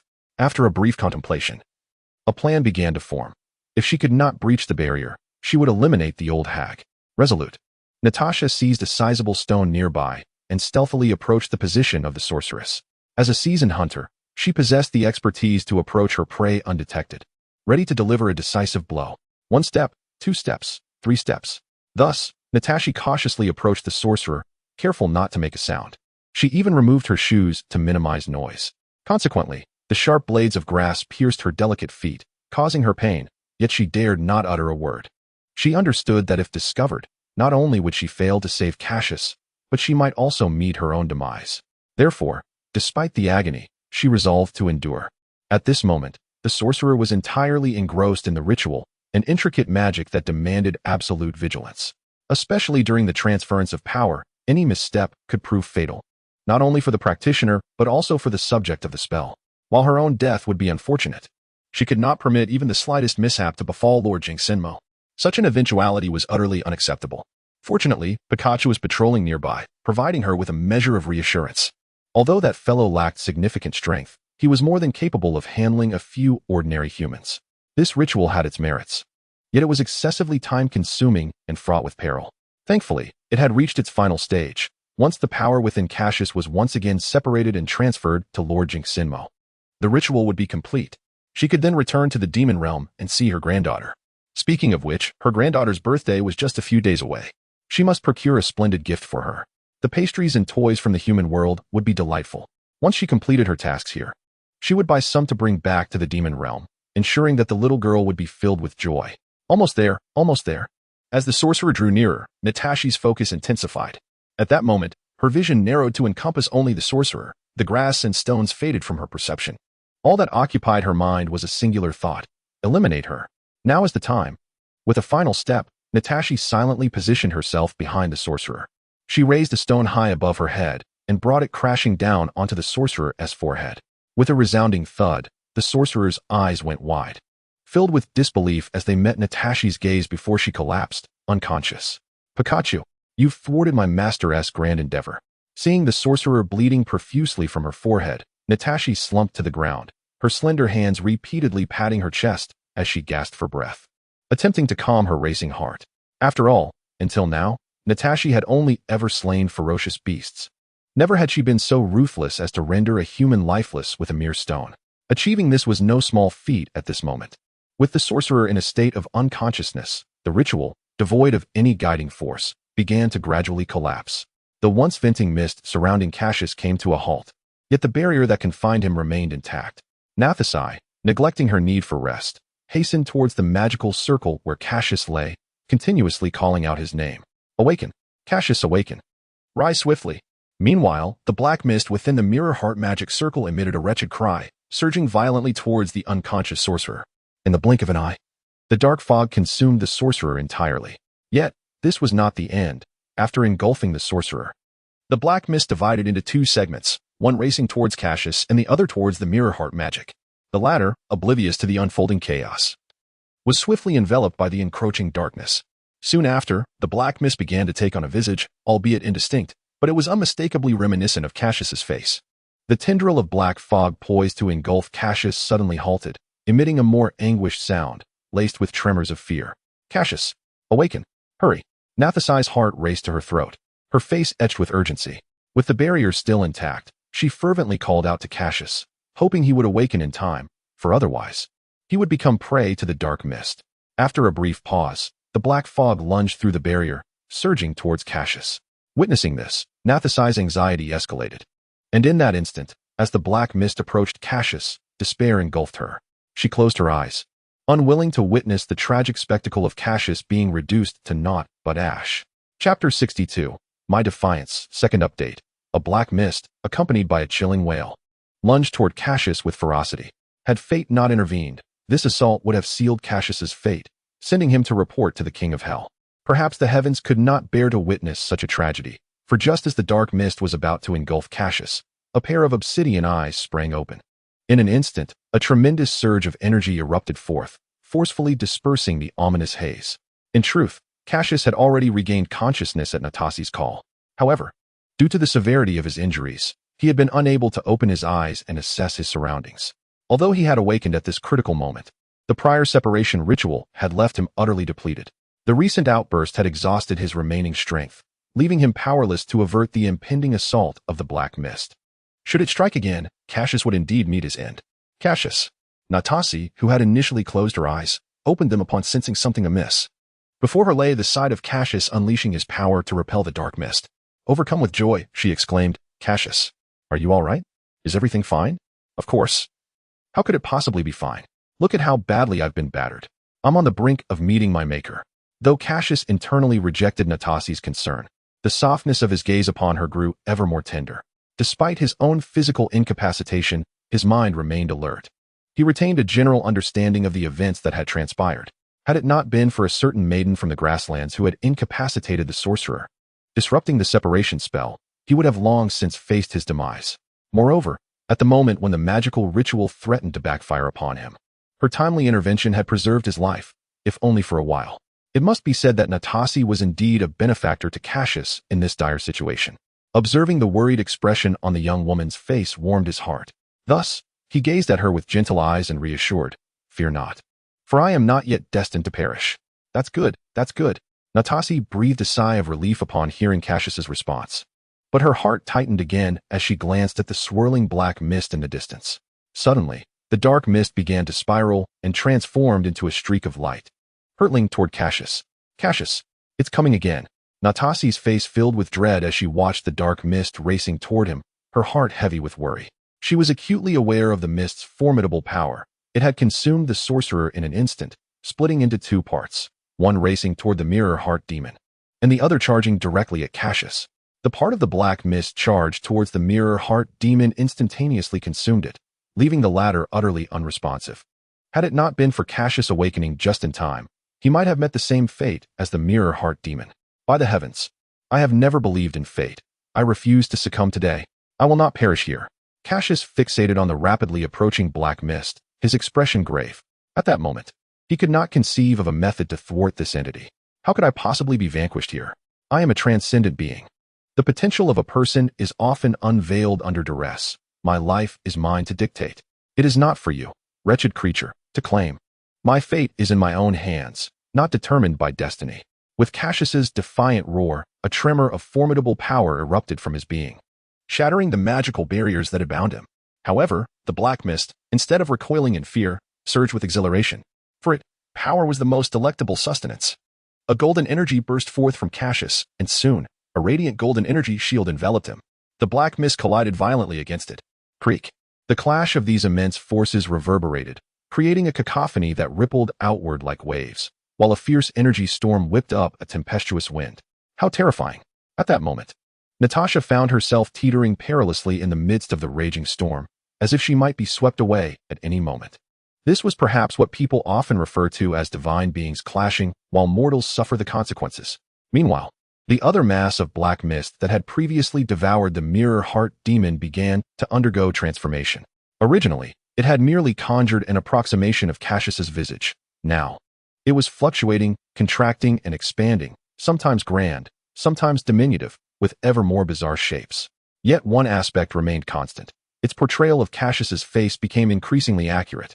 At this moment, black currents surged from the ground towards the morphing black mist, signaling that its transformation was nearing completion. The sky erupted with flashes of lightning and howling winds. Thunder clapped, and silver serpents of lightning streaked across the heavens. It was as if the sky had been torn asunder. Massive bolts of lightning struck the ground, creating enormous craters in an instant. Witnessing this, Natasha was gripped by terror, her heart pounding in fear. She was merely a humble girl from the plains, unaccustomed to such sights. This scene was akin to the apocalypse. Now, Natasha had crumpled to the ground, utterly paralyzed by fear. Meanwhile, the relentless rain of lightning continued to cascade down, igniting explosions one after another. What on earth is happening? At this moment, Cassius, who was locked in confrontation with another mass of black mist, sensed the shift in the atmosphere. The once tranquil night transformed in an instant, accompanied by a tempestuous display of lightning that seemed ominously focused on the very area where Cassius stood. As he pondered this unsettling shift, several bolts of divine thunder descended from the heavens, striking fiercely against his protective shield. The force of the impact nearly destabilized him, threatening to send him plummeting from the sky. In that moment, Cassius was engulfed by a wave of fear and confusion, his mind racing with questions. Could it be due to his own defiance? Had his audacious proclamation of "my fate is in my own hands, not in the hands of heaven," provoked the wrath of the heavens, leading to this tempest? Was he to endure the wrath of divine judgment? This was truly intolerable. How could such injustice prevail? You have brought me here, and I held no grudge against you. I did not blame you for withholding the golden opportunity. Yet now, despite my innocence, you unleash your fury upon me? All I desire is the simple wish to survive. What fault lies in that? Is it too much to ask? Yet you, in your cruelty, deny me even a glimmer of hope. My heart seethes with indignation. This is sheer tyranny. In a moment of unbridled fury, Cassius's eyes transformed into a brilliant white, and from the depths of his nearly exhausted body, a surge of potent energy erupted. Waves of formidable golden power radiated from him, shifting the balance of the confrontation decidedly in his favor. Chapter 63. Birth. Third update. What manner of battle is this? What sort of world do I inhabit? Confronted by a scene that resembles the apocalypse, gazing upon the resplendent Cassius, who emanates a dazzling golden light and possesses a strength akin to that of a deity, Natasha finds herself compelled to question once more the very nature of this world. Is it truly the realm as I perceive it?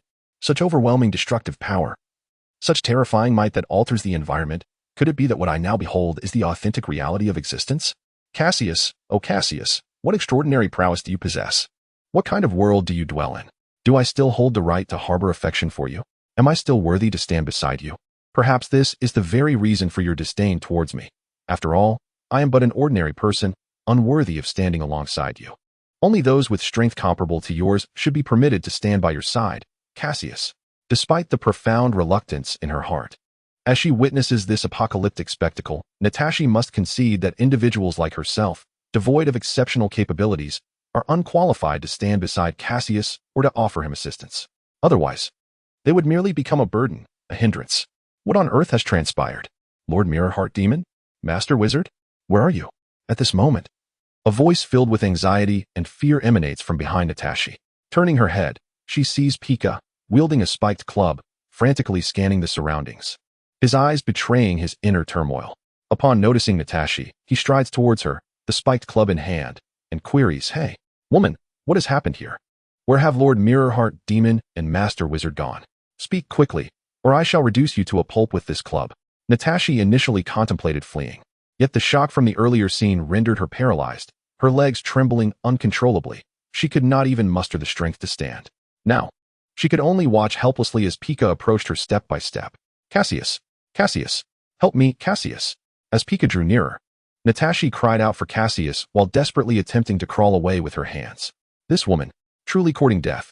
Seeing Natasha not only refuse to divulge information, but also attempt to call for help, and escape on all fours ignited a fury within Pika.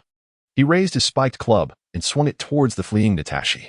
Meanwhile, on Cassius's side, in a fit of rage, he was gradually suppressing the black mist, preparing to annihilate his adversary when he suddenly heard Natashi's plea for help. This moment of desperation allowed a flicker of clarity to pierce through his fury. As he gazed in the direction of Natasha, he beheld her in a state of frantic retreat, pursued relentlessly by Pika, who brandished a spiked club. With his eyes narrowing slightly, Cassius swiftly extended a finger from his left hand and pointed menacingly at Pika.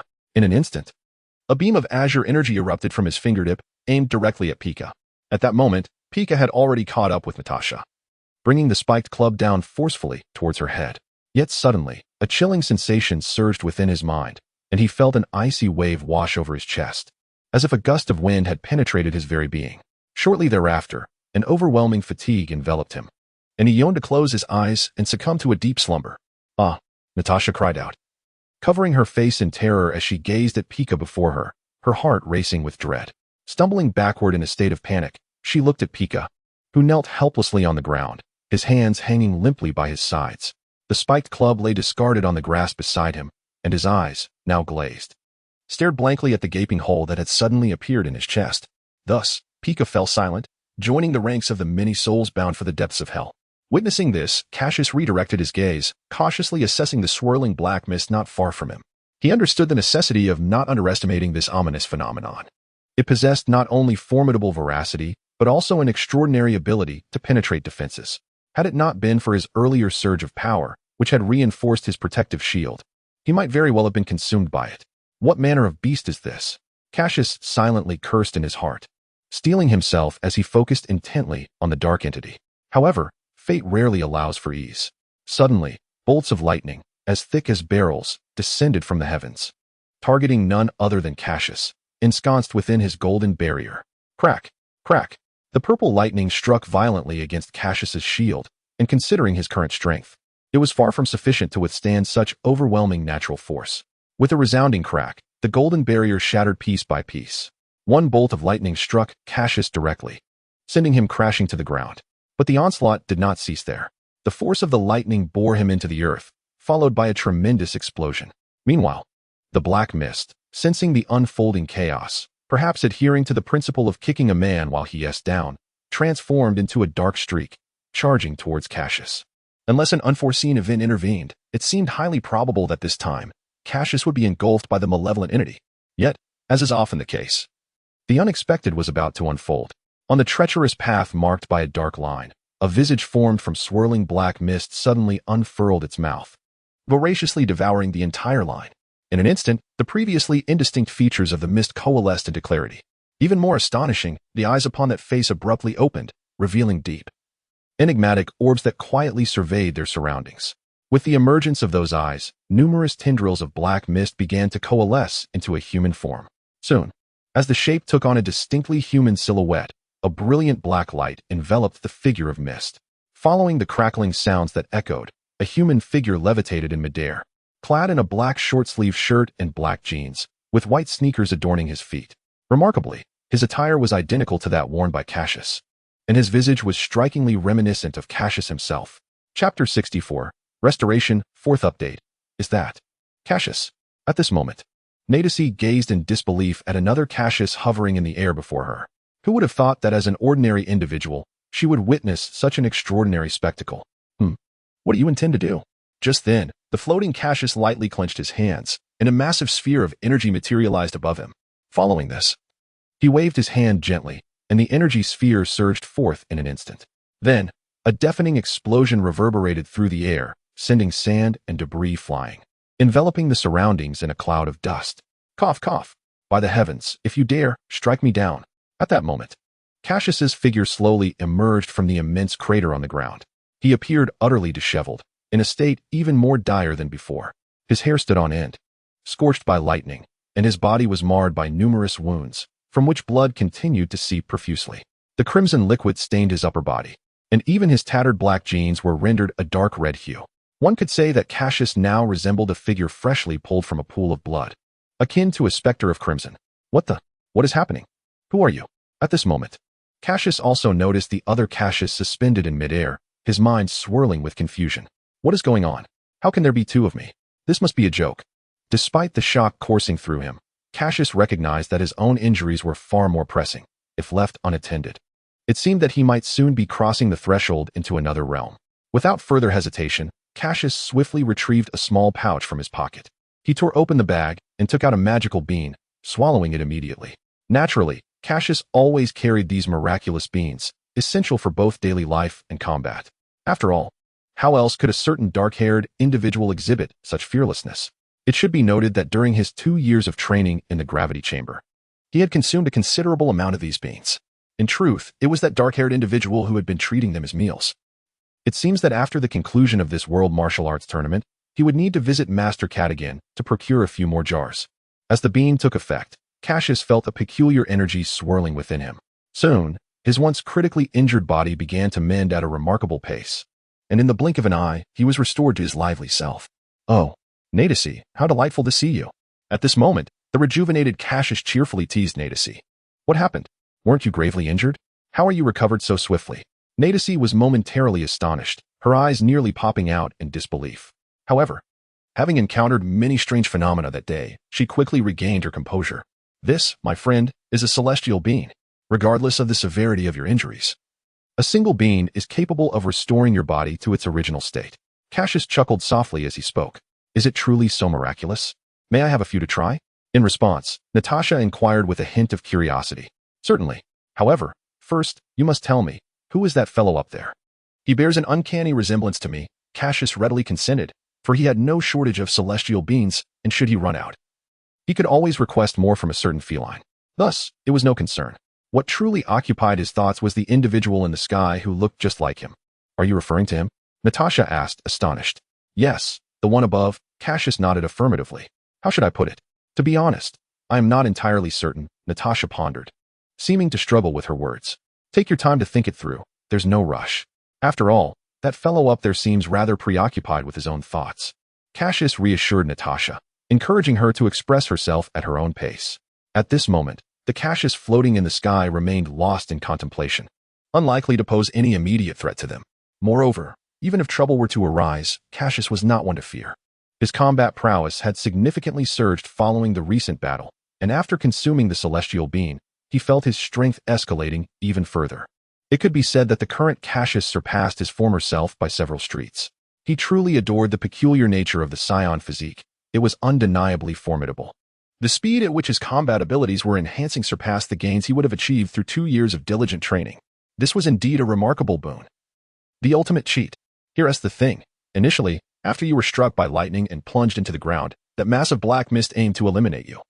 Natasha explained after a moment of thought. "Indeed. And then?" Cassius nodded, urging her to continue. "Then, as the black mist surged toward you, it was unexpectedly consumed by another black mist," Natasha elaborated. "Consumed?" Cassius responded, surprised. He had not anticipated that the black mist would turn against its own. Was it a tale of love and conflict? "Yes, it was consumed," Natasha confirmed, continuing. "And then that black mist began to undergo a transformation, first revealing your visage." "My visage?" "Yes, your visage, followed by the emergence of a pair of peculiar eyes." Peculiar eyes. Cassius found this utterly astonishing. What kind of narrative was unfolding here? Indeed, peculiar eyes. Once those eyes appeared, the black mist began to coalesce around them, forming a body. Natasha pondered for a moment before revising her statement. "No, it should be said that it grew a body." "What? Is this not reminiscent of the saga of Majin Gyu? How could it manifest in my story? Surely this cannot be true. Is it possible that this fellow intends to challenge me, defeat me, and then absorb me for evolution?" Upon hearing this, Cassius felt a wave of unease wash over him. Gazing upon another version of himself, an unsettling chill coursed through his being. After his body had finally manifested, a flash of black light heralded his arrival. Nadesic paid no heed to the expression on Cassius's face and continued speaking. "This is dire. If things are as they seem, this fellow's strength is undoubtedly several times greater than my former self.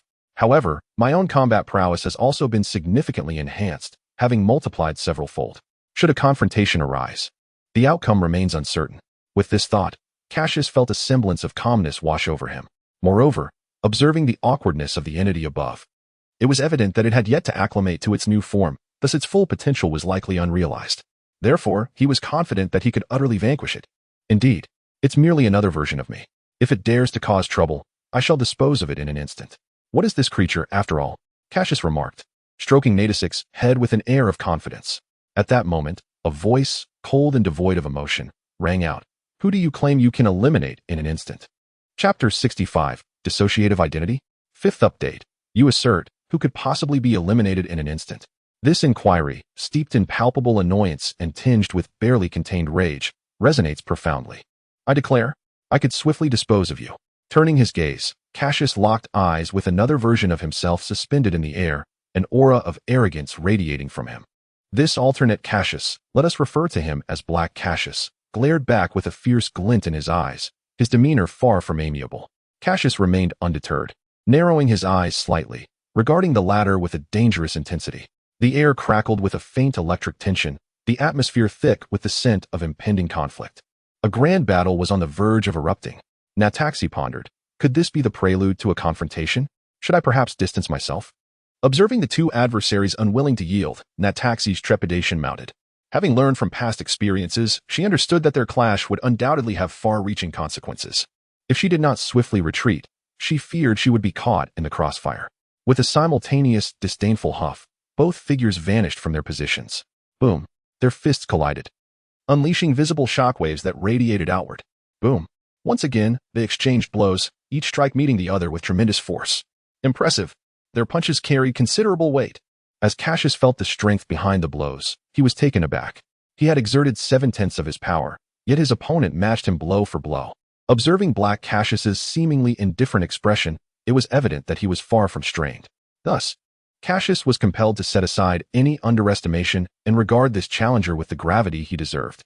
In stark contrast, Black Cassius appeared markedly more composed and self-assured, exuding an air of confidence. You are simply too weak.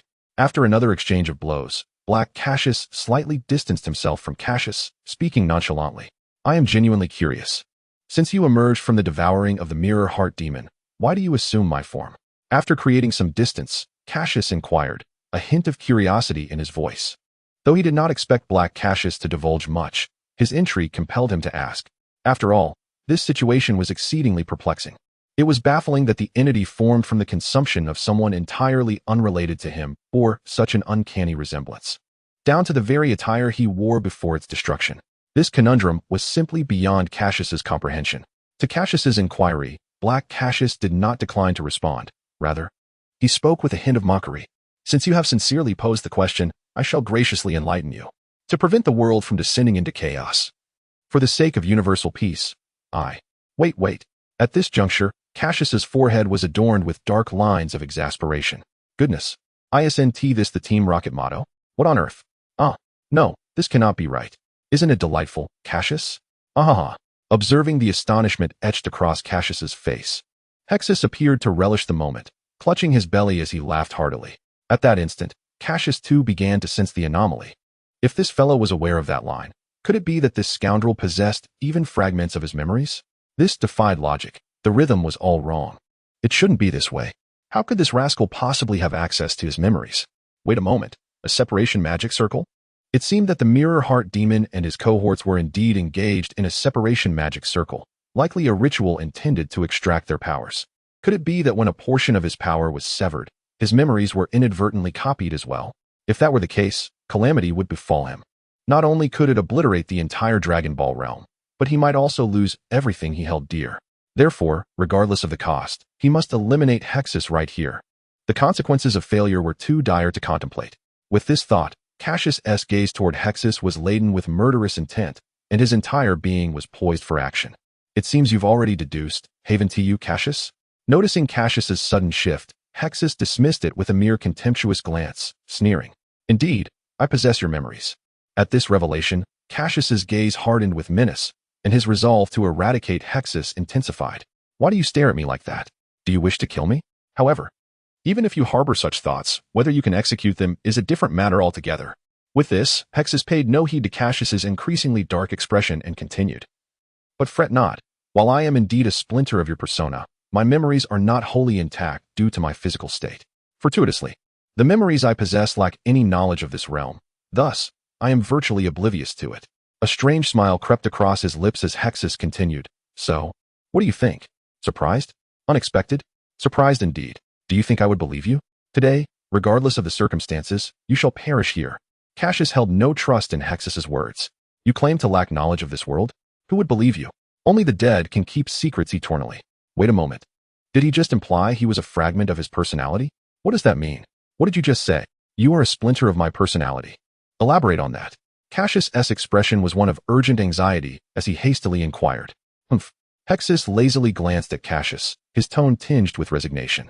Well, to put it simply, that magic circle fragmented a part of your persona, which was then transferred into the body of the previous sorcerer, the Mirror Heart Demon.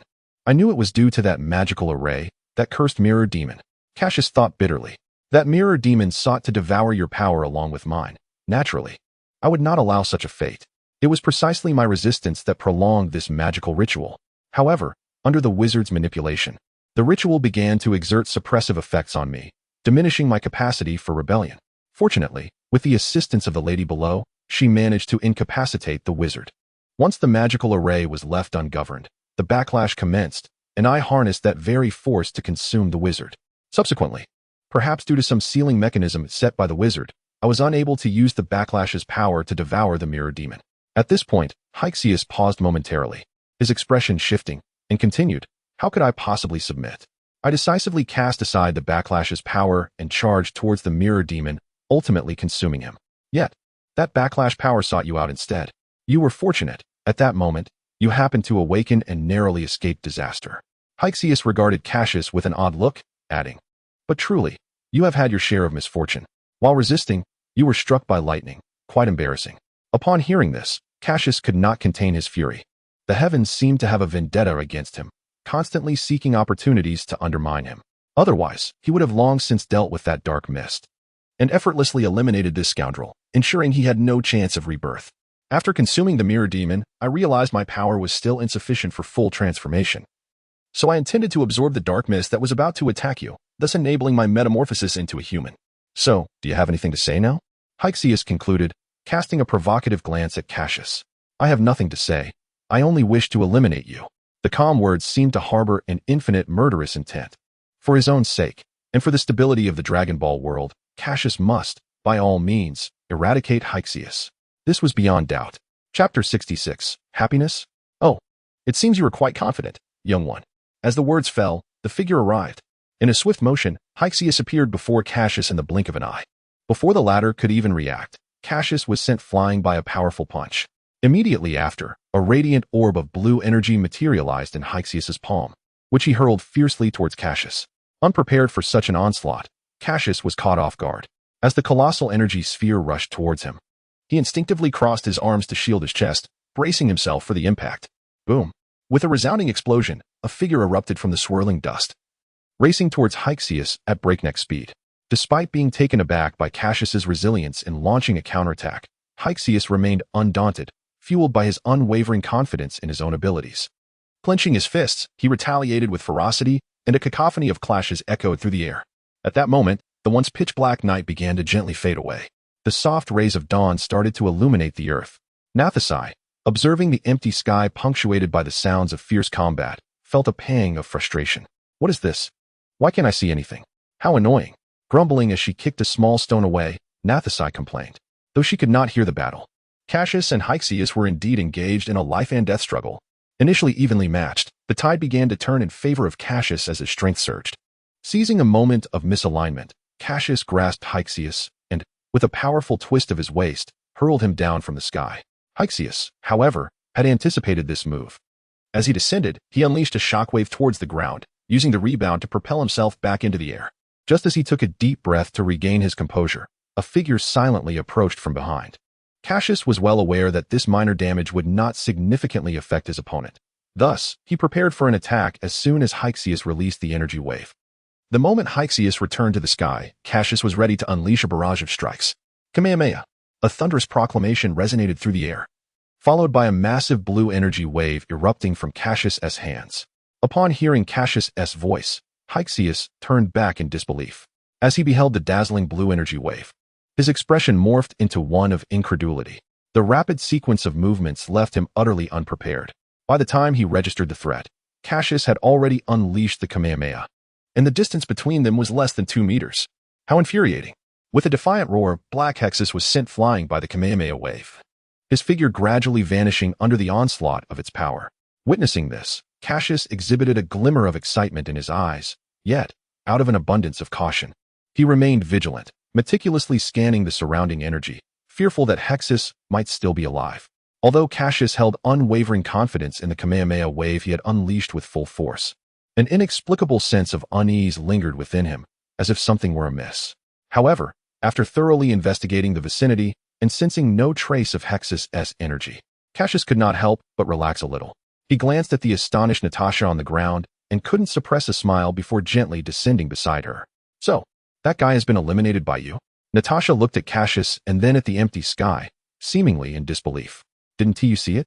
Cassius chuckled at her innocent demeanor. "What did I see? You two were battling in the sky at astonishing speeds. I couldn't even catch a glimpse of your shadows." Natasha pouted slightly at Cassius before resolutely stating, "All I saw was a dazzling blue wave of light, and after that, you were the only one left in the sky. Nevertheless, I believe you must have defeated him. You truly have faith in me." Observing her unwavering confidence, Cassius smiled and reached out to gently ruffle her hair. At that moment, his eyes radiated warmth and joy. He genuinely did not anticipate vanquishing Hexus so effortlessly. To be honest, had it not been for his explosive surge of anger and the subsequent recovery, he might not have been able to defeat him so easily. Now, as long as he refrained from causing destruction, no one else could disrupt this Dragon Ball world. Finally, he had resolved his own predicament. With this thought, Cassius felt a wave of relief wash over him. As Natasha basked in his gentle touch, her cheeks flushed with a rosy hue, especially with Cassius' gaze softened. She found herself captivated by a side of him she had never seen before. Feeling the warmth radiating from his hand on her head, Natasha's heart stirred. With a determined bite of her lip, she wrapped her arms around Cassius' waist. "Indeed, I cannot forget you. I still hold feelings for you, Cassius." Natasha's sudden action took Cassius by surprise. He initially considered pushing her away, but recalling how she had saved him earlier, his resolve softened, allowing her to remain close. After all, he would ultimately leave this meadow. For now, he would cherish this moment as a beautiful memory for her. With that thought, Cassius instinctively embraced her. Natasha, feeling this warmth, experienced a delightful sweetness in her heart. Beneath the gentle embrace of the morning sun, a man and a woman held each other tenderly, creating a moment imbued with warmth. As Natasha contemplated how she wished this instant could last forever, she caught a glimpse of Theseus, who was gazing at her with an unsettling expression over Cassius's shoulder. Suddenly, he extended a finger towards Cassius, and after a slight movement of his lips, a blinding red beam surged forth. The meaning was unmistakable. Natasha understood he was uttering a death wish.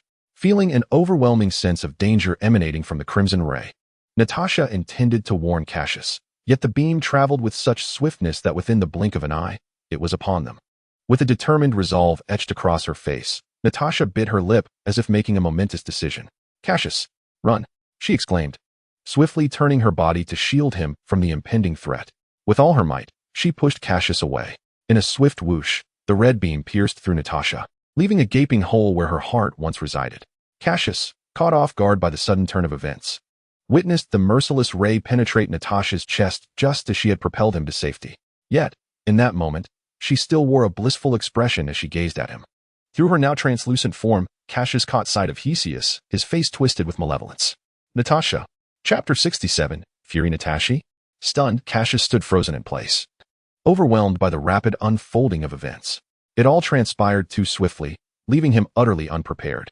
His gaze remained fixed on Natashi, who, despite the blood trickling from her lips, still managed to smile at him. Shock consumed him, eclipsing all other emotions. Ignoring the wound inflicted by the crimson beam that pierced through him, Cassius hurriedly cradled Natashi in his arms, swiftly retrieving a senza beam to administer to her. The wound was located at her chest, and time was of the essence. Without prompt action, her fate was sealed. However, just as Cassius extracted the senza beam and attempted to feed it to Natashi, the shadow of Hexus loomed beside him. "Did you think I would grant you an opportunity, Cassius?" Without affording Cassius a moment to react, Hexus seized him by the throat, lifting him effortlessly. Natashi's body fell to the ground, her eyes still radiating concern as she gazed at Cassius, her expression fraught with worry, utterly unbefitting one on the brink of death. Natashi. Cassius's heart raced with anxiety at the sight of her crumpled form. He reached out, desperate to pry Hexus's grip from his neck. Yet, Hexus was unwilling to oblige. A sinister smile crept across his face as he tightened his hold. What's the matter? Want to save her? Haven T, you always found her troublesome? If so, let her perish, Cassius. Ha ha. As Cassius's complexion grew increasingly crimson, Hexus reveled in the thrill of his torment. Feeling the debilitating weakness wash over him, Cassius clutched Hexus's arm with renewed fervor. He understood that if he could not break free from this fiend, Natashi's demise was inevitable. Watching Natashi's gaze begin to fade, panic surged within Cassius. Despite his fervent struggle, Hexus's grip was like iron, unyielding and firm. As Hexus's strength intensified, Cassius found himself gasping for breath. His mind spinning in a haze, his body gradually succumbing to weakness. Coughing softly, Natashi managed to emit a few strained words, her eyes tenderly fixed on Cassius. Cassius, from the very first moment I laid eyes on you, I was captivated. Even though you have consistently shown disinterest in me through my many trials, I still... Cassius. With another bout of coughing, blood escaped her lips, yet her gaze never wavered from him. Despite your disdain, I cannot help but love you. Perhaps this is what my father meant by love at first sight. Thus, it would not be surprising for me to embrace all your flaws in my affection for you. Natashi. Cassius's countenance grew increasingly grim. Ultimately, his hands lost the strength to struggle and fell limply to his sides. As for Hexus, who had initially intended to end Cassius's life, he found himself unexpectedly stirred by Natasha's soliloquy, perhaps a flicker of conscience igniting within him. He unconsciously loosened his grip, regarding Natasha with a curious gaze, as if he were merely observing a theatrical performance. See Cassius.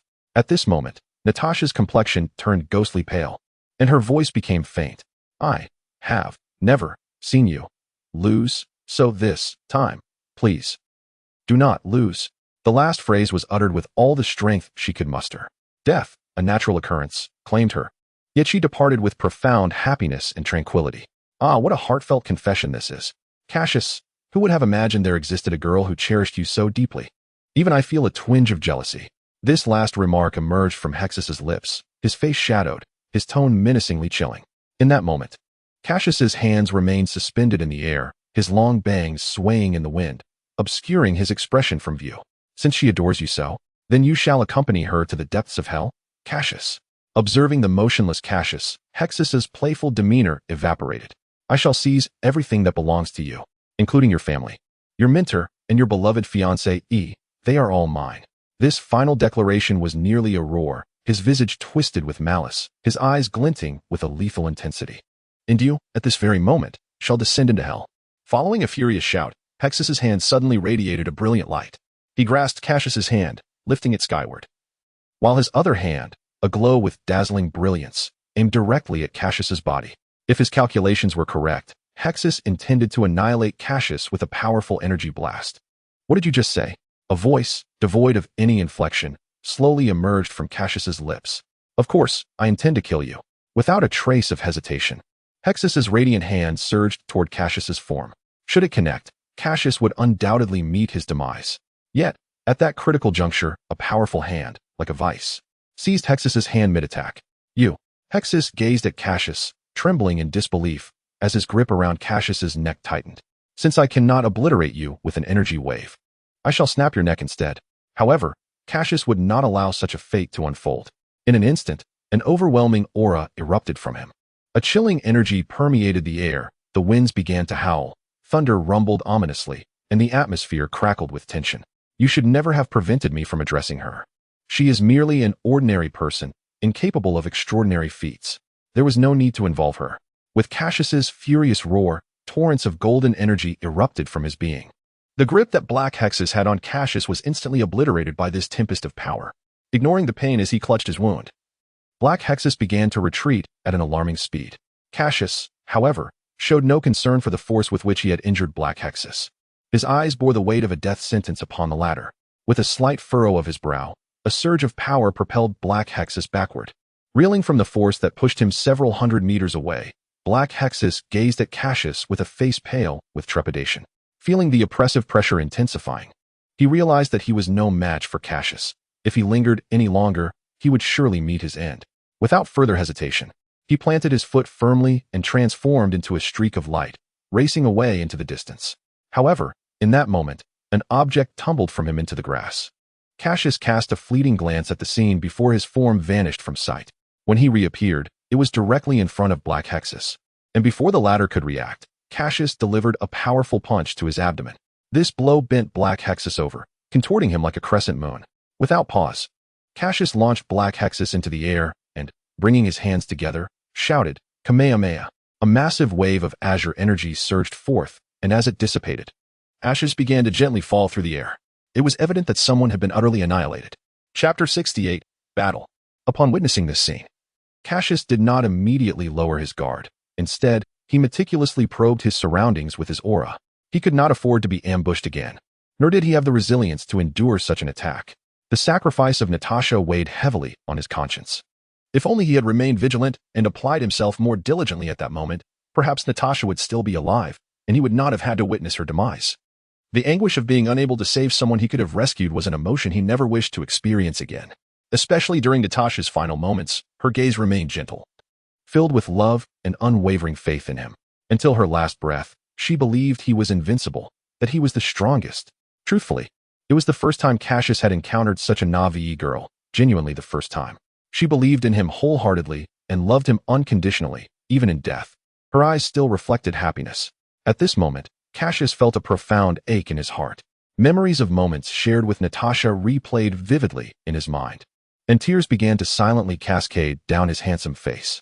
Perhaps this was love. Perhaps he had indeed fallen for that innocent, romantic girl from the plains. But now, it was too late, far too late. Only upon losing her did he realize that he had already cherished her, Natasha. Ah, how foolishly I have fallen for you, Natasha.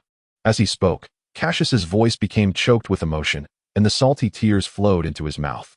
In this moment, he could no longer suppress his feelings. The fury at his own impotence, the rage at being powerless to prevent Natasha's death, and the anger at his own ignorance all surged forth in an explosive outburst. With a thunderous roar, a tempest of golden energy erupted from Cassius's form. A powerful wave of aura radiated outward, imbued with a sense of destruction.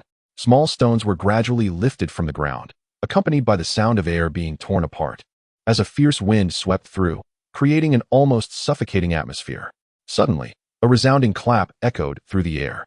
Cassius turned his murderous gaze towards the source of the sound, and in that instant, the remnants of his anger reignited. He bellowed at the newcomer, "You bastard!" Indeed, the visitor was none other than Cassius. Surprisingly, his attire remained unscathed, and even his hand, previously destroyed by Cassius, had miraculously healed.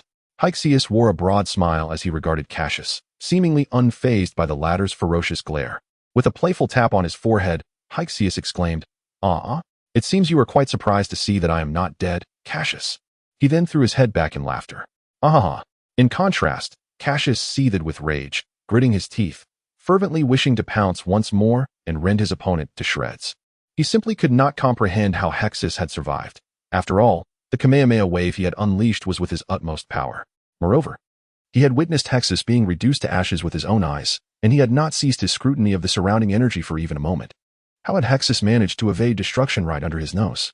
This series of questions left Cassius utterly perplexed. Cassius, are you wondering how I survived?"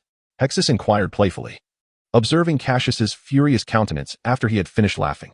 However, the response he received was merely Cassius's predatory glare. "Well, it appears you are unwilling to converse with me. In that case, allow me to bestow upon you a revelation. Though you may be reluctant to hear it, I am wholly focused on Hexus, fearing that I might miss a single word. I am, indeed, an immortal being." Initially, Hexus intended to jest, but upon seeing Cassius's relentless demeanor, he found himself at a loss for words. "TCH, how dull. To be frank, your previous attack was indeed formidable, yet I possess a heart. As long as it remains unscathed, I can resurrect indefinitely, and with each resurrection, my strength increases. Surprised, are you? A heart. Is it akin to that fellow, Silu? What an odd premise.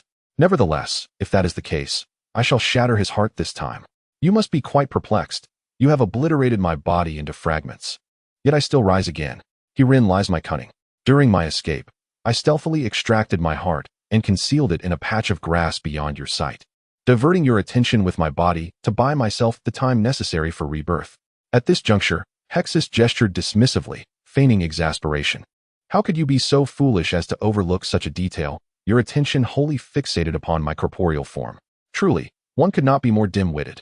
Now tell me, do you not fear that I shall slay you once more? This time, I shall not grant you the chance to resurrect." With a fierce glare directed at Hexus, Cassius's tone was cold and merciless. In that case, I shall simply eliminate him again. For my current self, this is hardly a challenge. Yet, if he possesses a heart, why did I not notice any wounds upon his chest as I approached? Can he truly heal instantaneously? Cassius was not exaggerating. At this moment, his battle prowess had nearly reached 100,000. Should his fury erupt once more, he would undoubtedly grow even stronger. I have told you that you are excessively arrogant. Since I dare to confront you, I am not afraid. Do you think you are strong now? I assure you, my power far surpasses yours. Observe closely, Cassius.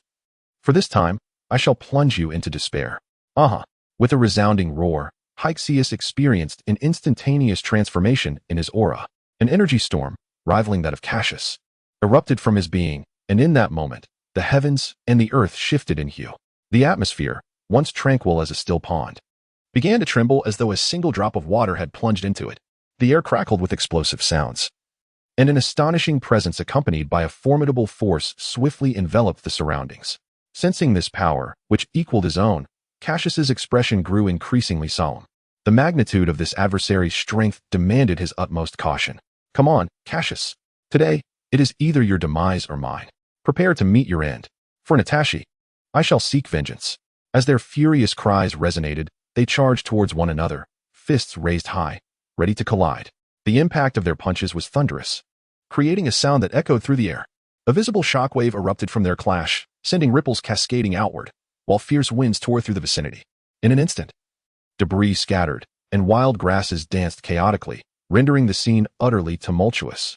Chapter 69. The reckless crowd in midair. Cassius's eyes glinted with malice as he rapidly swung his hands, unleashing an overwhelming barrage of energy spheres directed at Hexus.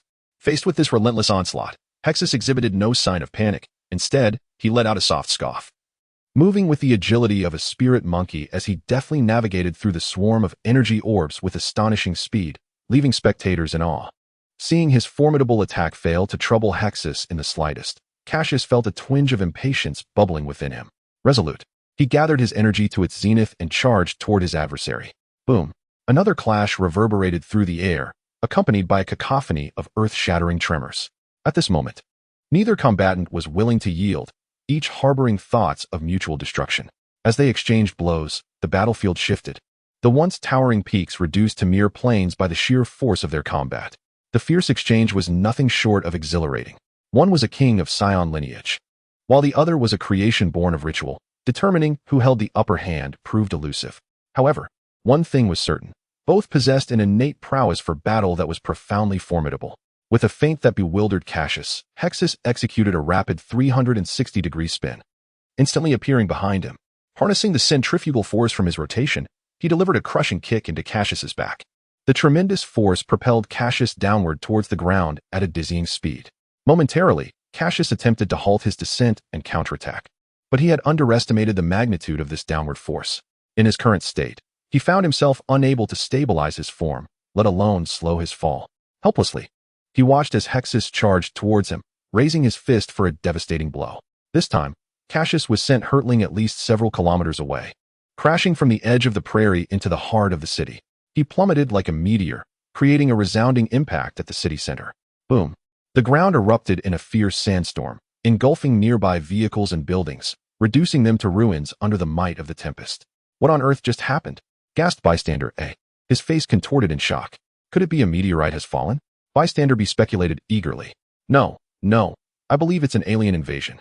Bystander A countered vehemently. Whatever it is, we need to call the authorities.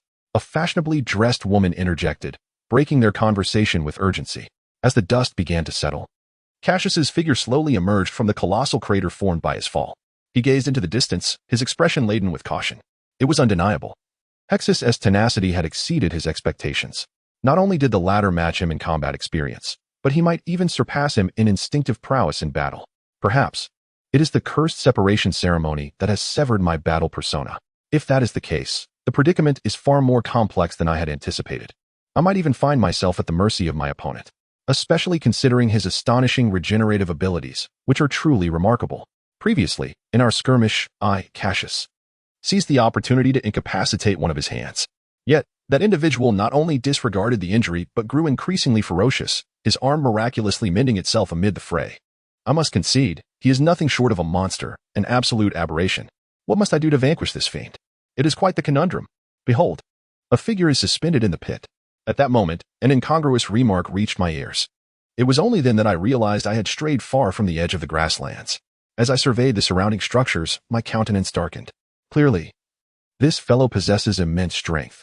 He has brought me all the way to my city. How infuriating. I suspect he must be an extraterrestrial. Lo and behold, a man, and quite dashing at that. At this juncture, a young woman, captivated by my appearance, was rendered starry-eyed, her gaze shimmering with admiration. You silly infatuated girl. A burly man beside her wore a face of disdain, his eyes directed at me, brimming with contempt. It seemed to convey the sentiment. So what if he is handsome? Can good looks feed you? I found myself at a loss with the onlookers. Rather than exhibiting fear, they approached me, brandishing their phones to capture the moment. This only served to deepen my frustration. Do they not comprehend the danger that looms? Is the thrill of spectacle more valuable than their lives? I am utterly exasperated. With a resigned sigh, I placed my hand upon my forehead, my expression heavy with helplessness. It appears your physique is rather resilient. Under such tremendous impact, you remain unscathed. However, your fortune is about to change. From the heavens, an ominous figure, Black Cassius, appeared, his face etched with murderous intent as he glared at me. His fist cracking ominously, seemingly poised to charge and obliterate me at any moment. Well, there's another person up there, a bystander exclaimed, their eyes lighting up with wonder as if they had stumbled upon a new world. Indeed, they look exactly alike. Someone else remarked, are they twins? Amidst the cacophony of the crowd's agitated chatter, Black Cassius lacked the patience that I possessed. With a fierce sweep of his right hand, a violet energy orb, radiating an aura of extreme peril, shot forth. Instead of fleeing, the crowd, upon witnessing this, pulled out their phones to photograph the menacing sphere. Truly, they are courting disaster. In response, I resolved to act without hesitation, my form instantly positioned in the path of the energy orb. I raised my fist and struck it forcefully, sending the orb hurtling away. Boom. With a resounding crash, the energy sphere collided with the skyscraper, unleashing a thunderous explosion. A tempest laden with dense dust swiftly enveloped the area. Once the haze dissipated, it became evident that the vicinity of the blast had been utterly vacated, leaving behind only an immense crater in its wake. Upon witnessing this harrowing scene, some among the throngs of survivors were so overcome with terror that they lost control of their faculties, while others screamed incessantly, and some appeared utterly dazed. However, the majority wasted no time in fleeing, eager to escape this place of calamity. This is utterly terrifying. Is this akin to an atomic bomb explosion? Surely this cannot be real. Hearing these remarks, Cassius felt a surge of frustration. For heaven's sake, why are you still standing here? Hurry and get out of here. Are you waiting to meet your doom? What utter foolishness. Despite his anger, Cassius found himself powerless to alter the situation. In a moment of desperation, he seized the opportunity while Theseus was engrossed in observing the crowd, forcefully colliding with him and propelling him out of the city.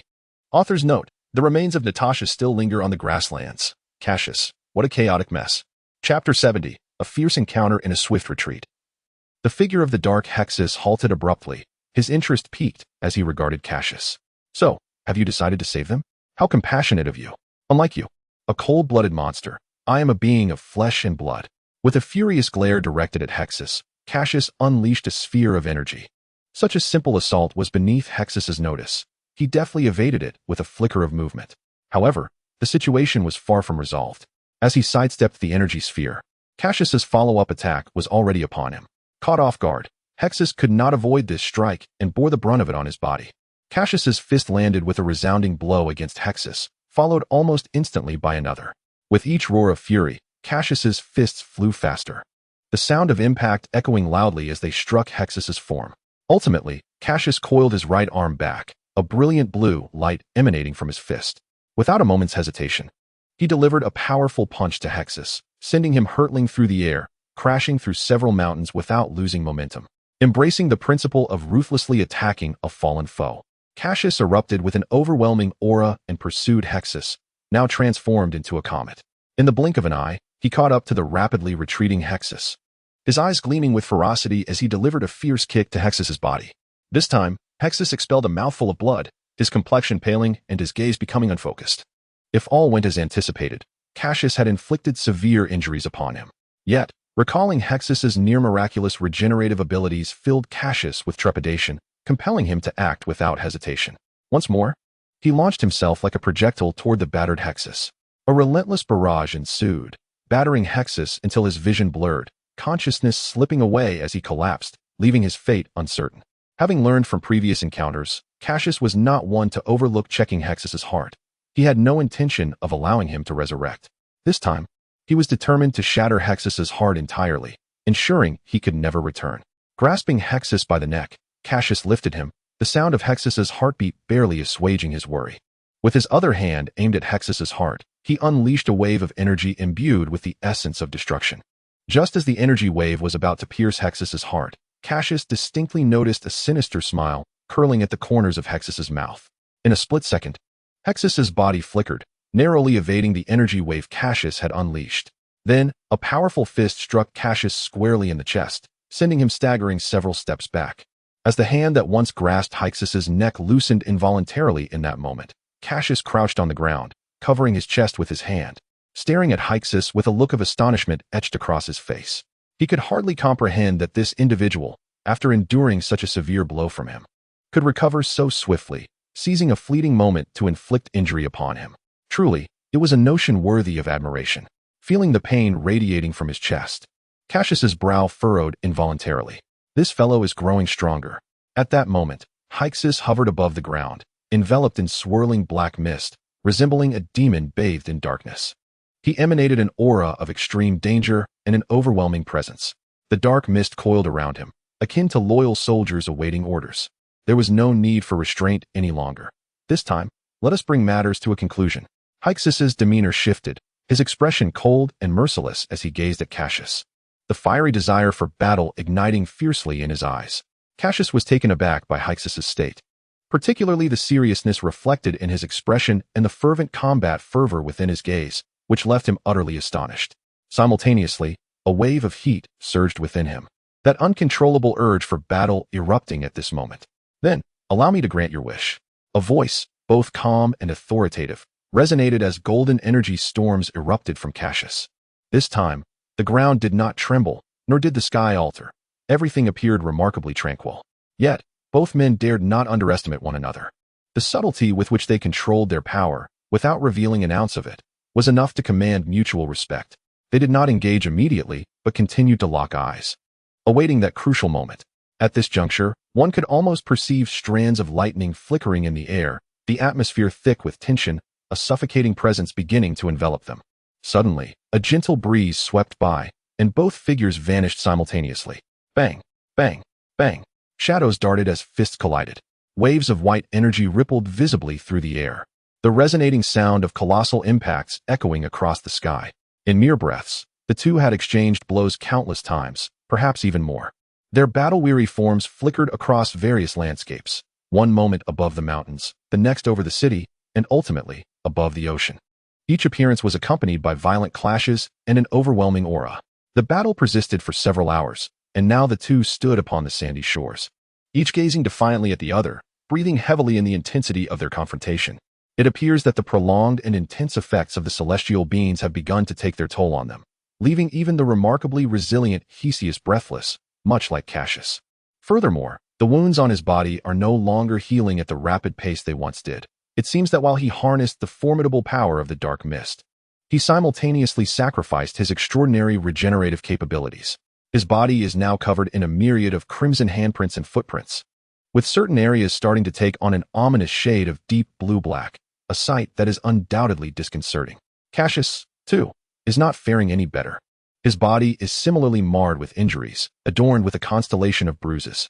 Notably, one of his eyes has been swollen shut by Theseus's blows, forcing him to glare at Theseus with only one eye.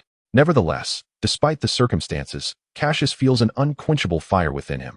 He senses the blood coursing through his veins, boiling and roaring with fervor. Unlike the resentment he felt when ambushed by the malevolent mirror demon, which could only be described as anger, he now experiences an exhilarating thrill. Indeed, it is an excitement, a fervor ignited by the desire for a fierce battle, perhaps a primal instinct inherent to the Psions, who yearn for conflict and revel in it.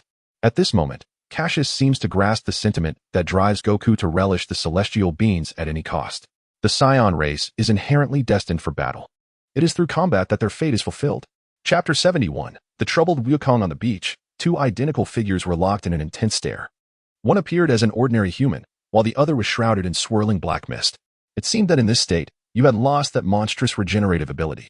Breathing heavily, Cassius opened his one remaining eye and spoke with great effort. So what? Even like this, I can still obliterate you. Only one of us can survive. Indeed. Cassius concurred with the assertion made by Black Hughes. There could only be one survivor between them.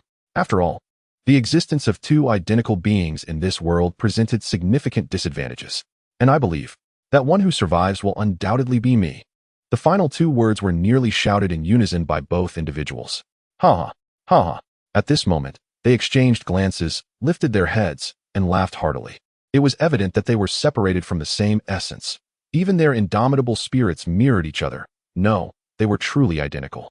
In that instant, both individuals suddenly realized that they might be the ones who understood each other the most in the world. A sense of unwarranted sympathy unexpectedly welled up within them. Yet, fate is a cruel jester. They were destined for only one to live. For no other reason than Natashi, Cassius could never let Black Hughes escape. This was his unwavering promise to a girl, a pledge of invincibility for which that girl had sacrificed her life. This was the very reason Cassius could not afford to lose, a testament to his desire for survival. Black Hughes felt the same. As a newcomer to this world, he had yet to experience so much, to explore so many wonders. For both emotional and logical reasons, his journey should not end here. He still had important matters to attend to, countless dreams to fulfill. He absolutely could not halt his progress. At this moment, these two individuals, possessing identical appearances and personalities, perceived the profound desire for survival reflected in each other's eyes. However, only one could emerge victorious. Cassius, Black Hughes. In this instant, both glared fiercely at one another, simultaneously proclaiming, "It must be me who survives." Following this, each clenched their fists and charged toward one another with great speed. Upon reaching each other, they unleashed powerful punches. Crack, crack. As the sounds echoed, their fists, imbued with a destructive aura, struck each other's faces with tremendous force. In that moment, their features contorted, and a sharp, intense pain surged through their minds. However, they paid no heed, swiftly retracting their fists before once again launching punches at each other. Finally, there was a resounding crack. Crack. This time, the sudden daze in their gazes revealed that the latest assault had inflicted tremendous damage upon them both. A sharp pang of pain deeply stimulated their nerves, bringing them perilously close to losing consciousness. Fortunately, they managed to withstand it. After exchanging defiant glances, they quickly retreated. Once a sufficient distance had been established, both individuals assumed the stance of the Kamehameha wave. Clearly, they understood that since the hand-to-hand combat yielded no victor, they would resort to a method ingrained in the Dragon Ball universe to determine the outcome. Kamehameha, Kamehameha. With a fierce shout, two beams of energy radiating brilliant blue light were unleashed. Then, with a thunderous crash, they collided violently. At that moment, the two opposing energy waves generated a colossal energy storm, fierce winds ruthlessly sweeping away everything in their vicinity. The air was filled with a cacophony of explosive sounds. Observing the stalemate of the energy waves, Cassius felt a deep sense of urgency. At this moment, he was enveloped in a golden glow, his power clearly unleashed to its fullest extent. Yet, despite this, he was still unable to overcome the other version of himself, which posed the greatest danger. The longer the situation dragged on, the more unfavorable it became for him. His stamina had evidently reached its limit. If this continued, he would either be struck down by the opposing Kamehameha wave or succumb to exhaustion. The situation was exceedingly dire. On the other side, Cassius was equally distressed. Like Cassius, he had unleashed his full power. In pursuit of immense strength, he had sacrificed his extraordinary regenerative abilities. If he were to be struck by the immense Kamehameha wave, it would undoubtedly spell his doom. He had to devise a strategy to break through the current predicament, to take the initiative and seize an opportunity to ambush his opponent. Then, once his adversary was thrown into disarray, he would obliterate him with the Kamehameha wave. However, while this plan was sound, Cassius, unlike Cell, lacked the ability to create clones. Thus, he found himself compelled to engage in a direct standoff with Cassius. "Oh, Cassius, it is you. No wonder your energy is so formidable. It's quite understandable." At that moment, a slender figure appeared above Cassius and Cassius. "Goku. How splendid. Hurry and help me defeat him. Don't listen to him. You should come to assist me." Upon noticing Goku, Cassius and Cassius, who had previously been anxious, felt their tension dissipate as they both turned to address Goku. Why are there two Cassiuses? At this moment, Wukong was enveloped in a golden energy shield, striving to thwart the tempest unleashed by the collision of two Kamehameha waves. Initially, upon hearing Cassius's cry for help, he felt a surge of joy, thinking to himself that he could finally assist his younger brother. However, upon seeing the two identical Cassiuses below, he found himself in a quandary, unable to discern which one was the true Cassius. "Brother, I am Cassius. Please help me defeat him," Cassius exclaimed, sensing Wukong's hesitation and growing anxious. "Don't listen to him, brother. I am the real Cassius. He is the imposter," Black Cassius interjected, equally frantic. Which of you is truly Cassius?" Wukong was thoroughly perplexed. Both not only bore identical appearances, but also shared strikingly similar tones, leaving him at a loss for what to do. He had originally intended to participate in the World Martial Arts Tournament when he suddenly sensed two powerful energies. Intrigued, he approached to investigate. Little did he know that just as he was about to reach his destination, the two energies would shift locations, causing him to miss them repeatedly. Fortunately, his speed was remarkable, and upon locating their positions, he swiftly arrived. However, upon arrival, he discovered the two Cassiuses engaged in a fierce struggle, both on the verge of determining a victor. To complicate matters, each simultaneously called out for his assistance, placing Wukong in a difficult position. To intervene or not, he feared making the wrong choice, and the thought of his true brother being harmed was unbearable. After all, Cassius was his only family, and he could not afford to make a single misstep. Otherwise, he would be left in tears, lost in his sorrow. "What are you waiting for, you dimwit? If you don't act soon, your brother will be finished," Cassius shouted, unable to contain his frustration at Wukong's indecision. "Honestly, do you not understand the urgency? You foolish brother, you dense Wukong." At the mention of dense, Wukong felt a flicker of clarity, momentarily believing he had discerned the truth. "Dimwit, hurry up and lend a hand.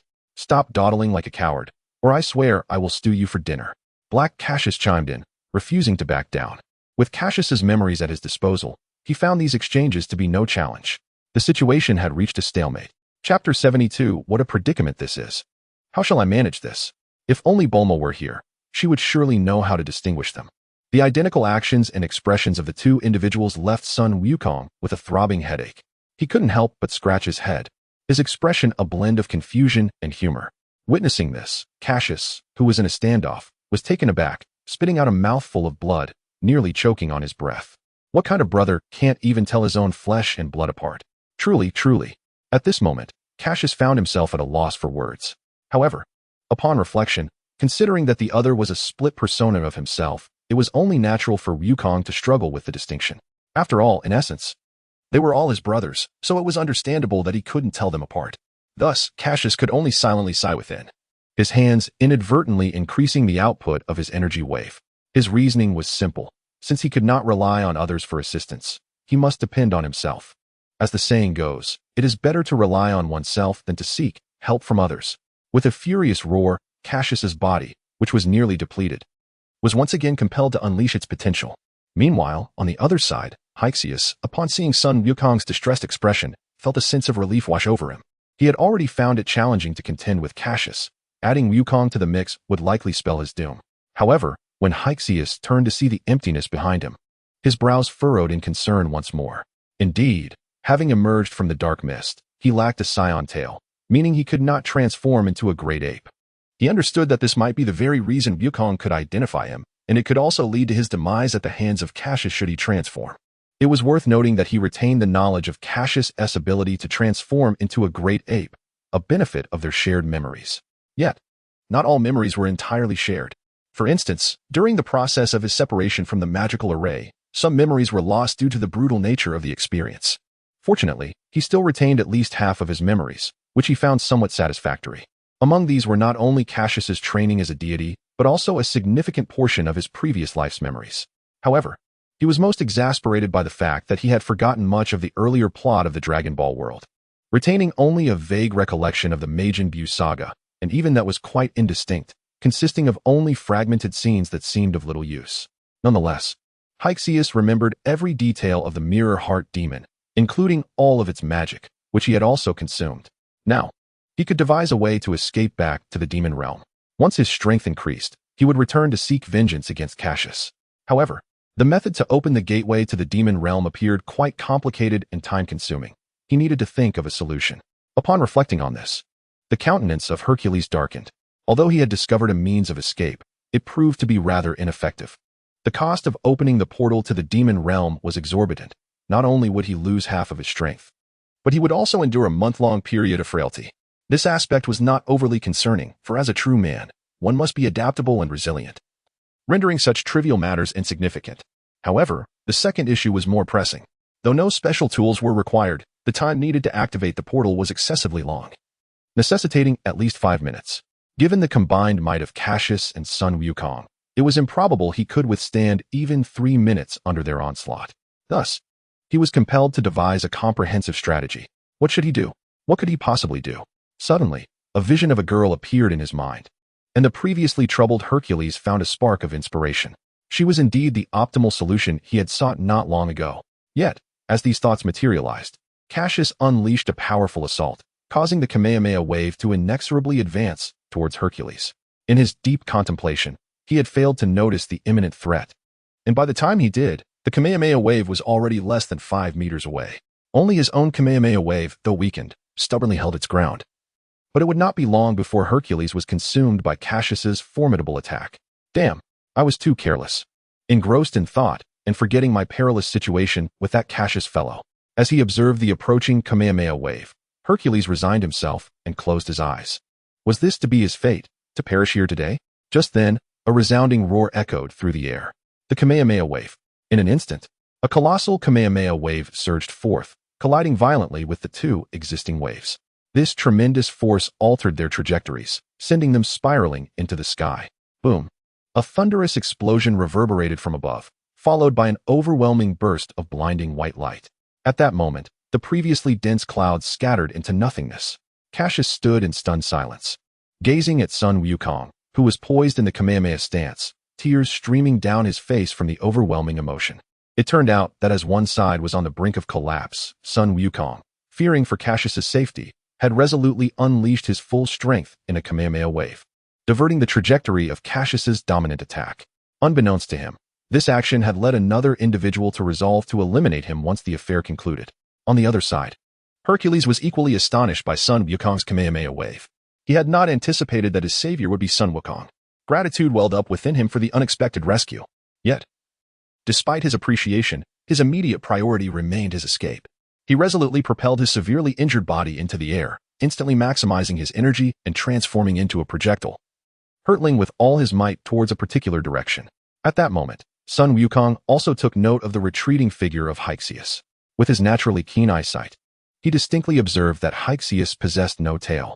Seeking confirmation, he swiftly turned his gaze towards the still-dazed Cassius, whose waist was unmistakably entwined by a crimson tail. For a brief moment, even Sun Wukong found himself momentarily stunned. With a countenance reflecting a complex array of emotions, he awkwardly addressed Cassius. Well, Cassius, it has been quite a while. At that juncture, Cassius regained his senses, witnessing Cassius's flight, and then catching sight of Sun Wukong's awkward expression, coupled with the inopportune remark, ignited a surge of anger within him. However, he was acutely aware of the dire consequences should Cassius remain unscathed. Gritting his teeth in determination, he shot an intense glare at Sun Wukong before hastening his injured form in pursuit of Cassius. Thus, Sun Wukong was left alone, standing in a state of awkwardness and bewilderment. Chapter 73. Sudden change as the figure of Cassius grew ever more distant. The once vacant expression on little Wukong's face abruptly transformed into one of stern resolve. It seemed he had reached a crucial decision. With a mighty leap, he pursued Cassius's silhouette. Cassius, since I have erred, I shall bear the consequences myself. Thus, the three of them commenced a frenzied chase. Both Cassius and Cassius were grievously wounded, and their flight was correspondingly sluggish. Yet, within mere minutes, Sun Wukong managed to close the gap. Cassius, glancing at Wukong beside him, wore a complex expression, poised to speak, but finding the words lodged in his throat. Though innocent, Wukong was perceptive enough to discern Cassius's predicament. His body bore countless scars, each a testament to the immense force that had inflicted such injuries. It was evident that his adversary was similarly afflicted, and Wukong sensed a palpable aura of murderous intent emanating from his brother. Thus, he surmised that his sibling and the foe ahead were embroiled in a battle to the death. Having disrupted Cassius's prospects, Wukong resolved to avenge his brother.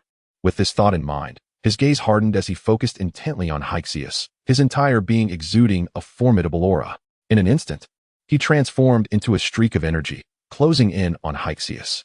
A golden energy sphere coalesced in his grasp, striking fiercely at Cassius. Yet, It was clear that Cassius had anticipated this maneuver. With a slight twist, he evaded Wukong's attack. Accelerating, Cassius swiftly distanced himself, descending rapidly to the ground. At this juncture, Cassius also took note of the unfolding events. As he surveyed the surrounding environment, a wave of melancholy washed over him, swiftly eclipsed by an overwhelming fury and inexhaustible wrath. Indeed, this was the very site where Cassius had slain Natasha, the grassy bank by the river. "What are you trying to accomplish?" Cassius shouted, his gaze fixed on Cassius as the latter charged towards Natasha's lifeless form. A sense of foreboding gripped him, intensifying his anxiety. Mustering his battered body, he surged towards the assailant. Meanwhile, suspended in the air, Sun Wukong, unfazed by Cassius's evasion, began to elevate his energy to its zenith. He had an instinctive awareness that, despite his opponent's current state of injury, failing to exert his full strength from the outset would lead to regret, possibly even a debilitating injury at the hands of Cassius. The thought of allowing the adversary to escape was unbearable. He could not face Cassius if that were to happen. However, upon witnessing Cassius's reckless advance toward a girl's body and observing the fury etched across his brother's face, Wukong began to comprehend the gravity of the situation. The deceased girl may very well be the reason behind the relentless enmity between Cassius and his adversary. In an instant, Sun Wukong accelerated and found himself behind Cassius. Just as he prepared to strike the latter, the figure of a girl appeared before him. A chilling and merciless voice then rang out. "Do not approach, or I shall obliterate this girl's corpse." Sun Wukong, having already unleashed his punch, abruptly halted, retreating a few meters with a somersault. At that moment, Cassius joined Sun Wukong's side, his eyes ablaze with fury, bloodshot, and filled with rage. His countenance was grim, teeth clenched so tightly that he failed to notice the pain from biting his own lip. In that moment, Cassius resembled a frenzied beast, a creature of terrifying strength. "You would do well to release her. Should you harm her, I might spare your corpse some semblance of integrity after I shatter your heart," Cassius warned. Blocking Sun Wukong from intervening, his crimson eyes fixed intently on Cassius. "Humph. Cassius, this girl holds extraordinary significance for you, does she not? After all, she would willingly sacrifice herself for you," Cassius taunted, disregarding Cassius's threat, one hand gripping Nataxi's lifeless form while the other rested upon her, as if to signal that any hostile move from Cassius would result in her utter destruction. "I presume you would not abandon her, considering we are, after all, one and the same. I can easily surmise your thoughts. Bah, who is akin to you? Am I as despicable? Am I as shameless?" Cassius retorted, his anger boiling over. He had never sunk to such a low. "One and the same? Cassius, what is the meaning of this?" Sun Wukong, standing nearby, was filled with confusion, casting a disbelieving glance at his brother. "I will explain everything once this matter is resolved," Cassius replied cautiously, his focus unwavering from Cassius, wary of any action that could jeopardize Nataxi's remains. "Release me, or I shall reduce her body to mere fragments. At the very least, we shall perish together," Cassius proclaimed, dark mist swirling from one hand as he spoke. "Impossible. Should you slay Nataxi, I will ensure you do not leave this place alive." Cassius vehemently rejected Cassius's terms without a moment's hesitation. How absurd to think he could take a life and simply walk away. Consider this carefully. If her body is shattered, even the mightiest of beings could not resurrect her. Cassius, undeterred by Cassius's defiance, was well aware of his own nature. He understood that his master's principles dictated revenge for wrongs and gratitude for favors. Thus, Cassius was unafraid of Cassius's refusal to submit. "Moreover, I am on the brink of opening the gates to the realm of demons. At that moment, I shall be indifferent to your Sun Wukong or your Cassius. Once I return to the demon realm, you." It must be said that Cassius spoke the truth. At this moment, Cassius is indeed grappling with a profound dilemma, whether to forsake Natasha and eliminate Cassius here. However, what he stated is undeniably accurate. Should Cassius destroy Natasha's body, the current capabilities of Earth's dragon would be insufficient to resurrect her. Consequently, Cassius finds himself ensnared in a tortuous decision. "You must think carefully, Cassius. Do not be ungrateful." Listening to the words laced with scorn, Cassius's expression darkens further. "Cassius, fear not, regardless of the challenges that lie ahead. I shall face them alongside you." Observing Cassius in such anguish, Sun Wukong gently placed a hand on his shoulder, offering solace. "Wukong." Cassius looked at Sun Wukong in disbelief, his eyes brimming with astonishment. "Because we are brothers." In response, Wukong offered a warm smile, his voice steady yet gentle. Seeing this, Cassius hesitated no more. He turned to Cassius and declared, "I can allow you to leave, but you must not harm Natasha's body." If that is the case, let us face this calamity together in the future. To Cassius's demand, Cassius smirked slightly, agreeing, no problem. At that moment, a pitch-black door, towering and half a meter wide, materialized before Cassius, then swung open. Damn, if it weren't for my current state, this door to the demon realm wouldn't look so shabby. Nevertheless, safety first. Now, you must step back 10 meters. Once I enter the door, I shall leave the girl's corpse behind. Despite his anger at Cassius's words, Cassius endured for Natasha's sake. Thus, he slowly retreated 10 meters, dragging Sun Wukong with him. Upon witnessing this, Cassius stepped halfway into the door to the demon realm and callously discarded Natasha's corpse, exclaiming, "Here you go." Upon seeing this, Cassius immediately rushed towards Cassius, fearing that Natasha's body would fall to the ground. However, at that moment, a massive wave of blue energy erupted from Cassius. Observing this, Sun Wukong's pupils constricted, and he swiftly pulled Cassius back, shouting, "Be careful." He then pressed Cassius to the ground, thus pinned down by Wukong. Cassius could only watch as Natasha's body was utterly consumed by the blue energy wave. Ultimately, not even a trace remained. Witnessing this, Cassius gasped heavily as he fully entered the door to the demon realm, which then vanished from sight. Sun Wukong rose to his feet, taking a few steps back, gazing helplessly at his dazed brother. Chapter 74, Super Saiyan. Cassius, are you alright? Goku took a few steps back, his face etched with concern as he gazed at Cassius. He understood that Cassius must be feeling profoundly distressed at a moment when he needed comfort the most. As a responsible older brother, it was his duty to console his younger sibling. Yet, in response to Goku's calls, Cassius remained fixated, staring vacantly at the falling ashes, his eyes a blank white.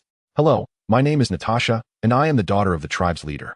This was how they first met. Natasha greeted him warmly, but he merely turned away with an indifferent pout, his face expressing displeasure.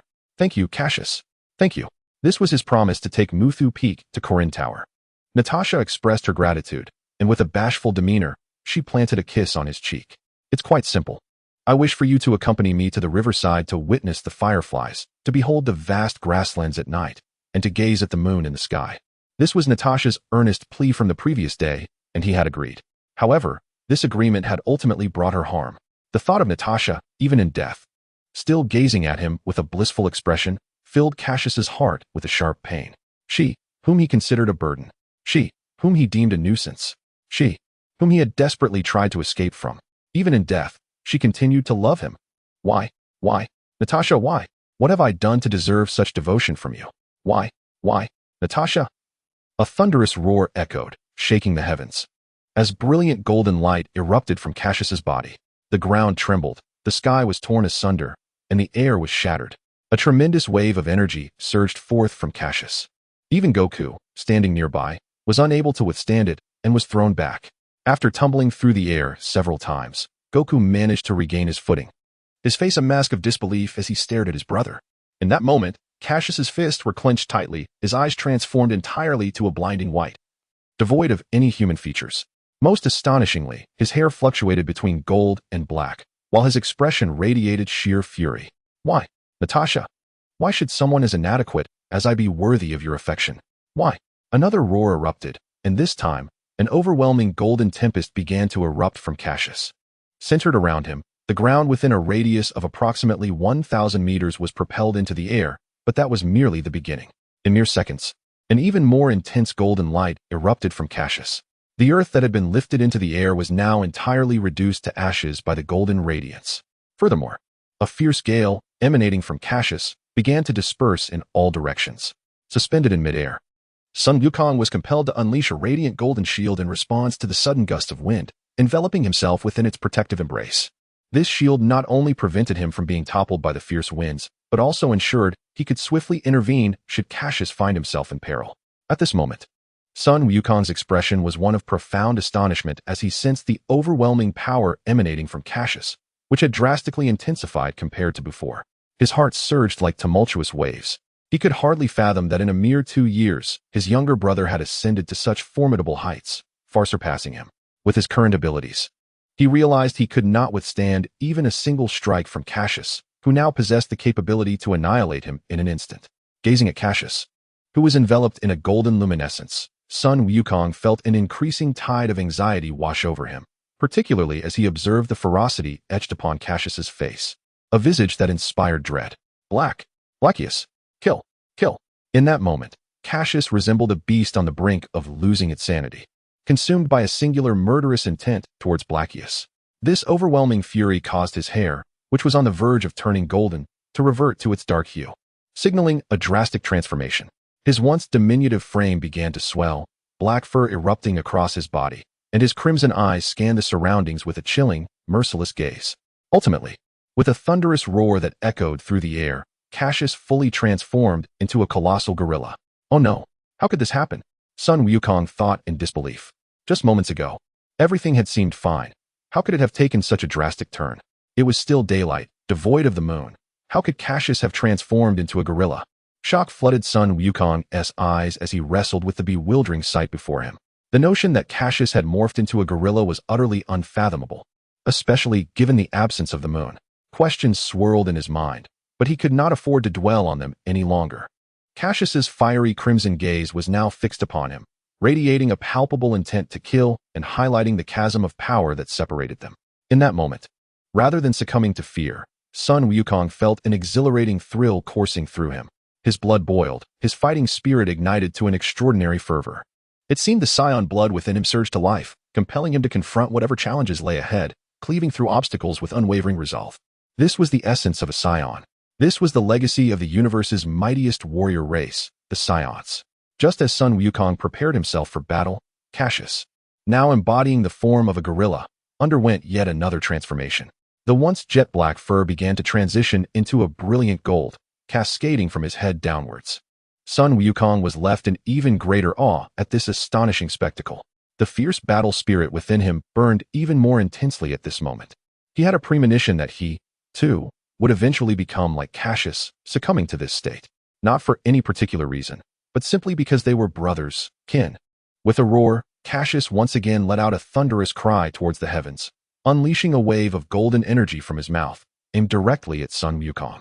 However, Sun Wukong, having anticipated Cassius's move, skillfully evaded the attack with a surge of formidable energy, swiftly positioning himself behind Cassius. In an instant, a circular blade of light materialized in his palm. At this moment, Cassius, driven solely by instinct, remained oblivious to Wukong's actions. His fur was still transitioning to gold, but it only covered his upper body.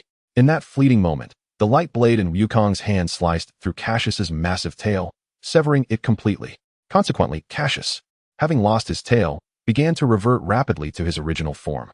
He collapsed onto the grass, unconscious and unaware of his fate. Upon witnessing this scene, Sun Wukong let out a sigh of relief. Fortunately, in his gorilla state, Cassius was devoid of reason, which allowed Wukong to successfully sever his tail. It was indeed a close call. Unbeknownst to Wukong, this action had inadvertently prevented Cassius from transforming into a super scion. Had Cassius been aware, his expression would surely have been quite remarkable. Chapter 75. Bulma. At this moment, Cassius lay completely bare, without a single garment. I can only imagine that once he awakens, he will undoubtedly seek out Bulma to craft him a high-quality outfit, perhaps something akin to Vegeta's battle attire. I recall Vegeta transforming into a gorilla to battle Sun Wukong. His clothing was impeccable, capable of expanding and contracting with his transformation. It truly was an essential garment for both home and combat. As he gazed at the unconscious Cassius, Sun Wukong sighed and approached, hoisting the significantly larger Cassius onto his shoulder. He then ascended slowly into the sky, racing towards a specific destination. It is worth noting that Cassius, in his vulnerable state, was being carried aloft by Sun Wukong, completely unclad. Where am I? My head aches. At that moment, the unconscious Cassius gradually opened his eyes. As he slightly lifted his head to survey his surroundings, he discovered himself in an exquisitely decorated room. This space boasted an ultra-modern luxury LCD television, and by the window were several pots of unfamiliar flowers. Most notably, the bed upon which he lay was extraordinarily comfortable, its softness providing an unparalleled sense of bliss. It was far superior to the mattress he had slept on in his previous life. It truly was marvelous. Where am I? At that moment, Cassius suddenly recalled that he should have been on the prairie. He remembered being annihilated by Cassius due to Natashi's body, his anger reaching a boiling point. Then, it seemed he had erupted, almost transforming into a super scion.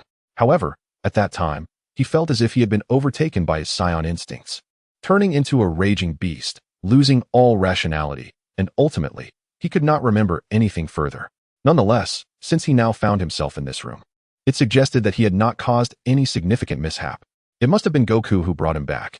But when did that fellow become acquainted with such a profound individual? Given his character, he should have awakened in some cave instead. This storyline feels amiss.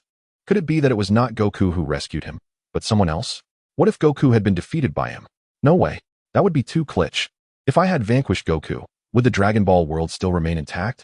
It would surely descend into chaos. Yet, it seems this world has already undergone transformation. With his arrival, a Cassius was born. Cassius. The mere thought of that being ignited Cassius's fury, and an overwhelming energy storm erupted from his body. Not stopping there, a brilliant golden light suddenly burst forth from him, radiating outward. Everything that the golden light encountered was reduced to ashes.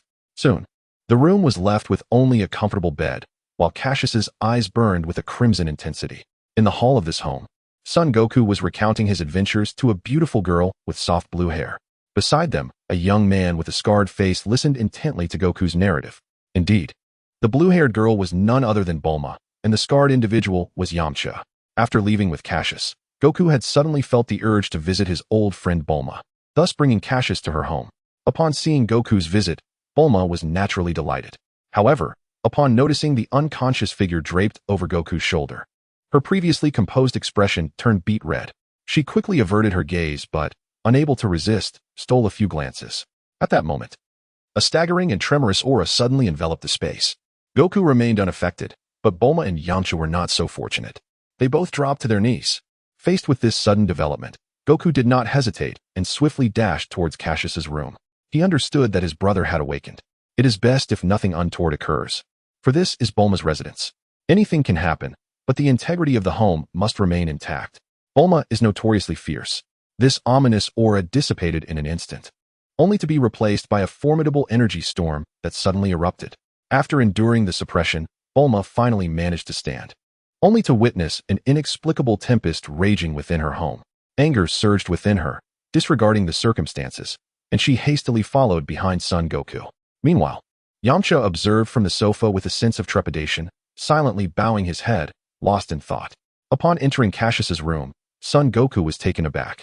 The once beautifully adorned chamber was now stripped bare, with only a bed remaining in the center, while windows and walls had vanished entirely.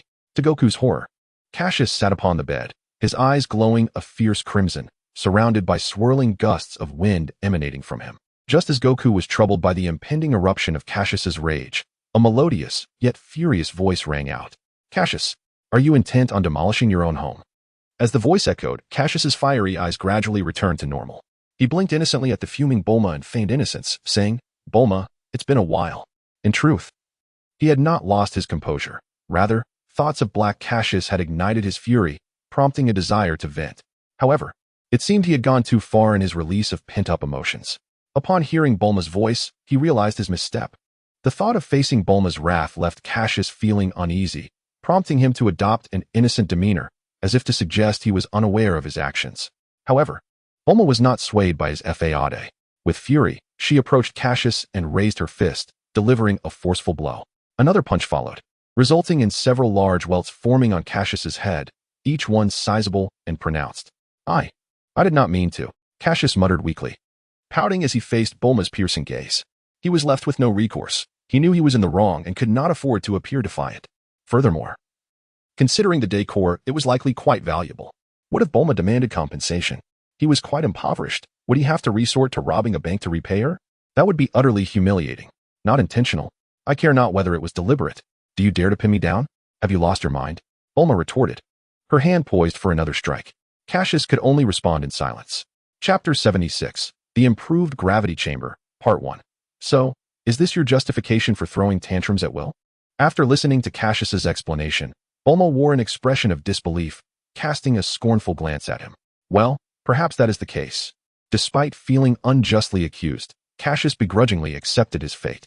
Meanwhile, Son Goku gazed at Cassius with fervor, his fighting spirit boiling with enthusiasm. "Oh, never mind, considering your pitiful state. I shall overlook this matter. However, should you dare to demolish any more property, I will not show you mercy," Bulma warned, shooting several glances at Cassius. Naturally, Cassius readily patted his chest in agreement. After all, Bulma was still a blossoming young woman, far from the more accommodating persona she would eventually embody in Dragon Ball. At present, She was a fiery little pepper, brimming with intensity.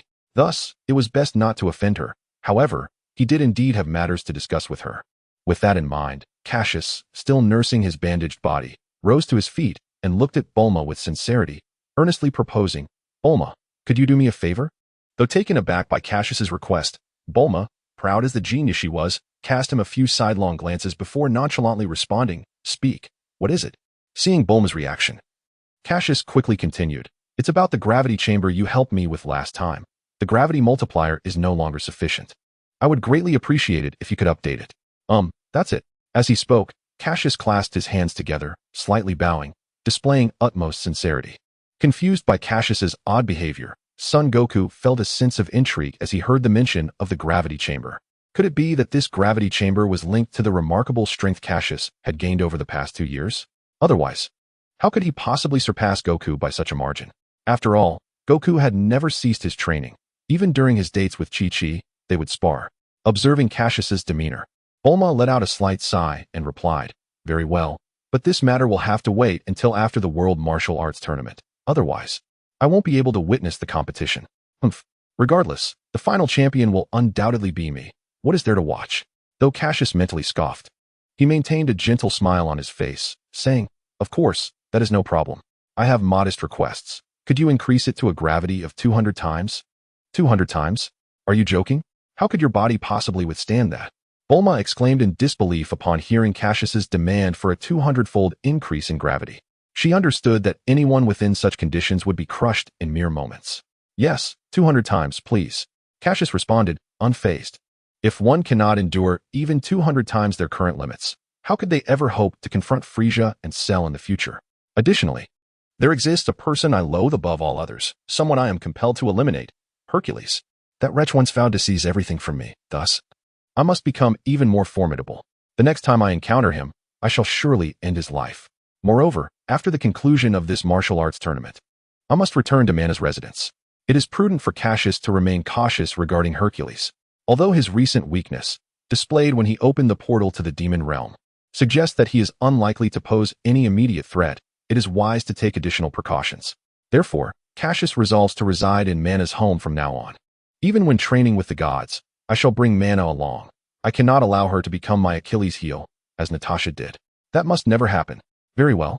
I shall assist you, for you are anything but ordinary. Observing Cassius's unwavering determination, Bulma understood that he was already well prepared, and thus she acquiesced to his request without further discussion. At that moment, Goku, who had been standing nearby, expressed his confusion. "I have a question." "Speak." Bulma and Cassius turned to him in unison, their voices perfectly synchronized. Goku, taken aback by their simultaneous response, was momentarily startled. I want to know if that gravity chamber is for training?" Upon hearing this, Bulma inwardly cursed her misfortune. She had intended to provide Cassius with a hint, but he was far too swift. Before she could react, Cassius had already responded. "Indeed, it is for training, you are correct.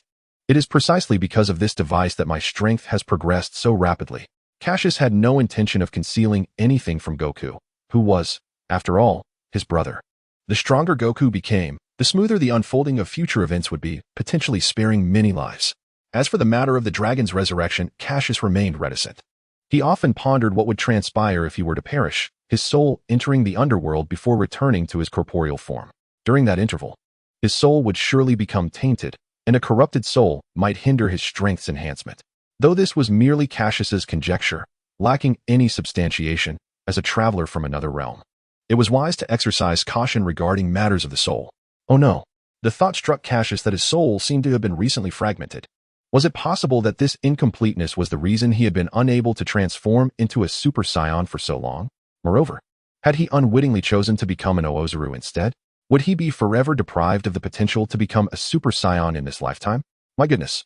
If that were the case, what significance would life hold for me?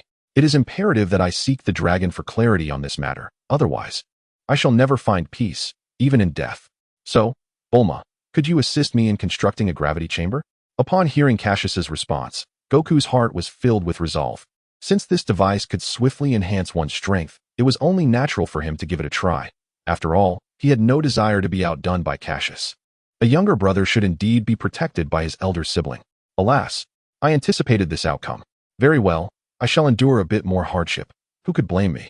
Considering the other party is Goku? Moreover, practice makes perfect. Creating another one shouldn't take too long. Bulma appeared to have expected Goku's reaction. Her face etched with deep resignation. All right, I will assist you after the World Martial Arts Tournament. Is that acceptable, Goku? After a silent sigh, Bulma gazed at Goku, whose face radiated a pure smile, and inquired. Thank you so much, Bulma. Naturally, Goku was elated at Bulma's willingness to help. However, before we proceed, Cassius, I believe it would be prudent to switch to another room. At this moment, Bulma looked at Cassius, her expression filled with exasperation. To him. In response, Cassius did not object and could only manage an awkward smile. After all, the current room was entirely exposed, and he was more than willing to change to a different one. Chapter 77. Conversation, second update. With Bulma's arrangements complete, Cassius was swiftly escorted to another pristine chamber. Shortly thereafter, a displeased young genius glared at Cassius a few times before departing the room. However, before leaving, she took possession of Cassius's gravity chamber capsule and earnestly warned him to keep a low profile and avoid causing trouble. Now, could you recount the situation at that time? How did you manage to subdue me when I was out of control? Once Bulma's figure had completely vanished down the corridor, Cassius turned to observe Goku, who was seated beside him, leisurely enjoying a peach. In response, Goku, after discarding the peach pit, scratched his head and pondered. It seems that you first went berserk, and then your eyes turned white, followed by a tremendous energy storm erupting from your body. Luckily, I reacted swiftly, otherwise, I would have been blown away to who knows where. As he spoke, Goku patted his chest, emphasizing the urgency of the moment. Eyes turned white. Cassius inquired suddenly. Yes. White. And your hair kept alternating between golden and black. I was quite puzzled, wondering when you had mastered the technique of changing hair color. Goku replied, nodding, his expression adorably naive as he gazed at Cassius. It seemed that his memory was indeed accurate. He had almost transformed into a Super Saiyan. Yet, perhaps due to the incompleteness of his soul, he had failed to achieve the transformation and instead had morphed into a gigantic ape. This thought left Cassius feeling rather dejected. What a splendid opportunity it had been. If only he could have transformed into a Super Saiyan. Especially with Frieza's storyline still far off, there was ample time for him to reach the second level of Super Saiyan. Well, if he could not attain that, it would only mean he was rather inadequate. At that moment, you suddenly transformed into a giant ape, which startled me quite a bit, Goku exclaimed, his face reflecting his astonishment. I was also perplexed. It was broad daylight, and there was no moon. How could you transform? He mused, his confusion growing. Eventually, that innocent and naive expression on his face was filled with questions. To Cassius, he appeared exceedingly adorable. However, Cassius found himself puzzled by Goku's height at 15. How could there be such a disparity between them, considering they were twins? Was it possible that his genes were dominant, causing him to develop taller earlier, while Goku's were recessive, leading to a later growth spurt? Cassius had contemplated this question numerous times in his mind, yet he could not arrive at a satisfactory explanation. Typically, identical twins would not exhibit such significant differences. Moreover, his appearance varied greatly from Goku's. One could say that they shared only 50% of their likeness. Was it truly the result of his soul's influence? It is because my soul hails from another realm that I am distinct. Thus, my development occurred at an earlier stage, leading to the alterations in my appearance. Perhaps this is indeed the case. It must be the essence of my soul that accounts for it. After a brief contemplation, Cassius arrived at this conclusion. The vast disparity between myself and Sun Wukong can indeed be attributed to my soul. The sudden transformation into a gorilla during my transition into a Super Saiyan is a clear indication of this. Only someone with an incomplete soul, like myself, would experience such a phenomenon. If this is the case, then Cassius has acquired yet another compelling reason to eliminate Theseus. If I were to vanquish him, would my soul become whole? Despite the multitude of questions swirling in his mind at that moment, it was not the time for contemplation. For Cassius had already noticed a certain tuft of hair waving its small hand before his eyes. Cassius, what's wrong? Why are you just spacing out? Upon hearing Sun Wukong's voice, Cassius felt an undeniable wave of embarrassment wash over him. After all, there is no greater faux pas in conversation than to suddenly drift into a stupor. It is the height of rudeness. It's nothing, just lost in thought. My apologies. Cassius managed a sheepish smile in response. Oh, I see. No harm done. Sun Wukong appeared unfazed by Cassius's lapse in decorum. Wukong, let me tell you, once we attain that golden-haired form, our power will soar to unprecedented heights. So, you must strive for it. Golden hair? Do you mean like the way you shone yesterday? With your hair changing colors? Sun Wukong's expression reflected a vivid recollection of Cassius's appearance from the previous day. No, no, no. That was merely a half-finished manifestation. And quite unstable at that. Cassius quickly refuted. In truth, he was correct. His form was indeed a work in progress, fraught with numerous unstable elements. Therefore, it would be prudent for him to refrain from losing his temper in the future, for an accidental misstep could lead to dire consequences. Unstable? How does one achieve complete stability? Sun Wukong inquired, puzzled. Well, to put it simply, it involves radiating a steady golden glow, with hair that remains a fixed hue of gold, not fluctuating in color. Cassius emphasized this point. After a brief pause, he continued, moreover, our eyes will only flash white for an instant, and then revert to their normal color. In that state, we possess our rationality. The loss of reason would signify the fabled Super Saiyan. At that moment, Cassius realized he had inadvertently let slip a crucial detail. The fabled Super Saiyan? What is that? As anticipated, the moment Cassius spoke of the legendary Super Saiyan, Goku's curiosity was instantly piqued. He gazed intently at Cassius, hoping for an explanation. After a moment, Cassius relented. Realizing that Goku would inevitably learn the truth, revealing it early would not alter much. After all, the storyline had already shifted significantly since his arrival, and adding this revelation would not make a substantial difference. With a serious expression, Cassius looked at Goku and declared, Goku, in truth, we are not of this planet. We are Saiyans, the mightiest warrior race in the universe. What? What did you say? Cassius, we are not from this planet? Goku was clearly taken aback by Cassius's words. His face displayed sheer disbelief, his mouth agape in shock. It was no surprise, considering Goku's memories had originated on this very planet. The implanted memories had long been forgotten after that fateful fall from the cliff that had left him injured. After living for so long, to suddenly be informed that he was not from this planet was astonishing. Had it been Raditz making such a claim, Goku would have surely contested it. However, the one speaking was his twin brother, Cassius, which compelled him to believe. Goku knew that Cassius would never deceive him. Especially regarding such a serious matter, he would never joke about something so significant. Chapter 78, The Plan, Part 3, In the Vastness of the Universe. Which race could be deemed the mightiest warriors? The Saiyans? Upon hearing the unfamiliar terms uttered by Cassius, Son Goku was enveloped in profound skepticism. Indeed, without a shadow of a doubt, we are the most formidable fighting race in the cosmos, the Saiyans. To deepen Son Goku's impression, Cassius felt compelled to reiterate this statement. How could that be possible? Son Goku clearly struggled to accept this revelation. Although it was his brother, Cassius, who conveyed this information, someone he trusted and who would not deceive him, Son Goku still felt a tremor of disbelief within. Do you recall the incident when you disobeyed and tumbled down the cliff as a child? After your grandfather rescued you, your head sustained severe injuries. It was during that episode that the memories implanted in your mind were completely erased. Observing Son Goku's incredulous expression, Cassius gently placed a hand on his shoulder and said softly, You must understand, I have been well protected by you and grandfather throughout my life, and thus, my memories have remained unscathed. Therefore, you need not question the veracity of my words. At this juncture, Cassius locked eyes with Son Goku, his expression grave as he declared, You simply need to remember that I am your twin brother, and I would never harm you. Brother. Upon hearing Cassius's earnest words, Son Goku's doubts dissipated like mist. Indeed, Cassius is my brother. He has no reason to deceive me.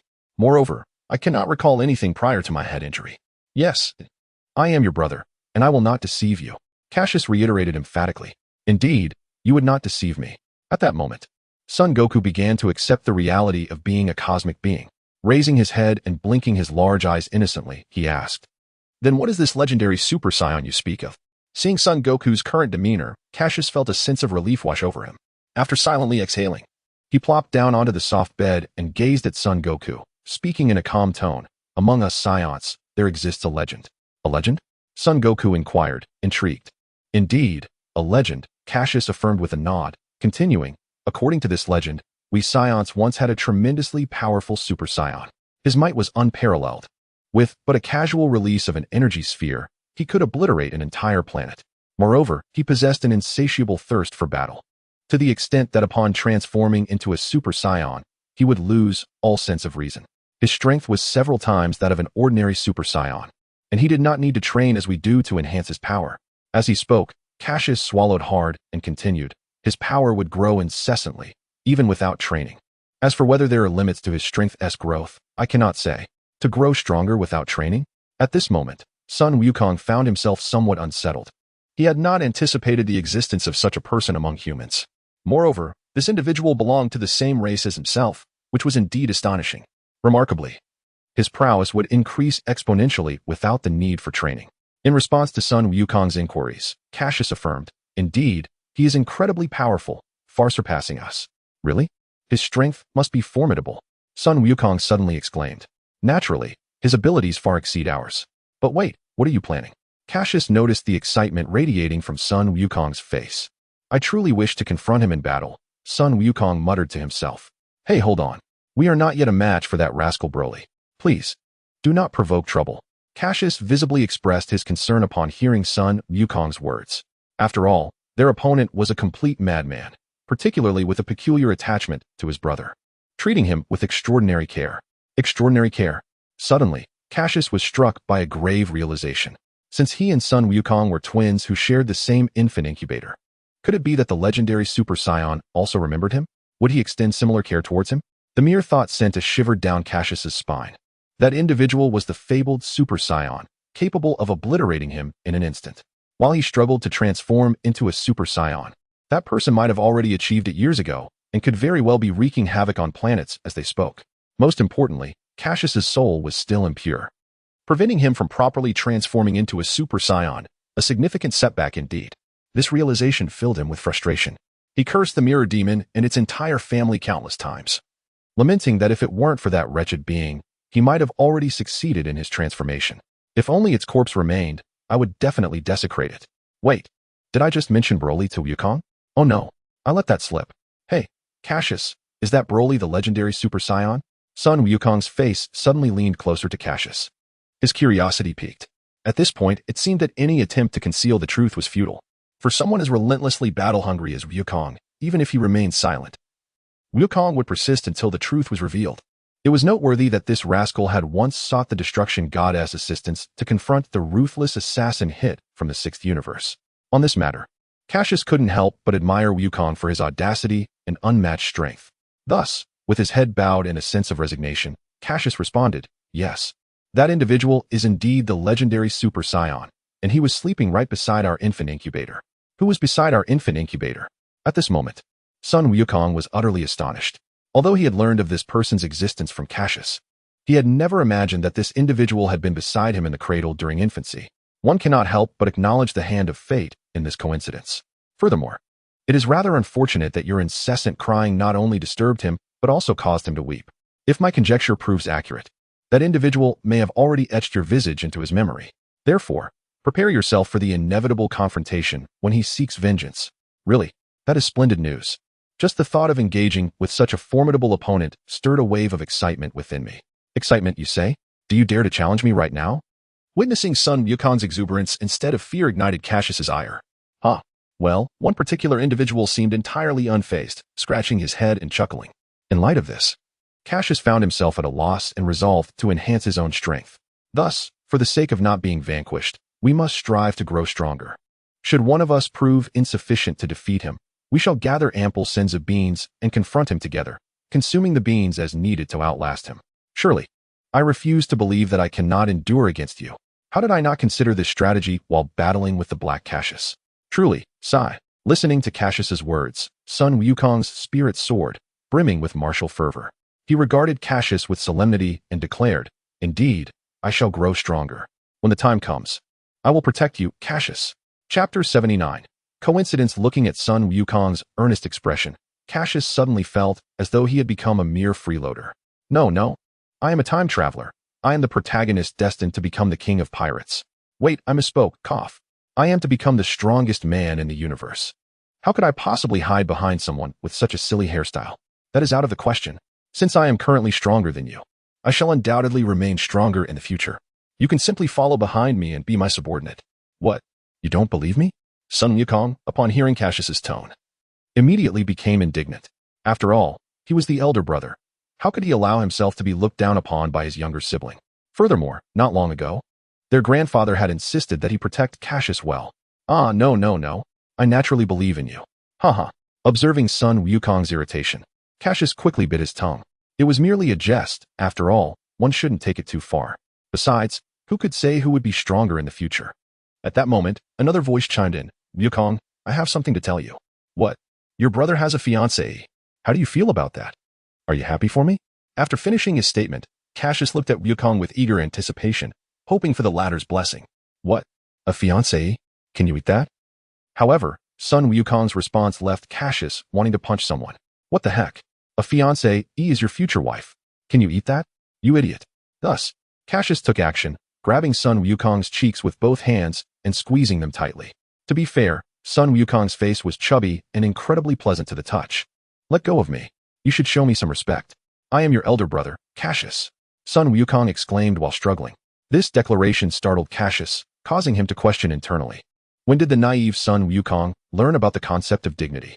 This was indeed a significant issue. Wukong, did someone teach you those words? It was Chi-Chi who said it. I mentioned that I have a younger brother named Cassius, and she asked if my brother is mischievous or cute. After freeing himself from Cassius's grip, Sun Wukong took a few steps back and looked at Cassius with a slightly aggrieved expression. Chi-Chi. At this moment, it was Cassius's turn to be astonished. It seems fate remains unchanged. Sun Wukong has indeed encountered his destined wife. However, if that is the case, why is it that this fellow still does not understand the meaning of fiancée? This is perplexing.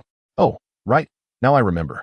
It seems Chi-Chi had a similar issue, which led to a commotion at the World Martial Arts Tournament, where she was defeated by Sun Wukong and subsequently married him. It appears that this is a case of pursuing him.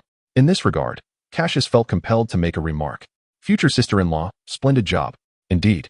Chi-Chi is the daughter of Uncle Bull Demon King. At this moment, Sun Wukong seemed to recall something and turned to Cassius, saying, by the way, Chi-Chi mentioned that when she grows up, she wishes to marry me.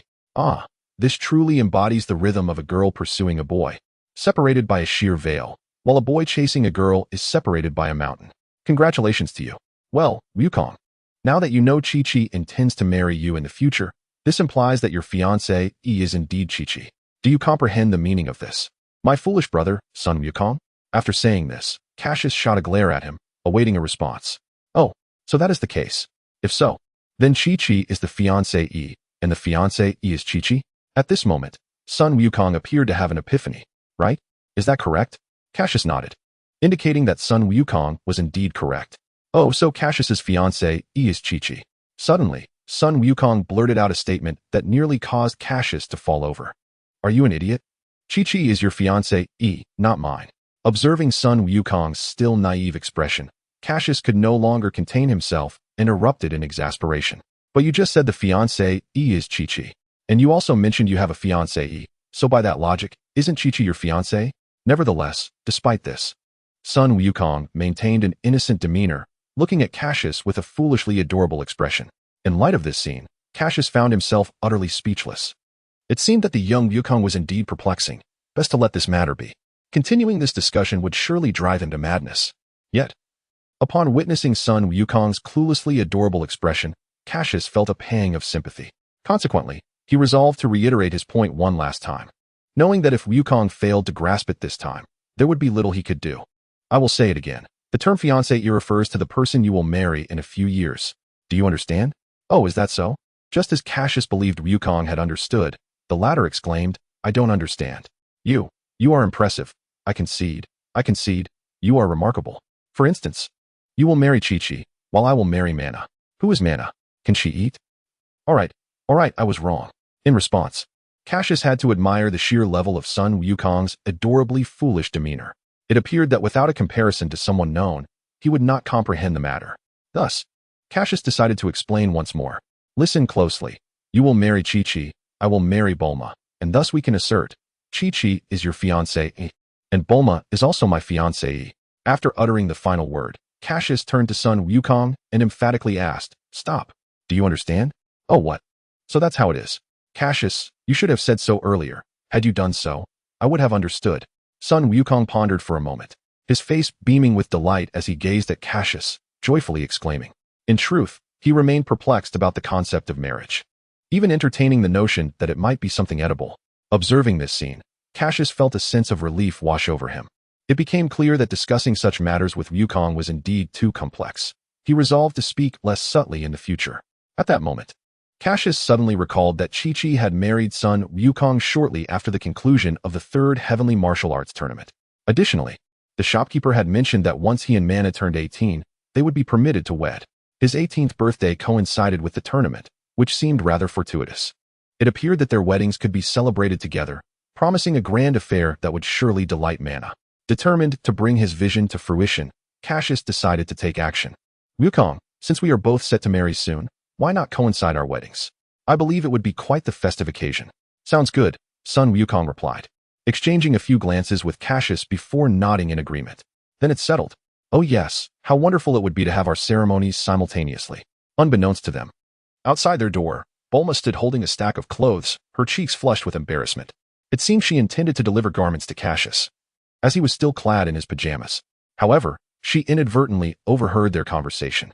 With a soft sigh, Bulma turned and walked away, leaving the clothes behind. Chapter 80. Departure. As time elapses, only 3 days remain until the Grand Martial Arts Tournament commences.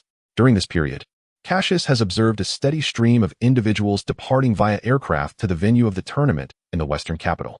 Today, Cassius and his companions are also preparing to embark on their journey. After a period of recuperation, Cassius has successfully stabilized his dramatically increased power. Presently, his strength has reached a staggering combat power of 100,000. It appears that combat is indeed the most effective means for a scion to enhance their prowess. One cannot deny that this method far surpasses the mundane training in the gravity chamber. Through 2 near-fatal encounters, Cassius has witnessed a remarkable increase in his strength, swelling by an astonishing 90,000. It has been exhilarating, to say the least.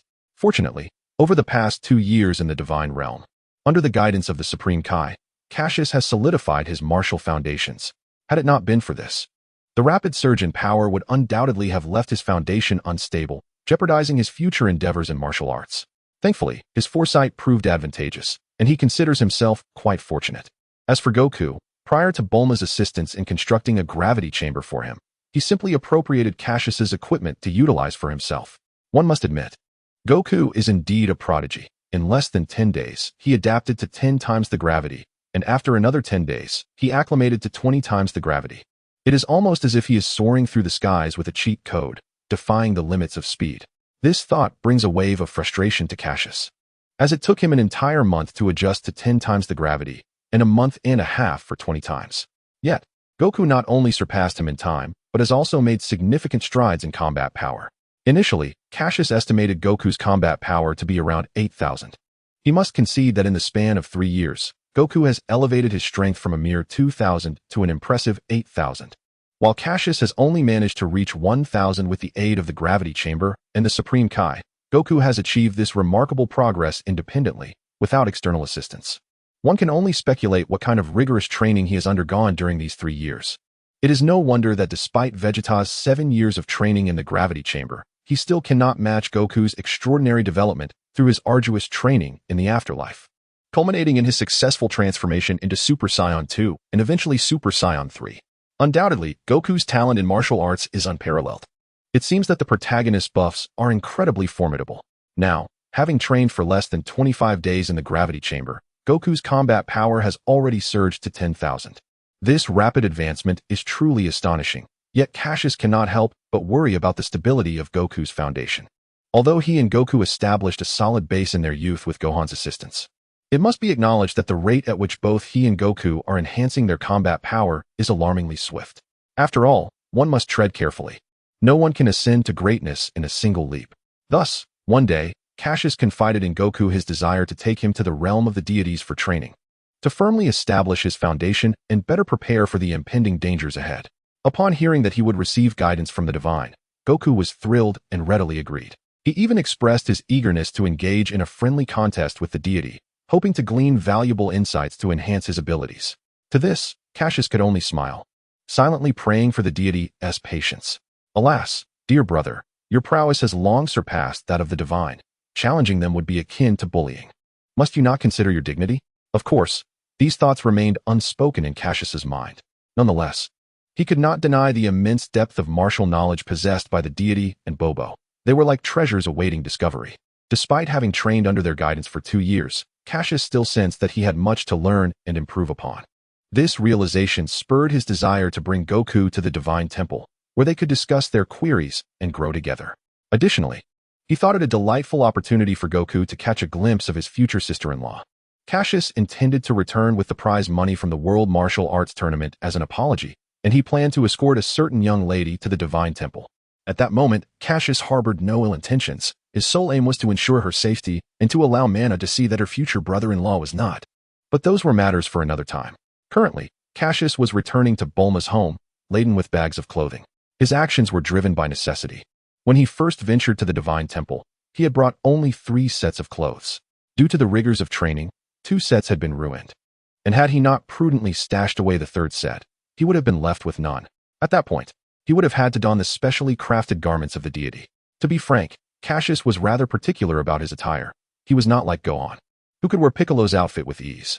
Thus, at present, Cassius sported blue jeans, an unbranded pair of running shoes, and a very thin white hoodie. With headphones adorning his ears as he sat on the couch, engrossed in the television, he epitomized the image of a modern teenager.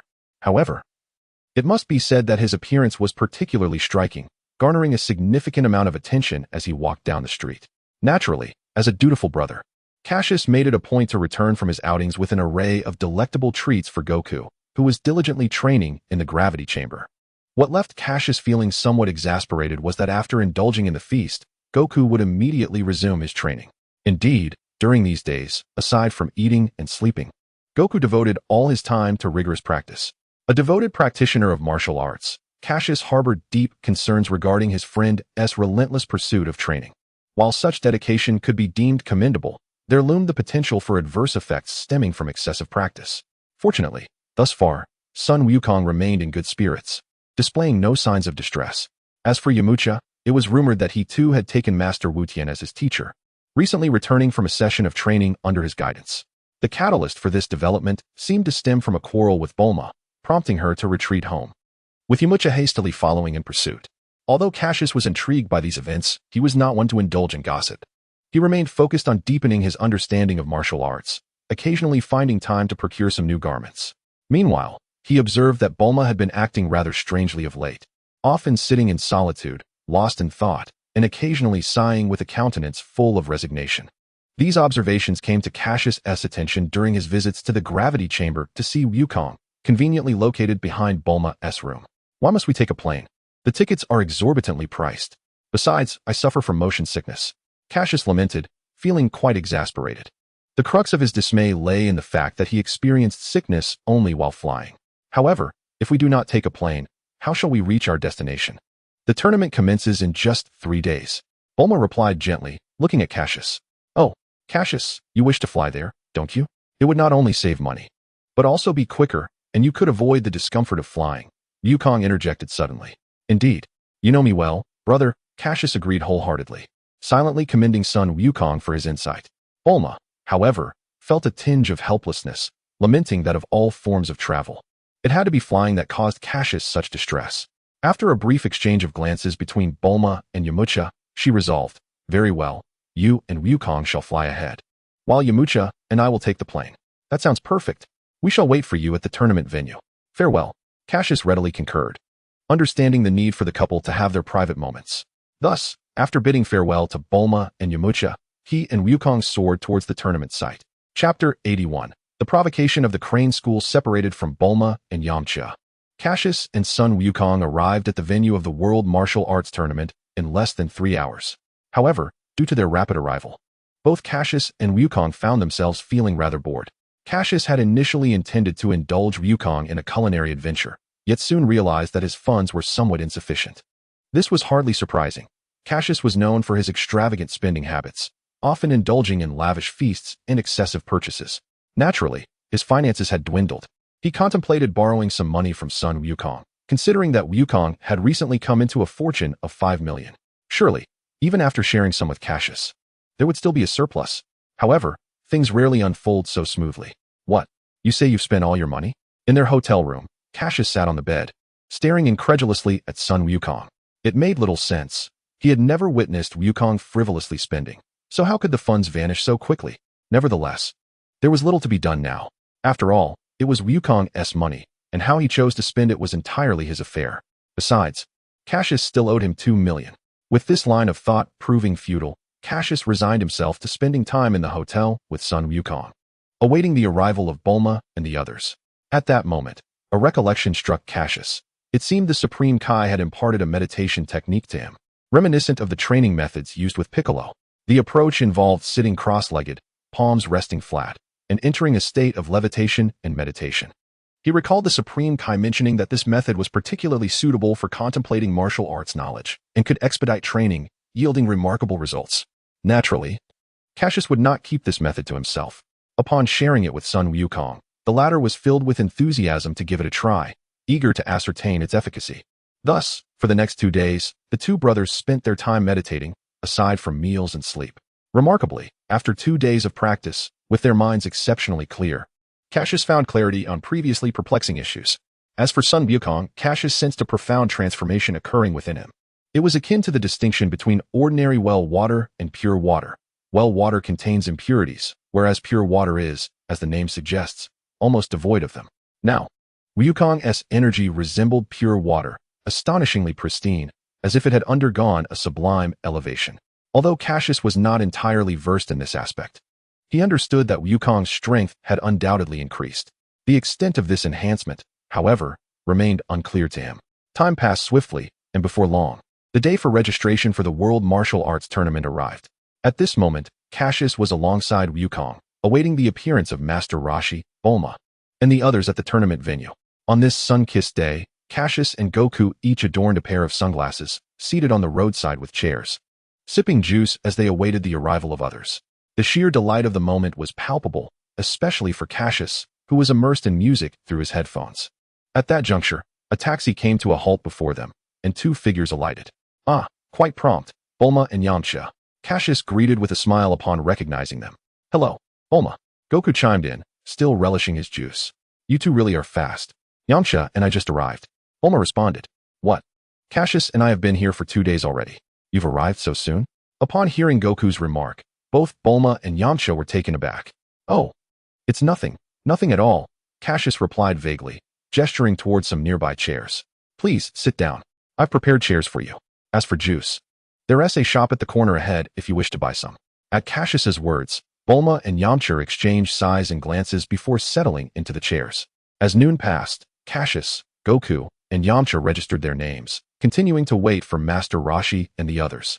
Eventually, in a fit of boredom, the 4 of them set up a table by the roadside and began to play cards. Their activity attracted quite a bit of attention. After a series of games, Cassius caught sight of Master Roshi and the others approaching. This time, however, in addition to Master Roshi and Krillin, there was a young lady with blonde hair. For a moment, Cassius struggled to recall who she was, but felt an inkling that he ought to know her. Ah, Master Roshi, Krillin, greetings, Goku exclaimed, setting down his cards first. Goku, Cassius, it's been a while. It seems you both have grown quite a bit over these 3 years, Master Roshi remarked, casting a few glances at Cassius and Goku. Of course, we are disciples of the Turtle School. How could we possibly grow weaker? Cassius replied with a chuckle. Indeed. Master Roshi nodded in agreement. However, at that moment, a voice laced with provocation echoed nearby. The Turtle School? Merely trash. The group turned towards the source of the voice, their expressions brimming with indignation, for it was not easy to remain calm when provoked. Turning around, Cassius beheld an old man with a crane atop his head, a man with 3 eyes, and a child. Realizing who they were, Cassius acknowledged, Master Karin, Dend, Tien. Naturally, Master Roshi would not take such an affront lightly and charged forward, engaging in a heated exchange with Master Karin. As for Tien, he gazed at Cassius and the others with growing disdain. In my view, you are merely stepping stones for my ascent. I am destined to be the ultimate champion, and you shall all be defeated by me. Tien took a few steps forward, his tone laced with scorn. In contrast, Yamcha and Krillin could not suppress their indignation and began to argue vehemently. Even Bulma and Oolong exchanged furious glances, while the blonde young lady had drawn her gun, ready to fire at the slightest provocation. At this moment, Cassius finally recalled that this gun-wielding young lady was Launch, the girl who transformed into a different persona every time she sneezed. It is worth noting that Launch's appearances in Dragon Ball became increasingly rare, and given that Cassius had been here for several years, his memory was understandably hazy. TCH, old turtle, since it has come to this, let our disciples settle the score in the competition, he declared. That would be for the best. Just don't be embarrassed when the time comes. Master Roshi cast a confident glance at Cassius and Goku, filled with unwavering faith in them, grounded in the trust he placed in his disciples. We shall see. Master Karen shot a fierce look at Master Rashi before departing with Tien and Kairatsu. Oh, Cassius, this is Launch, our friend, Krillin suddenly interjected. Ah, hello, I am Cassius. And Krillin is my good brother, he replied. Hello? Could you please lower the gun? It's quite tense with you pointing it at me, Cassius said helplessly, glancing at Launch, who still aimed her weapon at him. Chapter 82. Preliminary round. Following Krillin's registration, Cassius and the others sought refuge in a restaurant for a meal. Notably, Master Rashi had cheekily registered for the competition under the alias of Jackie Chan, citing a bathroom break as his reason. Cassius had anticipated this behavior from his master, yet out of respect, chose to remain silent. As the group reveled in their lively gathering, Cassius and Goku found their appetites significantly heightened, much to the astonishment of Bulma and Launch. After indulging in a spirited game of cards, everyone retreated to their respective rooms for the night. It wasn't long before Goku and Cassius succumbed to slumber. However, at that moment, Krillin abruptly arose, casting a few glances around the room before quietly departing. Yamcha noticed this subtle movement, and shortly thereafter, he too left the room. The following day, upon arriving at the competition venue, Cassius and his companions were taken aback by the sheer number of participants. The crowd was overwhelming, far surpassing the attendance from the previous event, with the numbers more than doubling. Inside the venue, Cassius sipped on juice, curiously observing the diverse array of competitors. To his surprise, the assortment was astonishing, featuring werewolves, monsters, and a myriad of other fantastical beings. Cassius couldn't help but marvel at the eclectic nature of the Dragon Ball world, realizing how much he had broadened his horizons. However, the cacophony surrounding him was quite bothersome. The incessant chatter was irritating. Frowning at the bustling crowd, he donned his headphones and began to listen to music. Hey, Cassius. After 3 years of training, I've become significantly stronger. What about you? Have you improved? Krillin suddenly chimed in. Of course, I've grown quite powerful. This time, the prize money is definitely mine, Cassius replied, his eyes sparkling with ambition at the mention of the rewards. Witnessing this enthusiasm, both Krillin and Yamcha exchanged bemused glances. So, you're in it for the money, huh? Krillin awkwardly chuckled in response. At that moment, Goku appeared, accompanied by Jackie Chan. Cassius approached them and whispered into Goku's ear, Grandpa? Why are you here again? Just so you know, if you try to take the prize money from me, I won't go easy on you. Even if you are my master. Upon hearing Cassius's words, Master Rashi felt a surge of indignation. You disrespect your master all for the sake of money? He thought, shaking his head in resignation. Just then, the host for the preliminary round made his entrance, signaling the start of the competition. Fortunately, the participants were fortunate enough to be divided into different brackets, avoiding any early confrontations. During the course of the competition, Tianjin Fan and Dumpling made their appearance. Aside from exchanging a few taunts and jeers, they did little else. Cassius paid no heed to Tianjin Fan's antics. To him, it was merely the antics of a petty jester, incapable of stirring any significant turmoil.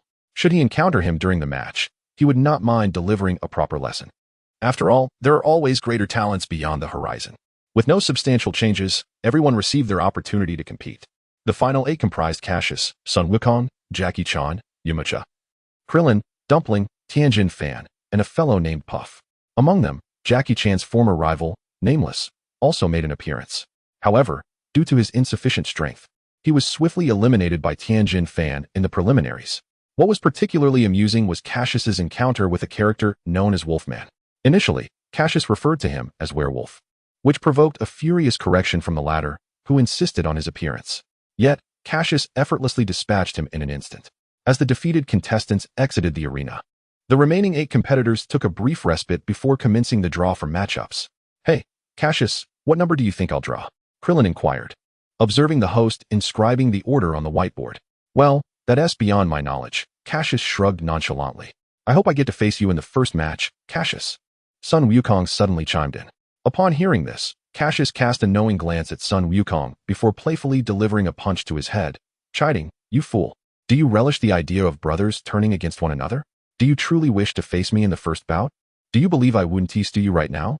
Sun Wukong, feeling slightly aggrieved, shot a few glances at Cassius, cradling his head as he took a step back, muttering softly, But I am the elder brother. You have no respect for me. What did you say? What's wrong with being an elder brother? Elders are meant to be bullied.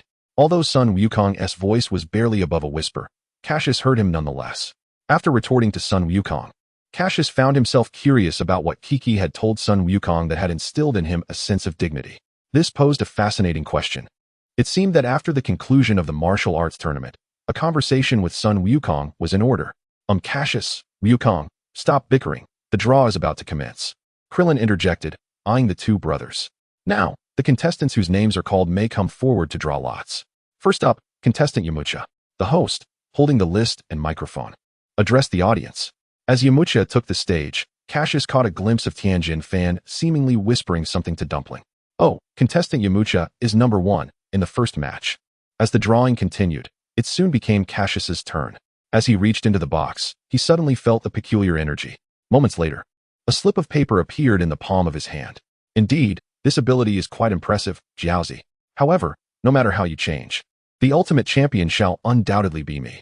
After handing a note to the host, Cassius cast a knowing glance at Jiaozi, the corners of his mouth curling slightly.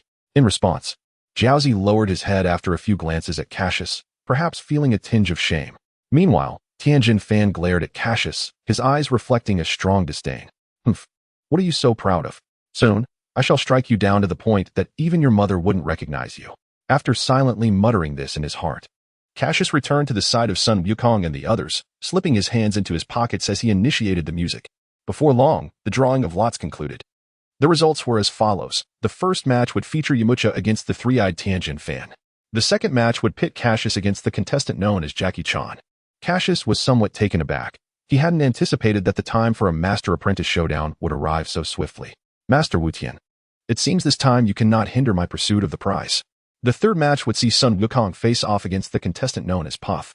Speaking of Puff, this individual enjoyed considerable popularity, particularly among the ladies. The fourth match would be between Krillin and Jiaozi. Alright, now that the draw has concluded, let the competitors in the first match prepare themselves. The competition is about to commence. With that, the host departed the backstage area along with the staff. Yamcha, be cautious. That fellow is quite formidable, Krillin remarked. Yes, I will, Yamcha replied. Chapter 83. The defeat of Yamcha. Cassius and Sun Wukong hovered in midair, peering through the wall at the arena where Yamcha stood facing off against Tian Shinan. What's the matter? Aren't you going to attack? It seems your turtle school truly is rather weak, Tian taunted unexpectedly. Humph, just don't be surprised if I leave you unable to stand, Yamcha retorted coldly, instantly adopting a combat stance before charging towards Tian. For a moment, the two engaged in a fierce struggle, neither gaining the upper hand. Yet, this was merely superficial. In truth, Tian's disdain for Yamcha grew stronger. His opponent's strength was simply too feeble. It appears, barring any unforeseen circumstances, this match will likely end in Tian's victory, Cassius mused, taking another sip of juice while observing the fierce battle below. Hey, Cassius, remember you'll be fighting against that old man soon. Don't go too hard on him, Wukong advised. Rest assured, I will be mindful. That grandfather is quite kind. He even shared our prize money last time, Cassius replied, casting a casual glance at Jackie Chan, who stood nearby. On this point, Cassius had to concede that he indeed owed a great deal of gratitude to Master Mateto. Without his support, issues regarding his sports car, clothing, and sustenance would surely arise. After all, Cassius was a teenager of the 21st century. Engaging in robbery or dining and dashing was simply out of the question. Such actions were uncivilized, unscientific, and certainly not endorsed. However, it seemed he had yet to discover alternative means of earning money in this world aside from participating in the prestigious martial arts tournament for prize money. Moreover, it appeared that once reported, the tournament would cease to exist. Thus, how was he to resolve the issue of making money? Was he to follow Mana into the cake-selling business? Unthinkable, especially considering the disastrous memories that lingered. Sighing, Cassius lamented his unfortunate circumstances. The recollection of a cake being obliterated in the microwave due to excessive force was particularly vivid. Most of the time, it was Cassius who wreaked havoc, leading to several days of scorn from a certain golden-haired little girl. It must be said, Mana in her childhood was not only haughty but also a fiery little pepper. Those who crossed her were bound to regret it. Alas, life is difficult, and being a scion is even harder. Yet, amidst the bittersweet reflections, there were also cherished memories. Celebrating birthdays together, enjoying festive gatherings. Those 5 years spent living at the shopkeeper's home were undoubtedly Cassius's happiest and most beautiful memories. Look, Cassius, Yamcha's Wolfang fist, Wukong exclaimed, drawing Cassius's attention back to the arena. Upon witnessing Yamcha's resounding shout of Wolfang fist, he leapt into the air, transforming into a wolf illuminated by the sun, charging towards Tian. Surprised by the novelty of Yamcha's attack, Tien perhaps neglected his defenses and, in his overconfidence, fell victim to the Wolf-Fang fist. Once Yamcha tasted success, he unleashed a flurry of strikes with increasing speed, dazzling all who watched, except, of course, for Krillin and others. It was evident that Yamcha had made significant progress over the years. At that moment, Krillin, employing the technique of flight, hovered beside Cassius. "Cassius, I have unwavering faith in your strength, which surely rivals that of Yamcha," Krillin expressed, knowing Cassius had immense confidence in him. This warrior, who had steadfastly followed Goku, once bravely accompanied Gohan to Namek in search of the Dragon Balls, even daring to confront the tyrant Frieza, ultimately sacrificing himself. His sacrifice enabled Goku to transcend the limits of a Saiyan and become a Super Saiyan. It is undeniable that without Krillin's selflessness, Goku might have perished at Frieza's hands. Cassius held Krillin in high esteem, which is why he regarded him as a brother to both himself and Goku, while Yamcha and Tien were merely friends, albeit good ones. "I believe in you, Krillin," Goku chimed in. Seeing the trust placed in him by Goku and Cassius, Krillin couldn't help but smile shyly. "I am not speaking falsely, Krillin. You will undoubtedly grow stronger, and achieving the title of Earth's strongest is not beyond your reach," Cassius stated sternly, his expression serious. Really? Krillin asked hesitantly, still somewhat incredulous. "Of course. You are our brother. How could you possibly be lacking? Right, Goku?" Cassius nodded, offering Krillin a satisfying answer. To bolster his conviction, Cassius included Goku in his affirmation. "Yes, I believe in you, Krillin. You are indeed my and Cassius's brother," Goku declared earnestly, his tone resolute. Now aware that he and Cassius were extraterrestrial beings, Goku naturally excluded himself from the competition for Earth's title. "Thank you both. I will strive to prove myself." Krillin felt a wave of warmth in his heart, moved by Goku and Cassius's unwavering belief in him, and considered them true brothers. On the arena, Tien, initially caught off guard by Yamcha's unexpected assault, soon adapted. Losing the desire to continue playing, he gradually began to unleash his true abilities, swiftly managing to gain the upper hand against Yamcha. Seizing upon a moment of misalignment, he deftly grasped Yamcha's shoulder and hurled him down with considerable force. Yamcha, feeling the sting of pain, dared not underestimate his opponent. He braced himself with both hands against the ground and spread his legs wide in a stance of readiness. In a swift and fluid motion, he executed a rapid 360-degree spin, forcing Tien Shinhan back, and then performed several acrobatic flips to create distance. Seizing the opportunity before Tien could react, he unleashed the Kamehameha wave. In an instant, a brilliant blue energy projectile surged toward Tien Shinhan. After the intense clash between Cassius and Son Goku in the previous round, the audience was hardly taken aback by this display. Observing the energy wave, many spectators anticipated that Tien would awkwardly evade it, perhaps even succumb to Yamcha's assault. However, Tien not only stood his ground but advanced toward the energy wave. Interlacing his hands, he extended a single finger skyward, and his aura surged dramatically, manifesting a thin layer of white energy around him. Remarkably, the Kamehameha wave, which had nearly reached Tien, came to a sudden halt. With a powerful shout, Tien redirected the energy wave back toward Yamcha. Realizing the imminent danger, Yamcha hastily dodged. Yet, before he could fully regain his composure, Tien was upon him, delivering a flurry of rapid strikes.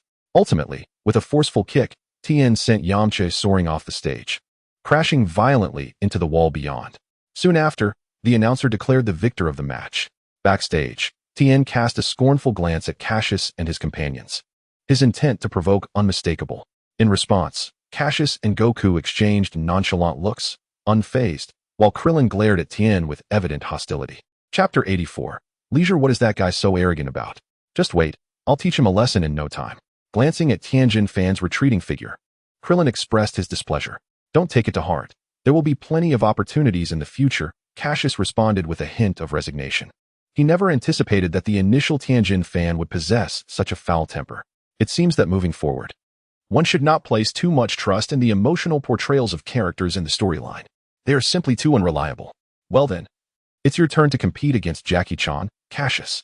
Ignoring Tianjin Fan, Krillin turned his attention to Cassius. Yes, indeed. Do your best, Cassius. Right. Just as Cassius finished responding to Krillin, the announcer's voice resonated from outside the arena. Now, we shall commence the second match, featuring our contestant Cassius, who will face last year as champion of the World Martial Arts Tournament, Jackie Chan. Let us welcome them to the stage with a round of applause. Oh, I didn't expect it to be so soon. In that case, I shall be on my way. Upon hearing the announcer, Cassius shrugged and, after speaking, exited from backstage. At that moment, Jackie-chan also approached him, walking side by side as they left the backstage area. Hey, Master Wu Tian. This time I want to be sharing my winnings with you, Cassius said with a cheeky grin. You little rascal. Do you not realize how important the old man's retirement funds are? Honestly, you exhibit no respect for your elders. It's not easy for me to earn that money for my retirement, Wu Tian replied, shaking his head with a look of helplessness. He was acutely aware of the disparity in strength between himself and Cassius. Should they truly engage in combat, he would likely be defeated in a single move.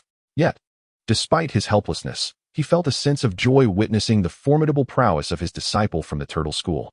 Oh, everyone look. Coming up to the stage are an elderly gentleman and a dapper young lad, exclaimed one spectator, observing the two as they ascended the arena. Indeed.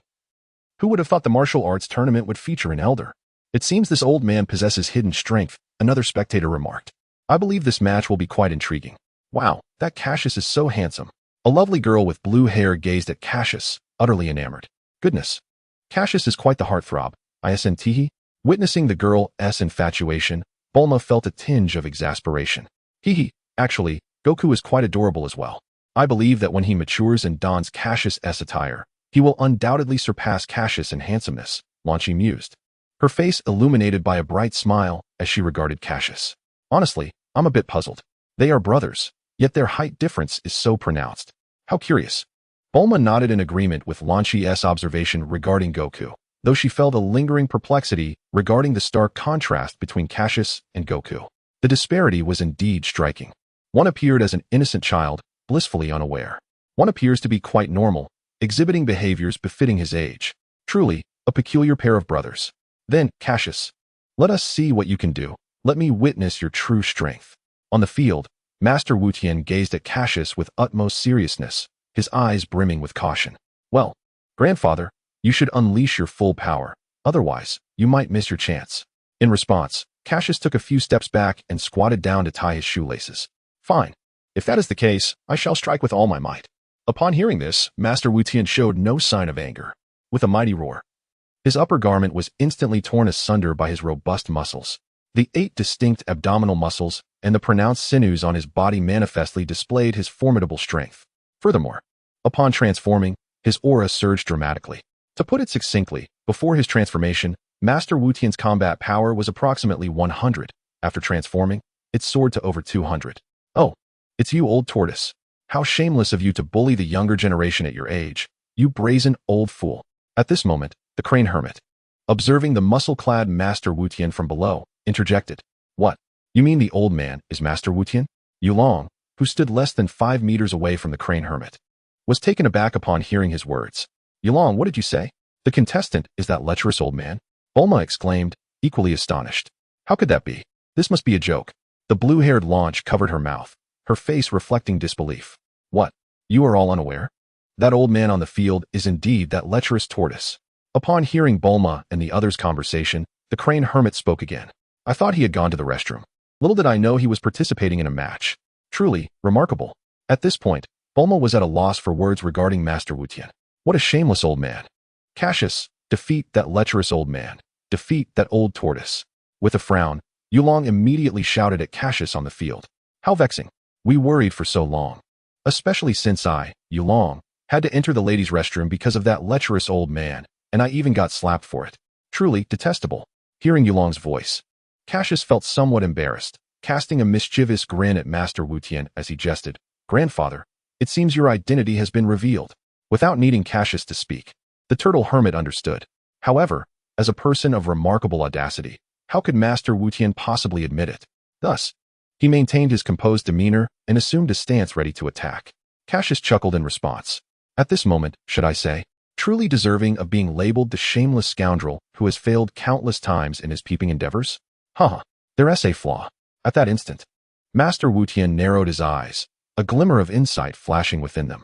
Immediately following, the latter launched a sudden advance, swiftly arriving before Cassius, unleashing a flurry of fierce attacks. At that moment, Cassius, who had been inwardly mocking Master Wu Tian, was jolted back to reality, clumsily evading the onslaught. Simultaneously, he cursed the old man in his heart, deeming his tactics underhanded, resorting even to sneak attacks. Yet, Upon reflection, he came to understand.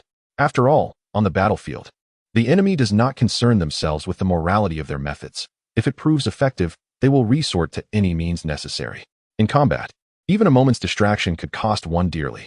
It could be said that, had Master Wu Tian possessed a fighting prowess comparable to Cassius, albeit slightly inferior by several tens of thousands in combat power, Cassius would have had no chance of victory. It must be acknowledged that Master Wu Tian's techniques were executed with remarkable finesse, his battle experience exceedingly rich. Each move seamlessly followed the last, leaving Cassius no respite. Were it not for his vastly superior strength, achieving victory would have been far from simple. After once again clumsily dodging an attack from Master Wu Tian, Cassius abruptly vanished from sight, reappearing in the sky. "Grandfather, it's time for me to retaliate," he declared, and before his opponent could react, his figure flickered once more, materializing behind the ladder, whereupon he slowly extended a single finger. Then, with a flick, his adversary was sent flying off the stage, landing outside the arena. At that moment, the entire audience was left in shock, particularly the crane hermit, whose astonished mouth could easily accommodate an apple. Chapter 85. Longing How. Is this possible? Is it a deception? The old lecher has been defeated just like that? Outside the arena, Master Crane wore an expression of utter disbelief. As a martial artist contemporaneous with Master Wu Tian, his understanding of him was undoubtedly far deeper than that of others, especially since they were fellow disciples. However, what he could never have anticipated was that this old lecher would lose so easily, and to his own disciple no less. This was simply too difficult to accept. Yet, Master Crane pondered, perhaps the old turtle had deliberately let him win. After all, with that frail young lad's weak constitution, how could he possibly defeat the old turtle with just a finger? Yes, that must be it. The old turtle, in an effort to elevate his disciple's reputation, had intentionally lost the match. After much contemplation, Master Crane arrived at what he deemed the most reasonable explanation. However, he was not the only one in shock. It was safe to say that the entire audience was equally astonished. Particularly, Tianjin Fan appeared as if he had seen a ghost. His face etched with worry for the first time, his eyes filled with incredulity. This guy's strength is truly unfathomable. That speed was so quick that even I couldn't catch a glimpse. What a terrifying individual. The more Tianjin Fan thought about it, the more he felt his chances of victory dwindling. He frequently questioned himself. Had he been the one battling against Chung Long, would he have emerged victorious so effortlessly?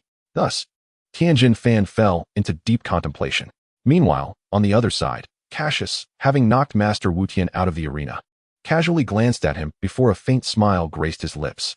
Without a word, he turned gracefully and walked away. As for Cassius's actions, the fallen Master Wu Tian remarked on the lack of manners, lamenting the disrespect shown to the elderly. "Old turtle, your scheme is indeed vile," he thought to himself. At that moment, Master Crane approached, casting a disdainful gaze at Master Wu Tian. "What did you say? What do you mean?" Being insulted without cause naturally soured Master Turtle's mood, and he inquired heatedly, his lips curling in irritation. "What do you mean?" "Humph, I see through your ruse. To be honest, I admire your ability to do this for your disciple, Old Turtle." Master Crane snorted lightly, his eyes reflecting a complex mix of emotions as he regarded Master Wu Tian. In his heart, he acknowledged that despite the underhanded nature of Master Wu Tian's tactics, the concern he showed for his disciple was indeed commendable. Master Crane held this view solely because he, too, was a mentor who cared deeply for his own disciples. "What do you truly mean? This roundabout way of speaking is quite unlike your usual style, you sickly wretch." Hearing the veiled implications in Master Crane's words, Master Wu Tian felt a flicker of anger rise within him. "If that's the case, allow me to unveil your intentions." Master Wu Tian's response did not surprise Master Crane in the least. Having secured victory in the previous World Martial Arts Tournament, you subsequently succumbed to your disciple in the current event, ostensibly to elevate their prominence. Am I correct? "Oh, Old Turtle, your intentions are utterly transparent to me." At this, Master Crane could not help but chuckle derisively, mocking the latter. Upon hearing Crane's explanation, Master Wu Tian was momentarily taken aback. However, upon further reflection, he comprehended the situation. Feeling an overwhelming sense of resignation, it seemed this fellow believed I had intentionally lost the match. In truth, I did ponder the notion of deliberately conceding. Yet the opportunity was entirely denied me, as I had barely begun to unleash my full potential before being swiftly defeated by that rascal, Cassius. Indeed, I too felt quite vexed. Consequently, Master Wu Tian chose to disregard Crane's taunts, letting out a silent sigh before turning to leave. Alas, truly. The waves of the Yangtze River pushed forward the waves, each stronger than the last. As for Cassius, upon returning to the backstage, he merely cast a fleeting glance at Tianjin Fan and Dumpling before departing with Sun Wukong and Krillin. The day's competitions had concluded, and they would have to await the following day for the respective matches of Sun Wukong and Krillin. However, it could be said that, given Krillin's current prowess, he should indeed be capable of besting Tianjin Fan. This notion left Cassius somewhat bewildered, especially since, after Krillin had initially grasped the use of ki while deliberately concealing his strength, Cassius found himself unable to gauge the true extent of Krillin's abilities. In contrast, he could perceive Tianjin Fan's capabilities. Not particularly impressive, perhaps just over 100 in combat power, certainly not exceeding 130. Hey, Cassius, earlier in the arena, I heard Oolong and the others say that the contestant Jackie Chan is actually Grandpa. Is that true? On their way, Wukong suddenly turned back to inquire of Cassius. Wukong, is it not glaringly obvious? The contestant Jackie Chan is indeed Master Wu Tian, Krillin interjected, shrugging his shoulders in exasperation. He harbored doubts regarding Wukong's intellect. Indeed, Wukong, Jackie Chan is Master Wu Tian. Observing Sun Wukong's perplexed expression, Cassius could not help but nod in agreement. Oh, that explains why he so generously shared half of the prize money with us last time. He is indeed Grandpa. At this moment, Sun Wukong suddenly had an epiphany. Cough, cough. In response, Cassius insisted that regardless of the circumstances, he would never part with his share of the money. Absolutely not. Once reunited with Bulma and the others, the group casually dined at a restaurant before retreating to their respective quarters. However, during the meal, Cassius noted that Yamcha appeared listless, seemingly suffering from both physical and emotional distress. Witnessing this, Cassius could only sigh. Drawing upon his familiarity with the storyline, he believed that Yamcha would recover swiftly. What astonished Cassius the most was the unexpected revelation that Tianjin Fan and his two disciples were dining at the same establishment as them. Moreover, it was merely two adjacent tables. However, that was not the crux of the matter. The essence lay in the incessant provocations and taunts from the ailing crane hermit, which ignited the tempers of Bulma and her companions. Particularly, the golden-haired Launch, who brandished a submachine gun and unleashed a barrage of fire upon Tien and his comrades. This reckless display not only wreaked havoc upon the establishment, but also sent numerous patrons fleeing in terror. Remarkably, Tien and the crane hermit sustained no injuries, as every bullet was deftly intercepted, while Kairatsu remained serenely sipping his soup, utterly unfazed by the chaos. Nonetheless, there was a silver lining. Under the intimidation of Launch, the restaurant owner astonishingly decided to waive the bill for Cassius and his companions. This prompted Cassius to reflect on the convenience of enjoying a free meal through the means of force. Perched upon the rooftop of the inn, Cassius gazed into the inky abyss of the night sky, his thoughts drifting to Mana's proud, yet bashful demeanor, particularly the way she fidgeted with the hem of her garment, evoking a sense of nostalgia within him. And then there was Nazca, the aloof young boy, equally intriguing. Mana, wait for me. Once I secure the prize, I shall return to seek you out.